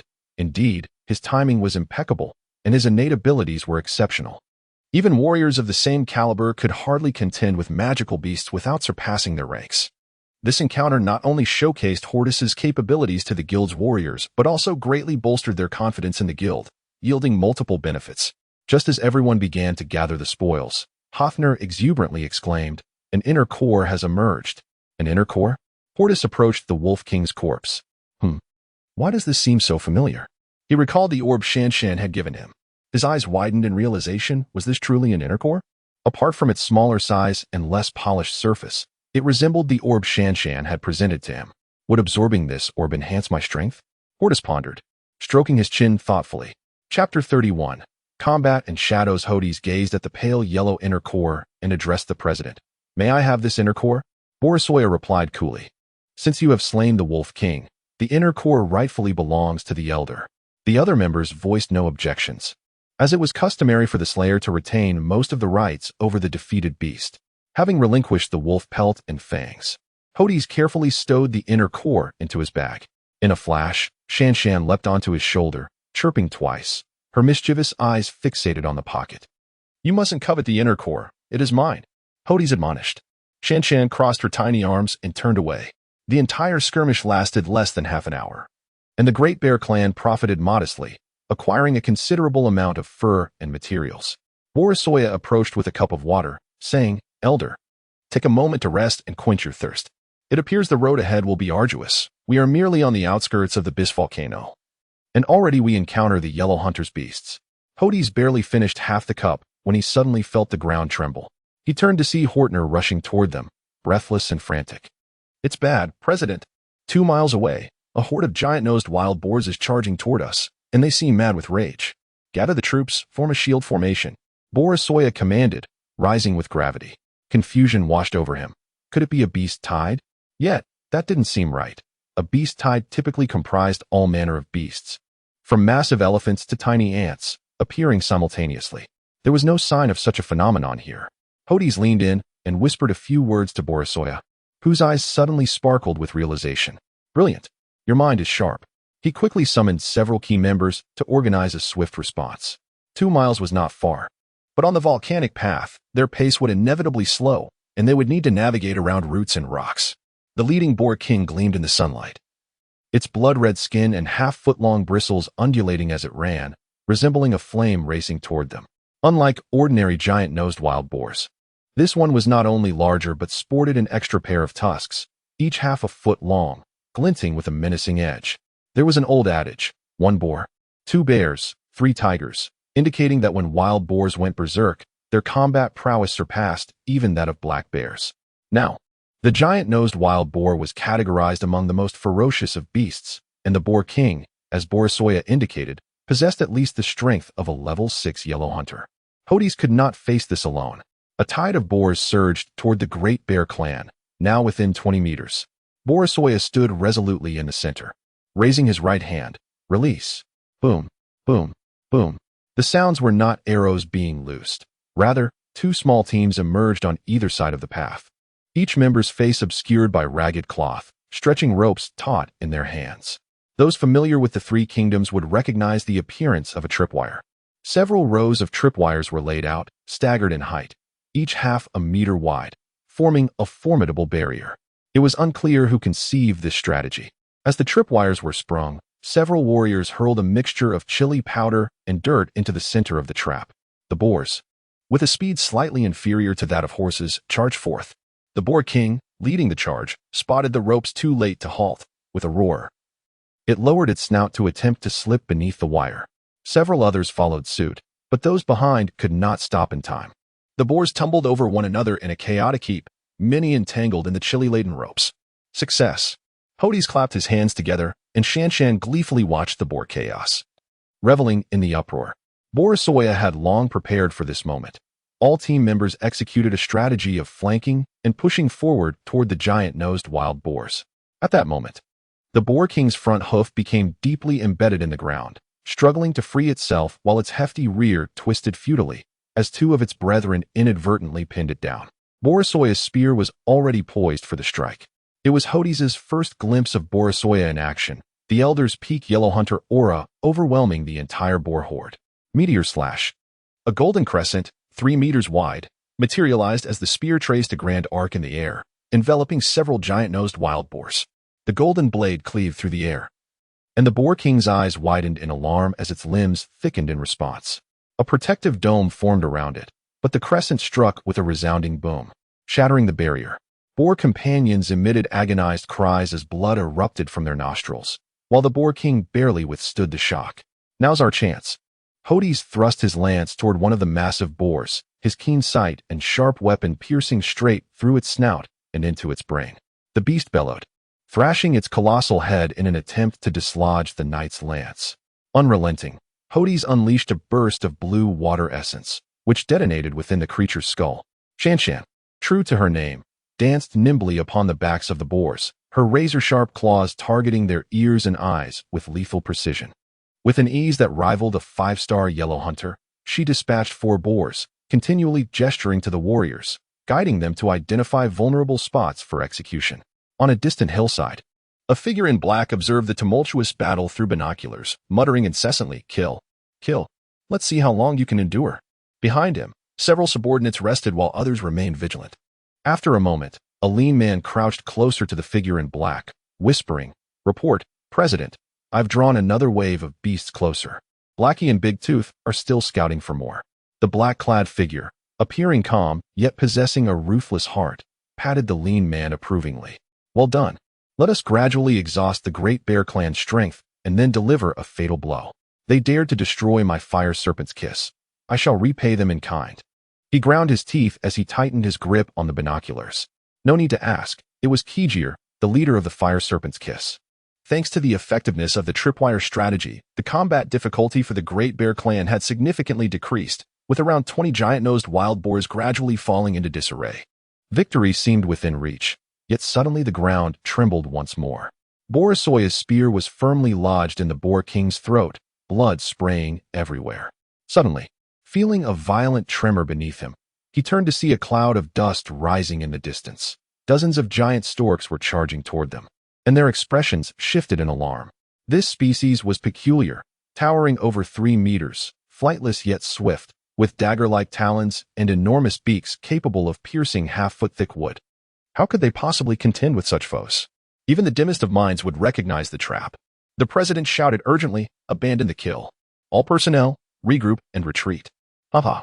Kijir laughed triumphantly. "Old ghost, let us see how you challenge me." Hordis' expression darkened as he shielded Naya and called to Shanshan to turn and flee. The remaining giant-nosed wild boars, having lost their fighting spirit, recognized their inferiority against the giant storks and, disregarding their fallen comrades, bolted away in panic. The group unanimously sought refuge in the relatively dense woods, where they could reduce the stork's pursuit speed. However, several members of the Great Bear clan dashed toward a nearby hill, which was, in fact, Kijir's lair. A blood-curdling scream echoed as a warrior's head was severed by Kujar, marking the first casualty. Following this, several more cries erupted as 2 warriors from the Bear clan had their hearts pierced. Palasoya, witnessing this grim spectacle, felt his gaze ignite with fury. "Despicable Kujar. Despicable fire tongue kiss. I shall battle you to the death." Yet, before he could act, he was restrained by several key members of his team. "President, now is not the time for vengeance. We must first stabilize our position. It is a grievous error for warriors to act recklessly." Hordis urged the others to regroup and break out, sensing the dire situation. While reluctant, he advised, "President, preserve the Green Mountains, and we shall not fear the lack of firewood. Let us escape danger first." With a heavy heart, Palasoya struck a nearby sapling. "Had it not been for our depleting stamina, I would have faced Fire Tunkus today." Gritting his teeth at the sight of the smug Kijir, he commanded, "Let us retreat. Follow my lead." Thus, Palasoya took the rear as Hordis led the team to safety, narrowly evading the relentless pursuit of the giant storks. That night, at the Bear Clan camp, several feeble campfires emitted scant warmth. The president and Hordis sipped their broth in silence, feeling a distinct lack of appetite. Despite having vanquished wolf and pig hordes, the loss of their comrades cast a pall over the group. Hordis poked the fire with a stick, coaxing it to burn brighter. "President, We have both gained and sacrificed much today, but overall, our offensive capabilities surely surpass Kajar's.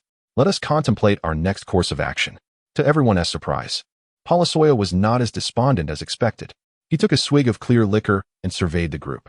Our fate as warriors is to live with our heads at our belts. After decades of skirmishes, if we allowed ourselves to wallow in despair, I would not have survived to this day. Whispers of agreement arose. Everyone understood that a warrior's life is fraught with both opportunity and peril. After a moment, Polisoya amplified his voice. Let us account for our fallen brothers. Each family shall receive 3,000 taels in compensation. Should any household face hardship, our guild will provide support. This declaration lifted the spirits of the group. After all, who would not seek fortune and a reliable foundation for their families? President, I toast to you. I am but a guild member in life and a ghost of the guild in death. President, I too raise a cup to you. If I should fall one day, I entrust you to care for my son, so he may continue to serve the Bear Clan. As the camaraderie surged among the team, Hordis quietly consumed his broth, pondering whether this was the essence of brotherhood forged in adversity. He noticed Nia had fallen asleep in his arms, and he draped a cloak over her.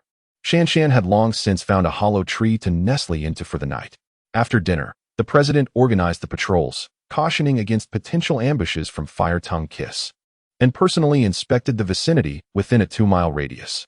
Satisfied that all was well, he retired early for the night. Inside the tent, Nia lay under a thin leather blanket, her fair nose gently twitching.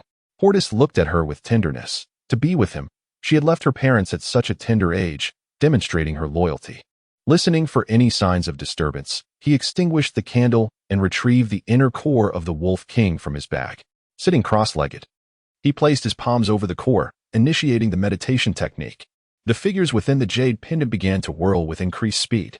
Waves of potent fire elements surged into his body through his palms, refined by the Jade Pendant, and subsequently returned to fortify his muscles, bones, and nerves.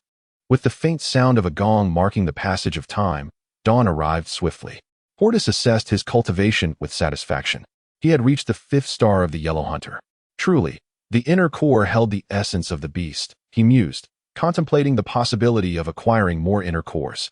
Noticing an unpleasant odor emanating from himself, he greeted the patrolling guards and employed his speed technique, recalling a nearby hot spring. He sprinted to the lower reaches and, without hesitation, stripped off his clothes and plunged into the water. What bliss! The hot spring caressed Hordis's body like the gentle hands of a maid, prompting a muffled sigh of pleasure. Gradually, he relaxed, closing his eyes and floating on the surface, allowing the water's gentle ripples to rock him. The spring bubbled with effervescence. Gurgling joyfully, suddenly he felt an itch on his back. He reached out to scratch it and grasped a clump of purple water grass. Inhaling deeply, he detected a refreshing aroma reminiscent of bamboo. Hordis's eyes widened, for the surrounding steam thickened, obscuring the bottom of the spring. Without a moment's hesitation, he dove beneath the surface, coordinating his arms and legs like a white-skinned frog. The water was less than 2 meters deep, and Hordis easily submerged to the bottom. He observed the undulating purple water grass and began to sift through it. Found you. His fingers brushed against something icy, and a smile crept upon his face, confirming his suspicions. At the bottom of the spring lay a yuxia bamboo. This rare spiritual plant thrives in high temperatures, taking on a crab-like appearance yet remaining as cool as jade. Upon closer inspection, he counted 8 stalks. No wonder he had felt that refreshing sensation on his back. They were 80 years old. The medicinal concoction derived from yuxia bamboo, known as the mingling pill, when held in the mouth, prevents a warrior from falling into madness. This is especially crucial during significant breakthroughs, as it can attract the greed of powerful factions. The 8-decade-old yuxia bamboo could yield 8 mingling pills. Who would have thought a mere bath would lead to the discovery of such a spiritual plant? Elated, Hordis rinsed the yuxia bamboo in the spring, preparing to stow it away, when an unexpected voice interrupted him. Young lad, is that medicinal material you hold? Thou master, Hordis exclaimed with excitement. Surprised, the old man had awakened from his recuperation. A surge of spiritual power swept over the yuxia bamboo. This material is indeed impressive. It greatly aids in stabilizing the soul, the Tao master noted. Hordis quickly inquired, can it help restore your soul's damage? I do not know how to concoct pills, but I can seek a pharmacist to refine it. The old man responded with approval, you are thoughtful. Do not forget that alchemy is also a fundamental skill of the Tao. Fortunately, you can manipulate fire elements. Otherwise, it would have been troublesome. Then please teach me the art of alchemy, Tao Master. Hordis replied eagerly, realizing the value of being knowledgeable in such a desirable profession. Let me ponder. The art of alchemy can enhance your ability to discern medicinal properties and control fire elements. I am curious to see how the pharmacists of this world compare to our alchemists, the old man mused. A torrent of intricate information flooded Hordis's mind, revealing a plethora of alchemical formulas and fire manipulation techniques from Huaxia. It took him a moment to regain his composure, gazing at the Yuxia bamboo in his hands. Hordis was astonished to discern its properties. He had initially thought it could only be used for the mingling pill, but it held further potential. Chapter 32. The beastly crocodile-headed turtle Hordis, having acquired a plethora of formulas, murmured to himself on the return journey to the camp. Aspiring to become an alchemist was no trivial pursuit. It required not only a meticulous mastery of fire elements and abundant medicinal herbs for practice, but also a prolonged period of refinement. According to Hordis's estimation, it would take at least a year to reach a competent level as an apothecary. This is wild lily. This is bale grass. This is crimson flame grass, he said, collecting low-grade herbs as he walked. Unlike the Gothic continent, the initiation into alchemy here did not necessitate the use of potent spiritual plants. The most basic would suffice. With a bag in hand, he scavenged like a forager, ensuring not to waste the abundant fire attribute herbs. Having taken 15 minutes to arrive, he found it had taken nearly half an hour to return to the camp. Nia stood outside the tent, visibly annoyed. Having reheated their meal 3 times before Hordis finally showed up. Where have you been all morning? Hurry up and eat. It's just been heated. Despite her irritation, she hastily handed the breakfast to Hordis. Thank you, Nia, he said affectionately, ruffling her hair before taking a seat on a nearby stool. What's in that bag? Nia asked curiously, eyeing the bulging sack. Before Hordis could respond, her small hands had already untied the knot. Upon seeing the contents, Nia blinked in surprise. Brother, are you planning to raise a rabbit? Why are you collecting so many weeds? Useful. Those are herbs, not weeds. Hordis replied, drinking heartily from his bowl. It seems our guild will soon have an additional apothecary, Polisoa remarked, appearing from behind and eyeing the bag of herbs with mild surprise. Hordis looked up and smiled. President, I simply have a budding interest in alchemy, just experimenting a bit. Polisoa dismissed the seriousness of his words. Knowing well that a warrior specializing in a single skill was already a challenge, perhaps Hordis's interest was merely a passing fancy. After a moment's thought, he produced a piece of parchment from his spatial ring and handed it to Hordis. Here, this is a low-level formula for a stomach-soothing pill, designed to treat minor gastric discomforts. Take it and practice. Hordis's interest piqued. The formulas imparted by his master were from Huaxia, requiring personal identification of herb properties. This local recipe could indeed address his immediate needs and serve as excellent practice. Thank you, President, he exclaimed. Don't mention it. I also have a small low-grade alchemical furnace for you to play with, Polisoa added, treating it as a gesture of goodwill. Hordis, akin to a child with a new toy, eagerly examined the small furnace. Polisoa chuckled, observing that this was the demeanor of a 7-year-old. After breakfast, several key members gathered around. Father, we've already delayed an entire day, Polyti urged. Should we not take a detour to find the fire-leaf python? Those scoundrels from the kiss of the fire serpent may have already begun their operations. Indeed, Hotner agreed, rising as well. I conducted a thorough investigation yesterday. Those beasts were altered by someone using beast control powder, so a bit of precaution should suffice to avoid such encounters again. After considerable deliberation, it was clear that further delays were unwarranted. The hunting team had recuperated well overnight. Under the president's leadership, they restocked their supplies and re-entered the Bis Fire Mountain. Shanshan darted back and forth, continuously directing the team toward the safest paths. This time, they encountered no frenzied beast hordes. The occasional beasts that appeared were swiftly dispatched by the team. After 4 hours of intermittent progress, the team had only collected a few more beast pelts and some low-grade spiritual plants, not a substantial haul. Finally, after traversing a small hill, the landscape opened up before them. A verdant thicket emerged, not a plain but an expansive basin, characterized by a flat terrain surrounded by fiery red rocks, as if cradled by 2 hands. The basin was sizable, spanning 10 miles in diameter, with twisted branches growing throughout. Shielded by the surrounding mountains, a hint of humidity lingered in the air. It's a marshland, Hotner, being the most experienced in terrain observation, noted, "It seems there must be a water source close to the surface causing this." After enduring a day under the scorching sun, the team suddenly felt a refreshing coolness, prompting them to loosen their scarves and allow their skin to absorb the fresh air. "Everyone be cautious. While it is cool here, numerous beasts inhabit this area, so we must not be careless," the president cautioned. "Understood." The ground, though soft, was firm enough for adults to stand without sinking. The team dispersed, methodically advancing. Several members wielded weapons to probe the ground for traps. Hordis discovered an abundance of herbs in this area: green thorn, bluewood jujube, and swallowing insect flower, far surpassing their earlier collection. Nia, under Hordis' guidance, was also gathering herbs. Suddenly, a crackling sound emanated from beneath their feet. "What is that?" Hordis inquired, crouching down carefully. Fortuitously, it was a withered bone herb, said to have a chance of sprouting from the remains of powerful beasts. This was indeed a more advanced herb. Nia used her water spike to sift through the soil and unearthed a massive bone. "Wow, it really is a bone, and such a large one," Nia exclaimed in astonishment. Her voice attracted the president's attention, who approached and crouched down to examine the robust skeleton.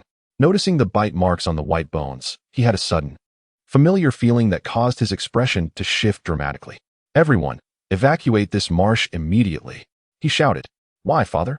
Polity asked, holding a wooden stick and scrutinizing the surroundings.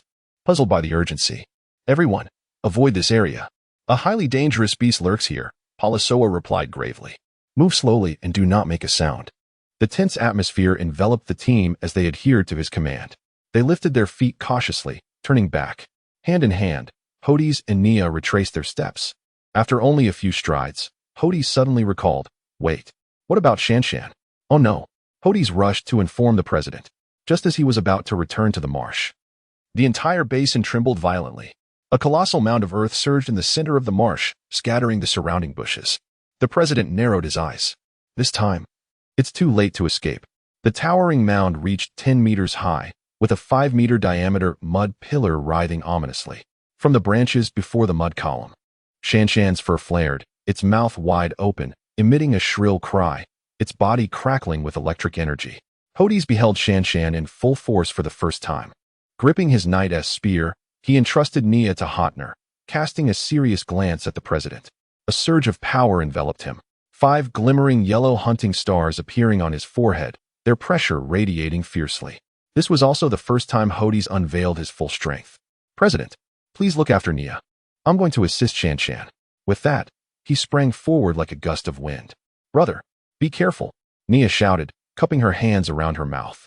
The mud pillar finally broke free, revealing a fearsome crocodile head, followed by a massive turtle shell, and with a powerful flick of its tail, it emerged from the mud.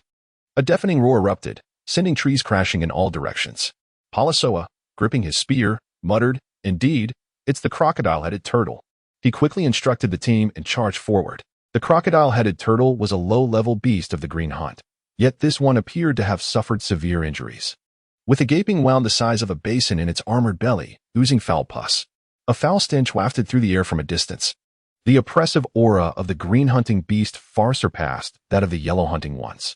As Hordis approached within 10 meters, he was compelled to kneel, his hands firmly gripping the spear, gritting his teeth to maintain his stance.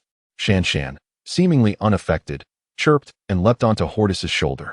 The crocodile-headed turtle displayed a contemptuous expression, its claw-like appendages shimmering with a metallic gleam. Its massive jaws parted, revealing rows of dagger-like teeth exuding a chilling aura. Hordis' pupils constricted, and in his mind, the Jade Pendant began to spin frantically, emitting a brilliant light from the essence of the Yinglong's blood, a faint draconic majesty manifesting around him. Gradually, Hordis straightened, his aura brimming with ferocity.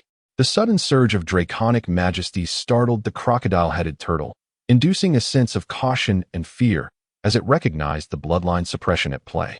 The Yinglong was akin to a divine beast in this realm, and the aura of its blood, along with the presence of Balasoya, was palpable, causing him to furrow his brow.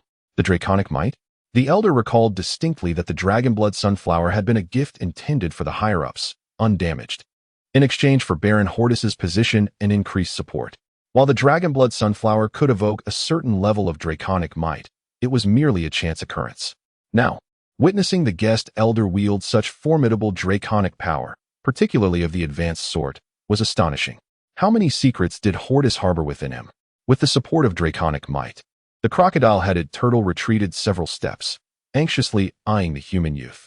Yet, its fear was not entirely unfounded. The golden-threaded thunderbear cub had previously pilfered its inner core, a hard-won prize from a green-hunting beast, with its wounds still healing. Hordis and Balasoya exchanged a glance of mutual understanding before charging forward, targeting the turtle's eyes. Realizing the human's intent, the turtle covered its eyes with its claws. Two piercing strikes from Hordis's spear penetrated its forelimbs, the red cloud effect proving particularly effective, driving 3 inches deep. With a roar, the crocodile-headed turtle violently shook off its claws and surged upward, its massive teeth sweeping towards them. Hordis and Balasoya swiftly evaded, while Shan launched a surprise attack atop the turtle's head, scratching vigorously and emitting crackling sparks. The warriors wielding the great bear's hand were not idle, despite their distance. They hastily set traps, creating distractions with loud noises to divert the turtle's attention. However, it was apparent that the turtle was oblivious to their attempts.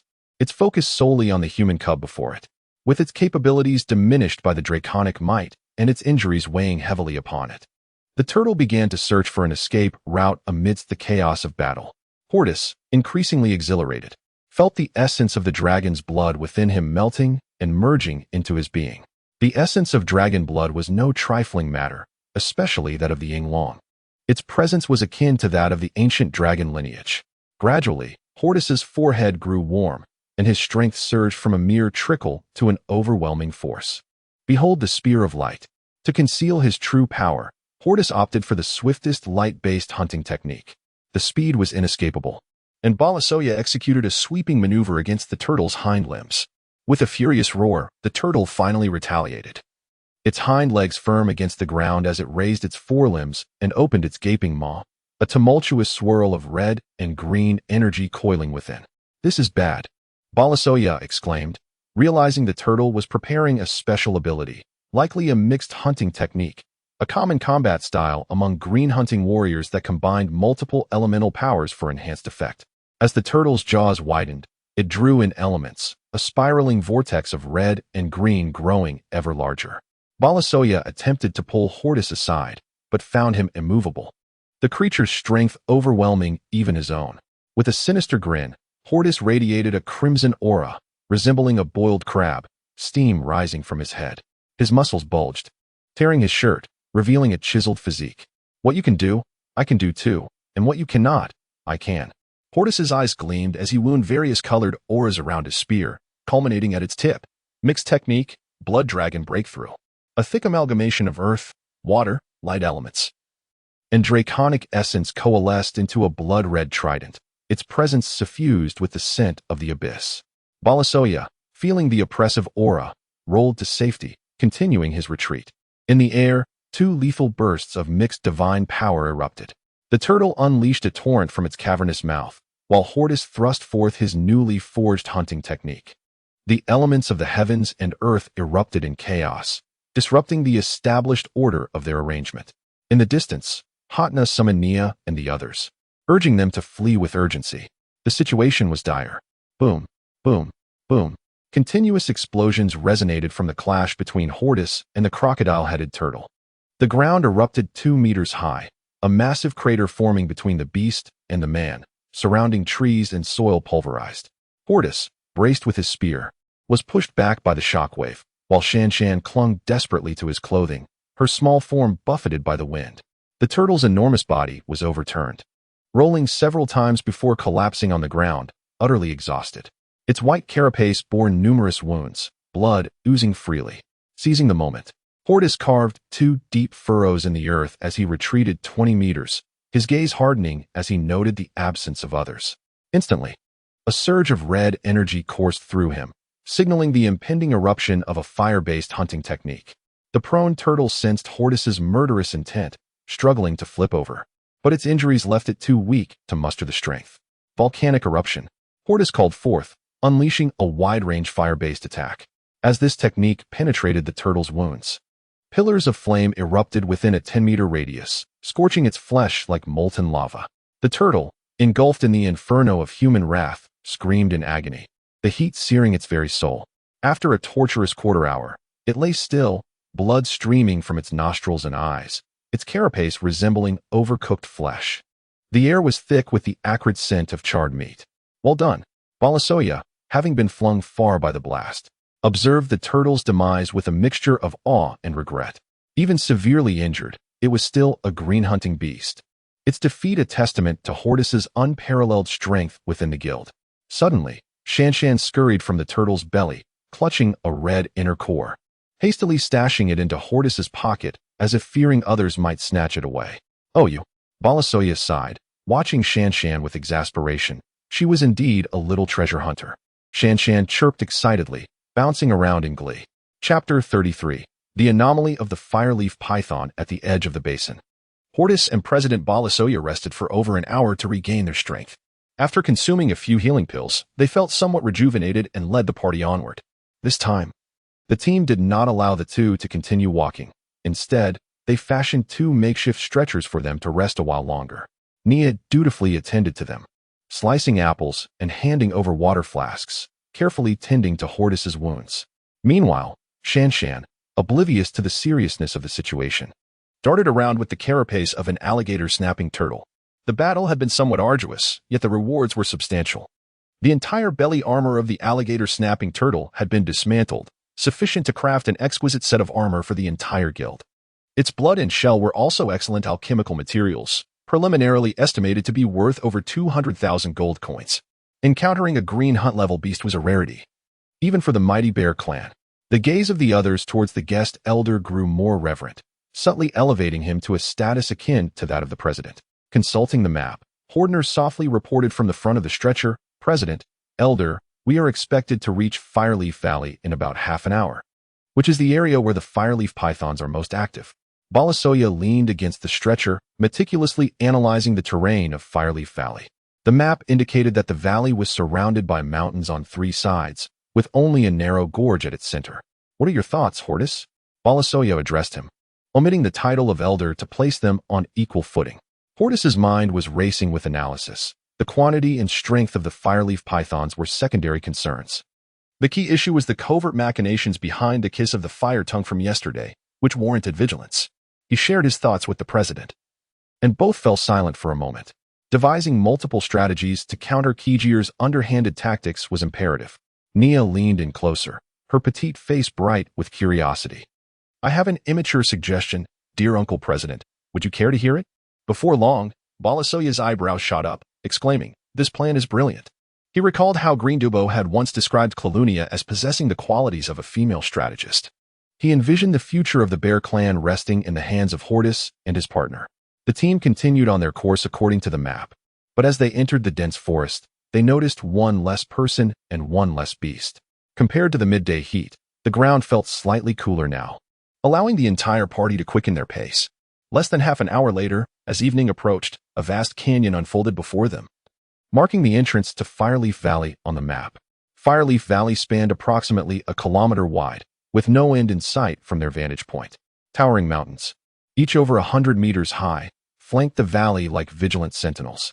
Scaling these formidable peaks was an arduous task, with sheer cliffs that seemed to defy the laws of gravity, unless one could fly. The party had skilled scouts among them, who set off without awaiting the president's command. The rest of the group established a simple camp at the foot of one of the mountains, anticipating a prolonged stay if the area indeed teemed with the elusive red leaves. After a while, the scouts returned, led by Hordner. "Report, President. After thorough investigation, everything appears normal."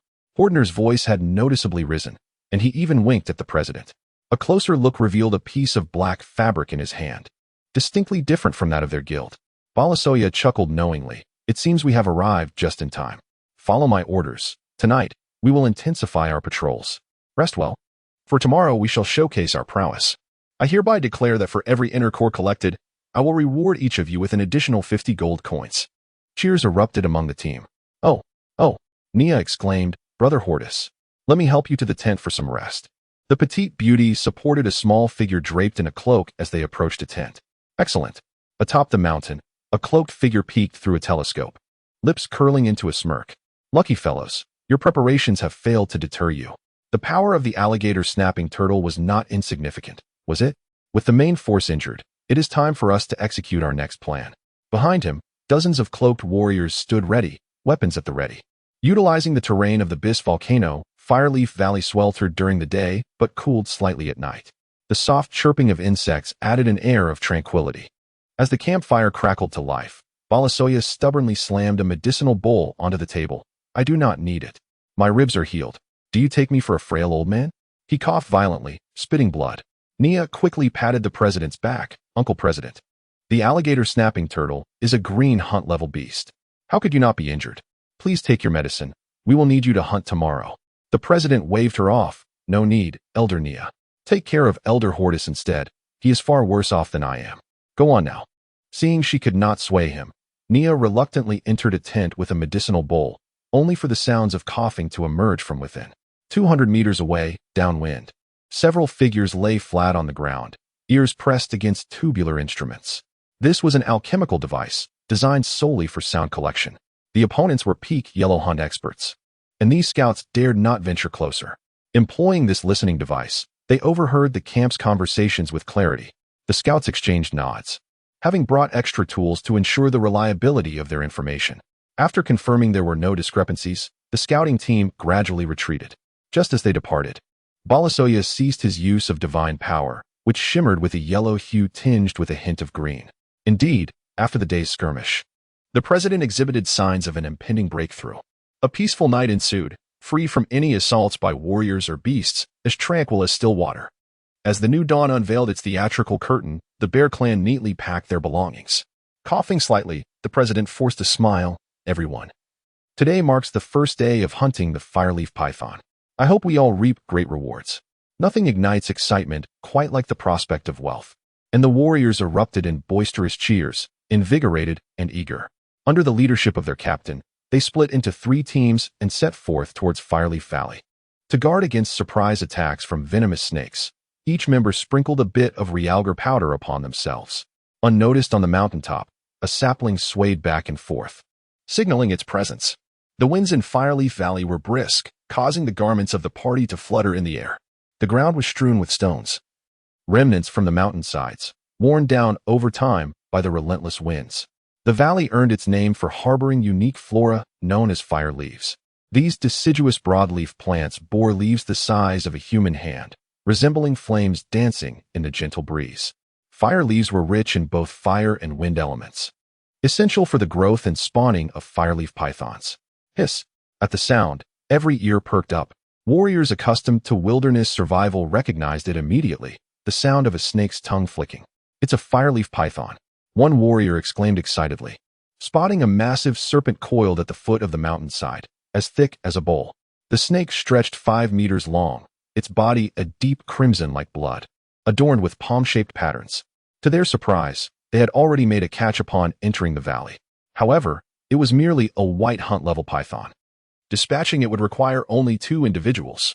Inner cores were out of the question. Only yellow hunt-level beasts had a chance of yielding them.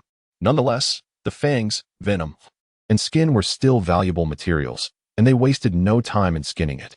Regardless of the outcome, this was a promising start, confirming that this area was indeed frequented by fireleaf pythons, greatly boosting the confidence of the warriors. With the first catch secured, they were certain a second would soon follow. As anticipated, as the team ventured deeper, the frequency of encounters with the fireleaf python increased, and the level of the demonic beasts escalated from white hunter to yellow hunter. An inner core. The group's spirits lifted as a round, glimmering red inner core appeared, roughly the size of a pigeon egg. This was a significant gain, akin to a fire cloud pill. In due time, they could exchange it for considerable enhancements to their strength. The team had advanced 2 miles into the gorge, where the foliage grew ever denser.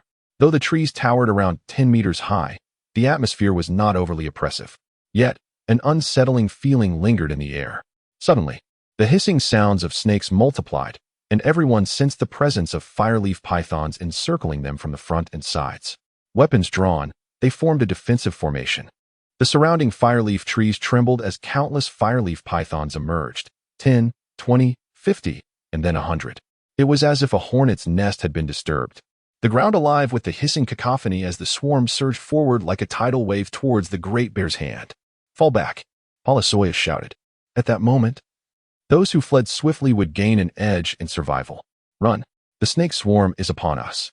Despite the chaos, their formation remained intact, seemingly prearranged. A raucous laughter echoed from the treetops. A red cloak was tossed down, revealing several figures clad in black surrounding them. The leader was none other than Kijio, the head of the Fire Serpent's Kiss. "What do you think, President Polisoya? Are you satisfied with my gift?" Polisoya glared fiercely at Kijio. "You despicable scoundrel.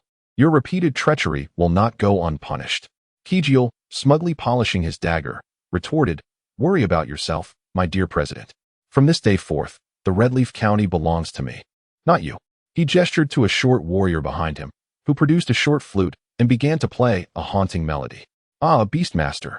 Polisoya furrowed his brow, finally understanding how they could command so many demonic beasts. It was not merely due to their ferocity. Beastmasters were a unique class of warriors in the Gothic continent, possessing elevated mental prowess that allowed them to control beasts through special means. However, there was a limitation. If a beast's mental strength exceeded that of the Beastmaster, it would not be subject to their control, and the number of beasts they could command was also restricted. Upon observing the serpentine horde, Polisoya assessed that this Beastmaster must possess yellow hunter-level strength, otherwise they could not control such a multitude of fireleaf pythons. With the snakes rising ominously, Kijio issued a cruel command, "Kill them." As he spoke, dozens of warriors leapt from the trees, weapons drawn, following in the wake of the fireleaf pythons. The plan was straightforward. Use the fireleaf pythons as bait to ensnare the great bear's hand. To deceive Polisoya, they had intentionally included several lower-tier yellow hunters among the fireleaf pythons, enticing them with inner cores. Kijio had invested heavily in this scheme. Days prior, his preparations began, orchestrating a diversion with wolves, boars, and storks merely to exhaust the enemy's stamina. For warriors, fully recovering their strength was no small feat now. With himself at peak condition and the enemy fatigued, the odds of vanquishing them would significantly increase. Furthermore, scouts reported that both Polisoya and Hordis had been severely injured while passing by the crocodile-headed tortoise, though he regretted they had not perished in its jaws today. Kijio was determined to avenge the destruction of his former team. His guild, painstakingly built over 20 years, had been obliterated by that wretched Hordis. The Prince of Brighton had provided Hordis with the protection of a baron, preventing direct retribution. If he allowed Hordis to grow stronger, it would spell disaster. The selection for the light holy sun was just around the corner, and Hordis would surely interfere. Kijio clenched his teeth. He could not afford to wait any longer. He must ensure Hordis remained trapped here. Polisoya was secondary. But where was Hordis? A keen observation revealed that at the forefront of the fleeing group, a petite beauty clad in silver battle attire and a cloaked warrior were sprinting desperately. No doubt, based on the intelligence, it was Hordis and his fiancée, Nia. With a malevolent glare, Kijio waved his dagger. "One team follows me to pursue those two. The rest remain poised for action." Yes, the Fire Serpent's Kiss did not immediately charge, but rather lingered behind the snake swarm, opting to wear down the enemy's stamina and dismantle their will. Though the fireleaf pythons were numerous, merely 100 or so, most were of white hunter caliber, with fewer than 10 being yellow hunter. In truth, Polisoya was not overly concerned. According to the plan, many of his subordinates, while fleeing, retrieved white porcelain vials from their pockets and began to scatter the contents. Upon closer inspection, it was revealed to be realgar. Although ineffective against higher-level serpents, it proved quite effective against lower-tiered snakes. Some white hunter-level fireleaf pythons, upon detecting the scent of realgar, quickly recoiled, colliding with one another in chaos. This created a significant hindrance for the pursuers. Damn it, were they prepared for this? Kijio pondered, though he quickly accepted the reality. Wearing insect-repellent potions was standard for every guild. He himself often donned them. He urged his men to expend no further stamina and to unleash a brutal onslaught. The Great Bear's Hand was merely 2 miles from Fireleaf Valley, and in less than the time it took to burn a stick of incense, all members had fled the valley's mouth. Behind them, a vast horde of fireleaf pythons and warriors from the Fire Serpent's Kiss pursued. As they reached the valley's entrance, a sharp whistle pierced the air, prompting a grin from Polisoya. He had indeed seized the opportune moment. With a wave of his hand, the entire team split into two, forming a defensive line on either side and clearing a path through the center. At that moment, the snake swarm and Kijiel's forces arrived at the valley's mouth. Just as they were about to clash, an ominous cloud appeared overhead. What is this? Kijiel stared at the gathering clouds in confusion, taken aback. As the clouds drew nearer, his expression shifted dramatically. Quick! Retreat! Caw! Caw! A flock of crowned thunder eagles descended from the sky. Each had a wingspan of 10 meters, their sharp, hooked beaks resembling daggers.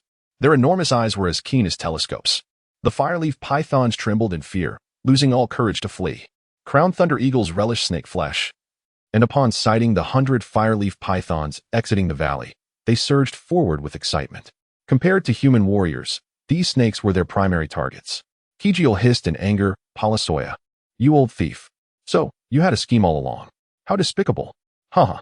Palasoya, shielded by a protective barrier, laughed heartily, in comparison to the esteemed fire tongue kiss. I am merely returning the favor in kind. Chapter 34. The last day of the fiery tongue's kiss retreat. Quickly retreat. Kujire roared. Without his urging, his subordinates had already turned and fled into the valley, like startled birds. The situation had entirely reversed from their previous pursuit of the giant bear's hand. The crowned thunder eagles were no ordinary foes. Aside from the fireleaf python, their keen noses suddenly detected a serpentine scent emanating from the black-clad warriors. A dark cloud split apart, sending a cohort directly after Kujire. Numerous black-clad warriors were pierced through the skull by sharp beaks, falling to the ground with a cry. Some were impaled in the thigh, writhing in agony. The beast tamer beside Kujire sniffed and reported urgently, Lord Kujire, our brethren are all coated with a special powder that attracts the crowned thunder eagles. It appeared that this beast tamer was not one of Kujire's subordinates, but rather an ally. Recalling the ceramic vials tossed by the giant bear's hand, Kujire quickly realized the treachery of Palasoya. Those vials contained not only realgar, but also the powder of serpent's tongue grass. Serpent's tongue grass is known to emit a scent that attracts male snakes for mating. However, it also captivated the attention of the crowned thunder eagles. They could not discern who bore the grass. To them, anyone contaminated smelled like food. A dozen of the crowned thunder eagles, having separated from the pack, treated the warriors of the fiery tongue's kiss as prey. Damn it! Counterattack! Counterattack! Kujire understood that escape was no longer an option. Could they outrun winged beasts? He turned resolutely to engage the crowned thunder eagles instead. At the entrance of Fireleaf Valley, a fierce battle erupted between eagles and snakes. Thunder-based spells clashed with fire-based magic as both factions, including several yellow hunter-level beings, engaged in brutal combat. The struggle was not entirely one-sided. Higher-level snakes could indeed prey upon lower-level eagles.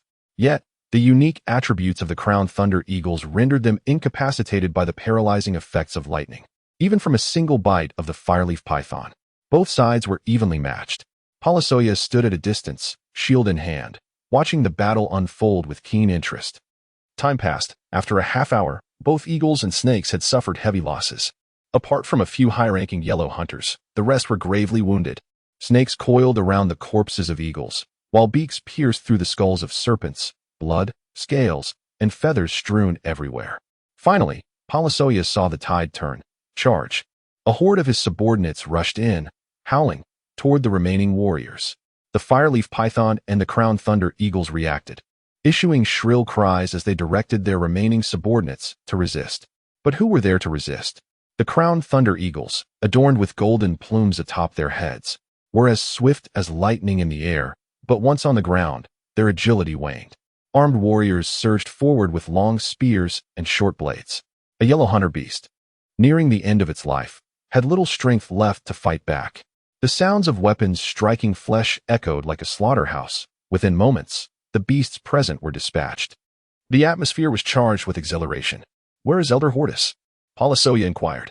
The cloak with Nia was pulled back, revealing a woman, one of the few in the guild. Celia had been masquerading as Hordis since the previous day, now revealing her true self. Standing at barely 5 feet, her petite face radiated charm as she laughed with Nia. Thankfully, she was a girl. Otherwise, Hordis would surely have been jealous. With a rustle, Shanzi and Hordis appeared not far off, both drenched in sweat, holding a bamboo tube. Nia's idea was splendid. We should also use drugs to lure the crowned thunder eagles, an eye for an eye. Hordis dusted himself off. To attract these serpentine foes, they had traveled a full 30 miles. Nia, with her crescent-shaped eyes, added, the guild leader is even more astute. Having laid the serpent's tongue grass at the valley's entrance beforehand, distributing some to everyone. Without that step, our efforts would have been in vain. Polisoya watched the budding partnership with satisfaction. Now that everyone is regrouped, Team 2 will stay to collect materials. The rest, follow me. It is time for revenge. The guild leader's eyes burned with the flames of vengeance. Inside the valley, the fiery tongue's kiss had suffered severe damage. Regrettably, 3 of the separated Crown Thunder Eagles were high-ranking yellow hunters, and the onslaught of thunder and lightning spells had taken its toll. Currently, only Kujair and the Beast Tamer stood back to back, surrounded by dozens of fallen warriors and Crown Thunder Eagles. Wiping the sweat from his brow, Kujair's lips were drawn tight. He was uncertain how many times he had fought. Initially, he could take down a few, but as his brethren fell one after another, he felt increasingly powerless. Breathing heavily, he said, "Burn, it seems unlikely we will survive today. I will unleash a secret technique to carve a path for you. Whether you can escape depends on your skill." The beast tamer named Burn understood the gravity of the situation, although he could control beasts with his mental prowess. The continuous deaths of the snakes had left him reeling. He could hardly summon his mental energy, a significant weakness for a beast tamer. The beast tamer's manner was Burn's base, dedicated to controlling beasts to enhance strength. He never anticipated encountering such a formidable challenge on his first assignment from the sect leader. The Fiery Tongue's Kiss was merely a small guild. Its demise held little consequence for him. Yet, it appeared that Kujair, the leader, possessed a sense of loyalty, willing to provide a means of escape even in death. Should he return to the manor, he would speak highly of him, provided this man survived. At that moment, 4 yellow hunter-level Crown Thunder Eagles encircled the two. Their bodies crackling with lightning, talons firmly gripping the ground, their golden eyes fixed upon them, exuding a menacing aura. Kujair's muscles swelled, veins bulging at his temples, blood tears streaming from his eyes. Yet, his breath surged, a faint green divine energy began to infuse his body, forcibly elevating him to green hunter level. The fabric of his pants crackled as it tore, veins bulging beneath the skin. The Crown Thunder Eagles, sensing the life and death struggle, steeled themselves. Their golden plumes shimmered with violet lightning, concentric rings of lightning traveling from their heads to their feet. With a shriek, the King of Birds unleashed a piercing cry. Their wings flapped fiercely, whipping up a tempest, their sharp beaks raised in a fierce challenge. With an indomitable spirit, they charged at Kujair and Burn. "Great Sun, burn the heavens." Kujair spat blood, his teeth crunching audibly. The dagger in his hand sliced through the air, radiating a tempest of rage. Burn quickly bent his knees. A hunter's spear the width of a bowl swooping overhead, sending chills down his spine. Squawk, uft, squawk, uft, like a chop to licorice, despite some resistance. They managed to slay the 4 yellow hunter Crown Thunder Eagles in one breath. Kujair, however, was not unscathed. He had been pierced in 2 places by the eagle's beaks, one in his abdomen and the other in his chest. He gasped, spewing blood skyward. And as he was about to collapse, Burn caught him. Knowing his time was short, Kujair hastily relayed his final wishes. "Tell my nephew he must seize the title of the Holy Sun. Additionally, inform the Crown Prince that Baron Hordis must die, otherwise, it will lead to disaster." After delivering his final words, his head tilted, and he succumbed to death. Burn promptly stowed the dagger in his spatial ring. Hearing the chaotic footsteps in the distance, he realized the giant bear's hand was approaching. They could not afford to remain idle. If they did not flee now, it would be too late. Burn was resolute. He abandoned Kujair's lifeless body and dashed deeper into Fireleaf Valley. In just a few days, the president led his team to hunt down their foes to this very location. Observing the numerous fallen warriors and the deceased Crown Thunder Eagles, a sense of melancholy washed over him. After battling a nemesis for over 20 years, the sight of Kujair's lifeless body evoked deep reflections. The life of a warrior is a relentless struggle against others, against existence, against destiny, and against the heavens themselves. Without needing a command, his subordinates commenced the grim task of clearing the battlefield, meticulously collecting the corpses of the Fire Leaf Python and Crown Thunder Eagles, organizing their hides, blood, beaks, and other remains. Some began to carry the bodies of the warriors who had perished in the kiss of fire, carefully verifying their identities. Many were old adversaries, well known to him. "Strange, where's that beast tamer?" Hordis inquired. Ever since he became aware of this unique profession, his curiosity was piqued. If he could learn their secret techniques, would it not enable him to communicate more effectively with Shanshan? Perhaps even with other magical beasts? Thus, His singular focus rested upon the beast tamers. "No need to pursue any further," Palasoa remarked, crouching beside Kujair's corpse. The dagger of Kujair had been taken by the enemy, a loss more significant than any heirloom. Without Kujair's intent, it was impossible to hand it over to a beast tamer, even if it were to be destroyed. "What a pity," Hordis lamented. "How wonderful it would be to master the art of taming beasts." He voiced his thoughts aloud. "Oh," Palasoa regarded him with a knowing smile. "What is this? Are you considering abandoning your path as an apothecary to pursue beast taming instead?" His expression was a blend of amusement and bemusement, revealing the childish nature of Hordis' aspirations. "Not at all," Hordis quickly denied. "I merely wish to communicate better with Shanshan."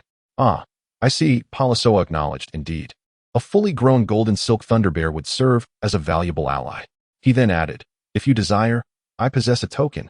With that, Palasoa tossed a bone-crafted token to Hordis. "This was given to me by Machira, the leader of the Beast Tamer Mountain, and grants you access to any of the minor officials. You may wish to pay a visit when time allows." Hordis pondered. The president indeed had extensive connections. A county-level Bronze Guild president was somehow associated with the silver-level Beast Tamer Mountain, even aiding one of their hall masters. Such connections were substantial. "President, look."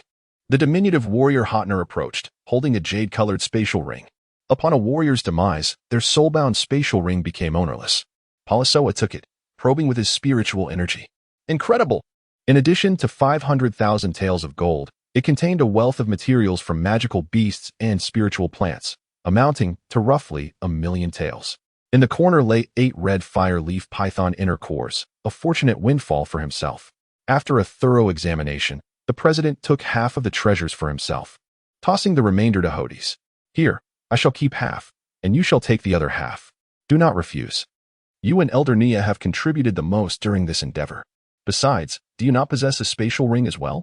Just as Hordis was about to decline, he was interrupted. He glanced at the spatial ring. "President, there is a tome here. Great sun burning heaven. Let this remain with the guild." Palasoa waved his hand dismissively. Secret techniques were not something anyone could acquire casually. Typically, they served as pivotal assets in critical situations. Kujair had risen from the pinnacle of Yellow Hunter to the initial stage of Green Hunter. Had circumstances not forced his hand, he would not have met his demise. To ensure Hordis had additional means of survival, Palasoa resolved to bestow the secret technique upon him for protection. Gazing at the gold and materials within the spatial ring, Hordis marveled at the fortune garnered through bloodshed. The money arrived swiftly, perfectly timed for him to study alchemy. Without hesitation, he slipped the ring onto his ring finger, ensuring that future transactions would raise no suspicion. After a full hour of meticulous cleanup, they had acquired 24 fire leaf python inner cores, with Hordis claiming 12. The remaining gold and materials would be redistributed upon their return to Red Leaf County, a resounding victory indeed. As they surveyed the amassed corpses, a heavy silence enveloped them. Perhaps today's warriors would become tomorrow's echoes, for the fate of a warrior is fraught with peril. "Bring forth the torches," Palasoa commanded solemnly, scanning the gathered crowd. "Though we have been adversaries for over 20 years, and your character leaves much to be desired, it is time for dust to return to dust. I hope you find peace in the afterlife." Death extinguishes life as a flame is snuffed out. The president refrained from uttering harsh words. He cast a torch onto the bodies, igniting them with a resounding roar, and the acrid scent of burning flesh mingled with kerosene wafted through the air. Nia nestled against Hordis. Her tender age of 7 belied her profound experiences. Murder, arson, and the hunt for magical beasts, all the complexities of human nature etched indelibly upon her youthful psyche. Hordis gently patted her small head, though it pained him. The world governed by martial prowess was undeniably harsh. Perhaps if he were stronger, he could better safeguard those he held dear. Noticing no one was watching, he slipped the spatial ring onto Nia's finger. The spatial ring had the ability to expand or contract to a degree, alleviating any concerns of it slipping off. Nia blushed, pondering whether this was her brother's proposal. After all, he had bestowed a ring upon her. "Oh, silly girl. This is merely a spatial ring," Hordis whispered softly into her ear. "It's far too precious." Nia protested nervously, fearing she might not protect it adequately. "Fear not. With me by your side. What is there to worry about?" "Accept this gift," Hordis asserted, embodying a slightly paternalistic demeanor that Nia found endearing. The valuable contents had long been transferred to a jade pendant. He understood the danger of possessing riches. leaving only 10,000 taels of silver notes in Nia's ring for emergencies. As the final flicker of flame extinguished, a vast expanse of ash remained on the ground. President Palasoa felt a surge of excitement. Hands clasped behind his back, he turned to the crowd, his gaze fierce and unwavering. I hereby declare, the Kiss of Fire Guild is no more. Cheers erupted, hooray. With the downfall of the Kiss of Fire, Red Leaf County had lost a competitor of 20 years, marking a monumental victory for the Great Bear's Hand as it triumphed over an equally ranked guild for the first time. He knew he must continue striving. Once he ascended to the Green Hunter level, he could apply for a Silver Guild, allowing him to recruit more warriors and venture into new territories. Chapter 35, Elevating Cultivation. The beginning of alchemy, with September still a considerable distance away, the Great Bear's Hand showed no signs of relinquishing its hold. Under the leadership of Hordis, the president led several trusted confidants back to Hongye County to manage the gold tickets and materials, while also updating his formidable backing, the Kiss of Fire Tongue. With the president's departure, authority was effectively entrusted to Hordis. Although his son, Polity, held considerable prestige, the members had developed a profound respect for Hordis ever since he vanquished the green hunter-grade crocodile turtle. Furthermore, Hordis's status as a guest elder solidified his influence, leading to a daily influx of warriors seeking guidance on subsequent actions. Polity felt no jealousy. His father had long communicated the situation to him. Hordis's stage was not confined to the diminutive Bronze Guild. What mattered now was to embrace unconditional trust and cultivate a rapport with this future behemoth. Hordis's prospective fiancée, Nia, proved to be an astute assistant, thus entrusting the hunting team entirely to Hordis. What a headache, Hordis lamented, patting his head. Previously, he had considered matters solely for himself, but now he felt an unexpected weight upon his shoulders. Just like in his past life, a star player does not necessarily lead a team well. A poor manager might very well embody the soul of the group. While he had often perceived the president and his associates as imposing figures, taking the reins revealed a different reality. Fortunately, Polity possessed some insights, and now Nia was learning management principles from him, laying a foundation for future team oversight. According to scouts, the Fireleaf Valley stretched at least 30 miles. Ample time for the president and his entourage to return. With the Kiss of Fire Tongue's ambush no longer a concern, the team could proceed with their hunting endeavors in an orderly manner. Each warrior under his command was seasoned and skilled, requiring little additional effort on his part. Only in the presence of high-level yellow-hunted beasts would Hordis and Shanshan intervene. As tasks were distributed smoothly, Hordis found himself with some leisure time. With little to do, he retreated to his tent, retrieving the small alchemical furnace gifted to him by the president. To maintain discretion, he refrained from using elemental fire magic, instead setting the furnace on a stone and lighting a fire beneath it. In truth, the simplest potions did not require much time. One needed only to maintain sufficient heat beneath. Everyone was aware that the acting leader was engaged in alchemy, and thus paid little heed. Only Nia and Shanshan busily tossed bundles of firewood aside for easy access. Hordis opened the most basic recipe for a stomach-nourishing pill, grinding together cattail pollen, beef liver fungus, and red flame flowers before adding half a bowl of spring water. The materials were relatively easy to find, abundant all around. Hordis monitored the heat, and the furnace emitted a bubbling sound that might mislead an unknowing observer into thinking he was preparing a meal. Next, he executed the steps of the ancient Chinese alchemical technique, channeling his mental energy into the furnace while meticulously observing the interactions and meldings of the herbs. The cattail pollen and red flame flowers were rather dry, while the beef liver fungus retained some moisture. After soaking in spring water and being subjected to heat, the mixture soon divided into two distinct zones. Initially, all seemed well. The herbs gently coalesced, but gradually the viscous amalgamation became unstable. With a resounding bang, the furnace exploded. Fortunately, as it was merely a low-grade potion, the explosion was minimal. Hordis emerged from the tent, his face covered in soot, coughing as he gasped for air. The acrid odor wafted about, prompting his comrades to fan their noses and retreat at a distance. Once more, he had inadvertently added too much cattail pollen. Bang! Oh, it was the water that had been excessive. Again! Bang! The temperature had not been adequately managed. Throughout the day, the tent echoed with the sounds of explosions, resembling a coal mine.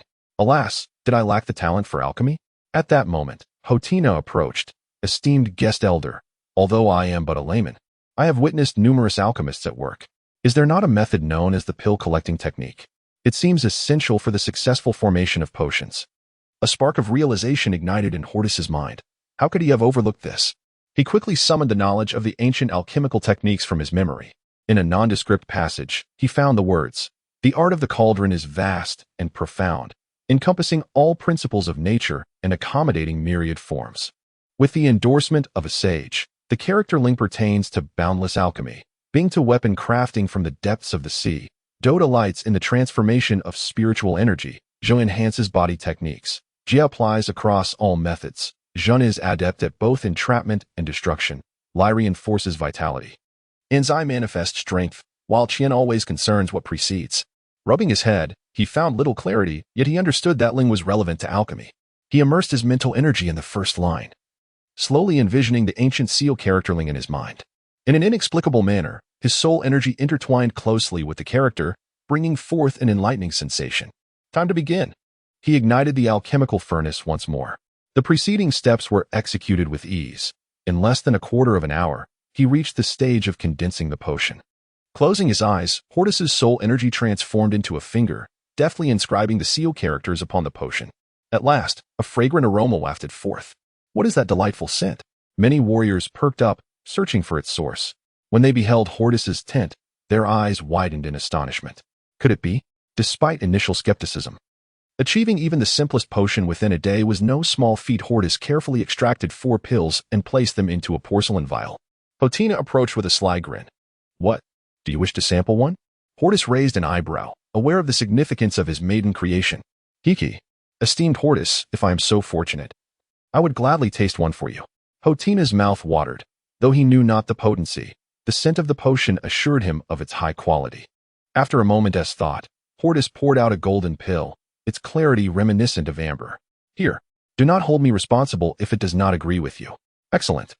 Hotina eagerly seized it and swallowed it whole, smacking his lips. Remarkably, there was no bitter aftertaste. By now, a crowd had gathered around, enviously watching Hotina, some regretting not having requested a sample first. It was worth noting that even the simplest potion cost a gold coin to procure. Hordis scrutinized Hotina for any reaction. Waving his hand dismissively, he said, "Fear not, Elder Hordis, my stomach is as robust as iron." Even if... A strange sound interrupted him, and Hotina's face flushed as he clutched his abdomen. "What is that noise?" "It reeks." Another sound followed. Realizing something was amiss, Hotina squeezed his legs tightly together, his complexion turning purple. Before anyone could inquire, he dashed into the thicket, covering his rear. Clanging, clanging. The sounds echoed, revealing a rather flamboyant display, reminiscent of a comedic performance. The surrounding warriors quickly dispersed, and upon their return, each sported makeshift K95 masks. Nia, holding her breath, inquired, "Brother, how effective is that pill?" Scratching his head, Hordis hesitated to guarantee its efficacy. He pondered, "I possess the legacy of the Taoist sage. Surely, no blunders could occur." Glancing around, he said, "There are still 3 pills left. Who among you is interested in trying?" With a rush, the warriors activated their movement techniques, leaving behind only 2 elders and a golden-threaded thunderbear, standing in a daze. After a full half-hour of overwhelming power, Hortner emerged from the thicket with a pallid face, trembling as he leaned on his stick, step by step making his way out of the woods, looking as if he had been overworked. With darkened circles under his eyes, snot hanging down, and a hoarse voice, he lamented, "Elder, please, cease your alchemical endeavors. This is life-threatening." Hordis scratched his scalp, contemplating, I'll research further. It seems some steps may have diverged. Try again in a moment." Before he could finish his sentence, with a swish, only the stick remained on the ground. As Hortner vanished, "My heavens, if this happens again, my insides might just turn inside out." Hordis scoffed, raising a middle finger in frustration. He finally abandoned the notion of refining potions once more. As night fell, Hordis retrieved a Dan from the Jade Pendant, cradling it in his palm as he began practicing the Heart Sutra of tranquility and rebirth. Streams of red energy were absorbed into his mind from the pendant, then refined and sent back throughout his body. Since Hordis had already attained the pinnacle of the Yellow Hunter's 5th star, a single Dan was insufficient for further advancement. Soon, 1 Dan vanished from his hand, followed by another, and before long, he had consumed 5 in total by dawn, successfully attaining the 6th star. Feeling a substantial increase in power, counting his remaining 8 dawn, he estimated that at this rate, he would soon reach the 7th star. He promptly rose to wash up. And according to custom, after breakfast, he planned to hold a morning meeting to assign the day's tasks. Upon lifting the curtain, he was taken aback to find a throng of team members gathered at the entrance, each pair of eyes sparkling with eager anticipation. "What is the meaning of this?" Hordis inquired, perplexed. "Hordis Elder." The crowd parted, revealing Hortner, his face aglow with excitement, grinning from ear to ear. "You look quite well, Captain Hortner," Hordis remarked, crunching on a cucumber. "I have advanced to the 8th star of the White Hunter," Hortner exclaimed, brimming with enthusiasm. "Thanks to your stomach-nurturing Dan. It thoroughly cleansed the impurities within me. By evening, I felt my absorption of elements significantly enhanced, and by morning, I achieved my promotion." Hordis paused his munching, intrigued. "Are you saying that Dan possesses marrow-refining properties?" Observing the eager nods of his companions, he too felt astonished. Could it be due to the L-N character alchemical formula? A petite female warrior, with a playful tone, chimed in. "Elder Hordis, might I also receive one? I've put in considerable effort to emulate you." With a mischievous wink, she added, "And I have some secrets to share with you, having shared a tent with Sister Nia." "Don't say such things," Nia interjected, hurriedly covering Celia's mouth with a small hand, her cheeks flushed like a ripe apple. "Elder Hordis, being young and accomplished, grant me one. And I promise to serve you diligently." "What nonsense! You, a brutish fellow, think the esteemed one needs your delicate service?" Hordis retorted. "This is a rare biling tree I've accumulated over the years. It's a fine herb among low-level spiritual plants." Amid the raucous chatter resembling a bustling marketplace, Hordis raised his hand, declaring, "Enough. It's merely a stomach-nurturing Dan. I have plenty. Today, I shall embark on a grand alchemical undertaking. You shall continue with your hunting tasks." "Yes," the crowd responded, excitement palpable. With ample materials at hand, and leveraging yesterday's experiences, Hordis' yield was substantial, each furnace producing 3 to 5 dawn. By afternoon, feeling the toll on his mental energy, he paused after 2 furnaces to practice the Heart Sutra of Tranquility and Rebirth. Gradually, he sensed an enhancement in his ability to perceive the surrounding elements. This was excellent. He could refine potions while simultaneously bolstering his strength. Shan and Nia also each received a Dan and had since disappeared, likely off to eliminate impurities. By the evening, around the campfire, the team showcased their accomplishments. 3 fireleaf python dawn. Hordis displayed several porcelain vials, eliciting audible salivation from those nearby. "Let me clarify, everyone gets a share. But those on night watch shall collect theirs tomorrow. We need them alert, and this camp is no longer safe." He distributed over 20 stomach-nurturing dawn according to their numbers. Sniffing, he continued, "After today, we shall relocate camp. The odor is becoming overpowering." There were some awkward responses. Early the next morning, the entire team appeared invigorated. Most warriors who consumed the stomach-nurturing dawn had advanced by 1 star, while those who hadn't were on the brink of promotion. If the club president returned, he would surely be astonished. However, it was advised that only 1 should be consumed, as subsequent doses would lose their efficacy. The president had previously instructed that he would not return immediately, allowing Hordis to gain more leadership experience. Calculating the time, it would likely be a week's wait. 3 days later, they set off to conquer the last stretch of land. Hordis stood at the forefront of the team, his spirit soaring.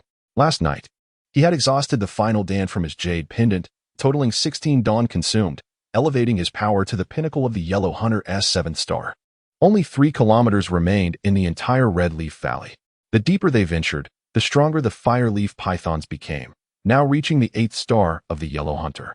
Gone were the snakes the size of bulls. Now stood a fireleaf python as thick as a barrel, its body wreathed in red flames. A distinct bulge on its head signaling impending advancement. "Execute Plan 1. Nia commanded sharply. Having integrated into the team over time, Nia fully utilized her intellect, dedicating evenings to studying Sun Tzu's art of war with Hordis, analyzing the triumphs and defeats of renowned battles. She understood the necessity of self-improvement to keep pace with her brother. Now, Nia had become the chief strategist of the giant bear's hand, effortlessly wielding tactics such as ambush, blitzkrieg, and feigned retreats, earning the respect of all. Upon hearing Nia's command, the warriors swiftly dispersed, surrounding the massive python. Each drew forth a bamboo tube. Release. With a pop, the tubes uncorked, and the left flank unleashed a stream of a viscous liquid, which upon closer inspection resembled honey. The right flank opened their tubes, releasing a swarm of stinging bees, captured specially for this mission. The 8-star fireleaf python narrowed its pupils, seemingly aware of the human's intentions, summoning flames that engulfed its body, incinerating any nearby bees. However, the number of toxic bees was plentiful, and disregarding the python's fiery display, Nia coolly directed her team to proceed. Hordis, brandishing his knight's spear at the forefront, prepared to thwart any escape attempts by the fireleaf python. Now at the 7th star of the Yellow Hunter, his combat capabilities were on par with early Green Hunters, leaving him unperturbed by potential setbacks. After a full 15 minutes, the fireleaf python had exhausted all its fire-based techniques, its body glowing red like molten lava, the ground beneath it pockmarked from corrosive burns. Seeing that the moment was ripe, Hordis was about to strike when Nia halted him. With a smile, she said, "Patience, we shall now execute Plan 2. Another group of warriors approached, each carrying a large wooden barrel. "Release," Nia commanded, and the lids were swiftly removed. Inside lay no miraculous concoction, merely plain ice water. In a moment of confusion, Hordis watched as icy water splashed onto the fireleaf python. Hiss, hiss. A miraculous transformation occurred. The python's crimson body, drenched in ice water, began to swell with numerous bulges, and soon its skin shattered. Hordis grasped the principle at play, the phenomenon of thermal expansion and contraction. The intense heat met with the icy deluge, causing the python's flesh to momentarily fail to adjust, resulting in catastrophic damage. Nia, on her tiptoes, paced back and forth, reveling in her achievement. Hordis extended a thumb in admiration, acknowledging her cleverness. A formidable fireleaf python, rated at 8 stars, writhed in agony, wreaking havoc upon the surrounding earth and trees. Meanwhile, all the warriors raised their shields in unison, protecting themselves from harm. After all, despite the beast's ferocity, it lacked the cunning of humanity. Suddenly, a familiar voice echoed. Balasoya approached from behind, clapping his hands, a beaming expression gracing his face. He had been present during the execution of Plan A, but had remained silent to observe Nia's capabilities. Unsurprisingly, her actions had caught the president's attention. If she were not Hordis's fiancée, he would have been inclined to adopt her as a goddaughter. "Welcome back, President," the warriors exclaimed as they lowered their shields and gathered around, eager to greet him. "What of your strength?" Balasoya inquired, somewhat perplexed. Chapter 36. Encounter with the alchemist's team. Upon realizing that the stomach-soothing pill had enhanced everyone's abilities, Borisoya's eyes brightened. This charming elder was indeed becoming more and more agreeable. Such a rudimentary pill formula could yield such miraculous effects. It was imperative to devise a means to acquire more formulas. Not only was he nurturing future sovereigns, but he was also on the path to becoming a master alchemist. What a special identity it was to be an alchemist on the Gothic continent, who among the populace was free from ailments. The demand for such individuals was boundless. Alchemists were classified into 4 ranks: heaven, earth, mysterious, and yellow. Attaining the yellow rank could bestow significant privileges at the county level. If Hordis could learn additional formulas to qualify as a yellow-level alchemist, it would enhance his own capabilities considerably. After conversing with Hordis for a while, Borisoya acquired 10 bottles of stomach-soothing pill, causing his smile to stretch from ear to ear. "Elder Hordis, you are indeed our lucky star. The inner elixirs have been quite plentiful as of late. Are there any conditions? I could assist you in your endeavors." Hordis contemplated for a moment, recalling that he still had no leads on the jade crab bamboo. He casually inquired, "I wonder if it would be possible to obtain the formula for the mingling pill?" "Oh, do you possess jade crab bamboo?" Borisoya asked, intrigued. After all, acquiring the mingling pill would significantly increase his chances of advancement, and he had been keeping a close eye on it. His spatial ring had long been prepared with the necessary formulas. Behold, Hordis produced the exquisite specimen, and Borisoya couldn't help but feel a stir of excitement. This must be at least 80 years old. He gingerly examined the root, resembling a crab's claw. Regrettably, this precious herb belonged to Hordis, making it inappropriate to ask for it. Sensing Borisoya's longing gaze, Hordis chuckled and placed the entire jade crab bamboo into his hands. "What is this?" Borisoya questioned, puzzled. The mingling pill was not only essential for him, but likely for Hordis and his kin as well. What could this mean? Hordis waved his hand dismissively. "I have but a modest request. I wish to observe the refining process. Anything beyond that can be kept for me." It was a fair deal. Indeed, exceedingly fair. This was pivotal for his advancement to the Green Hunter rank. Borisoya patted his chest in assurance and happily produced 6 inner elixirs as a token of gratitude for the herbs. Hordis accepted gleefully. For him, the inner elixir was a far superior option, free from any constraints regarding his advancement. 3 hours later, the final area of Fire Leaf Valley was cleared, and they had acquired 3 inner elixirs from the Fire Leaf Python. They intentionally refrained from slaying any remaining white hunter-level beasts, allowing the population some space to grow. After a brief reckoning, excluding Hordis' share, the giant bear hand had obtained a total of 20 Fire Leaf Python inner elixirs, sufficient to exchange for 20 Fire Cloud pills. The thought of the splash attribute of the Fire Cloud pill made Hordis' heart race.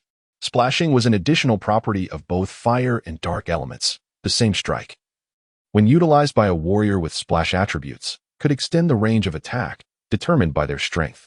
It was, in essence, both a single target and area attack skill. As twilight approached, Brias suggested they take advantage of the remaining month to continue hunting fire leaf pythons and to pursue other magical beasts to bolster their earnings. This proposal received unanimous approval. The entire team split into 2 lines, with scouts leading the way, preparing torches with great anticipation. Just as they exited Fireleaf Valley, approaching midnight, they ignited a campfire and made camp at the valley's mouth. Brias inquired about each team member's current strength, his gaze probing toward his spatial ring, which housed potions for cleansing and fortifying the body. "Who goes there?" a sentinel shouted, for they had not slept and thus had not blown the warning horn. In the distance, a fire dragon approached, led by a woman donned in a pink mask. Tall and elegant, her serpentine waist swayed enticingly, attracting the gazes of many men.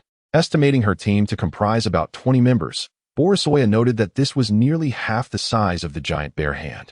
Hence Hordis and the others did not regard them with much concern. As the group drew nearer, the truth became clear. Clad in green, adorned with embroidered alchemical furnaces, the team was none other than the Apothecaris Guild, one of the leading forces in Honya County. At the helm was the captivating Miss Chalice. "Ah, it appears I have arrived late," Chalice purred, her voice flirtatious as her fox-like eyes scanned the giant bear hand, lighting up as she approached Hordis, swaying her slender waist. She playfully lifted Hordis's chin with her finger, leaning in. "TSK, TSK. So it's Baron little brother, huh? You are even more handsome than I remember."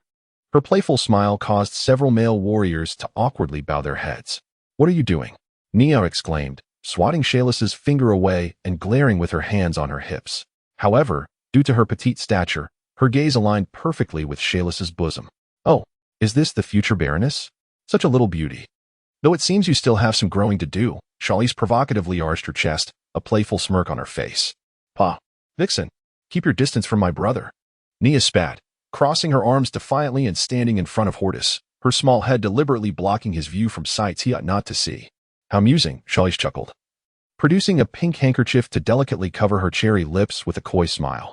Brias, unable to bear the scene any longer, interjected, "Miss Chalice, you haven't come here merely to amuse Elder Kaching, have you?" "Why, of course not. I have put in much effort to seek the Fireleaf Python, only to find you heartless brigands have claimed the spoils first. It truly saddens me." Chalice feigned a wounded expression, clutching her chest. The Apothecaris Guild members exchanged wary glances. Accustomed to their leader's antics, she had a penchant for creating mischief wherever she went, seemingly disregarding her dignity as a leader. Had it not been for the immense backing she possessed, she would have long been dealt with by her own. Noticing Brias' frown, Chalice ceased her teasing, adopting a serious demeanor. "Well then, my esteemed leader, we have not come to compete for inner elixirs." She delicately adjusted a stray strand of hair. "Master Dardaniel from the Provincial Guild requires fire cloud pills in significant quantities to advance to the earth level. Over 20 counties are mobilizing for this purpose, and even I have been dispatched." It turned out that Master Dardaniel was a renowned alchemist who had reached the pinnacle of the mysterious level by the age of 35. No wonder such an extensive effort was underway. Once he ascended to Earth-level Master Alchemist, his potential and status would undoubtedly soar, making even the Golden Guild treat him as an esteemed guest. How many Earth-level Master Alchemists were there in the entire Palaya Empire? Fewer than 30, meaning that each province had scarcely one. Seeing the astonishment on Brias' face, Chalice giggled. "So, what treasures have you gathered today?" "I am ready to trade fire cloud pills right now." Hordis felt a rush of excitement. This could save them a great deal of time. "Let us trade." Brias cheerfully offered 10 porcelain vials, each containing 2 inner elixirs from the Fireleaf Python. After inspecting them, Chalice accepted without pretense. producing 20 fire cloud pills from her spatial ring and handing them over to Borisoya. Everyone was elated. 20 inner elixirs were quite a substantial amount. By the way, Borisoya hastily inquired, "Does your guild have an alchemist capable of refining the mingling pill? I would like to request your assistance in creating a few." "Do you possess jade crab bamboo?" Chalice asked, somewhat surprised. Although not an exceedingly rare herb, its acquisition relied on a measure of luck. And even her guild stock was limited. Indeed, Polisoya presented the exquisite jade crab bamboo, stating, "I promised Elder Hordis that I would ultimately witness the alchemical process." He had not forgotten a small request. Is this what the Baron discovered? How fortunate to see young Hordis. "I am indeed a master alchemist specializing in the creation of the mingling pill." Sally mischievously winked at Hordis. An anxious Nia stomped her feet in frustration, fearing that prolonged association with such a woman would inevitably corrupt her brother. Hordis shook his head and gently pulled Nia's shoulders, saying, "A couple of days ago, I was quite bored and spent an entire day crafting some stomach-nourishing pills, so I wish to observe the creation of new potions as well." Sally raised an eyebrow in confusion. "Are you suggesting you personally concocted the stomach-nourishing pills in just one day? Surely, you jest to amuse your sister? Although this potion is of the lowest grade, if one can independently deduce it without systematic study or a mentor's guidance, that is indeed a remarkable talent."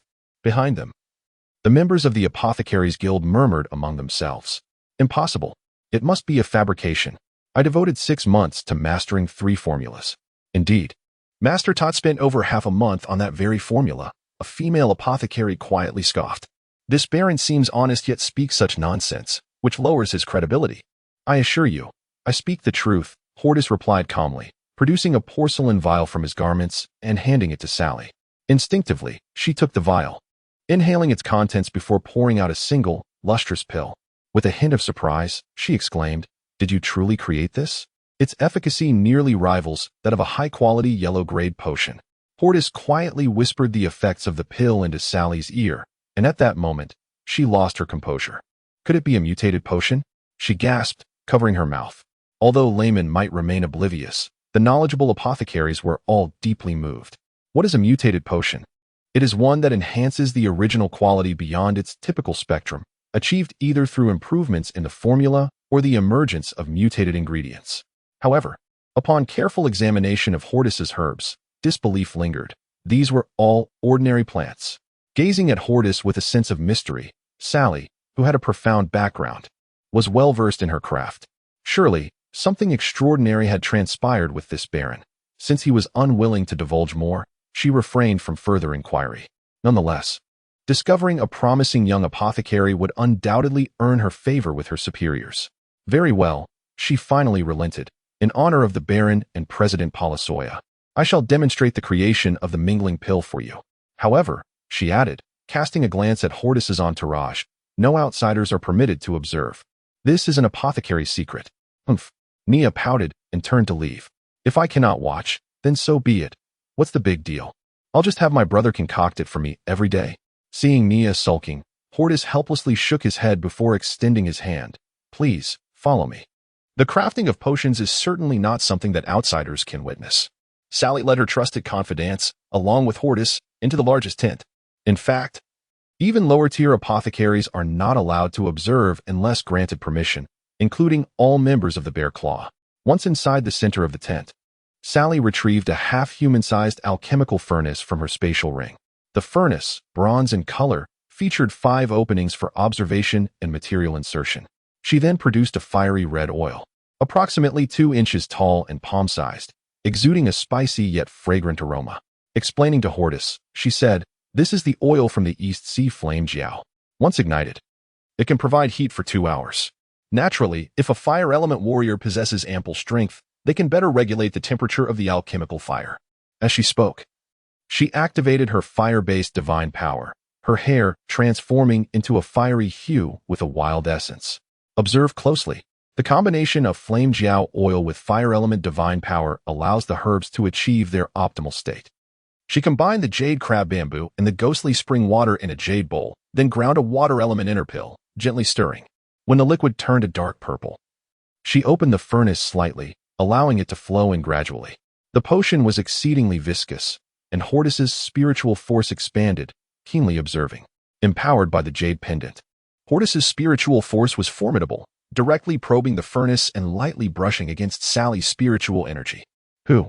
Sally glanced around, sensing that the previous energy was not one that ordinary individuals possessed. Only those who reached the pinnacle of Yellow Hunt could initially achieve such spiritual detachment, or an apothecary above the Xian level who had practiced soul techniques.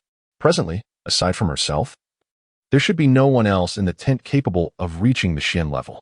Could it be this 7-year-old baron before her? Watching Hordis intently scrutinizing the furnace, Sally pondered whether he had already attained the pinnacle of Yellow Hunt strength.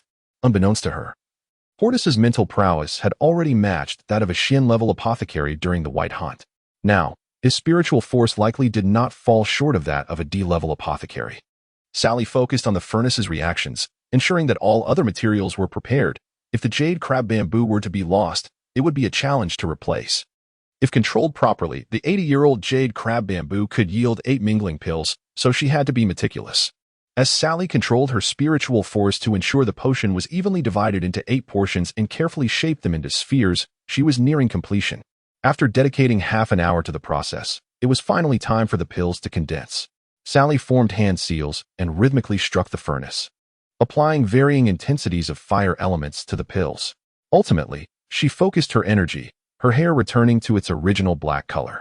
The scent of the mingling pill wafted through the air, and applause erupted around them. Indeed, the guild president was remarkable. In just half an hour, she had produced a Xian-level mingling pill, truly extraordinary. Here, Sally adhered to the protocol, keeping 1 for herself while handing the remaining 7 to Hordis. An apothecary's effort is not merely verbal, it comes with its own costs. Oh, thank you. Hordis finally reacted, having been absorbed in observing Sally's technique. The Jade Pendant had been diligently recording the alchemical formula, a closely guarded secret of apothecaries, not to be taught to anyone other than direct disciples or close kin. This technique not only stabilizes the medicinal properties of the pills, but also enhances the chances of eliminating impurities. By the way, Baron Hordis, would you be interested in joining the Apothecaries Guild? Sally inquired sincerely. Chapter 37. Honorary Elder of the Apothecary Guild? Hordis stared blankly at Guild Mistress Solace, pointing at himself. Guild Mistress, did I hear correctly? You're inviting me to the Apothecary Guild? Solace was not jesting. Judging from Hordis's soul force, he had undoubtedly reached the peak of the Yellow Hunter tier.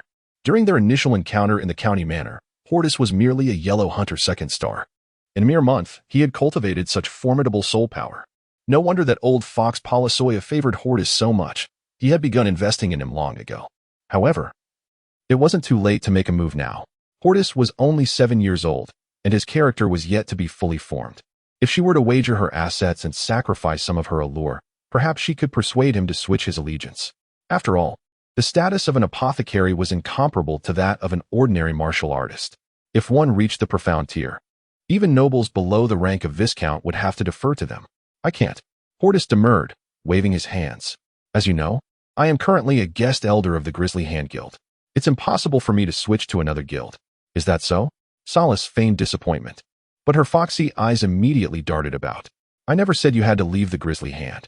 The Apothecary Guild is different from martial artist guilds. Dual affiliations are permissible.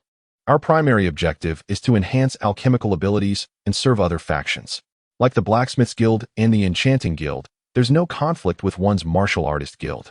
Hordis's eyes widened in realization, but he insisted, Guild Mistress, I possess limited knowledge and shallow skills. What exactly do you see in me? Some of the Apothecary Guild members around them expressed their discontent. They had either relied on connections or possessed some alchemical talent, undergoing rigorous selection processes to enter the guild. Straight recruitment like Hordis's was almost unheard of. Such was human nature, resenting those who rose above them. All of you, silence. Solace, with her fiery temperament, furrowed her brow. A bunch of blind fools. I'm the guild mistress, my word is law. Helpless, the apothecary members meekly fell silent. Solace retrieved a handkerchief to dab at her perspiration, deliberately moving closer to Hordis and speaking softly. Are you so unimpressed by such a beautiful woman inviting you? Are you looking down on me, sister?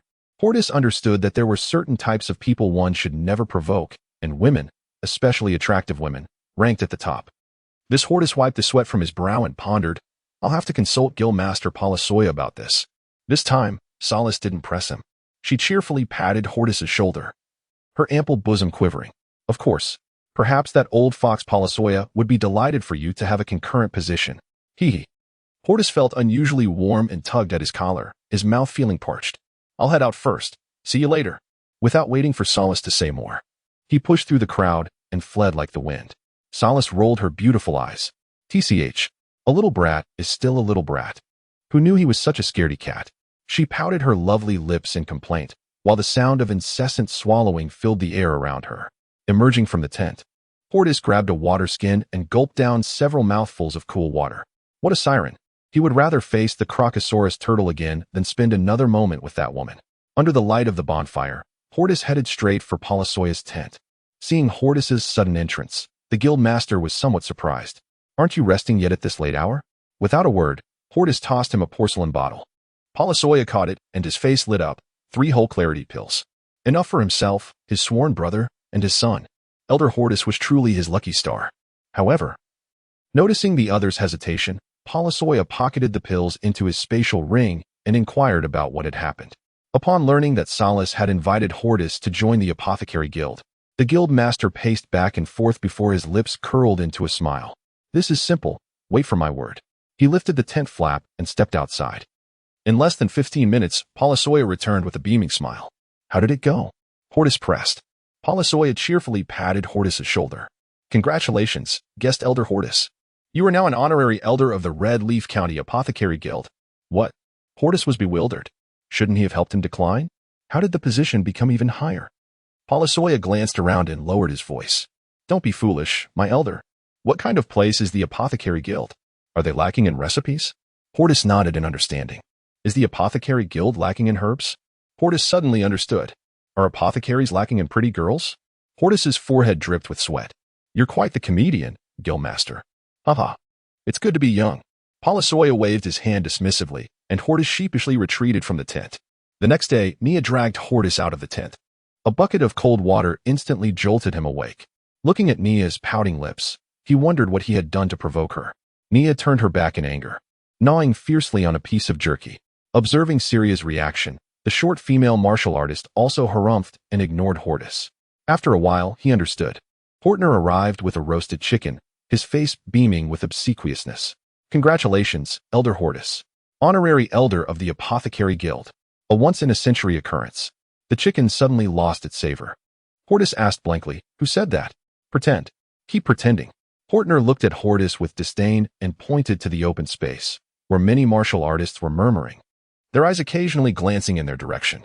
Still playing coy, Portner ignored Hordis, who stood up and headed straight for the open space. There.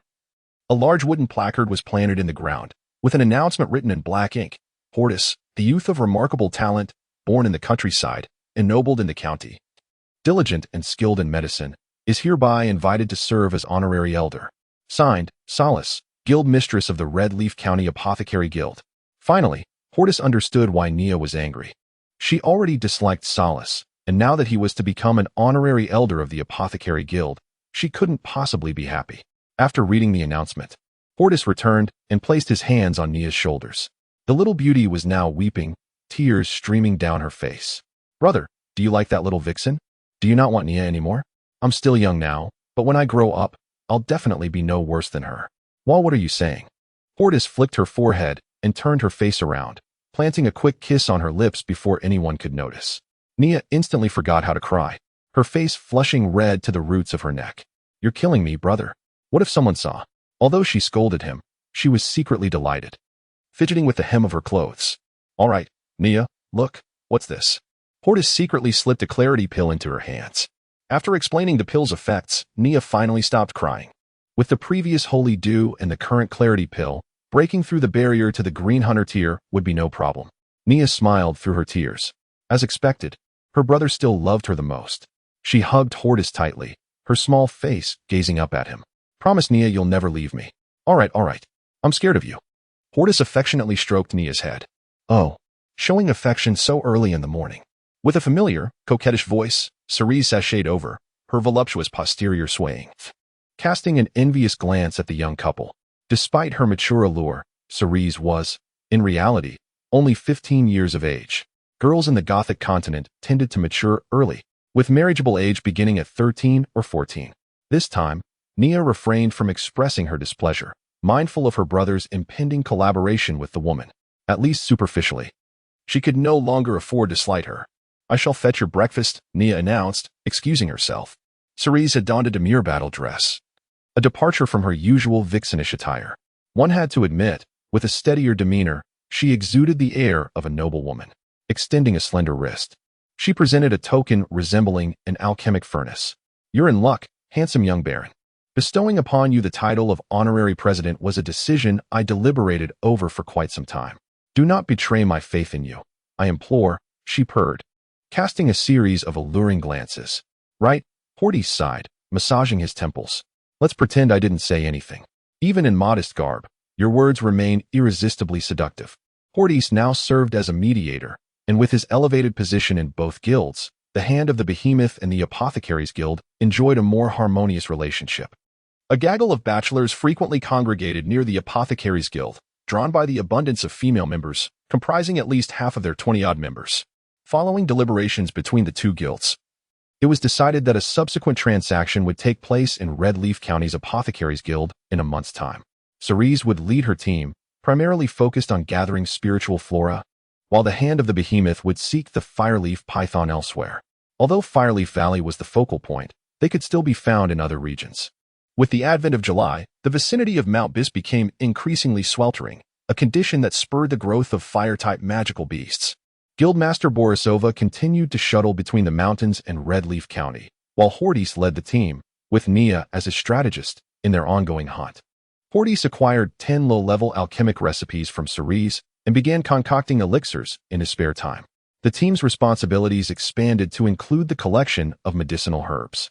From the expedition's outset until the end of August, Nia, bolstered by the Divine Dew and Hordis elixirs, successfully attained the rank of White Hunter 5-star, enabling her to unleash her hunting techniques. Hordis, propelled by the inner core, also reached the pinnacle of Yellow Hunter, his divine power now a blend of yellow and green, close to advancement. The remaining members, benefiting from Hordis' influence, experienced a collective improvement in their abilities. Hotner had reached the apex of White Hunter 8-star, never missing an opportunity to extol the skills of the guest elder. After meticulously inventorying their spoils, Hordis was exceedingly pleased. Calculating the days, it was time to return. Once he had exchanged them for Firecloud pills, he would devote his energies to the competition for the Holy Sun of Light. Moreover, he had been away from home for an extended period and should bring Mia back for a visit. At Red Leaf County city gates, a team of guards routinely inspected the passers-by, arresting anyone who appeared suspicious. Make way, make way. Suddenly, a group of warhorses galloped along the distant official road. The guards tensely gripped their weapons, watching the cloud of dust approach. The approaching party was numerous, their hooves churning up dust in all directions. Abruptly, a young man in purple attire burst forth, a banner bearing the words Hand of the Behemoth fluttering behind him. "It's a member of the Hand of the Behemoth," the guards whispered. They had heard of the Fire Kiss's demise. Judging by their formation, the leader must be Baron Hordis. Nia and Borisova deliberately kept their horses half a step behind, emphasizing Hordis' status. Flush with their abundant spoils and improved strength, everyone exuded an air of arrogance. The guards stood respectfully on either side of the gate as Hordis spurred his horse forward with a resounding smack, leaving a heroic general's silhouette in his wake. The other warhorses followed with sonorous neighs. Onlookers pointed and whispered, "Look at him, so majestic." Upon reaching the guild's headquarters, the remaining members had been waiting eagerly. Hordis dismounted, and a page automatically took his reins. The key members followed Hordis into the martial artists' hall, where Borisova greeted them with a warm smile and a cup of tea. "Congratulations, Elder Hordis." "Thank you. Thank you." Hordis noticed Borisova's robust aura, his eyes lighting up. He had advanced to the Green Hunter realm, which was excellent news for the entire guild. "Hordis, my boy, you've done a great deed." Grimdabov extended both hands in greeting. As their hands clasped, they both registered a surprise. Thanks to the stomach-nourishing pill's unique effects, Grimdabov had successfully advanced to the peak of the Yellow Hunter realm. He had not anticipated that Baron Hordis had reached the same level as himself and was genuinely delighted. Sit, sit. Why is everyone standing?" Grimdabov hastily invited them to take a seat. After decades of struggle, he had resigned himself to remaining a bronze-level thug. But now he had a chance to reach the Silver Guild. After everyone was seated, they discussed their recent progress. Borisova inquired about everyone's current strength, which further bolstered his confidence in applying for Silver Guild status.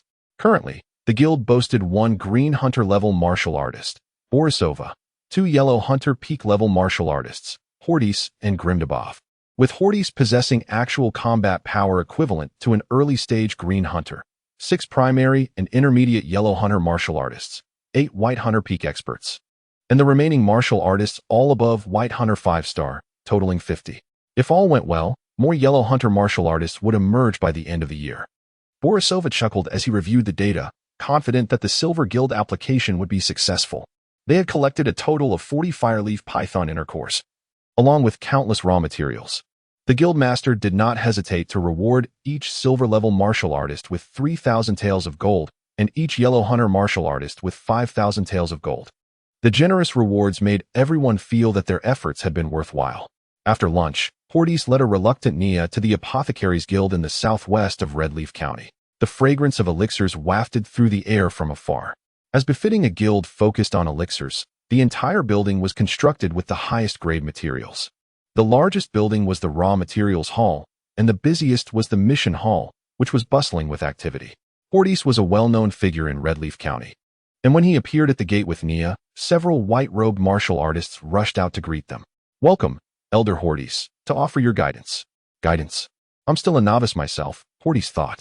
However, he did not put on airs in the face of their respect, and simply clasped his hands in acknowledgement before following them into the Apothecaries Guild.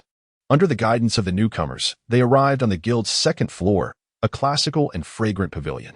2 beautiful women were seated at a tea table, engaged in intimate conversation. When they saw Hordis, Cerise leaped from her chair and quickly took Hordis' hand to introduce him. "Sister, this is Baron Hordis I told you about." Hordis nodded slightly, and Cerise then introduced the other woman. "Handsome, this is Sister Marilan, a direct disciple of Dardaniel of the Holy City. She is a profound-level middle-grade apothecary." "Greetings, Master Marilan." Hordis nodded slightly. Marilan slowly set down her fragrant tea, glanced at Hordis, and her expression abruptly changed. "It's you, the heartless scoundrel." "Huh." Hordis and Cerise exchanged bewildered glances. Chapter 38. Homecoming and Gifts. Hordis stood there, dazed, while Nia hurriedly approached, linking her arm through his. "Who was the heartbreaker?" "My brother has hardly ever left Wally Town." "You crazy woman, what are you babbling about?" Nia couldn't let such an insult to her fiancé pass. It was a personal affront. Marilan had approached, and upon closer inspection, her face flushed crimson with embarrassment as she quickly apologized. "I truly apologize. Your appearance is so reminiscent of someone I know that I mistook you." "Ah, but your hair colors differ. How careless of me. Yours is black. And there's quite an age gap between you two." Hordis exhaled deeply. Being labeled a heartbreaker right off the bat was unfortunate. "I'm only 7 years old. Although the beauty before me is exquisite, I can't let such unjust accusations stand." Solace quickly stepped in, trying to smooth things over. "It's not a significant matter. A simple nod will suffice to move past it." One wondered whether the elder had come to exchange for potions or to learn alchemy. Solace waved her hand, and a maid brought forth 2 cups of fragrant tea. Hordis had thoroughly familiarized himself with the 10 potion formulas given earlier, feeling slightly embarrassed, hoping to acquire more from the guild for practice. This surprised not only Solace, but also Marilan. "You've mastered all 10? And you've done so proficiently?" Solace, unable to contain her excitement, scratched her nails against the teacup, thrilled at having discovered a gem in him. She glanced at Marilan and pulled Hordis aside, whispering conspiratorially while discreetly slipping him a spatial ring. Nia pouted, displeased with the closeness between Solace and her brother. It was evident they were discussing something important, leaving her to simmer in silence with her tea. Suddenly, Marilan proclaimed loudly, "I'll offer 30 formulas and all materials needed to advance to the Earth-level apothecary." Nia looked curiously at the stunning woman, wondering why she was talking to herself. Solace, however, blushed deeply. "Sister Marilan, this is an internal matter among the apothecaries of Maple Leaf County. You cannot just intervene." Hordis too looked incredulously at her. Marilan, standing gracefully in her peony-embroidered gown, smiled and said, "I apologize, dear sister. It's my fault for having a strong spirit, and I inadvertently overheard a fragment of your conversation." "How could you do this?" "Hordis is my talent discovery. I've granted him full access to all potion formulas and will personally guide him." Marilan grinned. "ISNT, the Martini Province Apothecary Guild, also open to all. Besides, I could provide personal guidance as well, she added provocatively. Ah, you can't do that. Solace tugged at her hair in frustration, regretting her earlier decision to bring trouble into her life. After a moment of contemplation, she suddenly asked, would you enjoy seeing a heartbreaker's face every day, swaying before you? How would that make you feel? Marilan fell silent, biting her lip as she contemplated her decision. Hordis, unable to bear the tension, interjected, excuse me, ladies, but the heartbreaker has nothing to do with me. My current level is not high. There is no need for this. Finally, Marilan quieted down, and Solace began to explain the history and structure of the Apothecary Guild to Hordis and Nia. Hours passed, and by afternoon, the two managed to excuse themselves and left the Apothecary Guild, mounting their swift horses and heading home. After over 2 months of training, riding had become second nature to them. By evening, they crossed the Lingyan River. Dinner was just prepared when Hordis shouted, Father, Uncle Corey, Aunt Booma, I'm back. His voice boomed, echoing throughout the town. One by one, townsfolk opened their doors, peering out. Indeed, the Baron had returned, and excitement filled the air. Soon, Hordis' home was bustling with people, each expressing their warm greetings. Compared to the days of hunting, this was the life one ought to live. Come, taste Aunt Booma's honey-glazed pork knuckle. This is the winter lotus soup specially prepared for Mrs. Nia. The cook hadn't seen them master this joyful in ages and showcased her best culinary skills. So fragrant, Hordis exclaimed, devouring the pork knuckle without regard for decorum. Father Cuter watched with satisfaction. The heart of a father is often laden with worry, and although Hordis had reached the pinnacle of yellow hunter mastery, Cuter felt his son had lost weight and needed nourishment. Beside them, Nia's parents accompanied them, and Sherry gently peeled a crab shell, dipping it in sauce before offering it to her daughter. Looking at her children, Sherry complained, you two disappeared for months without a word. Had it not been for Fei Lai's repeated assurances, I would have gone to Maple Leaf County to fetch you back. Hordis, didn't you promise to take good care of Nia? Look at her little face, it's all tanned. That is not true. Nia chimed in, defending Hordis, taking a bite of vegetables and mumbling, I've already reached the white hunter rank. Hordis, unable to let her finish, stuffed a chicken leg into her mouth. Sherry playfully scolded him, swatting his hand away and quickly retrieving the chicken leg from Nia's mouth. West raised an eyebrow, continuing to inquire, did you say Hordis is an apprentice apothecary? Hordis quickly confirmed, yes indeed. Oh, quite impressive son-in-law. I never expected you had the potential to be an apothecary. Very good, Sherry noted, recognizing the promising future of this profession. If he truly succeeded, it would rival noble status. Her judgment was indeed commendable. Finally, after half an hour, Hordis and Nia felt satiated, placing their bowls down and savoring fragrant tea. Unbeknownst to them, the air of authority they exuded began to show. Some townsfolk, overwhelmed by the palpable pressure, found excuses to leave the mayor's residence. Cuter sensed his son's formidable presence, an intensity he hadn't felt before. However, he brushed it aside. Continuing casual conversation, Fei Lai and Magna brought back quite a bit of gold 2 months ago, and I took the liberty of repairing the fence outside the town. Just a small matter, Hordis replied, pulling out several gold notes and placing them in his father's hand. Here is 300,000 taels, buy whatever you wish, father.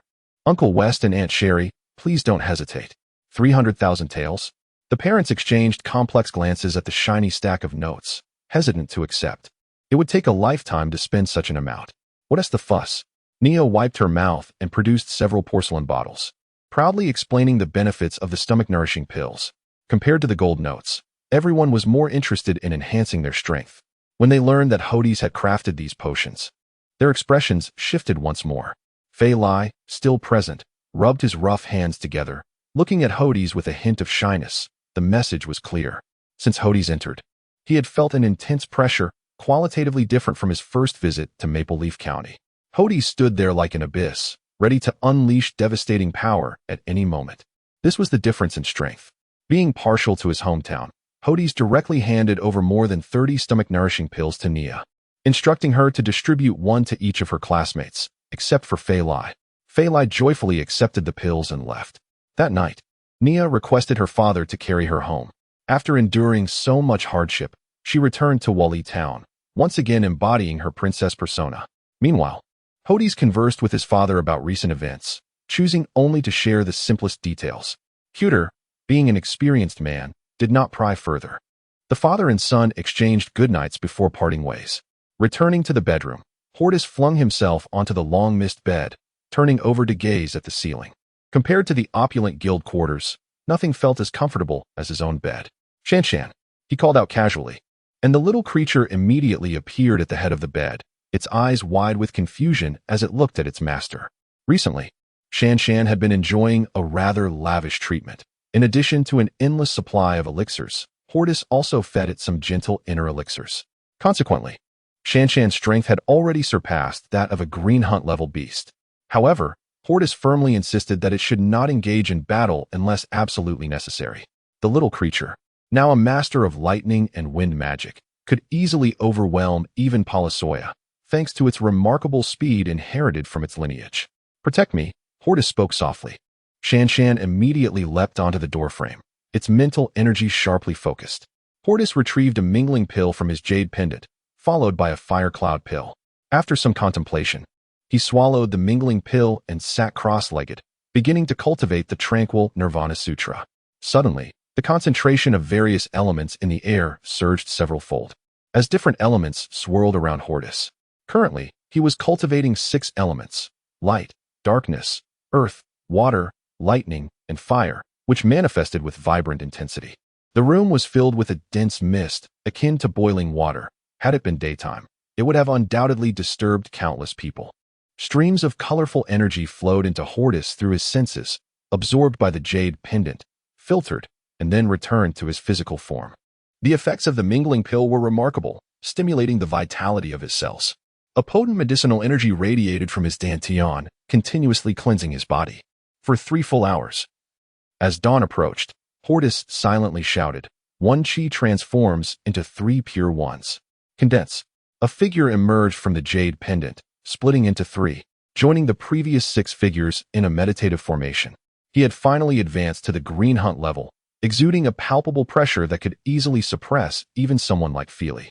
With the addition of 3 blank attributes, Hordis recalled the principles of the 5 elements escape technique and chose the metal and wood attributes.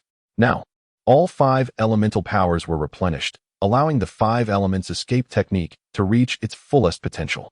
This technique, derived from the ancient doctrines of China, doubled the efficacy of all spells.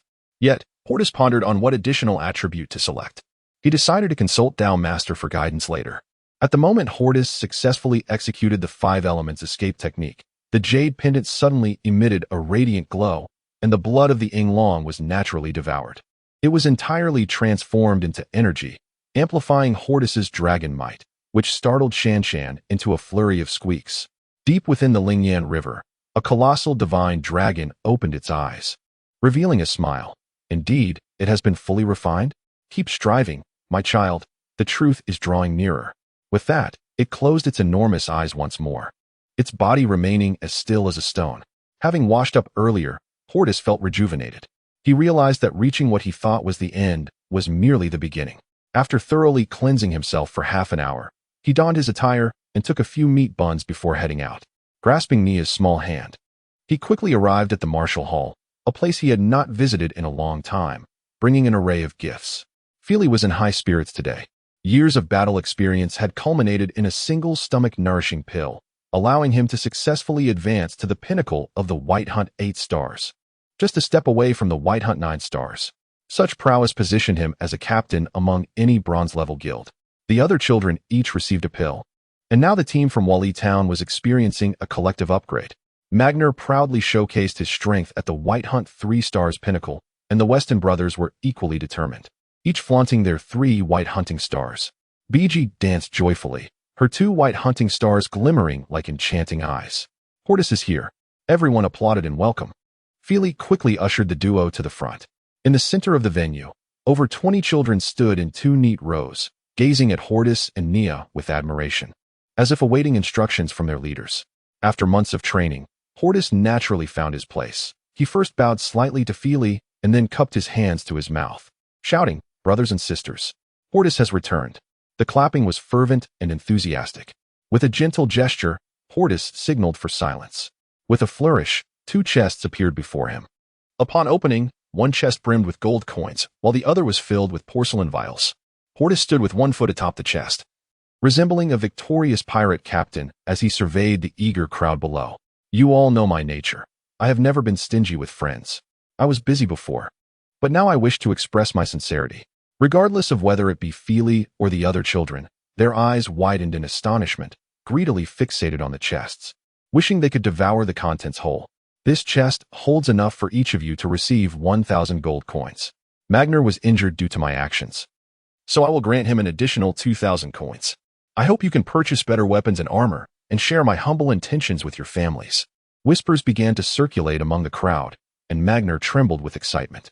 Had he known that being injured would yield such a reward, he would have endured more blows. The other chest contains the blood recovery pills and spirit recovery pills I concocted. Each person will receive 2 of each.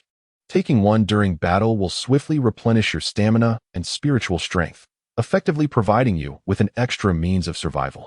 Hordis had meticulously planned, ensuring that these resources would significantly enhance the living standards in Wali Town while also providing his friends with a boost in strength. Furthermore, he was now an honorary professor at the Wuyuan Martial Hall in Hongya County. In the future, if anyone mentioned his name, they would receive favorable treatment. Hordis shamelessly boasted, prompting Nia to roll her eyes at his arrogance. After distributing the gold and pills, Feely gathered the children to continue their training. Hordis's current level far exceeded his previous one. Even a casual pointer from him proved immensely beneficial. Even Feely began to seek Hordis's advice on martial arts matters. As the sun set, Feely engaged Hordis in casual conversation. Should there come a day when Hordis ventured far, Feely would become the foremost protector of Wali Town. To safeguard his loved ones, Hordis left Feely with some supplies and secret techniques, preparing for any unforeseen circumstances. At their parting, Feely looked at Hordis with a serious expression. Though it may seem abrupt, I still wish to know, what level of strength have you achieved now? Hordis smiled, channeling his spiritual energy as his aura surged dramatically, the pressure contained within a small radius. A faint green hunting star manifested on his forehead. Is this the pressure of a green hunt level warrior? Feely gritted his teeth, standing tall. Had he not been assisted, he would have long succumbed to the overwhelming aura. Hordis retracted his pressure, winking at Feely as he took Nia's hand and headed home. Chapter 39. The selection of the radiant sun begins. Home is a haven of warmth. Hordis spent a comfortable half-month with his family, dedicating his days to alchemy and his evenings to practicing the calm Nirvana Heart Sutra with his internal elixir, steadfastly solidifying his strength at the Green Hunter 1-star level. Occasionally, he would guide Nia and his companions at the Martial Hall in their training. Nia, in particular, made remarkable progress, achieving a breakthrough to the White Hunter 6-star level in just half a month, which left the recently promoted Fei Lai enviously clicking his tongue at this pair of little prodigies. The Giant Bear's Hand and the Alchemist Guild were not idle either, reporting intelligence from Redleaf County every few days. Polytia personally delivered letters, a clear indication of his intentions to forge alliances. Surrounding counties had also begun to bustle, as reports of more radiant warriors surfaced. The town as priest, the venerable Do Lid, often visited, offering insights on the cultivation of light elements. In June, the Archbishop of Redleaf County, Cindys, issued a divine decree. Upon learning of Hordis's intention to participate in the selection of the radiant sun, the frail old man excitedly prayed daily for the Baroness' success. Each encounter was marked by Do Lid's deep respect, causing Hordis to feel somewhat bashful. O Almighty Lord of Light, please bestow upon us your pure blessings, that Hordis may successfully qualify. The humble servant Do Lid was willing to offer his entire fortune and life in devotion. Praise be to your greatness. Witnessing Do Lid kneeling in the yard in fervent prayer, Kudu Lu turned away after taking a sip of porridge. Enough of this nonsense. My son is still sleeping, and here you are lamenting at dawn. I even offered him breakfast, and he ignored me. I hope Hordis doesn't adopt this disposition. Perhaps I should persuade him to abandon this selection? He shook his head at the thought. The old man would indeed take offense if he dared to suggest it. Realizing the town still needed the priest's healing, he decided to let Do Lid continue his antics. Before long, Hordis emerged from his room, and Do Lid's brow furrowed slightly upon seeing him. The old priest, undeterred by Hordis' visible annoyance, reverently presented a smooth sheepskin scroll he had retrieved from the priest's house. Future Radiant Sun, this manuscript details the complex manipulation of divine light and some combat techniques. Please take your time to comprehend it. Hordis wiped his face and inquired, Do Lid, you flatter me. How can you be so certain I will be selected as the Radiant Sun? I am merely approaching this with a spirit of trial. The old priest's murky eyes lit up with fervor at these words. Impossible. I have conducted a divine affinity assessment for you, and your affinity with the light element is as pure as an angel's. I stake my life on it. The position of radiant sun is yours alone. As long as you do not renege on your promise, I will fulfill any condition you desire, even if I must plead with the headquarters. Hordis mused that his greatest wish was for Do-Lid to visit at least a few times daily. He appreciated the old man's goodwill, especially since he had helped activate the Jade Pendant. He did not voice his more teasing thoughts.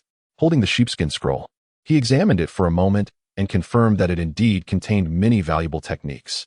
Very well, I appreciate your support.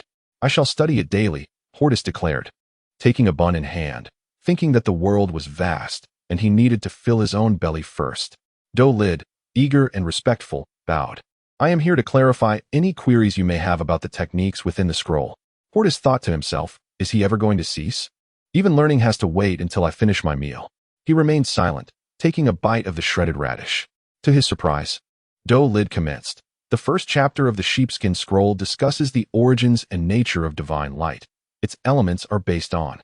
Hordis inadvertently spat out his porridge, exclaiming, I haven't even agreed to listen, and you've already started. The old priest furrowed his brow. Baron, it is not that I ramble. The assessment of the radiant sun is of utmost importance. Under the grace of the Almighty Lord of Light, we all, as disciples of the light, must. Don't walk away. I haven't finished yet. Hordis had already grabbed 2 buns and was making his way out, leaving Do-Lid staring at his retreating back. With a firm push, Hordis made his way to Lingyan River, finding a patch of clean grass to sit upon. While munching on his buns, he unfurled the sheepskin scroll. Despite his protests, Do-Lid was indeed a good soul. The world's records of techniques were unique, crafted from sheepskin or other special materials, often indecipherable without the right fortune. This sheepskin was not the thick, crumpled type, but rather made from the softest skin of the sheep's abdomen. It was light in hand and easy to manage. Hordis scanned the scroll rapidly. The Jade Pendant was functioning like a scanner, recording information back and forth. This skill is impressive, he noted, the divine grace technique, which greatly enhances a warrior's elemental perception, akin to the effects of the enlightenment pill. However, the hand seal methods are rather complex. No matter, I will master them in time. The next was the shield of light, a protective technique. Hordis immersed himself in the secrets of the scroll. The season had shifted from summer. The air was no longer stifling. A gentle breeze swept across the river, carrying the scent of aquatic plants. As Hordis read intently, a pair of delicate white hands suddenly covered his eyes. Guess who I am? The melodious voice could belong to no one but Nia. Hordis remained silent, instead grasping the soft hands and planting a kiss on the back of one. Nia giggled. I went home earlier and saw Do-Lid still sulking. He looked as if a child had wronged him. What did you do to upset him? Hordis shook his head with a wry smile, gesturing to the sheepskin scroll in his hand. Nia took a quick glance at it and continued, I heard that several radiant suns are competing from surrounding counties. Our Redleaf County's selection is set for 3 days from now. How prepared are you, brother? Hordis swallowed the last piece of bun, feeling a slight pressure.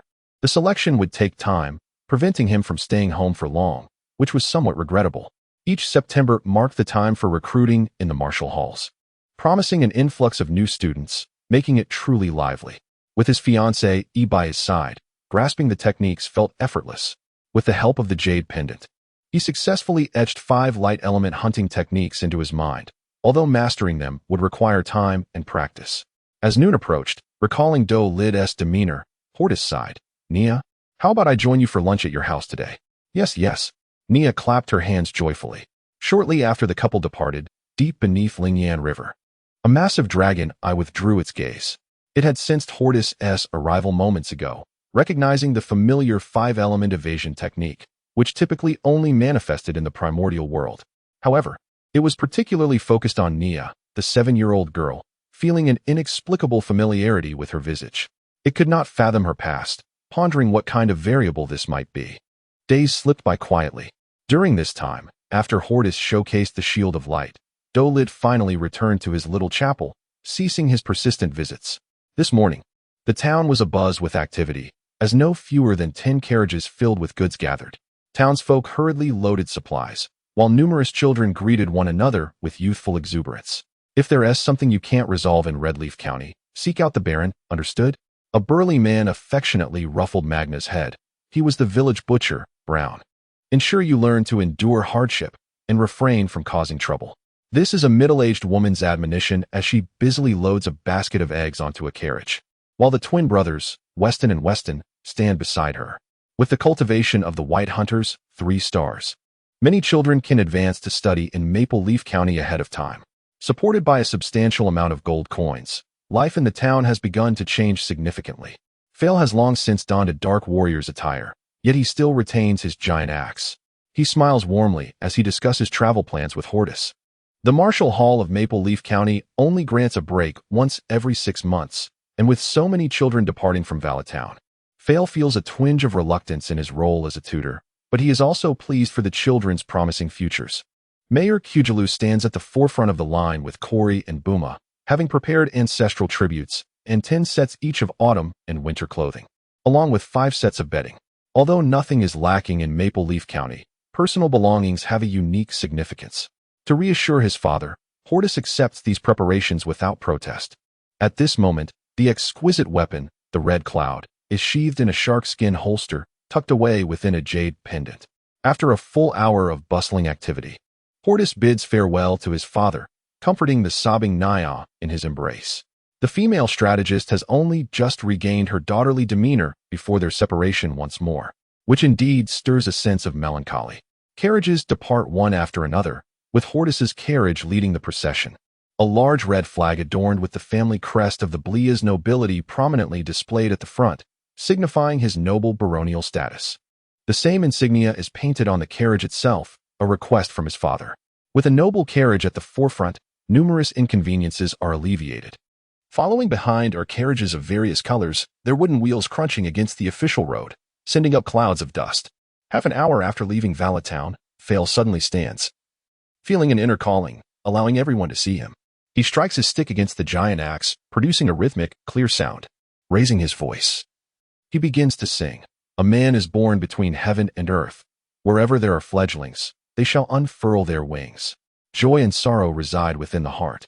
Even when faced with stormy winds and rain, life flows like the water in the river. The vast sea is our ultimate destination. We learn the arts of war and letters. Whether fortune or misfortune, we alone shall know. Listening to the somewhat coarse melody, all heads bow in silence. For this is the popular tune Warrior's Dream from the Pylea Empire. The lyrics are simple yet rich in meaning, expressing the complex emotions of a novice warrior entering society. The words roll off the tongue, and nearly everyone can sing along. Before long, more voices join in the chorus, and Hordis and Naya begin to sing softly as well. The caravan resembles fledgling eagles, just leaving the nurturing embrace of their parents, uncertain about how to survive in this world, whether to thrive or falter. Some children are only now grasping the song's deeper significance, their voices tinged with emotion, creating a somber atmosphere. After singing several times, Fail takes a swig from his canteen to soothe his throat. Hey, young ones, savor this final tranquility well. The trials of the storm are about to commence. Magna sits beside him, carelessly gnawing on a chicken leg. So, Tutor Fail, were you also once battered by storms in your youth? Of course. Fail does not refute, drinking from his water. No wonder you appear so weathered. It seems you've been struck by lightning more than once, Magna mutters quietly. Care to repeat that?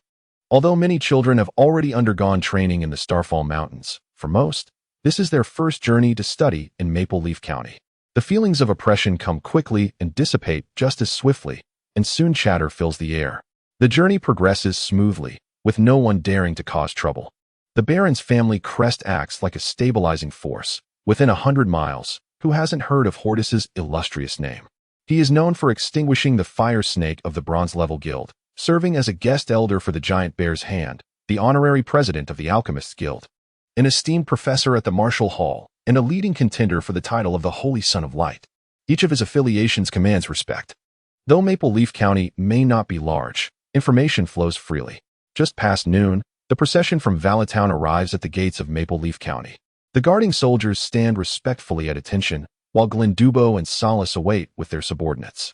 Upon seeing Hordis's carriage approach, their spirits lift. Here, here, Solace waves a pink handkerchief, as the entourage behind her unfurls a banner announcing the return of Honorary President Hordis. The giant bear's hand also displays a banner wishing success to the diligent students in their studies. The welcoming is the same, yet the emphasis differs. Glendubo knows that Hordis is not going anywhere, and he begins to extend friendly gestures to the students from Valetown. As Hordis steps down from the carriage, holding Nya's delicate wrist, a throng of people immediately gathers around him, some seeking autographs, others for photographs, if only they had a camera. Nya clings tightly to Hordis's arm, acting as a protective shield. Following behind, more than 20 others disembark from their carriages, enviously eyeing Hordis. This is the privilege that comes with status and power. Behind the city gates, an orderly procession of horsemen approaches, led by the county magistrate, Kolo, and the Archbishop of Light, Sindis.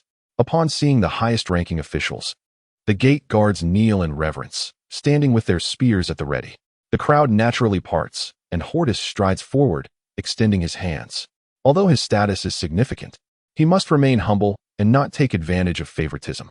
In terms of strength, he is already considered a master in Maple Leaf County. Yet he must maintain a sense of reverence. Kolo, smiling warmly, takes Hordis's hand, inquiring about his well-being.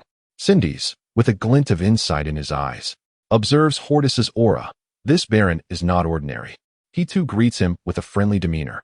The entire procession divides into two groups, one led by Sindis, guiding Hordis to the Church of Light, while the other, assisted by Kolo and Glendubo, takes the students from Valetown directly to the Martial Hall for their assessments. This marks Hordis's first visit to the cathedral, where a 10-meter-high statue of a female angel, holding a knight's sword, stands majestically at the entrance. Surrounding the angel are several nuns, some holding large water vessels from which crystal-clear spring water flows into the pool below. The grand entrance hall of the church is supported by 5 colossal marble columns, intricately carved with flora and fauna, symbolizing nature and harmony. Following the guidance of President Sindis, the group traverses the entrance hall and heads straight for the main hall. Indeed, this is the most powerful organization across the continent. Every surface they tread is adorned with marble, and the dome features depictions of divine miracles, crafted by renowned artisans.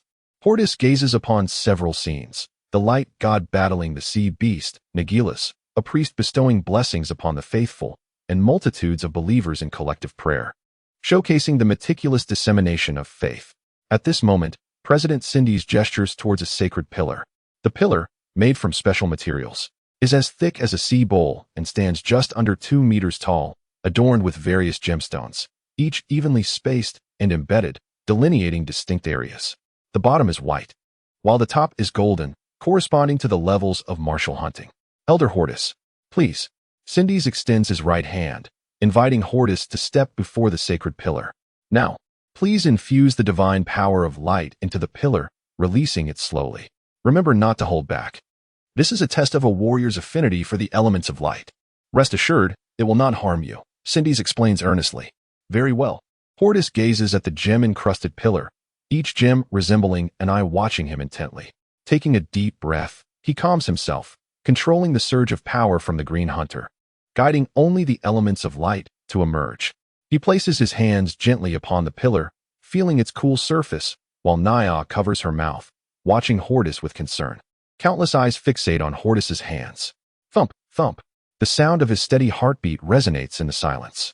What potential does Hordis truly possess? In less than 10 breaths, suddenly, the entire sacred pillar radiated an intense brilliance, marking the emergence of a powerful light that began from the base, the white gemstone, and surged upward in a swift motion. Following the luminescence of the white gemstone, the yellow gemstone ignited, succeeded by the green, blue, and purple. At last, as Sindis gaped in astonishment, the golden gemstone at the pinnacle erupted with a cascade of multicolored light. The radiance surged forth like a colossal column, unfettered by the protective enchantments, piercing a hole through the church's dome and soaring into the heavens. All surrounding statues seemed to come alive, emitting pure white holy light in response, akin to celestial melodies. With a resounding thud, the president's staff fell to the ground, and the Bible slipped from his grasp. Could it be? The divine child has descended to the mortal realm? Sindis trembled, her lips quivering, her eyes wide with disbelief. Chapter 40. The schemes of the Saint of Morin. As Bishop Sindis gently pushed his chin back into place, he realized that a quarter of an hour had elapsed. The attendees around him also regained their senses, their eyes fixed on the archbishop, eager for an explanation. What level of potential did such a radiant pillar signify? Ignoring the gazes around him, Cindy's darted towards the holy column, trembling as he extended his hands to feel its aura. The purity of the light, even surpassing that of the Pope, was unmistakable. Although he had never witnessed an angel in its true form, such an intense affinity for light surely could not be found among mortals. I must report this to the Grand Church of Light immediately. Where are the guardians? Cindy's commanded urgently. A resounding noise echoed from the corridors of the Grand Hall. As 40 knights clad in white sacred armor strode in, each wielding a massive knight's sword, their presence exuding an imposing aura beside Cindy's. Hordis's eyes narrowed. Was this the foundation of the Church of Light? Such formidable strength in the modest Red Leaf County, what would the headquarters of the church possess? Fools! Cindy's exclaimed, stamping his foot in frustration. Why are you protecting me? You should be safeguarding the saint. Oh no, the divine son. How can you be so oblivious? The guards had witnessed the anomaly, yet none dared to abandon their posts without the bishop's command. It turned out that the vibrant pillar was the result of the Baroness test, and it was their duty to ensure the safety of the saint. The knights formed a protective circle around Hordis. In the eyes of outsiders, both the clergy and the knights of the Church of Light appeared as fervent zealots, seemingly brainwashed to regard the divine mandate as their foremost command, willing to sacrifice everything for their lord. In a more brutal sense, if the divine command instructed them to slay their kin, they would do so without hesitation. Such devotees are both advantageous and disadvantageous, easily manipulated yet devoid of humanity. Observing the knight's solemn and devout expressions as they guarded him, Hordis couldn't help but feel a mix of amusement and exasperation. He waved his hand dismissively, stating, "It's merely a test. Must we make such a grand display for a simple registration? Your esteemed divine son." To Hordis's astonishment, Cindy's bowed deeply, his demeanor one of utmost reverence. "Please accept the humblest greetings from your servant, Cindy's of Light." Other nuns and priests knelt in deference upon witnessing this. "How many years has it been?" Cindy's wiped away tears of joy, earnestly expressing, "Since the year 1000. The Church of Light has seldom witnessed a divine son descend to the mortal realm. I thought the arrival of the saint was already a grand hope. Yet here we are, unexpectedly blessed." Cindy's voice quivered with emotion. "Do not doubt, even if His Holiness the Pope were present today, he would bow to you as well." The elderly man's heart swelled with joy, and he used several healing spells on himself to steady his nerves, scanning the surroundings before Hordis could speak. The old man sprang to his feet, exclaiming, "You fools, why do you merely stand there? Go send a message to the headquarters at once. Sister Norma, prepare the finest chambers for the divine son's stay. Do I need to instruct you on everything? You stand there like wooden statues, don't you?" His voice rose to a near shout. "Is this how you serve the divine son?" The surrounding nuns hastily lifted their skirts and rushed to fulfill his orders. Hordis said, pulling Nia's hand from the crowd, unable to suppress his bemusement. "Cindy's, the test is concluded. Shall I return to the Grizzly's hand and await further news? You can notify me when the selection begins." Cindy's regarded the two children with curiosity, pondering if this girl was truly the companion of the divine son. If he was not mistaken, her strength was merely at the White Hunter level. Though she possessed a commendable affinity for light elements, she was still far from being worthy of the divine son. However, being the cunning fox that he was, Cindy's did not intervene, noting their close relationship. With a narrowed gaze, he summoned a trusted aide and whispered a few instructions. The aide knelt and listened attentively, nodding before exiting the hall. Before long, a peak yellow hunter-level messenger hawk soared into the sky, carrying a multitude of scrolls destined for the Grand Church of Light in the Palaya Empire. The messenger hawk was a higher tier than a pigeon, specifically bred for delivering messages, possessing superior strength and speed, typically reserved for elite organizations. Seeing Hordis's determination to leave, Cindy's could not dissuade him. He knelt and earnestly pleaded, and after much coaxing, Hordis agreed to take 20 guardian knights for close protection. The crowd buzzed around Hordis as he exited. No sooner had he stepped out than the old archbishop sprang into action, eager to inform his mentor. Archbishop Clem of the Blue Robe. Clem was the head of the church in another province, and the arrival of a divine son was no trivial matter. Swift action was imperative. Although the Church of Light was filled with fanatics, it was also rife with various factions, and where there are people, there are intrigues, a sentiment that could not be more accurate. Governor Colo had already learned of Hordis's test results and had just visited the Martial Hall. The news of a divine son appearing within his jurisdiction was nothing short of momentous. He dispatched a messenger hawk directly to the Empire, while simultaneously sending another to the Brighton prince's residence. He hurriedly selected several exquisite gifts from his storeroom and mounted his steed to head towards the Church of Light. However, before he reached the church, he spotted Hordis emerging, surrounded by a throng of admirers. Kolo, quick to notice, recognized the 20 knights in sacred armor as the guardian knights. His own soldiers could not match such strength and prestige. There was no doubt. Hordis's identity had been confirmed. If the identity of the divine son were to be fabricated, he would willingly offer his head to Cindy's. Before he got too close, Kolo dismounted and cheerfully accepted the gifts from an attendant, striding towards Hordis with a radiant smile. I told you, the Baron is indeed the blessing of Red Leaf County. I underestimated your potential. I must atone for that. Kolo chuckled self-deprecatingly, his attitude a stark contrast to their first encounter. He thrust the gift box into Nia's hands. At this moment, Kolo displayed remarkable insight. This girl named Nia was the Baroness betrothed. Numerous reports indicated their deep affection for one another. Presenting a gift before everyone could be seen as a breach of decorum. But gifting to the fiancé of the divine son could merely be interpreted as a gesture of familial closeness. How clever of me, Kolo thought. Hordis graciously expressed his thanks, and Kolo took on the role of a guide, saying, Lord Hordis, Red Leaf County is indeed a land of exceptional talents. 30 years ago, we produced a blue hunter-level master, and now we have you, a divine son. Truly, the grace of the Emperor shines upon us. Hordis mused. You are no different from Cindy's, one representing the Church of Light and the other the imperial family of Palaya.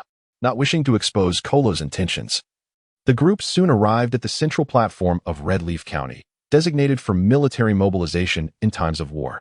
After some discussion, this site was chosen as the temporary venue for selecting the divine son, covering an area of 30 acres to accommodate a large audience.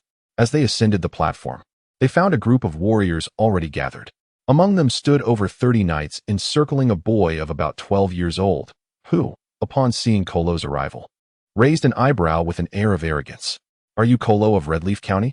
His tone dripped with condescension. Despite his fair complexion, he bore a nose that seemed to point skyward, speaking as if he were looking down upon others. Kolo felt a flicker of displeasure. Yet years of political struggle had honed his ability to maintain a pleasant demeanor. He replied leisurely, Indeed, it is I. May I inquire about the identity of this young gentleman? The youth cast a fleeting glance at Kolo, uttering not a word, and turned his back, presenting the back of his head to the assembly. Hordis exchanged glances with me, and I comprehended. Kolo's expression shifted. This youth truly lacked decorum. Had he never been taught the basics of civility? At that moment, a knight emerged behind the youth, thrusting his halberd into the ground, creating a gaping hole in the marble floor, much to the chagrin of the county lord, who lamented the loss of his precious property. The knight regarded them with disdain, declaring, This young master is Morin, the direct disciple of the esteemed Bishop Brian of the Martine Holy Church. Morin? Hordis seemed to recall. Indeed. This was the nephew of the renowned President Kijiel of the Fire Serpent's Kiss. It was said he was merely 12 years old, yet possessed the prowess of the White Hunter's 7 stars.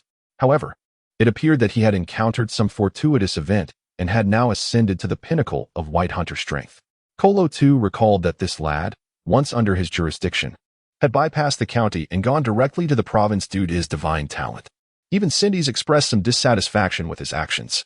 Nevertheless, it was the time for the selection of the Holy Son, and it would not do to offend him. He clasped his hands and said, It is indeed young Master Morin. Are you intending to register for the selection from Honya County? His words carried an underlying meaning. According to the rules of the Holy Son's selection, even if one flourished in the province, one must follow the household registration process step by step. Unless one were a Holy Son like Hordis, the church would likely send someone to invite them.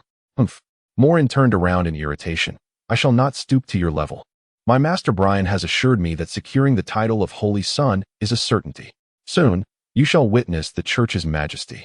He struck a savior-like pose, as if merely passing through. You are the Holy Son?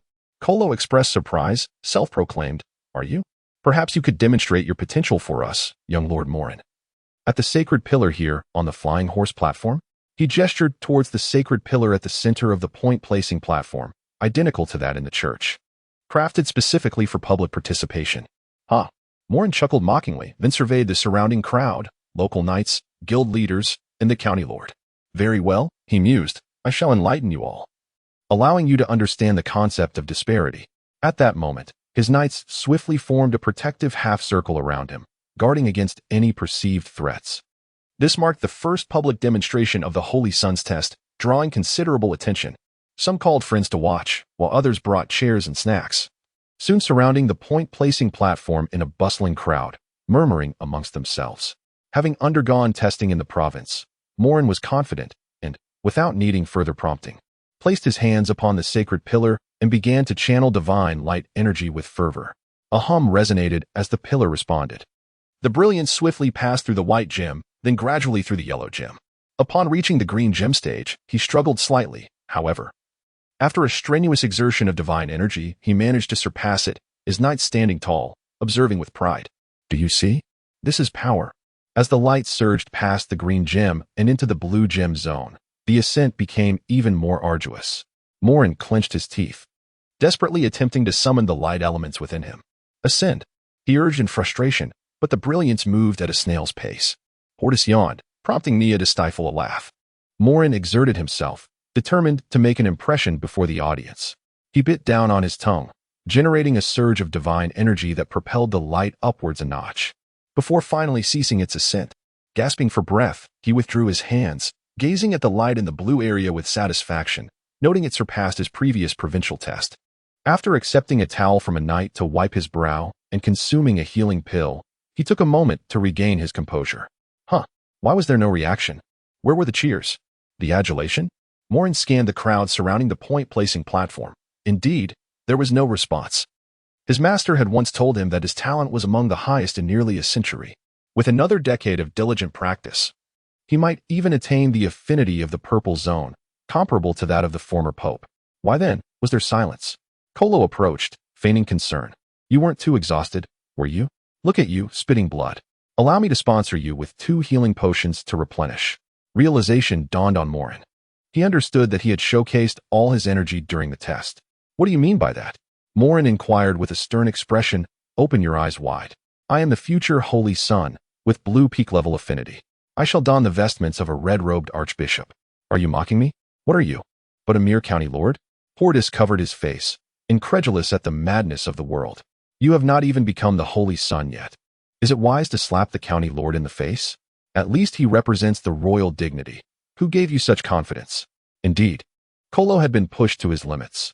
He had encountered countless individuals, but this was merely a bishop. He had princes behind him. To be scorned by this insolent youth in front of so many. Where could he hide his face? Did he wish to elevate himself above royal authority? Silence. You insolent child. I have tolerated you long enough. Kolo bellowed.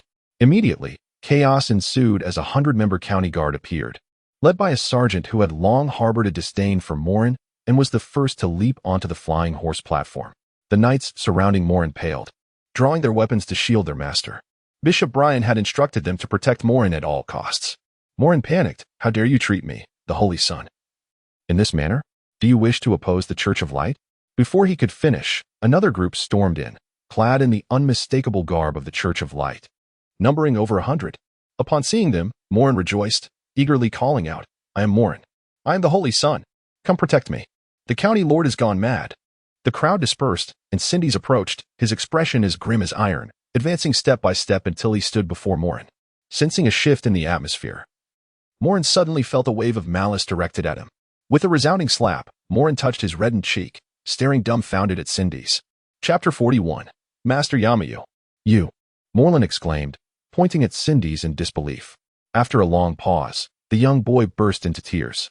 The onlookers, including the guardian knights, exchanged perplexed glances, taken aback by the apparent fragility of the supposed Holy Sun.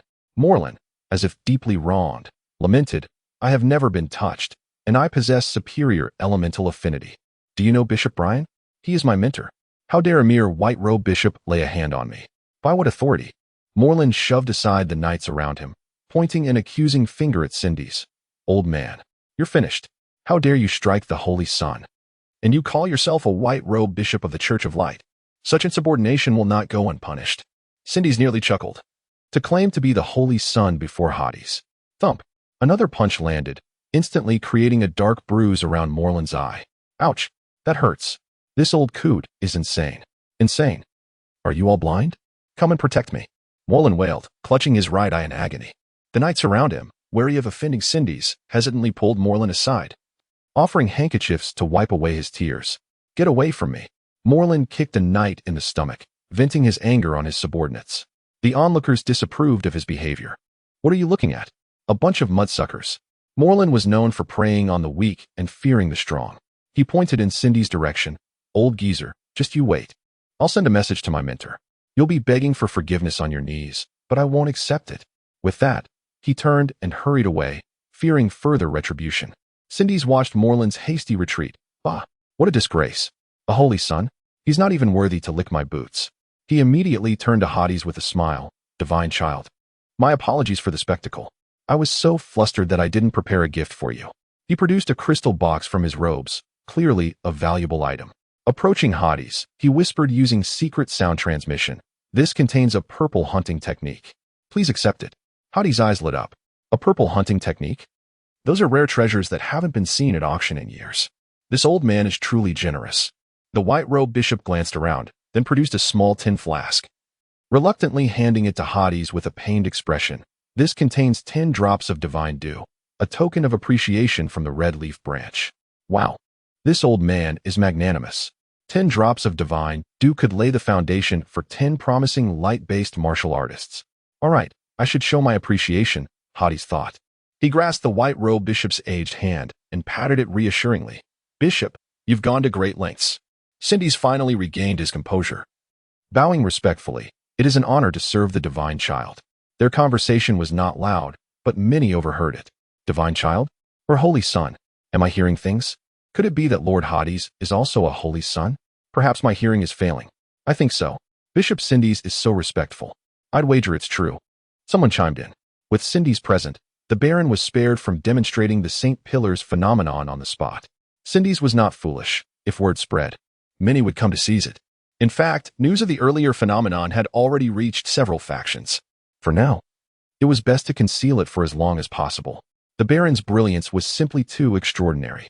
Finally, the Pegasus platform event, presided over by County Governor Coro and officiated by Cindy's, commenced the formal Holy Son selection process. Hordis, along with Naya and 20 Guardian Knights, headed to the Bear's Hand to report. The Holy Son selection was meticulous, involving age and cultivation tests, as well as a brief investigation into family background and potential. It was crucial to prevent foreign spies from infiltrating. Red Leaf County was not large, but it governed about 30 towns. Scattered among them were some gifted children and those seeking a stroke of luck. After 3 days, several promising candidates were discovered, all light-based white hunter-level martial artists, albeit with lower cultivation levels. Cindy's happily registered them all, recognizing that even if they were not selected as holy sons, they were future seeds of the church, deserving of early nurturing. During those 3 days, Hordis strengthened the relationship between the Bear's Hand and the Apothecary Guild, transforming it from an isolated alliance into a cooperative partnership that benefited both parties. The world is a stage, and all men merely players. With money as the bridge, Sally's, the major patron, no longer needed to announce her visits to the guild. Her slender waist swayed like a walking money bag. The martial artists of the Bear's Hand drooled, unsure whether they were captivated by her beauty or her wealth. "Oh, isn't it His Highness the Holy Son?" Sally's deliberately curtsied slightly before Hordis, her figure undeniably alluring. The sound of gulping saliva filled the air. Naya hastily covered Hordis' eyes with her small hands, pouting and exclaiming, "Don't look! Don't look!" Giggle. Sally's, like a black widow, smiled seductively, refraining from further teasing. She swayed her hips and took a seat next to Boli Soya. "Brother Soya, it's been 3 days, and our county's Holy Son selection has concluded. Who will accompany me to the province tomorrow?" She exuded charm and allure. Boli Soya took a sip of tea and swallowed it. "Ahem. According to the original plan, Vice Leader Green Dubois and you will lead the team, along with 2 guest elders and guardian knights. That should be sufficient. Martial artists clad in light knight armor were not to be trifled with, and 20 were enough to avoid unnecessary complications." The next morning, a mixed team appeared at the North City Gate, led by Hordis. The group consisted of members from the Bear's Hand, the Apothecary Guild, and 10 pre-selected Holy Son candidates from the Church of Light, heading towards the Church of Light in Martini Province. 2 days later, in West Martini, the provincial capital, in the Grand Hall of the Martini Church of Holy Light, an elderly man with a ruby ring stroked his scepter and asked leisurely, Have the pre-selected holy sons all arrived? A 9-foot-tall man in gleaming silver light armor knelt on one knee and replied reverently, reporting to Lord Brian. All 163 pre-selected holy sons from the province have arrived at the post house, awaiting your summons. Very well. Brian slowly rose from the central seat, behind which stood a solemn angel statue as tall as the hall. Is there a baron named Hordis from Redleaf County among them? His voice was slow, but the 9-foot-tall man recognized the ominous tone. Based on years of experience, the baron was in trouble. Reporting to the bishop, there is indeed a baron with a family crest, approximately 7 years old. It should be him, the burly man replied, trembling slightly. Anyone Brian had previously inquired about in such a manner had never survived. Do you know what to do? Brian asked casually. The man lowered his head deeply in agreement, lamenting the loss of a promising talent. If you know, then leave. Inform them to gather at the Marshall Hall Square tomorrow. I will personally conduct the assessment. Brian turned and waved his hand gently. Yes. The knight saluted and slowly retreated from the hall. The back door of the hall suddenly opened, and a young man rushed in. He appeared agitated and did not offer a greeting, instead exclaiming, Mentor, it's him, that fellow named Hordis, who is being praised to the heavens. Mentor, you must avenge me. The diminutive white-clad cardinal dares to show you disrespect. Behold. Morin pointed to his eyes, which had remained swollen for several days. Is this an affront to me? This is an affront to your face, dear teacher. You must stand up for your student. Woe is me. Enough. Brian slowly opened his eyelids. I have my own views on this matter. After all, he is merely a 7-year-old child who has stumbled upon a trivial title by sheer luck and has grown arrogant. With a fierce strike of his staff, the marble floor shattered into pieces. Who dares to harm my disciple? I shall uncover the source of their audacity. Yes, and that little girl too. Morin revealed a lascivious expression. That Hordis is utterly unworthy of one named Nia. You must reserve her for your disciple, dear teacher. Incredibly, Brian nodded with apparent delight, responding with a smile. As long as it pleases you, the teacher shall acquiesce. Upon closer inspection, it became evident that this master and disciple bore a striking resemblance to one another. The Marshall Hall of Shima is affectionately nicknamed the White Crabapple, as it is nestled against a mountain range that stretches for hundreds of miles, adorned with blooming white crabapples each autumn. To cultivate talent for the empire, the entire mountain range has been allocated to the Marshall Hall for training. Truly a grand gesture. Hordis gazed upward at the imposing plaque. The materials and craftsmanship of this very plaque alone could purchase a villa in Shima, a testament to the wealth here. During his respite at the inn, Hordis would often take the opportunity to stroll around, for it was indeed the heart of the province. The streets thrummed with the essence of martial artists. Even the green hunters were a common sight, a stark contrast to the Redleaf County. Nia cheerfully linked her arm with Hordis's. Come on, brother. Did not Principal Derek write you a letter of recommendation? Let us seek out Master Yamo. Ah, you are ever so impatient, Hordis teased, pinching Nia's delicate nose with affection as they proceeded. Today at noon marks the selection of the province's holy son, and Hordis arrived early at the behest of Principal Derek from the Redleaf County Marshall Hall to consult with a certain Master Yamo. After passing through the gates of the Marshall Hall and inquiring for a quarter of an hour, they finally located a dilapidated classroom. Observing the worn door and the foul odor emanating from within, Nia wrinkled her nose. Is this truly Master Yamo's workshop? It's rather shabby. I expected the Provincial Marshall Hall to be far more opulent. Squeak. Shan Shan, in compliance, covered her nostrils with her paws. The effects of the elixir had caused a golden beast-like pattern to emerge along Shan Shan's back. Who is orchestrating this decrepit workspace? Croaked an elderly woman, her voice betraying her age of at least 70 or 80 years. The wooden door creaked open, revealing an elderly woman clad in a bright red robe and green trousers. Her gaze fixed squarely upon Hordis, or more accurately, upon the Shan Shan perched upon his shoulder. Under her scrutiny, Shan Shan felt exposed and attempted to flee. In an instant, Hordis was taken aback as the elderly woman swiftly embraced Shan Shan in her arms, her gnarled fingers running along its back. Ah, I thought I was seeing things. A cub of the golden thunder bear, no less, and a mutated one at that. The old woman grinned contentedly, stroking Shan Shan's fur. Hordis and Nia exchanged glances. Are you Master Yama? I bring a letter of recommendation from Principal Derek. Hordis had already sensed the old woman's extraordinary nature. A flicker of purple light in the air had effortlessly captured his pet. Yet, to his surprise, the old woman seemed slightly irked. Am I so old that you must address me as such? You should call me sister. Her grip on Shanshan tightened, causing it to squeal in discomfort. Sister, Nia exclaimed loudly, her earnestness evident upon closer inspection. Haha. The elderly woman burst into laughter. At least you, sister, possess discernment, unlike this pretty boy, who failed to recognize my pure-hearted nature. Hordis stifled his laughter, begrudgingly addressing her as sister, only to receive an eye roll in response. After a moment, the old woman extended a withered hand. Come, let me see what you have. Wiping the sweat from his brow, Hordis presented the letter with both hands. With a flick of her wrist, the old woman summoned a gust of wind that sliced through the air like a sharp blade, tearing open the envelope. After perusing its contents, she conjured fire-based divine power, incinerating the letter to ashes. Quite good, indeed. It is little Derek's recommendation. You must be the young lad named Hordis, am I correct? Indeed, I am the junior, Hordis replied, drenched in sweat, feeling quite uncomfortable at being referred to as a young lad. Despite his youth, he dared not breathe a word.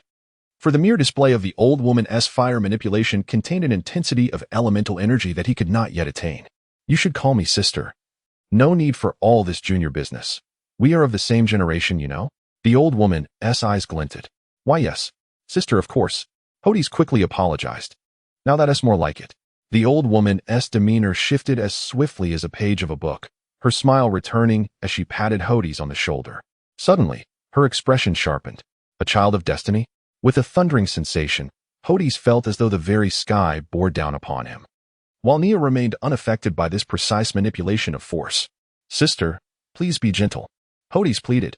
Releasing Shanshan, the old woman's interest in Hordis appeared to intensify. Young man, I have encountered many children of destiny, yet none quite like you. She regarded him with a knowing smile, as if peering into the depths of his soul. Panic surged through him. Could the Jade Pendant's secret have been uncovered? Surely not. This was a potent artifact, impervious to discovery, was it not? With feigned curiosity, he inquired. Pardon me, sister, but what exactly makes me so special? Ah, so you choose to withhold the truth from your sister? I am the Empire's foremost master of magical runes. Your blood has undergone such remarkable mutations that I could smell it from afar. She bared her pristine teeth, sending a shiver down Hordis' spine. No wonder Principal Derek had instructed him to show utmost respect. This elderly woman was indeed a master of magical runes, a figure as revered as a peak-level hunter. Instantly, Hordis bowed sincerely, filled with genuine admiration. The ascension to master status is not something easily achieved through mere gold or martial arts. It requires numerous fortuitous encounters and countless trials to reach such heights. To put it plainly, transitioning from a martial artist to a gold hunter is a formidable challenge. While ascending to master status is akin to a gold hunter striving to attain divine level, a monumental feat. This remarkable woman before him could be regarded as the Empire's steadfast anchor, a singular entity capable of drawing countless hunters to her side. Stop lingering outside. Come in. Master Yama beckoned, pushing open the wooden door and stepping into the dilapidated classroom. As Hordis and Nia followed suit, they were left agape at the first sight that greeted them. What is this? A dragoness horn? Hordis' eyes widened in astonishment. Chapter 42. The selection of the rune apprentice Master Yamu held a bamboo cup, tilting his head back, seemingly indifferent to the scalding temperature. Observing the astonished expressions of the two children, he nonchalantly curled his lip. Just a faux dragon. After all, true dragons are not so easily recognized. I bled quite a bit to obtain this dragon horn, he remarked, shaking his head slightly. Turning towards a dilapidated cabinet, he waved his hand, and a flicker of light seemed to flash as the cabinet opened automatically. Here you go, lad, the guide for rune apprentices. As agreed, my final transaction with Derek concludes here. Master Yamu stated with a serious demeanor. Hordis and Nia exchanged glances, appearing to comprehend the significance of Derek, the principal, having bestowed upon them a rare opportunity for a precious transaction with a Grand Master. What a remarkable gesture. Exhaling slowly, Hordis respectfully accepted the tome. Runes are one of the unique techniques of the Gothic continent, capable of being inscribed onto equipment using special materials to enhance their functionality. For instance, Hordis' profound-level weapon, the Crimson Cloud, possesses abilities for piercing and shielding. Generally, yellow-level weapons can impart only one skill, whereas those above the profound level can add another, depending on the rune master's prowess. Having just embarked on the path of alchemy, Hordis encountered the profession of rune master. However, with the Jade Pendant in hand. Delving into numerous auxiliary professions would hardly consume much time. Though this book is meant for apprentices, it is authored by me personally and is far from the rubbish found elsewhere, Master Yamu stated casually. A work penned by a Grand Master would be fiercely coveted. As Hordis slowly opened the inch-thick book, a faint fragrance of paper wafted through the air. While he perused the pages, the Jade Pendant in his mind began to scan automatically. He distinctly recalled the 9-character mantra from before. The closest match was the weapon character technique. In Huaxia, the art of crafting also includes the functionality of runes, albeit encompassing a broader scope. Hordis retrieved the weapon character technique's contents from the Jade Pendant, merging it with the runes to begin evolving. His pupils reflected the continuous interplay of strengths and weaknesses between the two. Soon, a stick of incense burned down, and the Jade Pendant had recorded all the content. Hordis gently closed the book and bowed to Master Yamu. No need for formality, lad. Had it not been for Derek saving me once, even the Emperor himself would not have swayed me, Master Yamu remarked as he ambled around the experimental table, handing Hordis a tattered wooden brush. This is for you. I used this rune brush during my apprenticeship. I hope you can succeed in this field. In truth, Master Yamu held little hope, merely finding Hordis agreeable.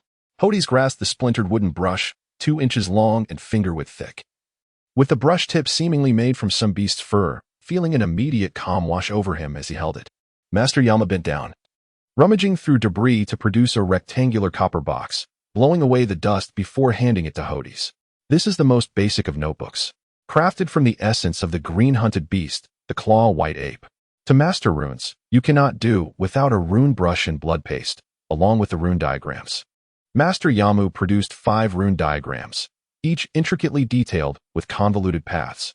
The diagrams serve as incantations. Different paths yield different effects.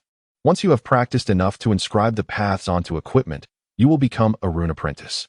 Master Yamu offered no further explanations, knowing that without powerful spiritual strength, one could not carve runes, and she was disinclined to elaborate. Providing such basic tools was already a significant gesture of goodwill. Turning her back, Master Yamu pointed to a map on the wall. There are few rune masters across the continent, yet they are all highly respected. If you are a white-hunted warrior possessing rune weapons, you can challenge opponents of higher tiers.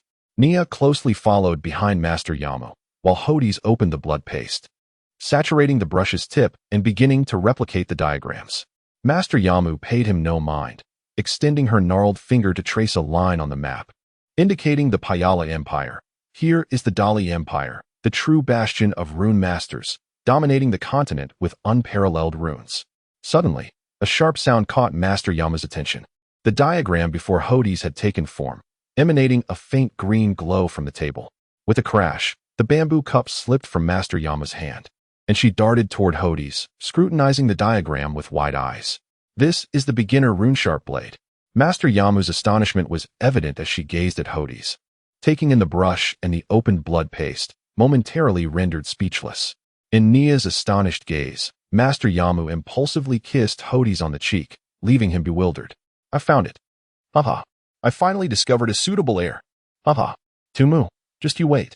Master Yamu exclaimed, her voice echoing, shaking the dust from the ceiling. Quick. Bow and pay homage to your master. From now on, you are my cherished disciple. Master Yamu joyfully punched Hordis lightly on the chest, causing him to feel a surge of blood rising. With a gasp, he spat out blood. Brother. Nia rushed over, concerned, casting a resentful glance at Master Yamu. Apologies. I was too excited. Master Yamu rubbed her old hands together with this disciple at next year's Rune Master Conference. I shall surely take great pleasure in slapping Tumu's face. Her expression morphed into something fierce. Hordis, having expelled the blood, felt considerably better. Rubbing his chest, he inquired, Sister, who is Tumu? Upon hearing that name, a mixture of love and hatred echoed in Master Yamu's teeth. A scoundrel. Hordis thought the name sounded familiar, recalling how Melilin had once referred to him. Forget about him, dear brother. Oh no, my beloved disciple, pay homage to me as your master. I will provide you with all the materials and diagrams needed from rune apprentice to rune master. What do you say? Hurry and thank your sister. Master Yamu paced back and forth, hands clasped behind her back, brimming with excitement. Hordis began to speak, but suddenly felt a sharp jab behind his knee, causing him to kneel. When he raised his head, he saw a satisfied old face. Very well. Since you have become my disciple, I shall reluctantly accept. Here, this is a token of our first meeting. Master Yamu joyfully produced a spatial ring. Its exquisite patterns a sight Hordis had never seen before. Is she my sister or my master? Oh right, I haven't even agreed to become her disciple yet. Hordis grasped the ring, the retort dying on his lips. This is not an ordinary storage. It boasts several hundred cubic meters of space, rivaling the Grand Hall of Hongye County. Half of it is filled with blood paste, and upon closer inspection, some are even of purple beast origin. The other half is filled with rune diagrams of varying levels, at least hundreds of bundles. The sheer value of these hundreds of bundles, each basic rune diagram costing over 100 gold coins and scarce as it is, could buy an entire city. Are you satisfied, disciple? Master Yamu sipped her tea, her demeanor far from delicate. Yet, in terms of wealth, she alone could rival an entire super-commercial house. Hordis bobbed his head like a chick pecking at grains, finding it difficult to remain inconspicuous under the watchful eye of such a formidable master. Dear younger brother, might I borrow your golden silk thunderbear for a couple of days? Suddenly, Yamu leaned in, a pungent odor of potions wafting directly into Hordis' nostrils. Achoo! Hordis sneezed, rubbing his nose. Shan, with her two front paws, clung to his back hem, shaking her little head vigorously. With a resigned gesture, Hordis spread his hands. Master sister. It's not that I am unwilling. Shan is my companion, not my contracted pet, and I respect her choices. Shan fervently nodded in agreement from behind, her eyes brimming with gratitude. Oh well, I was planning to gift her a vial of pseudo-dragon blood essence, but it seems that's out of the question now. Yama loudly proclaimed the source of the blood, discreetly observing Shan's reactions. Sure enough, Shan's ears perked up, her teeth grinding together as she intently sniffed the air around Hordis.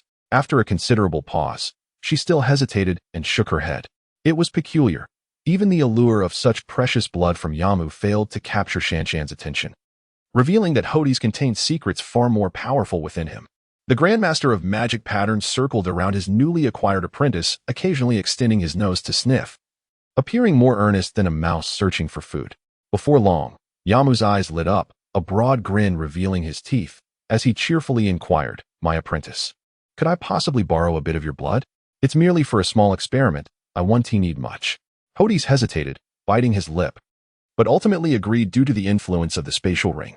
Little did he know, Yamu produced a large bowl. What? Are you planning to concoct a zombie? I certainly don't possess that much blood. Hordis shook his head vigorously. With such a large bowl, are you intending to make blood sausages? Sensing Hordis' reluctance, Yamu was not easily deterred. After some negotiation, Hordis finally consented to provide a cup's worth of blood. The wound was swiftly sealed by the light element. I almost forgot. The selection of the Holy Sun is about to commence. You should head over first, dear apprentice. I'll join you shortly. Before Hordis could respond, Yamu, along with Naya and Shan, had already ushered him out of the laboratory, pressing against the wooden door. Hordis could hear the sounds of various mechanical devices and test tubes clashing, occasionally accompanied by Yamu's strange exclamations. Ah, truly the hallmark of a grandmaster. Such eccentric behavior can be understood. Hordis looked up at the sky, realizing the time was drawing near. Grasping Naya's small hand, he rushed towards the Marshall Hall's plaza. In the center of the plaza stood a colossal holy pillar, its size exceeding that of the one in Hongye County by more than double. Surrounding it were a multitude of candidates for the selection of the Holy Sun, each displaying excitement and eagerness. The selection of the Holy Sun was a significant event, and the venue was already teeming with people from all walks of life, scholars, farmers, merchants, and others. On the northern side of the observation platform sat the main seats, where several influential figures were positioned. Bishop Brian of the Church of Light, Mayor Soros of Shima City, Master Daniel of the Pharmacists Guild, and Kirito of the Magic Patterns Guild, among others. The rows behind them were filled with disciples and confidants, each holding a place of prominence in their respective fields. Surrounding the plaza were hundreds of guards, both from the Church of Light and the military, easily distinguishable by their attire. The Knights of Light donned white armor, exuding an aura of peace, while the military mostly wore blood-red uniforms, radiating a sense of menace. Bishop Brian held a notebook, his voice resonating clearly across the crowd despite its softness. Next, Hordis. After a prolonged silence without any response, Brian frowned. What kind of place is this? A selection ceremony for the Holy Sun, and someone dares to arrive late? A slight smirk crept onto Brian's lips. Being late was advantageous, as it provided a reason to discipline this youth who dared overshadow his son. Indeed, Morin was not just Brian's disciple. He was, in truth, Brian's illegitimate son, a fact kept hidden. Just days prior, Brian's son had been beaten, allegedly due to this young baron named Hordis. Hongya County, huh? A backwater place. How could its status compare to that of his son?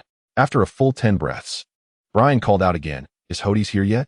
If not within 20 breaths, the qualification for the selection of the Holy Son will be forfeited. The prominent figures behind him whispered among themselves, questioning who had the audacity to treat the Holy Son's selection so lightly, seemingly unaware of the Church of Light's significance. Mellerlin frowned, tugging at Daniel's sleeve, and quietly remarked, "Master, Hordis is the self-taught prodigy I mentioned to you." Daniel, in his early 30s and already on the verge of becoming a master, was more than capable of teaching an intermediate-level student. He narrowed his eyes slightly, nodding before shaking his head. This selection was for the Holy Son of the Church of Light, not for the Apothecary Guild's apprentice. It would suffice to take Hordis under his wing, which would still grant him a prestigious position. Time slipped away like sand through fingers. Brian remained composed in his seat, silently counting the seconds. 19 breaths, 18 breaths, 17 breaths, 6 breaths, 5 breaths, 4 breaths. Brian's eyes flickered. Perhaps the boy recognized his circumstances and chose not to participate. He stood up to announce, due to Hordis' tardiness, "I'm here." A booming voice drew everyone's attention as two children, around 7 or 8 years old, burst forth into the plaza. Reporting to Bishop Brian, Hordis, have arrived." Brian closed his notebook, looking at Hordis with a mocking expression. "You have arrived late. Tardiness is still tardiness. Such disregard for the selection of the Holy Son disqualifies you from loyalty." In the astonished gaze of Hordis, Brian swiftly declared, "Due to lateness, Hordis is disqualified from the selection of the Holy Son." A wave of murmurs swept through the crowd. It was the first time a candidate for the Holy Son had been disqualified. What a pity.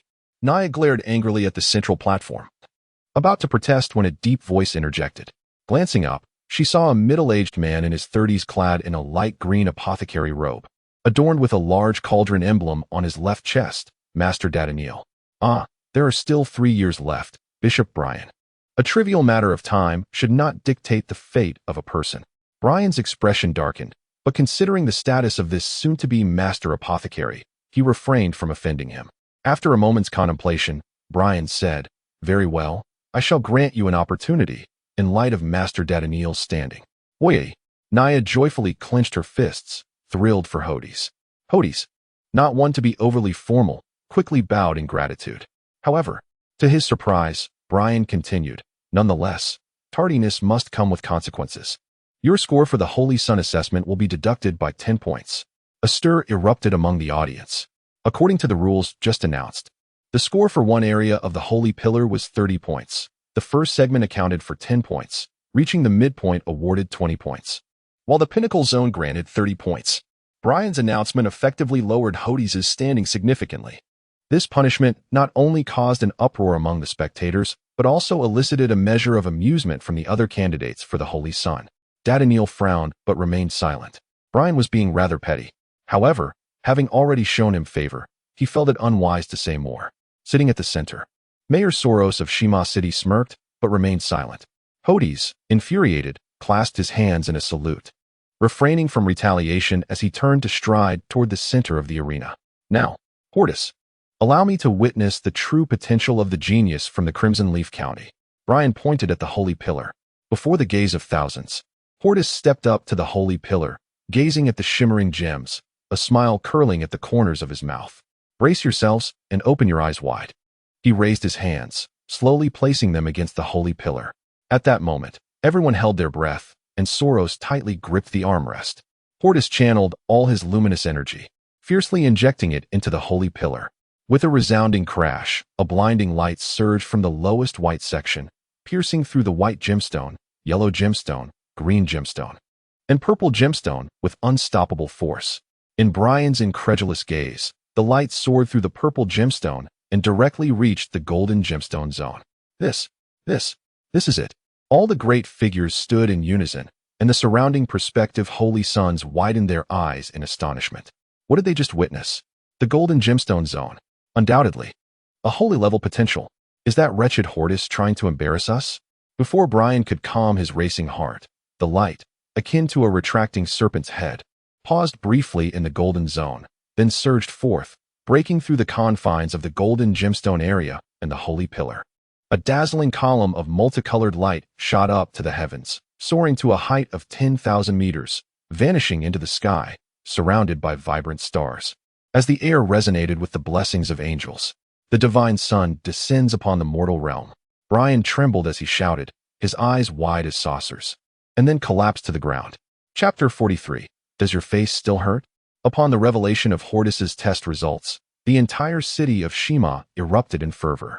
In a province devoid of towering skyscrapers, this dazzling pillar of colorful light was akin to a divine miracle descending from the heavens. Elderly residents, moved by the spectacle, hastily gathered their descendants, kneeling in reverence, exclaiming, "The divine has manifested. May the Loris family prosper."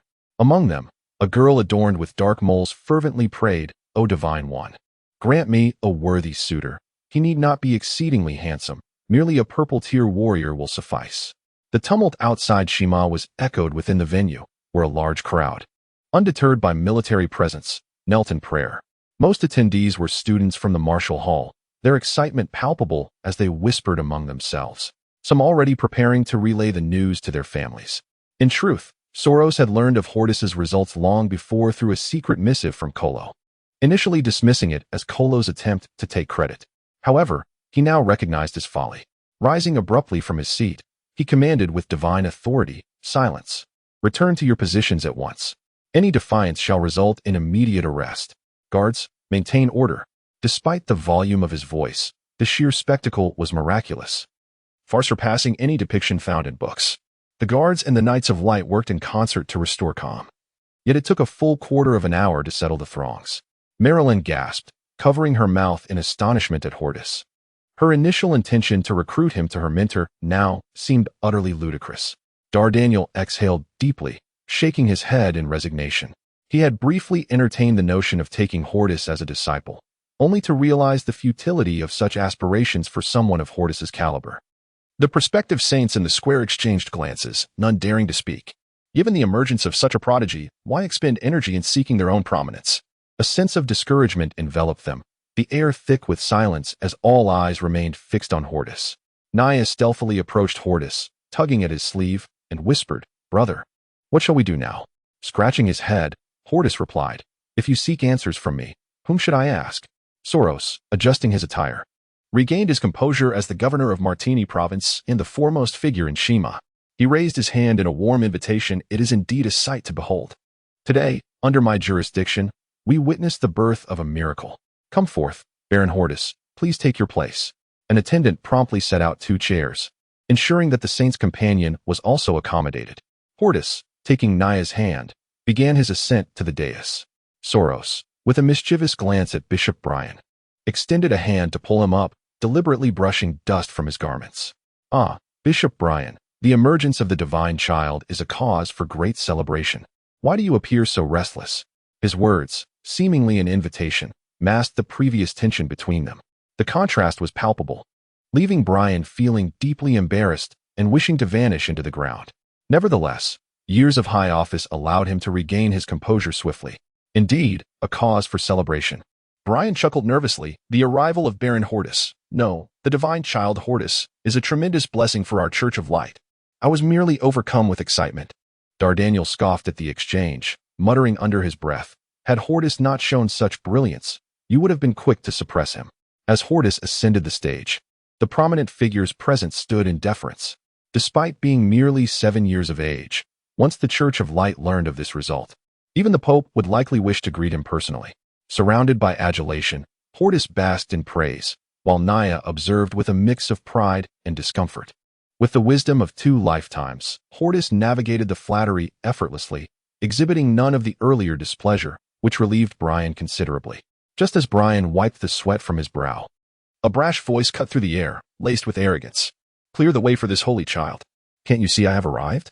A path opened as Morlin swaggered forward, fanning himself and strutting with an air of superiority. Having just awakened, he remained oblivious to recent events, believing that his teacher's reputation would afford him immunity from any difficulties. The attention of the crowd filled him with immense satisfaction.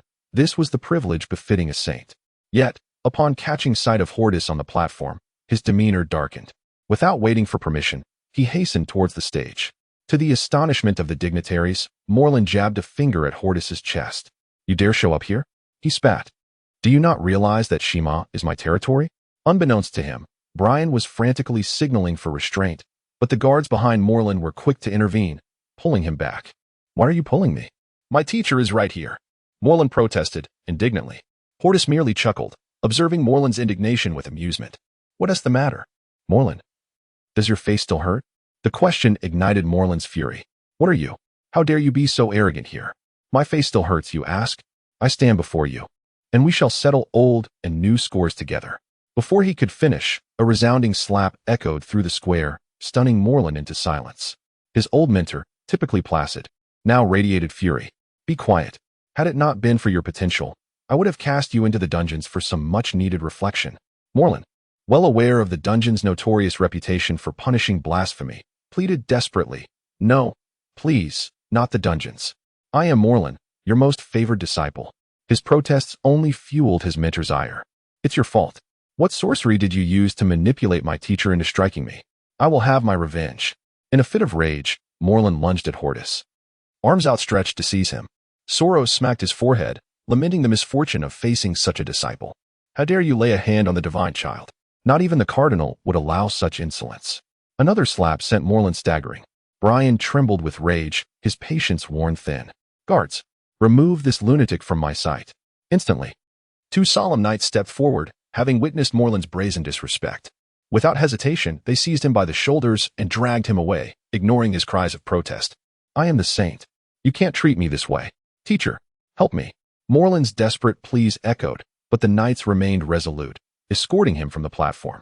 Before the words had fully left his mouth, he was abruptly kicked behind the knee. With the troublemaker finally removed from the scene, Brian wiped the sweat from his brow and bowed respectfully to Hades, saying, "My sincerest apologies, Lord Godson. It is solely my failure in discipline. I shall certainly impose a fitting punishment." Observing Hades' ambiguous smile, Brian suddenly remembered something and quickly removed the ruby ring from his finger, forcefully pressing it into Hades' hand. "This is the crimson stone that I have nurtured with divine power for 30 years. I hope it may grant leniency and spare my young apprentice." His body glistened with cold sweat. Hades was about to decline when Dardaniel interjected. "The Crimson Stone not only possesses the capacity to store immense spiritual energy but also absorbs elemental forces from the air at an accelerated rate, enabling warriors to absorb its essence rapidly. It serves as a mobile energy source, allowing blue-tier warriors to ascend swiftly. Such a treasure is rarely possessed by even blue-tier warriors." Dardaniel raised an eyebrow, glancing at Nia. Hades' eyes lit up. He already possessed a Jade Pendant, and Nia required rapid advancement. Upon hearing Dardaniel's explanation, he withdrew his hand that had been poised to refuse. Seeing Hades accept the gift, Brian cast a grateful glance at Dardaniel. The previously conflicting duo now shared a more harmonious rapport. Very well, very well. Baron Hades is not a man of petty disposition," Soros remarked, stepping in to mediate, with other prominent figures joining in to smooth the situation. With the gift received, much of Hades' displeasure dissipated, and he looked at Brian with a genuine smile, expressing heartfelt thanks. "Then I shall extend my gratitude to the esteemed Blue Bishop." Of course, Brian replied, sweat once again beading on his forehead. Relieved as long as no further inquiries were made. Glancing at the sky, he noted that there was still ample time. Hades was firmly ushered to the center of the main stage. After all, the godson had arrived, and it was only fitting that the qualifying assessments fell upon him. Let the test continue. Brian cleared his throat and proceeded. "Next, Molin." "Oh, wait, it is the one from the Misty County, Mabwa." He silently chastised himself for speaking too quickly, almost provoking the godson's ire. Hades would certainly not be able to observe the assessments of over 100 candidates from start to finish. Aside from Hades, a young girl named Bai Hong from the Roland County was tested and revealed to possess purple tier potential, causing another uproar in the hall. The selection of the godson does not discriminate by gender. Whoever holds the highest potential for light becomes the saintess, while males are designated as the godson. The testing continued throughout the afternoon, with the remaining candidates to be assessed the following day, as Hades would not attend. After exchanging pleasantries with Soros and the other dignitaries, Hades reluctantly participated in the celebratory feast, leading Nia and the entourage from Hongya County back to the inn. In the hall, Sally had transformed from her usual charm. her expression somewhat subdued, glancing at Hades with a hint of trepidation and even a touch of reverence. After a moment, she timidly asked Hades, "Hodi, no, Lord Godson. Since you have become so, renowned, will you still consider serving as the honorary president of the Alchemist Guild?" Sally was deeply concerned, given Hades' current status. Not only were the alchemists of Hongya County unqualified to appoint him as honorary president, but even those from the Martini province lacked the standing to do so. "Why not?" Hades teased, dismissing the disparity in status. "I still require President Sally to impart to me the techniques and nuances of alchemy. This was a condition you agreed to." "Marvelous!" Sally exclaimed, akin to a bird set free, joyfully bouncing in place. In a moment of distraction from Nia, she impulsively planted a kiss on Hades' cheek, her face flushing crimson immediately after. "What are you doing?" Nia exclaimed, rising in a huff. While she had tacitly accepted her brother's collaboration with this woman, she had not consented to a rivalry for his affections. Hades quickly embraced the feisty little tiger at her waist, whispering soothing words until Nia begrudgingly returned to her seat. Sally's complex gaze lingered on Hades, her heart seemingly unsettled, as if a cherished toy had been taken from her. However, with Hades' burgeoning reputation, the evening's banquet was extraordinarily lavish. Many from Hongya County approached Hades with beaming faces, toasting throughout the night. In the grand hall of the Church of Light, Molin knelt with a face full of grievance, looking helplessly at his mentor. In his recollections, he had never faced corporal punishment, having wreaked havoc upon countless maidens over the years, all subdued by his teacher. Molin could not comprehend why his usually indulgent mentor would wield such severity. Brian rubbed his fingers, where the crimson stone had once rested, now only leaving a white ring mark. The two of them exchanged glances for a considerable time before Brian finally exhaled slowly. "Rise, Molin." Molin pouted, standing up with a defiant air, pacing angrily on the marble floor. "This is the disparity," Brian pondered. Nevertheless, despite his anger, he acknowledged that Molin indeed possessed remarkable potential. Observing the sulking Molin, Brian felt his hair turning gray from stress. That drunken nun had truly been fortunate, allowing him to discover such a gifted son, which was why he had covertly changed his name to keep him close. Taking a deep breath, Brian gradually quelled his fury. If he were to nurture Molin, patience was essential. After all, who had not erred in their youth? Do not entertain such thoughts about Hades. He is untouchable. Not even I, nor even the Pope himself, could demand his respect. Brian spoke matter-of-factly. "Why not? Just because he is younger than I? My talent is equally noteworthy." Molin argued stubbornly. Brian felt his temper flare again, clenching his fists to refrain from striking out, recounting the events surrounding Hades' assessment. Molin was left speechless. This is impossible, Master. It has been a century since a godson has descended. This cannot be real." The stark contrast struck him profoundly, leaving him desolate. If this were indeed the case, could he still vent his frustrations? And what of that enchanting girl named Nia? Why had fortune not favored him with such blessings? Seeing Molin's wavering resolve, Brian felt somewhat reassured. People are inherently unequal. Only through your own efforts will you reach commendable heights. With nothing more to say, he could only offer kind words. The mentor and apprentice shared their innermost thoughts in the grand hall, their bond seemingly deepening. As midnight approached, Brian returned to his paternal demeanor, gesturing gently. "All right. My dear disciple Molin, the hour grows late. You should retire for the night. I shall have Heg send you back." Heg was Brian's most loyal knight and protector, a towering figure of 9 feet with peak green tier strength.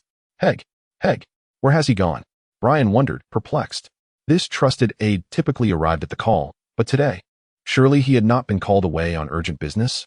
Molin suddenly recalled, his expression shifting dramatically as he hurriedly warned, "Master, did you not instruct him to handle that matter during the day? Could it be disaster?" Brian shouted in furious realization, leaping from his chair. "We must hurry. A grave situation is unfolding." Chapter 45. Cardinal Clem. Brian squinted, instinctively dissipating the circulating aura into the air. Hordis observed keenly and sighed in relief. It seemed salvation had arrived. The newcomer moved swiftly, having reprimanded just a moment prior, now standing close at hand. Though not very tall, he radiated authority. Clad in immaculate ecclesiastical attire adorned with blue water patterns at the cuffs and collar, unmistakably a blue cardinal. "Clem, what brings you here?" Brian returned to a calm demeanor, as if nothing had transpired moments before. If I had arrived any later, Our esteemed son of God might have met an untimely end, Clem retorted, stroking his goatee with a hint of mockery. Without waiting for Brian's rebuttal, he turned slightly and bowed towards Hordis. Respected son of God, I, Clem, Blue Cardinal of the White Sky Province, extend my greetings. With a wave of his hand, a powerful surge of light emanated and enveloped Hordis. Employing the renowned healing magic of the church, the Holy Grace Technique. This was a higher-tier healing method, a secret art known only to the upper echelons of the church. Hordis nodded in appreciation, while a jade pendant in his mind discreetly recorded the event. The battered skin of Hordis was instantly revitalized, wounds visibly healing at an astonishing rate, though the skin at the site of the injuries appeared pink. Truly, as a Blue Hunter-level practitioner, the potency and quality of this divine power were remarkable. Humph. I too intended to heal him, yet you seized the opportunity. How unnecessary. Brian, accustomed to quibbling, hastily defended himself. Seeing Hordis able to stand, Clem merely nodded, not turning away. But casting a sidelong glance at Brian, he said coolly, my disciple, Cindy's, sent me a message via Eagle mere days ago. The presence of the Son of God is not to be trifled with, yet here, on your territory, he has been ambushed. It appears, Cardinal Brian, you harbor some ulterior motives. Utter nonsense, Brian exclaimed, furiously pointing at Clem. Is it merely because I did not allow you to assume the title of Blue Cardinal for this province? How much effort have you expended to care for your disciple? Hordis observed the two cunning old foxes dismantling each other and refrained from intervening, his gaze drifting towards the assassin on the ground. For some reason, it appeared that lad, Morin, was winking at the assassin, which made Hordis realize something. At the height of the argument between the two Blue Cardinals, a wretched sound emerged from behind. Ah, you. Cough. Cough. Blag could utter only a few words before he was silenced, a sharp dagger piercing through his throat. Never did Blag imagine that this young master would turn against him. How many years had he served faithfully? How many sordid tasks had he undertaken for this father and son? Now, he was being discarded like a worn-out tool. You dare, Clem shouted, launching a powerful punch towards Morin, only to be intercepted by Brian mid-strike. Do you dare obstruct me? Are you intent on silencing him? Clem's eyes widened with fury as he yelled at Brian. Brian secretly admired his son's ruthlessness. With the death of the assassin, this was a case of death with no witnesses, allowing him to feel at ease. Clem, do not hurl baseless accusations. To attempt to assassinate the Son of God is a crime against the entire clan. Killing an assassin on my territory is justifiable. Do you wish to take a living witness? Do you harbor secrets that must remain hidden? This counterattack was executed splendidly, leaving Clem fuming. Very well. Very well. Clem, despite his anger, managed to laugh. Truly, you are worthy of being that esteemed one's disciple. Such tactics are commendable. Upon confirming Blag's demise, Morin withdrew the dagger and stored it in his spatial ring, leaving no incriminating evidence behind, a practice he had often engaged in. He raised an eyebrow at Brian, feigning sorrow as he remarked, what a pity. Such a fine light warrior turned out to be a spy. Teacher, we must investigate this thoroughly. Excellent, Brian thought. Proud of his son, regardless of the righteousness of the cause or the personal stakes. Well said. He gestured to Clem. There, the body lies. You may inspect it at your leisure. Morin speaks true. I will mobilize every resource to unearth the assassin. Yet, in his mind, he plotted the duration of the investigation, which he had no intention of disclosing to Clem. Anticipating Brian's response, Clem, without further comment, assisted Hordis to his feet and began to depart, tauntingly adding, the assassin may be dead, but there are still many lurking at the relay station. Before Brian could react, several individuals began making their way to the relay station, leaving Brian and his disciple in a state of shock.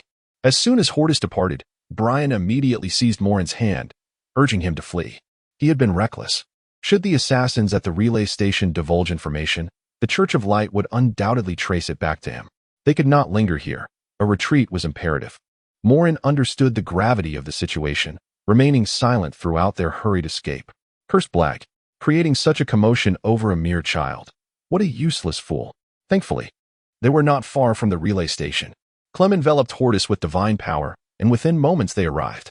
At that moment, the relay station had settled into silence, with a group surrounding several black-clad warriors, all tightly bound and kneeling with heads bowed in silence. Nia had already spotted Hordis, rushing towards him in tears, and upon seeing his battered form, she broke down sobbing. Hordis embraced Nia gently, comforting her. Fear not. I am unharmed. thanks to the assistance of Cardinal Clem. Hordis' safe return lifted the heavy weight from the hearts of Glyndebour and Solace. His identity and connections were too crucial. Should the Son of God be assassinated, the Church of Light would surely erupt in fury, and the ensuing chaos was unimaginable.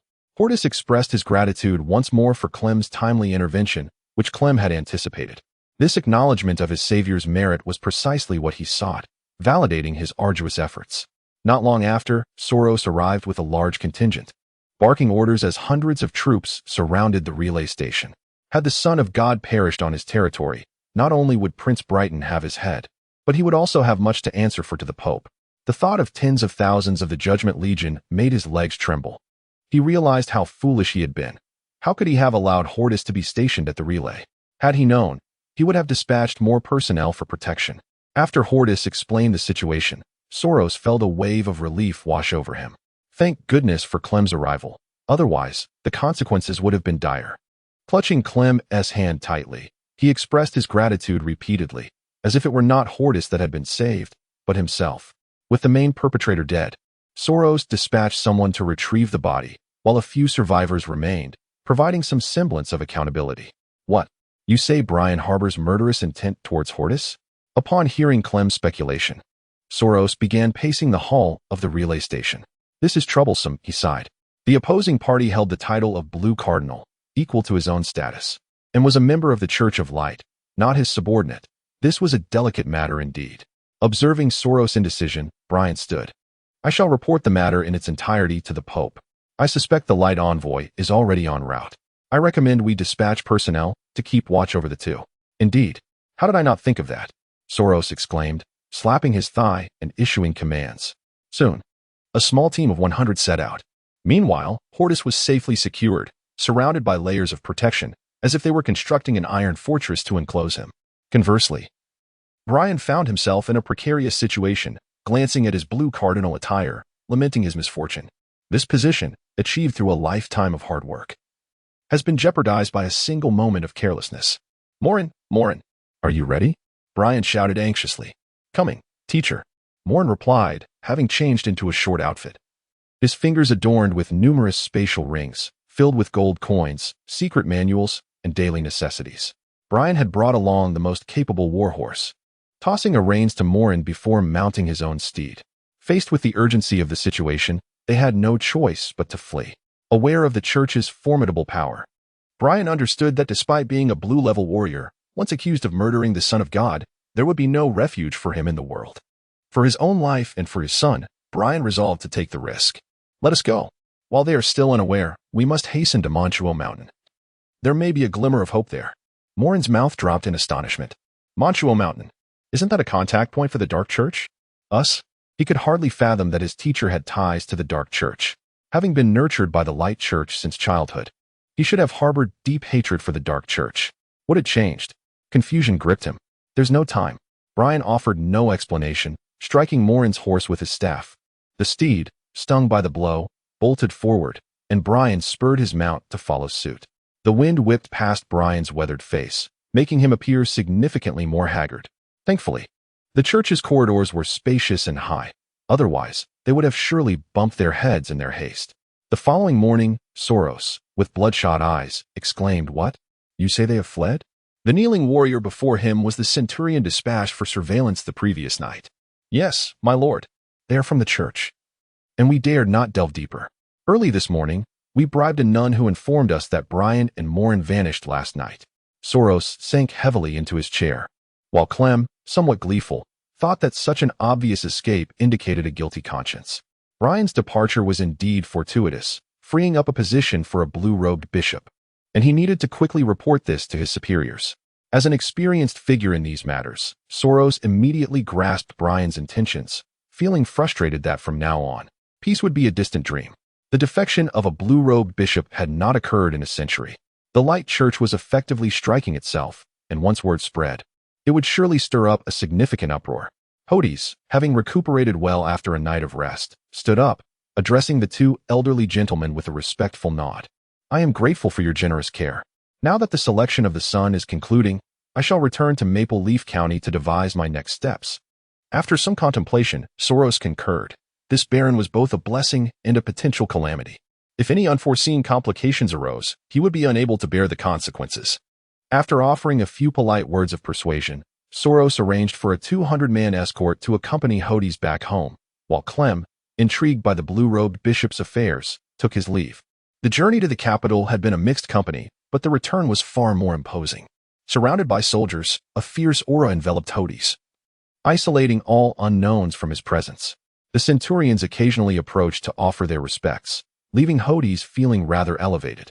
"Open wide," Nia commanded, gently feeding Hordis a grape. Her expression somewhat pouting as she glanced at another young woman. "President Charles, don't you have your own exclusive carriage? Why are you squeezing into ours?" "Oh, Nia. You know I came for the exchange of alchemical formulas," replied Charles, a strikingly attractive woman sitting beside Hordis. She smiled brightly, avoiding any quarrel, and pulled out a thin book from a recess, handing it to Hordis. Noticing his puzzled gaze, she explained, "Thanks to the Baron's fortune, Master Daniel has graciously gifted 10 special advanced-level formulas." Nia rolled her eyes, dismissively saying, "Just advanced formulas. What's so impressive about that?" Charles, flipping her hair, retorted, "Formulas are not solely determined by their level. One of them is a longevity elixir that can preserve one's youth for a decade." Hordis eagerly began to flip through the pages, but before he could read more than 2, Nia snatched it away, feigning calmness as she stated, "I will keep these formulas for my fiancé. Whenever you wish to produce them, just come to me." She emphasized the word fiancé with notable weight. Hordis' eyes sparkled. This was the first time Nia had asserted her claim in front of others, and particularly in front of such a beauty. Shayla's expression dimmed slightly, but quickly adjusted, covering her mouth with a handkerchief while smiling. "In that case, I extend my congratulations to you, Nia. However, to refine these formulas, one would require special techniques." Without waiting for Nia to respond, she lifted the carriage curtain and gracefully exited, her ample figure swaying enticingly.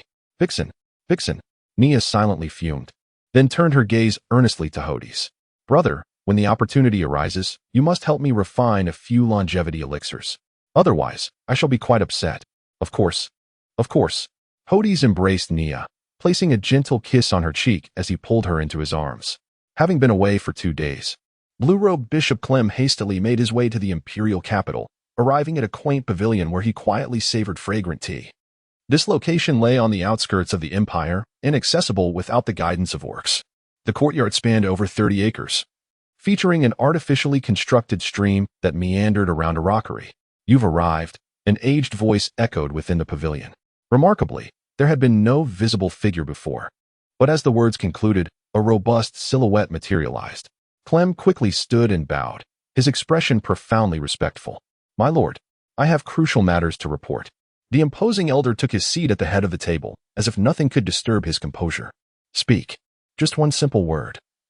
Followed by a steady sip of the slightly steaming tea, blowing away the floating leaves before savoring a small sip. "Brian has defected to the Dark Church," Clem exclaimed, only to have tea spray across his face. Hordis's journey was not rushed, and he now had the opportunity to appreciate the roadside scenery he had missed on the way. It took nearly 5 days to reach Redleaf County. After thanking the 2 centurions, they led their troops back to Westmark City. The change in circumstances was significant. The Divine Scion was unlikely to escape, and Hordis had befriended a Grandmaster-level magic instructor. He devoted his time to studying the magic book, having acquired a foundational understanding. My dear Hordis, I've been eagerly awaiting your return." Outside the gates of Redleaf County, a crowd of guards and familiar faces stood, with Colorado, adorned in purple official robes, meticulously groomed. He warmly grasped Hordis's hand before he could even speak, his enthusiasm causing goosebumps. News had reached Westmark City via carrier pigeon, confirming the Divine Scion's identity and revealing some unknown secrets. With a chuckle, Hordis expressed his gratitude to Cindy's, acknowledging that without his intervention, he would have been in danger. Cindy's aged face bloomed like a chrysanthemum, as he insisted it was his duty. Colorado, observing this, felt a pang of jealousy. Soros had failed to protect Hordis, and now Clem was providing support. He couldn't allow Cindy's to monopolize the relationship. "It seems it's time to elevate Hordis's peerage," Colorado mused, stroking his chin. If he couldn't gain favor through Hordis directly, he would have to appeal to his family. Celise, flaunting her alluring figure, bid farewell to Hordis before returning to the Apothecary Guild. Hordis, holding Naya's hand, proceeded to his bear's paw. The group settled in the hall, with Polisoya regarding Hordis with increasing satisfaction. Exchanging a glance with his sworn brother, Grin Dubbo, he rose to his feet. Elder Hordis, he began. With your and the elder brother's advancements, our guild has decided to apply to Kindness Hall to become a silver-ranked guild. I'm curious to know your thoughts. All eyes turned to Hordis. The young elder held significant influence, from the elixirs and combat support during his trials to his current status as the Divine Scion. Ahem, Hordis feigned a cough. As a guest elder of the Bear's Paw, I naturally wish for the guild's prosperity. The guild master should make the decision. My current goal is to improve my alchemy skills. Excellent. It seems we won't have to worry about elixirs in the future, considering the efficacy of the stomach-nourishing pills. An improvement in Hordis' skills would guarantee even better products. The guild master promptly made the decision, and after a few pleasantries, Hordis returned to his private chamber. Naya immediately collapsed onto the bed, exclaiming, I'm exhausted. I haven't had a moment's rest on the journey. She stretched languidly, her slender legs rolling across the bed. Once Hordis settled in Red Leaf County, life seemed to return to normal. He studied Magic S in the morning, improved his elixirs in the afternoon, and continued to practice his martial arts in the evening. Celise frequently visited Hordis under the guise of alchemy, each time ending with the two beauties exchanging playful barbs. Bang! The alchemy furnace exploded, and Hordis shook his head ruefully. He was being too ambitious. He couldn't achieve black-grade elixirs so quickly. However, he had memorized all the yellow-grade formulas. Or rather, the Jade Pendant had. Hordis frequented the Apothecary Guild's library, scanning all the elixir formulas and alchemy insights in just 3 days. Celise reclined on a beanbag chair, swaying back and forth, occasionally tossing fruit into her mouth. Her rosy lips were tempting to kiss. Naya had been diligently cultivating, her fear of falling behind her brother's progress and status driving her. Here, Naya, have a spirit melon to quench your thirst. You've already reached White Hunt 7th star. There's no need to rush. With the combined impetus of the Sacred Path and Vermilion Stone, Naya had recently reached White Hunt 7th star, making her a formidable figure in Valley Town. Naya shook her head, refusing the fruit. She wouldn't forego any opportunity to improve her cultivation, which impressed Celise. As they were conversing, Hotner entered, his strength having reached the peak of White Hunt under the nourishment of elixirs. He was poised to break through to Yellow Hunt and become a guild elder. He bowed respectfully, reporting, Elder Hordis, emissaries from Martin Province have arrived, seeking you. 2 days prior, Sorrows in Westmark City had received an imperial decree, immediately understanding its purpose. He dispatched messengers to Red Leaf County overnight. Colorado was surprised when he opened the order, but he quickly composed himself. He ordered artisans to craft a plaque overnight, which they brought to Hordis today. Guild Master Polisoya accompanied Colorado as they drank tea. As soon as Hordis entered, the county magistrate rose to his feet, exclaiming, My dear Hordis, congratulations. A joyous occasion. Hordis was taken aback. What joyous occasion? Had the Church of Light arrived, or had Brian been captured? A warrior in black and red armor emerged from behind Colorado, exuding a formidable aura. Hordis frowned. What did this mean? Without preamble, the knight saluted. Honorable Hordis, I am here on His Majesty's orders to make a proclamation. Please read it. The proclamation of the Payer Empire was not as elaborate as ancient customs, without the need for incense and kneeling. It was sufficient to affix the imperial seal and make the declaration. Colorado eagerly assisted Hordis in receiving the decree, saying with a smile, Congratulations, my dear Hordis. You have been ennobled as a viscount, a remarkably swift promotion. Oh, Hordis raised an eyebrow. He had no particular interest in noble status, but he knew his father would be delighted. He bowed slightly and accepted the scroll. Bring it here. Colorado beckoned, and several men struggled to carry in a plaque. The plaque had a red background with golden characters that read, Viscount Hordis Manor. Alas, I had the plaque made without your consent. I apologize, Colorado said with a smile. While adding flowers to brocade is not as valuable as providing charcoal and snow, it is never wrong to be courteous. You have troubled yourself, County Magistrate. I thank His Majesty for his kindness. I pledge my loyalty to the Empire, and I will not disappoint His Majesty should I be summoned. Colorado had been waiting for these words. He laughed and exchanged a knowing glance with Polisoya. Several key members stood up to offer their congratulations. Naya was overjoyed. In less than a year, she would be elevated from Baroness to Viscountess. Celise pouted enviously, muttering to herself. Unsurprisingly, when Hordis was promoted to Viscount, his father, Cudlow, once again became intoxicated, grasping the hand of his steward, Corey, and exclaiming, "Our ancestors have blessed us." According to the selection process for the divine scion, it took a full month to screen all the candidates from the Payer Empire. Hordis, as expected, ranked first. In a solemn hall of light, the Pope silently reviewed the report from the cardinal, his eyes gleaming. "Is this information about the divine scion Hordis reliable?" "Your Holiness, it is entirely reliable. It has been personally verified by Cardinal Clem, and judging from Brian's defection, there is no doubt," the cardinal replied, bowing at a 90-degree angle. "Excellent. This serves as compelling evidence of divine grace. After a century, a divine child has finally descended to the mortal realm. Excellent. Relay my divine edict, and promptly invite Hordis to the Grand Church for an audience." An audience? The cardinal was taken aback, for Hordis held no significant position within the Church of Light. He hastily approached and quietly elaborated on Hordis's current standing, adding a few of his own thoughts. A prodigious talent at the pinnacle of Green Hunter at merely 7 years old, a favored child of the heavens. The Pope's lips curled into a smile. Indeed, as a divine child, it was time for the Church of Light to once again showcase its might. However, upon hearing that Hordis was already betrothed, his brow furrowed. Could a mortal truly be worthy of a divine child? Would this not diminish his stature? Noticing the Pope's frown, the cardinal, aware of the implications, quickly interjected, "Your Majesty, the divine child comes from a mundane background and is bound to attract some dust. However, from what I understand, the young lady named Nia possesses a commendable aura of light. It would be ill-advised to make an enemy of the divine child over a mere girl. How shall we proceed?" The Pope set aside his scepter and gazed thoughtfully. The cardinal bowed his head lower and proposed, "In my humble opinion, it would be wise to facilitate an early reunion between the Saintess and the divine child, fostering their bond. After all, the divine child is but 7 years old. It would not be a detriment for him to take several wives." After a moment's contemplation, the Pope nodded slightly. "Indeed, merely a few ladies. Ensuring the continuity of our church's bloodline is prudent. Borkins, I entrust this matter to you. You may depart." "Yes." Borkins bowed and retreated slowly. Though he was a powerful purple hunter, he dared not breathe freely before the Golden Hunter Pope. Upon exiting the Pope's chamber, Borkins wiped the sweat from his brow. The pressure of the Golden Hunter was overwhelming, and even a hint of weakness was intolerable. He hurried to the Rose Palace, the exclusive residence of the Saintess Highway. After announcing his arrival, Borkins strode directly inside. Within a short while, chaos erupted in the Rose Palace, as a stunning beauty, standing at a height of 1.7 meters, rode a unicorn soaring into the sky. Borkins shouted from below, "Saintess, this is the Pope's decree. Please do not act recklessly." A melodious voice echoed from above. "I wish to see if this divine child is as remarkable as you claim. Fear not, I will not act thoughtlessly." Alas!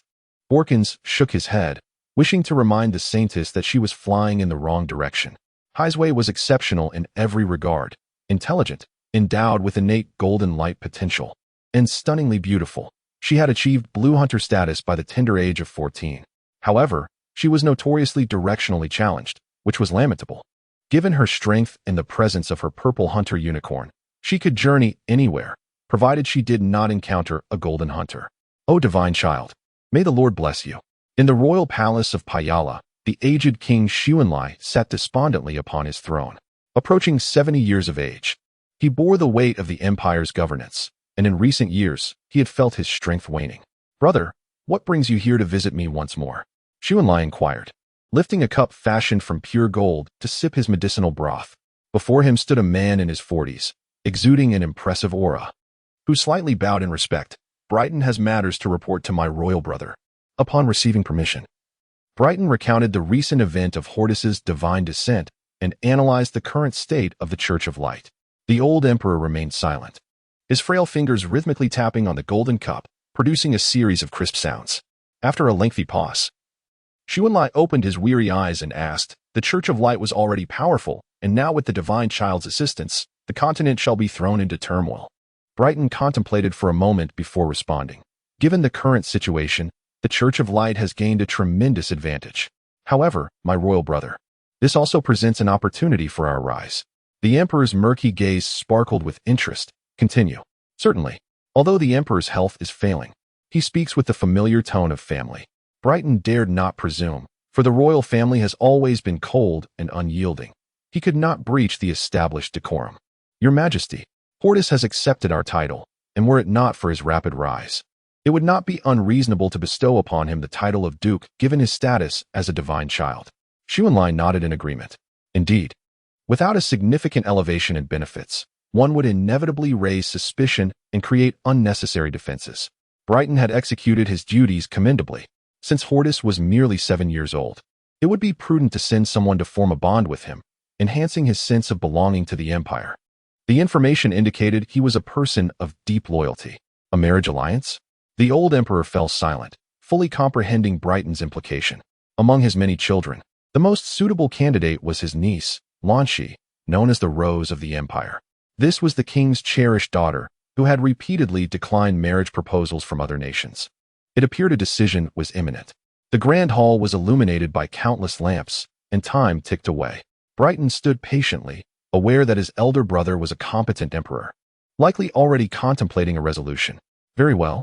Lanshi is your niece. Please convey my wishes to her. I hope she finds a suitable match. Thank you, your majesty. Brighton bowed and exited. The following morning, 2 13-year-old maidens soared from the palace on a blue hunter-class beast, the golden-eyed eye sculpture. This massive avian creature boasted a wingspan of 20 meters. Sister, do you think we will be reproached by the emperor for sneaking out of the palace? Inquired the younger beauty, who was none other than the maidservant, Yashin. Humph. Without even consulting me, they have arranged a marriage for me. I wish to see what is so remarkable about this Hordis. He is just a divine child. I am a blue hunter-class magical archer. What makes him so special? Indeed. The little maidservant echoed in agreement. Not long after the two maidens took flight, the knightly guards promptly reported their departure to the emperor and the prince. The two exchanged knowing smiles and summoned several purple hunter-class shadow guards. After spending some time in Hongye County, Hordis returned to Wali Town with Nia, accompanied by 20 knights from the church. As Hordis and Nia stepped into their courtyard, a fierce wind swept through the air. Looking up, they spotted a massive avian beast with a wingspan of approximately 20 meters. It circled above Wali Town before diving directly toward their home. Defend yourselves, Hordis exclaimed, his expression shifting with urgency.